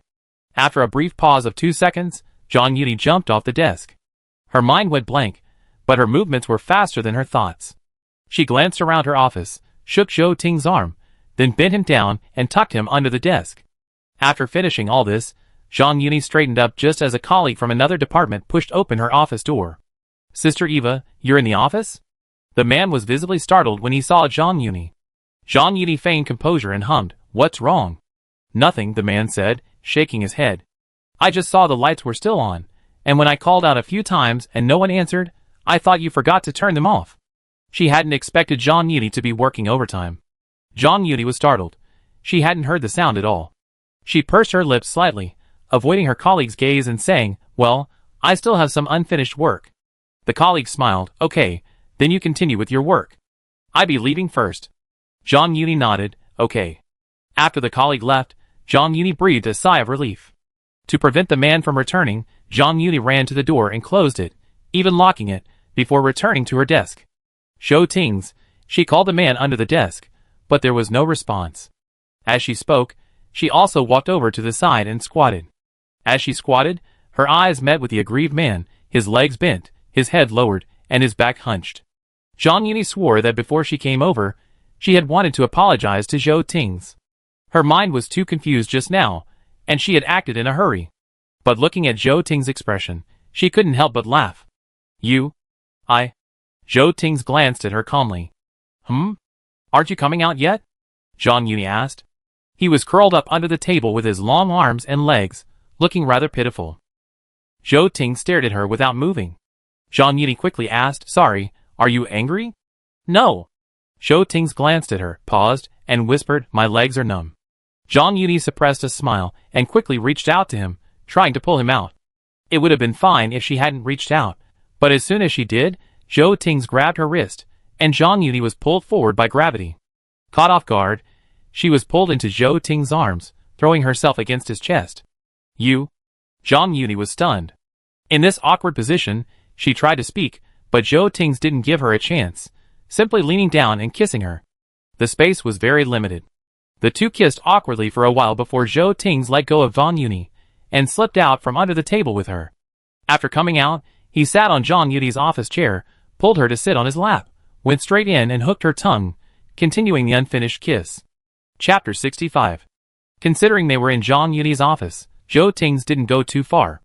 After a brief moment of lingering kisses, he released the breathless figure from his embrace, his lips touching the tip of her nose as she calmed her breathing. After a moment, Zhang Yuni raised her hand and nudged him, whispering, It's time to work. If they didn't finish now, there was no telling when they would be able to return home tonight. Zhou Ting hummed, his Adam's apple rolling slightly, and pecked her lips with a reluctant air. Okay. While Zhang Yuni was working, Zhou Ting was in no hurry to leave. It was unlikely anyone would be there at this hour. So, Zhou Ting sat openly on the small sofa in her office reading. From time to time, he would offer Zhang Yuni his advice. Zhou Ting had unique insights on many issues. He and Zhang Yuni had different perspectives, so they naturally considered different issues. Every suggestion he offered was incredibly useful, inspiring Zhang Yuni with new insights and better ideas. They worked until 10 o'clock, until few lights were on in the building, before Zhang Yuni and Zhou Ting left work and went home together. The next few days continued like this. It wasn't until Zhang Yuni attended a Yika proposal that her endless day and night workday life finally came to a brief end. On the day of the proposal, Zhang Yuni had wanted Lu Jingman to bring other colleagues, but because Lu Jingman had something urgent to do, she ended up going alone.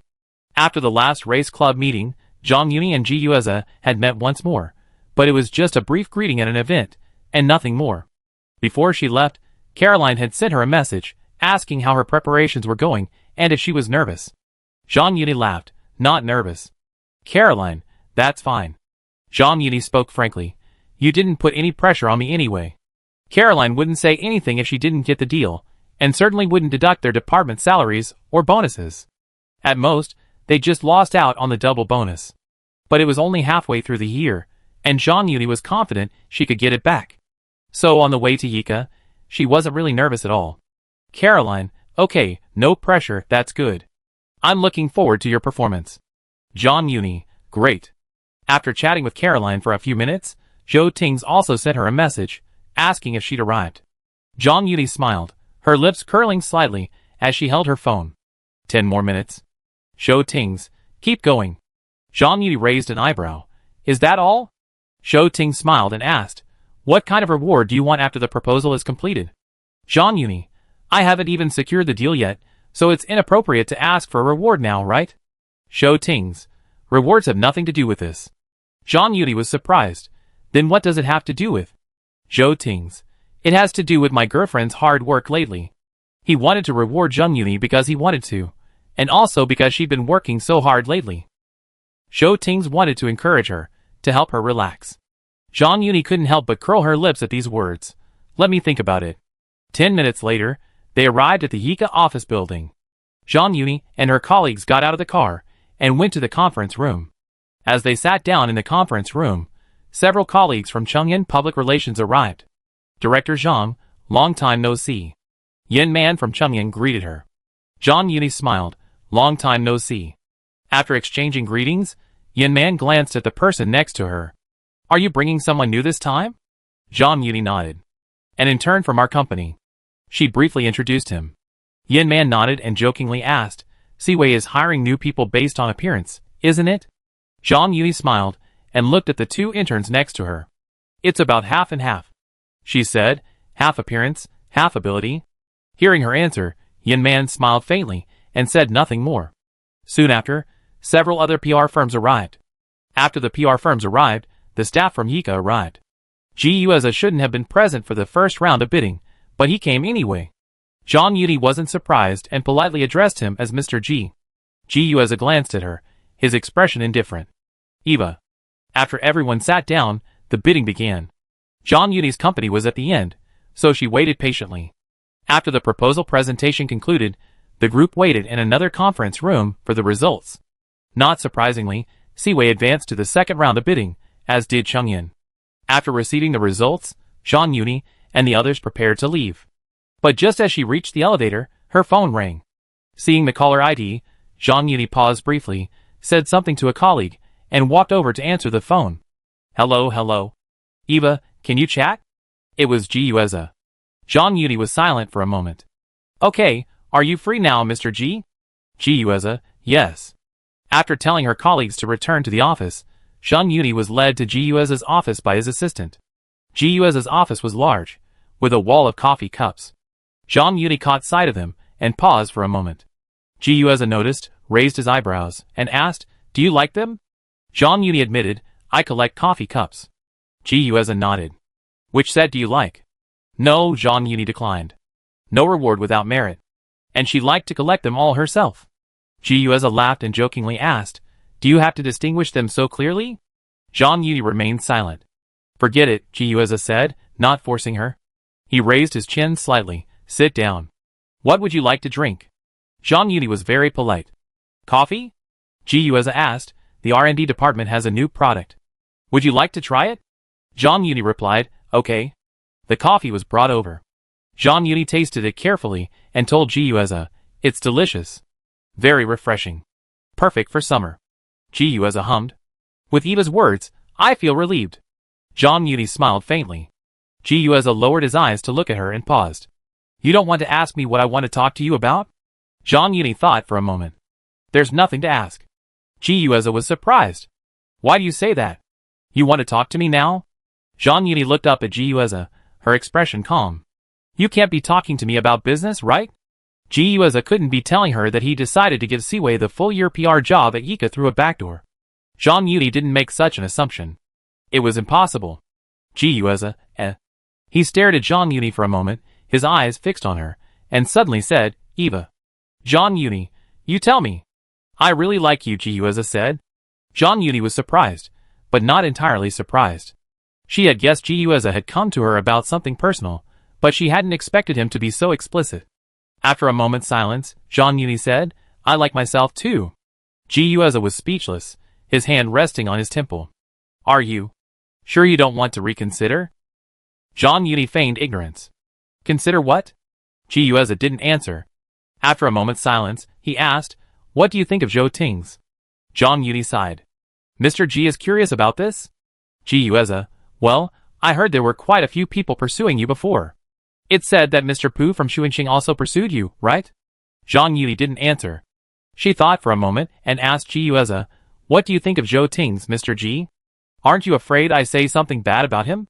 Ji Yueza asked back. Zhang Yuni, don't be afraid. I know you, President Ji, have known Zhou Ting's for many years. I'd actually like to hear what his friends think of him. Ji Yueza raised an eyebrow and reminded her, We're not really friends. They were just acquaintances, not really close friends. Ji Yueza and his group all came from business families.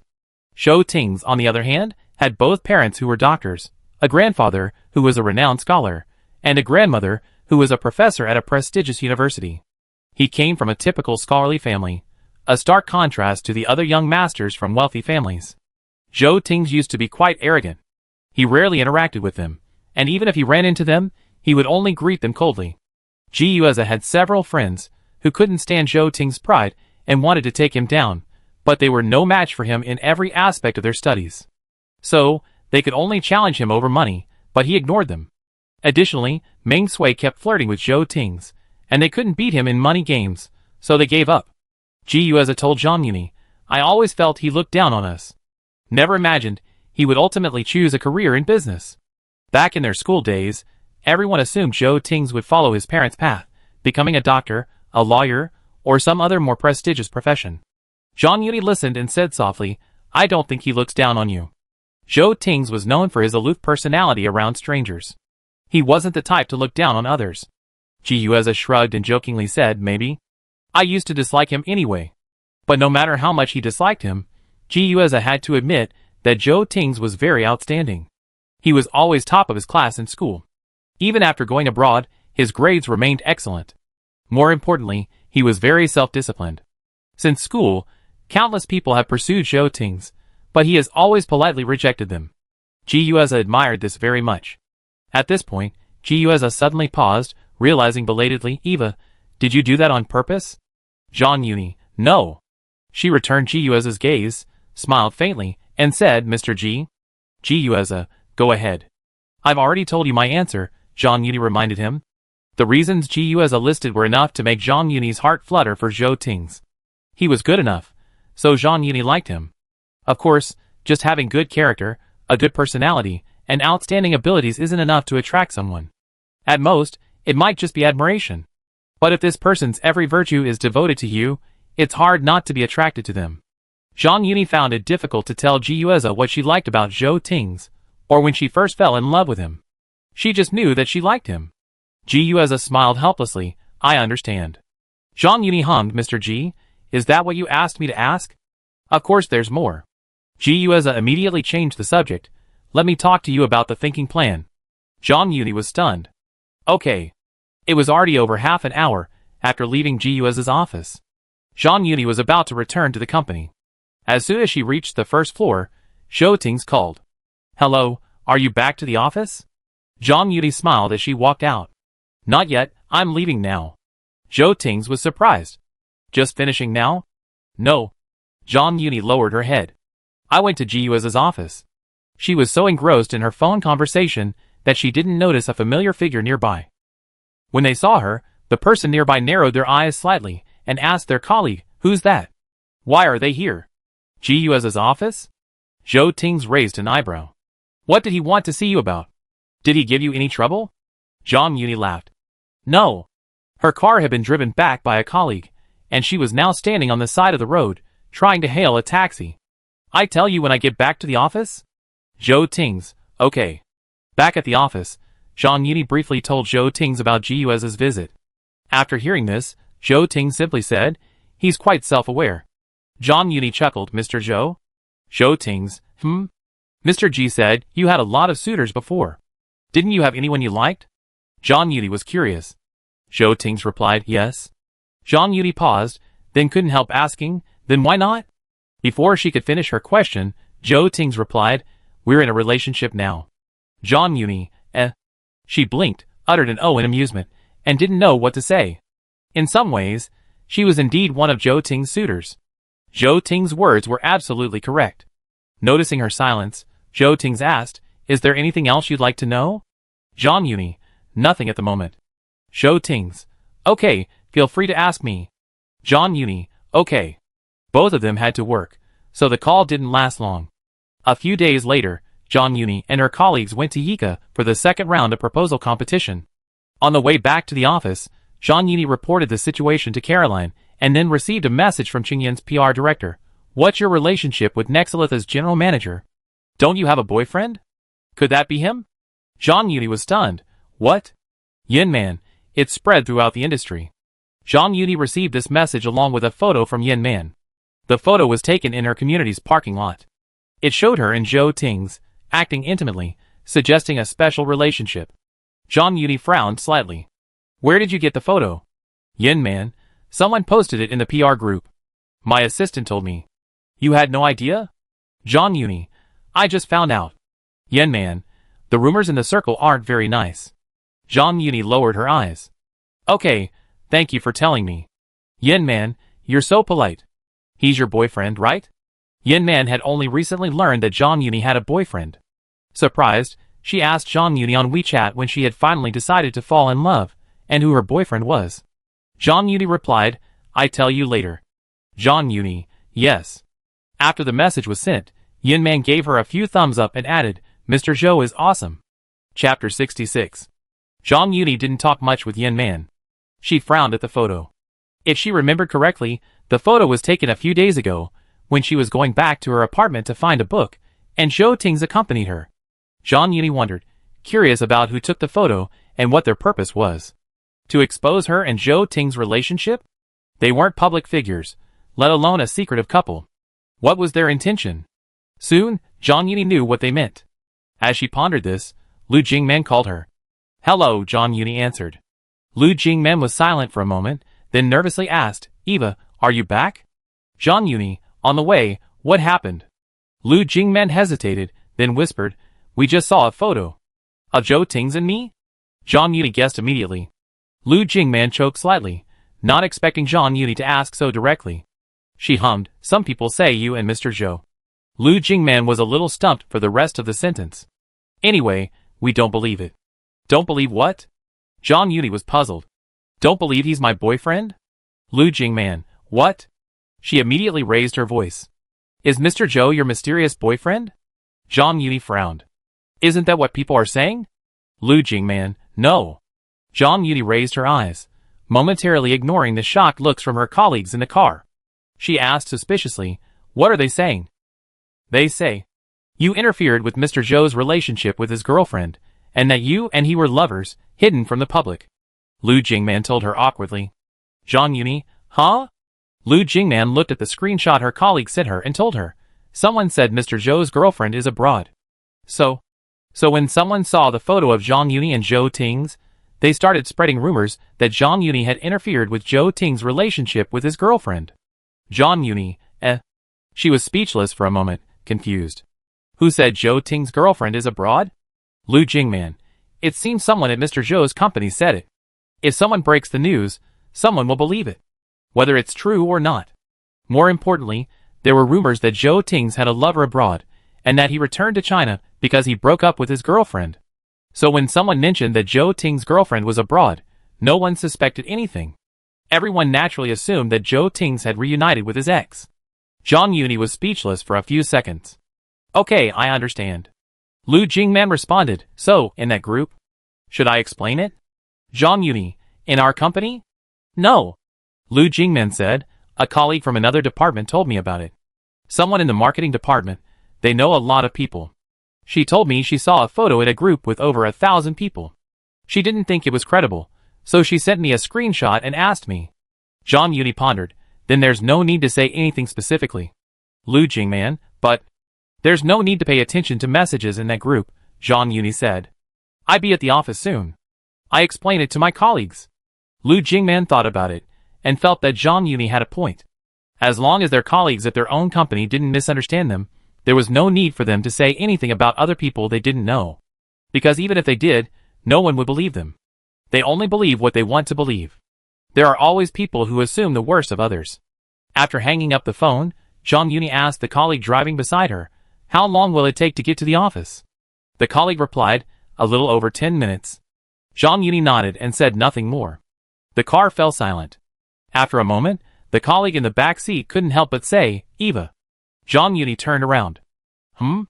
What did you mean by what you just said to Sister Jingmen? The two colleagues in the back seat stared at her intently. Your boyfriend is Mr. Zhou. Mr. Zhou? The Mr. Zhou we know? Both of them couldn't believe their eyes. Zhang Yuni, yeah. She looked at her three colleagues. Sorry, I didn't tell you before. They all shook their heads in unison. It's okay. We just didn't expect you and Mr. Zhou. The rest of the sentence went without saying. Zhang Yuni understood. She smiled faintly and said, I didn't expect it either. As she spoke, Zhang Yuni's phone rang again. This time it was Zhou Tings calling. Zhang Yuni hung up immediately and opened WeChat to ask him. Still in the car, what's wrong? Zhou Tings. Assistant Ren just told me something. Zhang Yuni, photos? Zhou Tings. Yeah, are you okay? Zhang Yuni, it's okay. A colleague asked me, and I told him directly. Zhou Tings, Zhang Yuni, they said Mr. Zhou is my boyfriend. Zhou Tings, if you have anything to say, tell me. I checked the photos. Zhang Yuni, I think he lives in the same neighborhood as me and knows me. I don't know who it was exactly. When Zhang Yuni saw Lu Jingmen's message, she went through the names of people she knew and had run into in the neighborhood. She didn't think of anyone she'd interacted with through work. But if they weren't work acquaintances, how could they know her and Zhou Tings? Zhou Tings, I understand. Leave it to me. Zhang Yuni, yes. After chatting with Zhou Tings for a few minutes, they arrived at the office. Before getting off the car, Zhang Yuni took an involuntary deep breath before heading back to the office with 3 colleagues. Before entering the elevator, Zhang Yuni received a message from Caroline. "Come to my office when you get back." Zhang Yuni, "I be there right now." Returning to her own office would draw special attention, so Zhang Yuni decided to go to Caroline's first. Unsurprisingly, Caroline was going to talk to her about the photo, too. Seeing her appear, Caroline's assistant greeted her. "Eva's here." Zhang Yuni smiled, yes. She could sense the curiosity in Caroline's assistant's eyes as she looked at her. "Miss C." Zhang Yuni pushed open the door and entered. "What do you want to talk to me about?" Caroline glanced at her. "You haven't returned to your office?" Zhang Yuni nodded. "I'm going to hide for a few minutes." "What's there to hide about?" Caroline laughed. "You and Zhou Tings are in a normal relationship. What are you afraid of?" Zhang Yuni wasn't afraid. She was just a little embarrassed. She had been so confrontational with Zhou Tings before, and now she was dating him. This was one of the small reasons why Zhang Yuni didn't want to tell everyone about her relationship with Zhou Tings right after they started dating. Zhang Yuni remained silent. Caroline then asked, "Something's being said in the industry right now is not very positive. What do you and Zhou Tings think?" Zhang Yuni, "We're not public figures, so it would be a bit strange to explain this specifically, right?" She looked at Caroline. "I just wanted to let my colleagues know." Caroline thought for a moment. "That's true, but what about Zhou Tings' foreign girlfriend?" Zhang Yuni, "He doesn't have any ex-girlfriends." "Then who's that foreign girl?" Caroline was curious. "I heard someone took pictures of them shopping and dining together." Zhang Yuni, "Maybe a partner?" She hadn't asked Zhou Tings.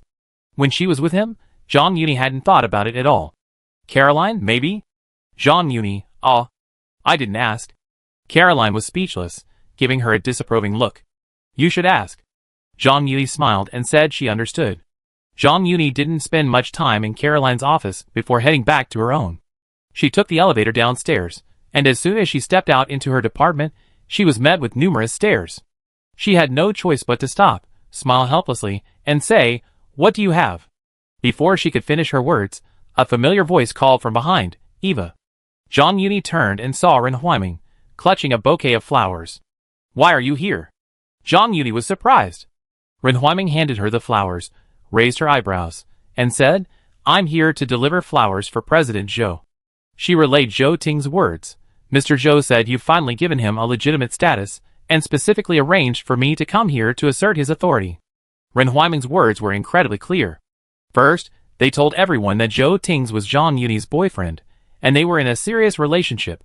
Second, they indirectly confirmed that it was Zhang Yuni who didn't want their relationship public, and not the rumors circulating in the group chats that Zhou Tings was just playing around, and therefore didn't want to tell anyone about it. Hearing Ren Huiming's words, Zhang Yuni was startled for a moment, then smiled. "Thank you for the trip." Ren Huiming raised her eyebrows slightly. "Don't be polite. It's my job." Ren Huiming had to get back to the office, so she didn't linger.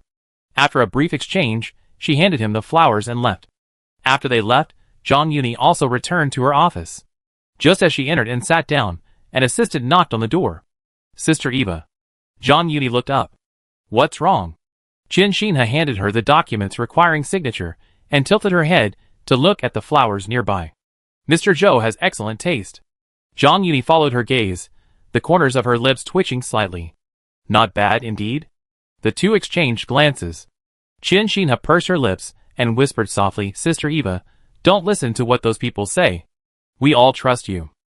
Seeing her gloomy expression, Zhang Yuni teased, "What did they say?"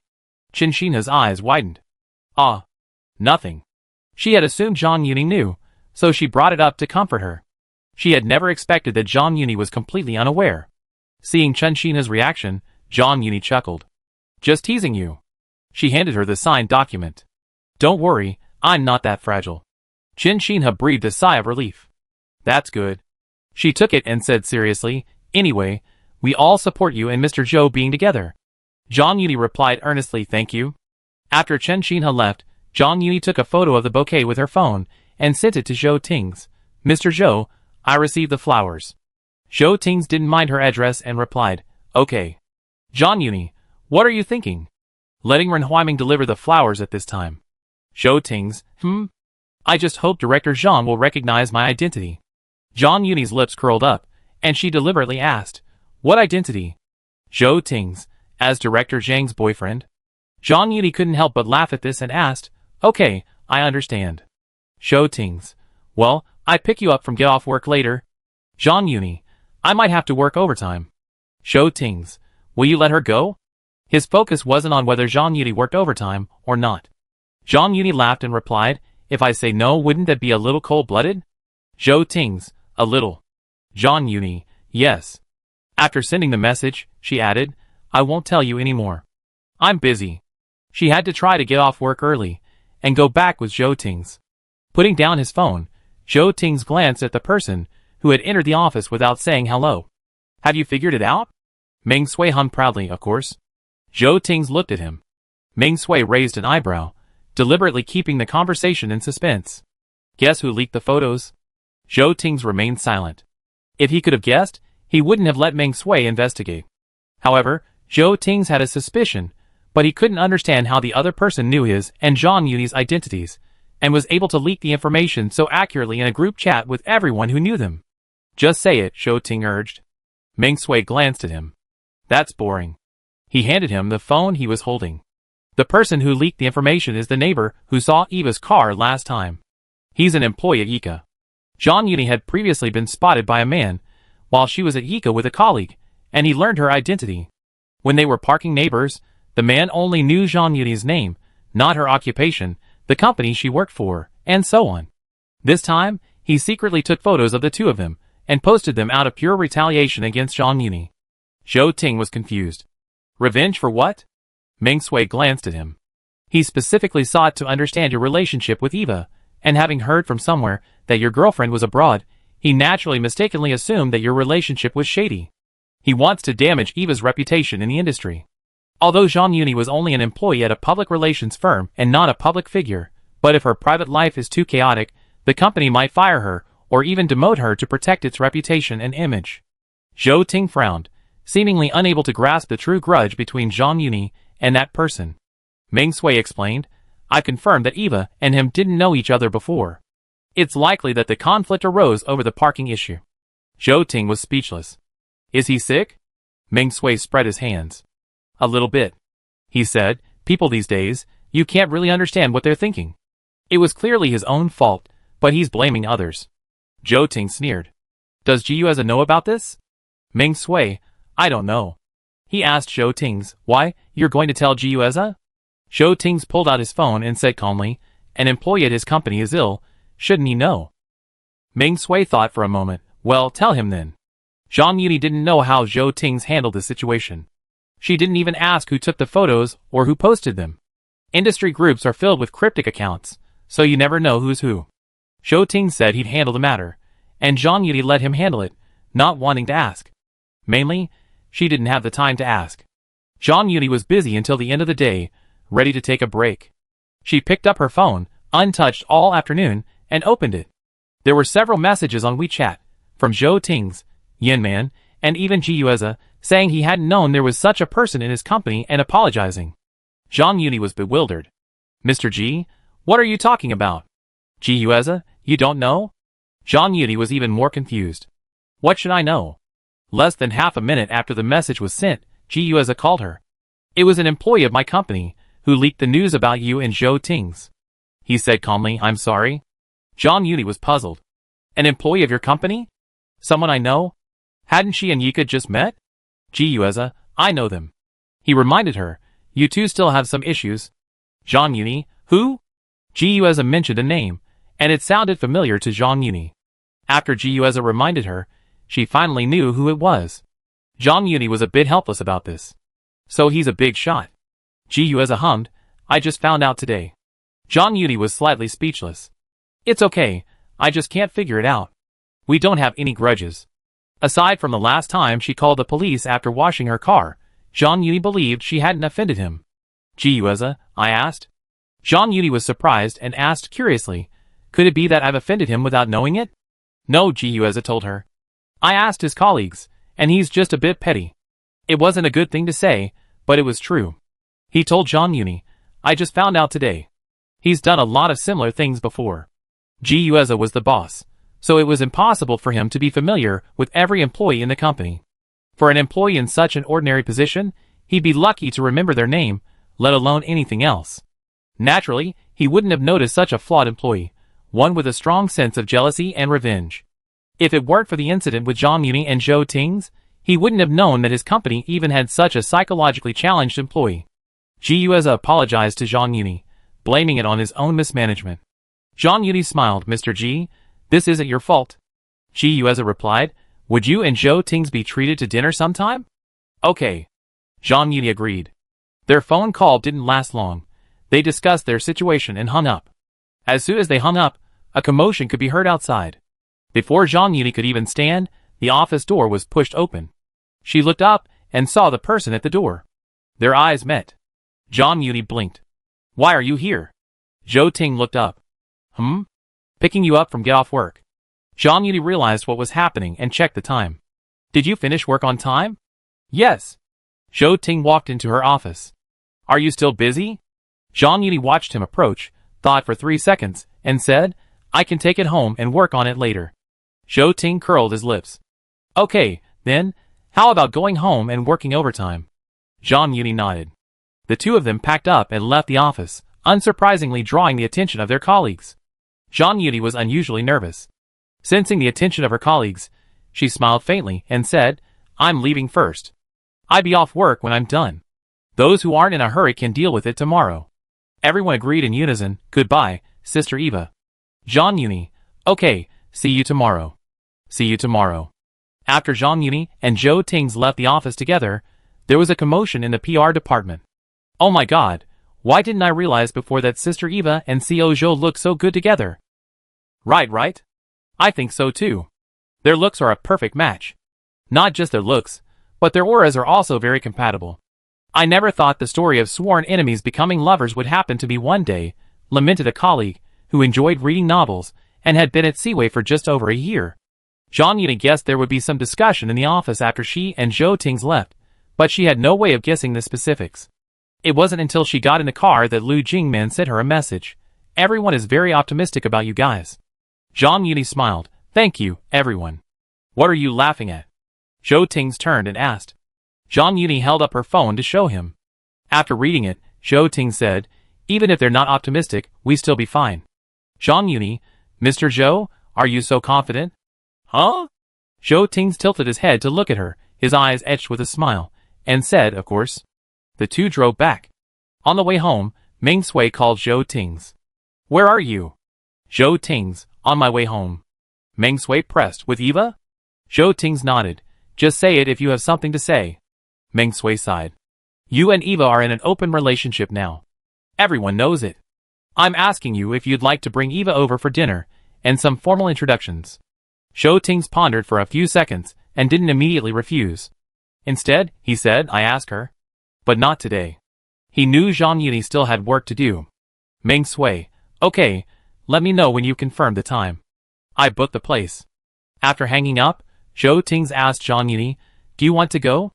Zhang Yuni thought for a moment and honestly said, yes. I need to build more connections for Seaway. Zhou Ting's, Chapter 67. The car fell silent for a moment. Zhou Ting's burst out laughing, and squeezed Zhang Yuni's hand during the red light. Is that the reason? Ah. Zhang Yuni turned to look at him, her eyes sparkling. Meet my boyfriend's friend. She teased him deliberately. Hearing this, Zhou Ting's didn't get angry. He nodded seriously. Okay, I introduce you to them later. Zhang Yuni's lips curled up. Okay. Back home, Zhou Ting's went to cook. Zhang Yuni didn't help, but went to the sink to tidy up the bouquet of flowers she had brought home from work. Another cool rose. Zhang Yuni liked them, so Zhou Ting's kept giving them to her. Zhang Yuni always felt happy when she saw flowers. They each went about their business, and after more than half an hour, they went to the restaurant for dinner. After dinner, Zhang Yuni went back to work. Zhou Ting's didn't bother her in the study, but stayed in the living room reading. Not long after she sat down in the study, Zhang Yuni's phone next to her vibrated with several messages. She clicked on them. They were from Shin Shuiao. Shin Shuiao, I heard you and Zhou Ting's have made your relationship public. Congratulations. Shin Shuiao, TSK, Ming Sui said you're having dinner with Zhou Ting's friends this weekend? Shin Shuao, are you sure? Zhang Yuni smiled. Yeah, sure. Are you going? Shin Shuao, will you invite me? Zhang Yuni, I invite you. Shin Shuao deliberately put on airs. I think about it. Zhang Yuni, okay, let me know when you've made up your mind. Shin Shuao, I heard you two were exposed through a candid photo. Zhang Yuni, yes. Shin Shuao, who's so boring? You're not public figures. Zhang Yuni, a boring person. Shin Shuao, speechless. Zhang Yuni was actually quite speechless too. However, the other person wasn't normal. She naturally couldn't use her normal mindset to think about someone who wasn't normal. Since Zhou Tings would handle it anyway, Zhang Yuni didn't want to bother with the matter. After chatting with Shin Shuao for a few minutes, Zhang Yuni pulled her mind back to her unfinished work. After finishing work, Zhang Yuni and Zhou Tings went downstairs for a short walk before returning home to wash up and rest. For a while afterwards, Zhang Yuni felt that her life and work were pretty much the same as before, with not much change. But on closer inspection, there was a bit. Ever since her and Zhou Tings' relationship was confirmed, when she went out to talk about work, people would always ask her about Zhou Tings, Nexalith Group's next investments, R&D directions, and so on. Some even asked Zhang Yuni if she could help connect with Zhou Tings, so that Siwei would be willing to hand over the full-year PR to them. Of course, some colleagues also believed that Siwei had been able to secure Nexalith's full-year PR for so many years, because Zhou Tings had provided his girlfriend with connections. When Zhang Yuni first heard this, she really wanted to wonder what those who spread such rumors were thinking. When Siwei secured Nexalith's full-year PR, she and Zhou Tings were still at odds, weren't they? There were many similar incidents, and Zhang Yuni wanted to ignore them, but she couldn't. She felt a little helpless about it.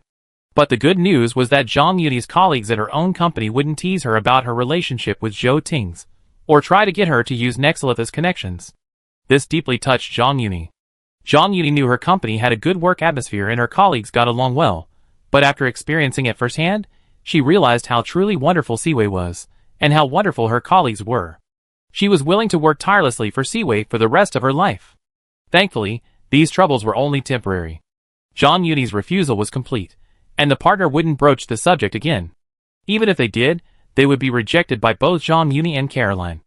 As for the rumors that Siwei secured Nexalith's annual PR contract because Zhou Tings used his girlfriend's connections, this was easier to dispel. When Nexalith selected its annual PR agency, the board of directors, the president, the general manager, and the marketing director voted together. Furthermore, when they decided on Siwei, Zhang Yuni and Zhou Tings weren't even together. Furthermore, anyone who knew Zhang Yuni knew her work ability. Coupled with Siwei's successful year-round PR efforts at Xuanxing and Yika, two major companies, those who accused Zhang Yuni of using backdoors gradually shut up. She could use Nexalith as backdoor, but there was no way Xuanxing and Yika could also use backdoors, right? The rumors were self-defeating. But Zhang Yuni herself didn't take it too seriously. She was too busy. After finishing the first half of the year, she began planning for the second half. Zhou Ting was no different. After Nexalith's new product launch, he did have some free time. But that short period was short-lived, as he returned to work on other projects. They each had their own responsibilities, and even at the company, they had their tiring times. But strangely, the fatigue would disappear when she saw him after work. Zhang Yuni didn't know what to say. Simply put, she was enjoying and adoring her relationship with Zhou Tings. Of course, they occasionally had minor disagreements. Zhang Yuni had stomach problems, and didn't pay much attention to her meals. When she was busy, it was even harder to pay attention. That day, Zhang Yuni had a work meeting. Before going to the dinner, Zhou Tings reminded her not to drink on an empty stomach, to eat something first, and not to drink too much. Zhang Yuni knew this, but at the dinner, many things weren't counted. She was the second party, a director there. Unavoidably, Zhang Yuni had a few more drinks. When Zhou Tings came to pick her up, Zhang Yuni's face was not looking good. Zhou Tings frowned, and before he could ask how many drinks she had, Zhang Yuni's hand was already covering her stomach. Stomach upset? Zhou Tings asked nervously. Zhang Yuni hummed vaguely, a little. Zhou Tings saw her pale face, and hurriedly drove her to the hospital. After a series of examinations, they discovered that Zhang Yuni had acute gastroenteritis. After she was put on an 4 drip, her condition improved slightly. When she woke up the next day, Zhang Yuni noticed that Zhou Tings paid little attention to her. When she spoke to him, he was cold and indifferent. Knowing she was in the wrong, Zhang Yuni dared not argue. When Zhou Tings reminded her to eat, she could only reach out and tug at his sleeve, acting coquettishly and asking him to feed her. Glancing at his fingers on his sleeve, Zhou Ting's feigned indifference. "What's wrong?" "My hand hurts." Zhang Yudi raised her forehand and said weakly, "Feed me." Zhou Ting's, It wasn't that he couldn't see Zhang Yudi was doing this on purpose. He just couldn't resist her. After a few seconds of silence, Zhou Ting's picked up the spoon beside him and prepared to feed her. Zhang Yudi opened her mouth and silently accepted Zhou Ting's offer. It was all liquid food, tasteless. After a few bites, Zhang Yudi declared herself full. Zhou Ting's raised his eyelids. Zhang Yudi quickly corrected herself. "I can eat a little more." Zhou Ting's helplessly raised his hand and tapped her forehead. "If you can't eat anymore, then don't eat anymore." "It's not that I can't eat anymore," Zhang Yudi said honestly after a pause. "It's just that it doesn't taste good." Zhou Ting's understood what she meant and glanced at her without saying anything. Sensing Zhou Ting's resentment, Zhang Yudi raised her hand and tugged at his sleeve again. Zhou Ting's lowered his head. "What did you want to say?" "I'm sorry." Zhang Yudi always had a good attitude when admitting her mistakes. "I was wrong." Zhou Ting's looked at her intently. "What was wrong?" "I shouldn't have drunk so much," Zhang Yudi said. Zhou Ting's closed his eyes and took a deep breath. "Since you know." He couldn't bear to continue mid-sentence. Zhang Yudi had her own difficulties. She was certainly aware of her physical condition and knew she couldn't drink too much. But she was there to discuss business, and as the head of Seaway, she couldn't avoid many dinners. Zhou Ting's company didn't have a drinking culture, but other companies and other people did. There were a lot of men who loved drinking, and Zhou Ting's knew them all and would chat with them and give them a heads up. But he also knew that Zhang Yudi didn't need him to interfere too much with her work. They were both independent individuals, and Zhang Yudi was capable of handling her work. Besides, Zhou Ting's didn't want to interfere with Zhang Yudi's work. Zhang Yudi obediently taught him a lesson. She looked at Zhou Ting's gloomy expression and gave him a weak smile. "Zhou Ting's." She raised her hand and proactively wrapped it around his neck, coquettishly saying, "I'm fine. I promise I'll be more careful next time." Zhou Ting's. "Do you mean what you say?" "Yes." Zhang Yudi hooked her finger with his, her eyes curved. "Pink." Zhou Ting's had no choice but to make a pinky promise. When they made the promise, he knew full well that if there was a next time, Zhang Yudi would have to drink again. Not only Zhang Yudi, but even when he attended a dinner party, drinking was inevitable. Thinking of this, Zhou Ting's childishly said, "There's anti-smoking propaganda, but why isn't there anti-alcohol propaganda?" Zhang Yudi was amused by his words, her lips curling. "Yes, but not many people follow it. Even with anti-smoking propaganda, there are still many smokers." Zhou Ting squeezed her fingers hard, but said nothing.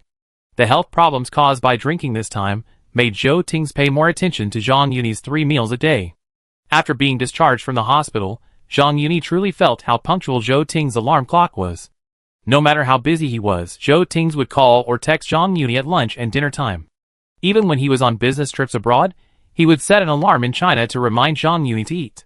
Knowing that simply reminding Zhang Yudi wasn't enough, he even added Zhang Yudi's assistant on WeChat and asked her to remind her to eat at the appointed time. At first, Zhang Yudi was a little uncomfortable. Gradually, she got used to it. If Zhou Ting's hadn't sent a message by the appointed time, she would deliberately send him a message to remind him it was time for dinner. The summer of that year flew by in the blink of an eye. During the National Day holiday, Zhang Yudi finally met up with several of Zhou Ting's friends for dinner. They had originally planned it, but the time never came together. Either Zhang Yudi was busy, Zhou Ting's was busy, or one of Zhou Ting's friends was away on a business trip. The meeting kept getting postponed until November. Except for Ming Sui, Zhang Yudi had met several of Zhou Ting's friends before, but they weren't very familiar with each other. What Zhang Yudi didn't expect was that Ji Yueza would also be there for dinner. After the introductions, everyone ate and chatted. Afterward, they went to play games, billiards, and drinks. Knowing that Zhang Yudi was a good table tennis player, someone suggested she and Zhou Ting's play a game. Zhou Ting's, "I won't play." Zhang Yudi looked at him. Zhou Ting's, "I give up." Ming Sui, watching from the side, tooted in annoyance, "Never mind him. Does Eva want to play?" Zhang Yudi smiled, "I'm fine with either." Ming Sui pondered for a few seconds. "How about we play a game?" Zhang Yudi agreed. The two played while the others placed bets. When Zhou Ting's question came up, Ji Yueza said quietly, "Why ask him? He's definitely betting on his girlfriend to win." Zhou Ting's glanced at him and said indifferently, "Mr. Ji has good taste." Ji Yueza was speechless, wanting to say that anyone could tell from his demeanor. When he met Zhou Tings, he had never imagined that he would be this way when it came to love. He was completely in love, completely unlike his former self.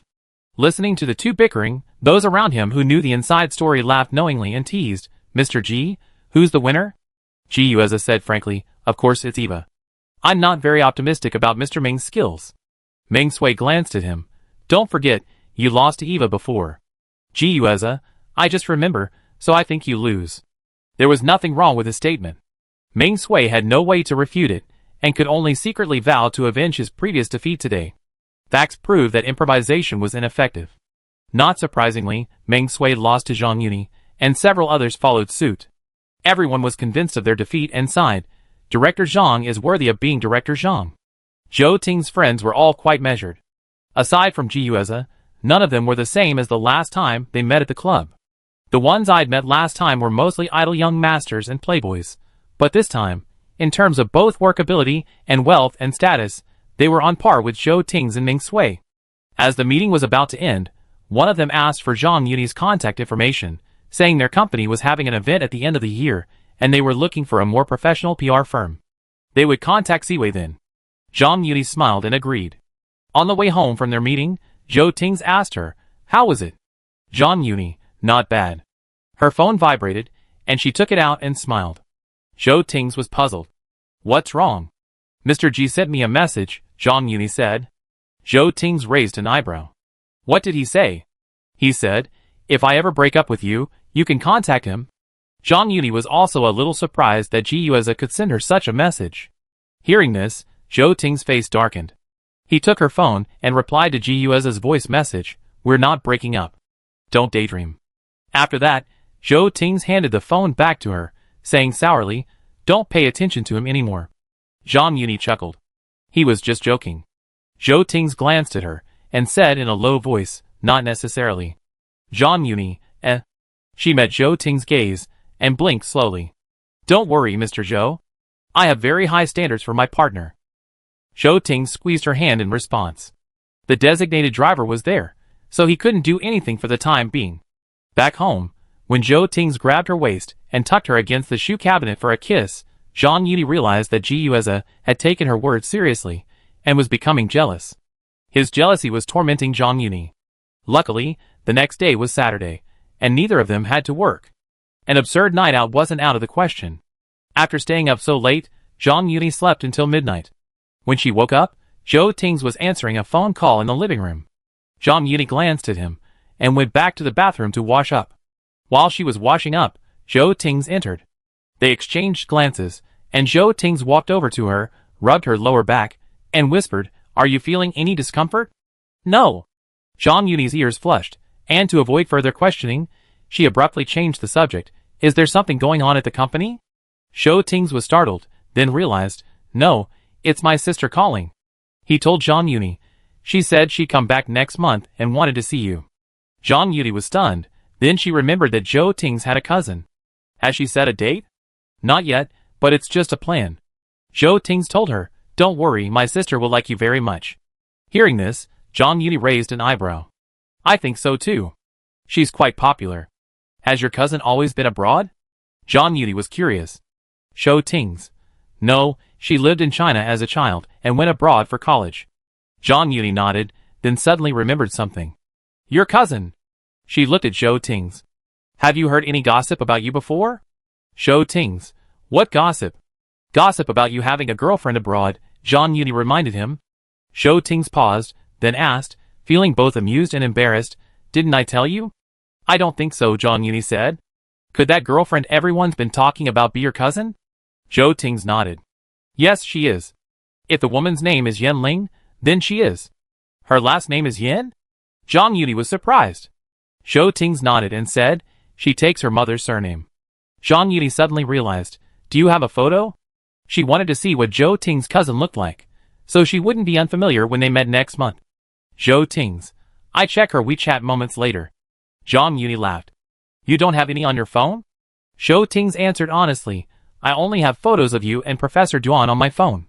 The photos of Professor Duan had been saved a long time ago. He didn't have the habit of saving photos of anyone other than his girlfriend and family, except for company products. Zhang Yuni uttered an "oh," her lips curling slightly upward. I think I can still save my cousin's photo. Zhou Ting's pinched her cheek. I didn't remember. On the first day of the holiday, Zhang Yuni and Zhou Ting's didn't join the traffic jam. Instead, they stayed home, resting and watching others travel. Zhong Ling, called out by her parents, sent Zhang Yuni 100 messages a day, all about waiting in line or being stuck in traffic. Zhang Yuni expressed sympathy. Luckily, she didn't have parents to accompany on their trips during the National Day holiday. On the third of the 7-day National Day holiday, Zhang Yuni and Zhou Ting's went out together and spent a few days at a suburban hot spring hotel. The hot spring hotel was invested in by a friend of Zhou Ting's, and when they met a few days ago, he had invited them to go. Since they had no other travel plans, they went straight for it. They slept at the hot spring hotel for 3 days before returning home.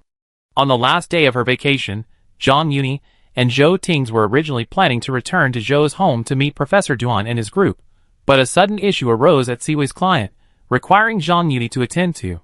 Thus, the meeting had to be put on hold. To avoid leaving a negative impression on Professor Duan, Zhang Yuni took the initiative to call him and explain the situation. Professor Duan bluntly told her to deal with the urgent matter first, and that they could meet any day. She also told Zhang Yuni that even if she wanted to have dinner at his house after get off work, that was fine. Professor Duan, a woman who prioritized work herself, fully supported Zhang Yuni's decision to prioritize work over anything else besides life and death. Zhang Yuni listened, feeling rather embarrassed. I definitely come see you next time I have a vacation. Professor Duan agreed. You're always welcome to our home. After hanging up the phone, she looked into Zhou Ting's smiling eyes and asked, Did I lie to you?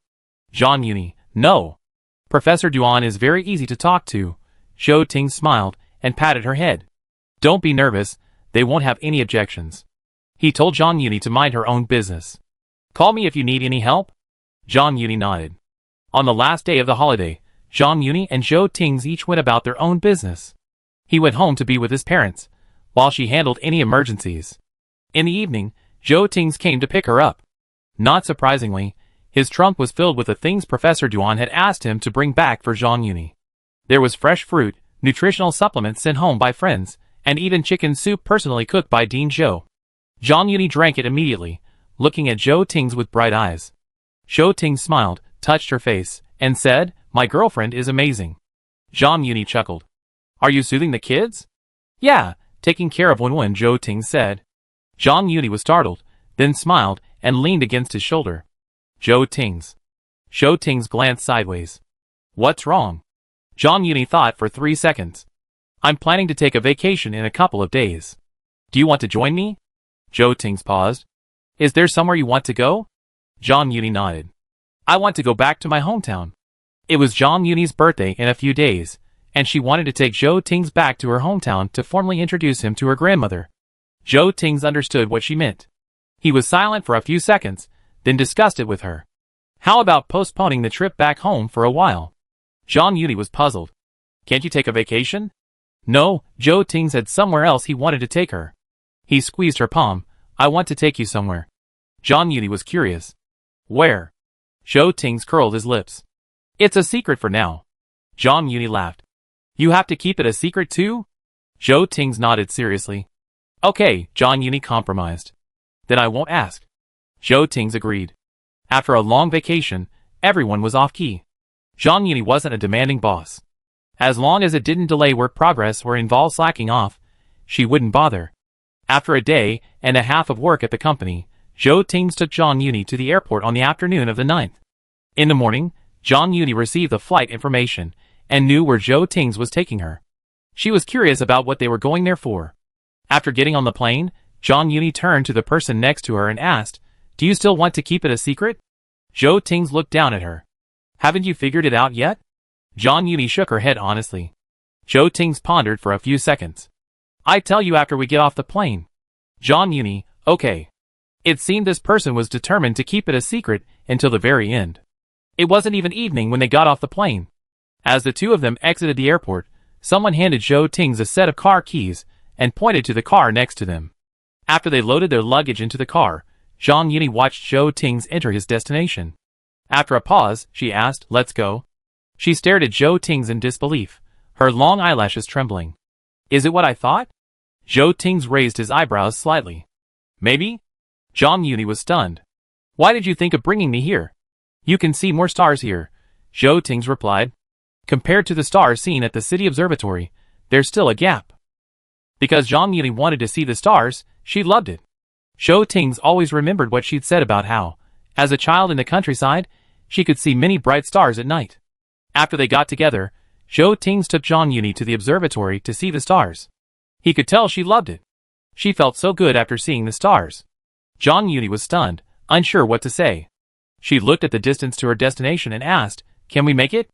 Zhou Tings replied, "No problem." The two of them set off on their own, heading for the place Zhang Yuni had always wanted to visit, but hadn't been able to for various reasons. It was a bit far from the airport, but Zhou Tings was in good shape, and since the holiday had just ended, there weren't many cars on the road. The journey was smooth. Zhou Tings had arranged everything in advance. When they arrived, Zhang Yuni even spotted a tent not far away. She paused for a moment, her mind racing back to Ren Huaiming's birthday, the night she and Zhou Ting sat under the night sky, gazing at the stars.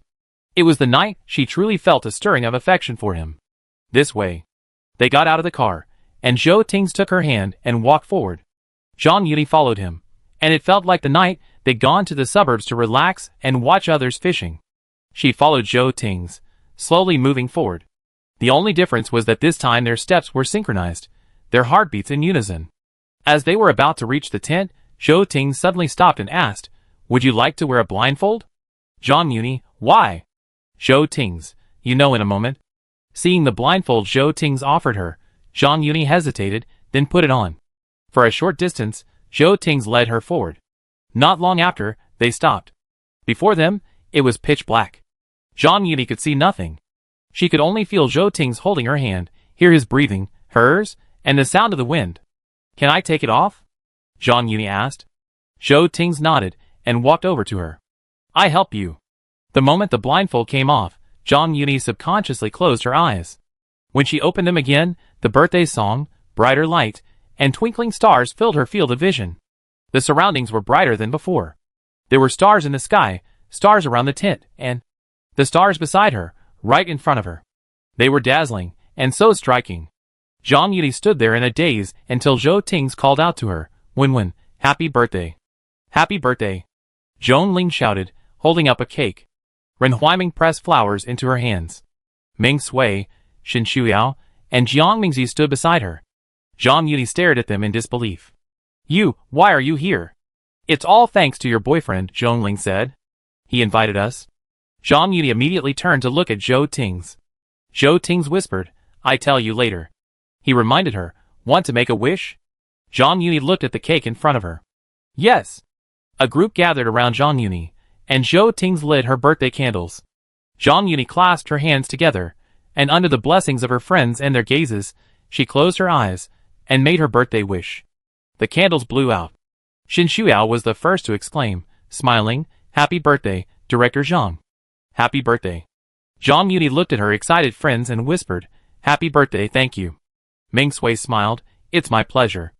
After singing the birthday song and making the wishes, it was time to cut the cake.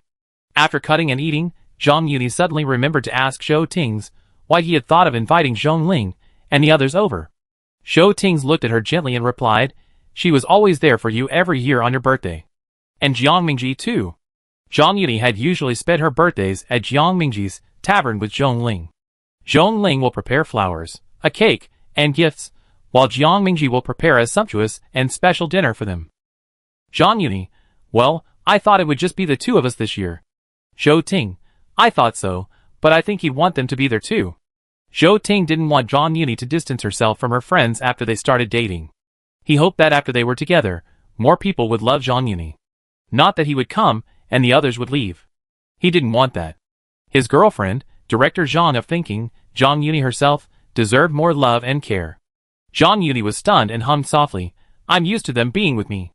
Zhou Ting smiled, and took her hand. "I know." So he contacted Zhong Ling in advance, asking if she had any time off, if she could spare a couple of days to celebrate Zhang Yuni's birthday. The two of them were whispering to each other nearby when they heard the sounds of laughter and playfulness.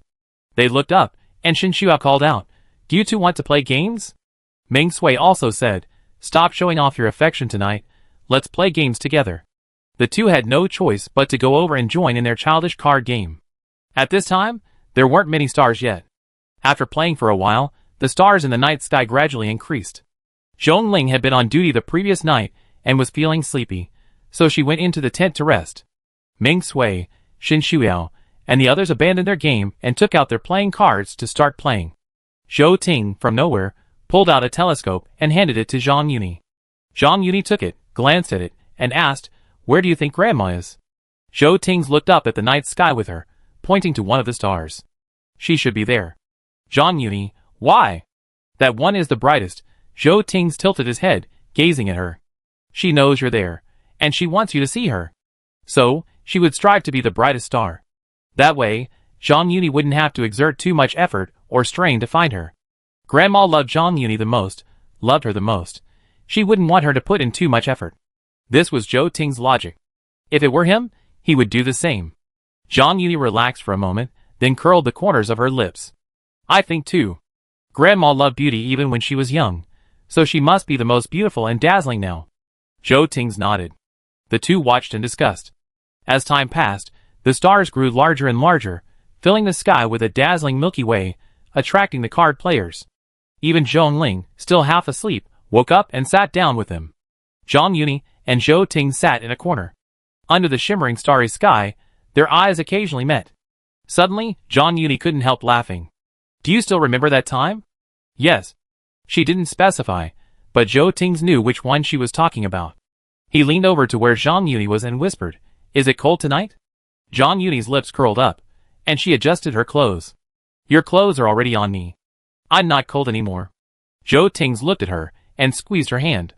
After a moment of silence, Zhou Ting suddenly remembered and asked, "What birthday wish did you just make?" Zhang Yuni blinked. "Should I say it out loud?" "It seems like it won't work if I say it out loud." Zhou Ting pondered, "If I don't say it out loud, how can I help you make it come true?" Zhang Yuni, That seemed like a problem. She was silent for a moment, then couldn't help but laugh. "Then I say one of them that's possible?" Zhou Ting, "You say it." Zhang Yuni leaned on his shoulder, gazing up at the brilliant night sky. "Next year, I want to celebrate my birthday like this." Zhou Ting raised an eyebrow. "Still here?" "Zhang Yuni, we can go somewhere else." Zhou Ting understood what she meant. He tilted his head, and when no one else noticed, he lowered his head and touched her lips, making a promise. "Okay, next year's birthday, we celebrate like this again." After gazing at the stars, everyone felt sleepy. As they slept in the tent, Zhou Ting held Zhang Yuni in his arms and whispered in her ear, "Did I just say happy birthday to you?" Zhang Yuni, "Yes." "Yes," Zhou Ting nodded. "Then I say it again." Zhang Yuni opened her eyes and looked at him. "Happy birthday, Wenwen." Zhou Ting leaned down and kissed her forehead, saying softly, "I love you."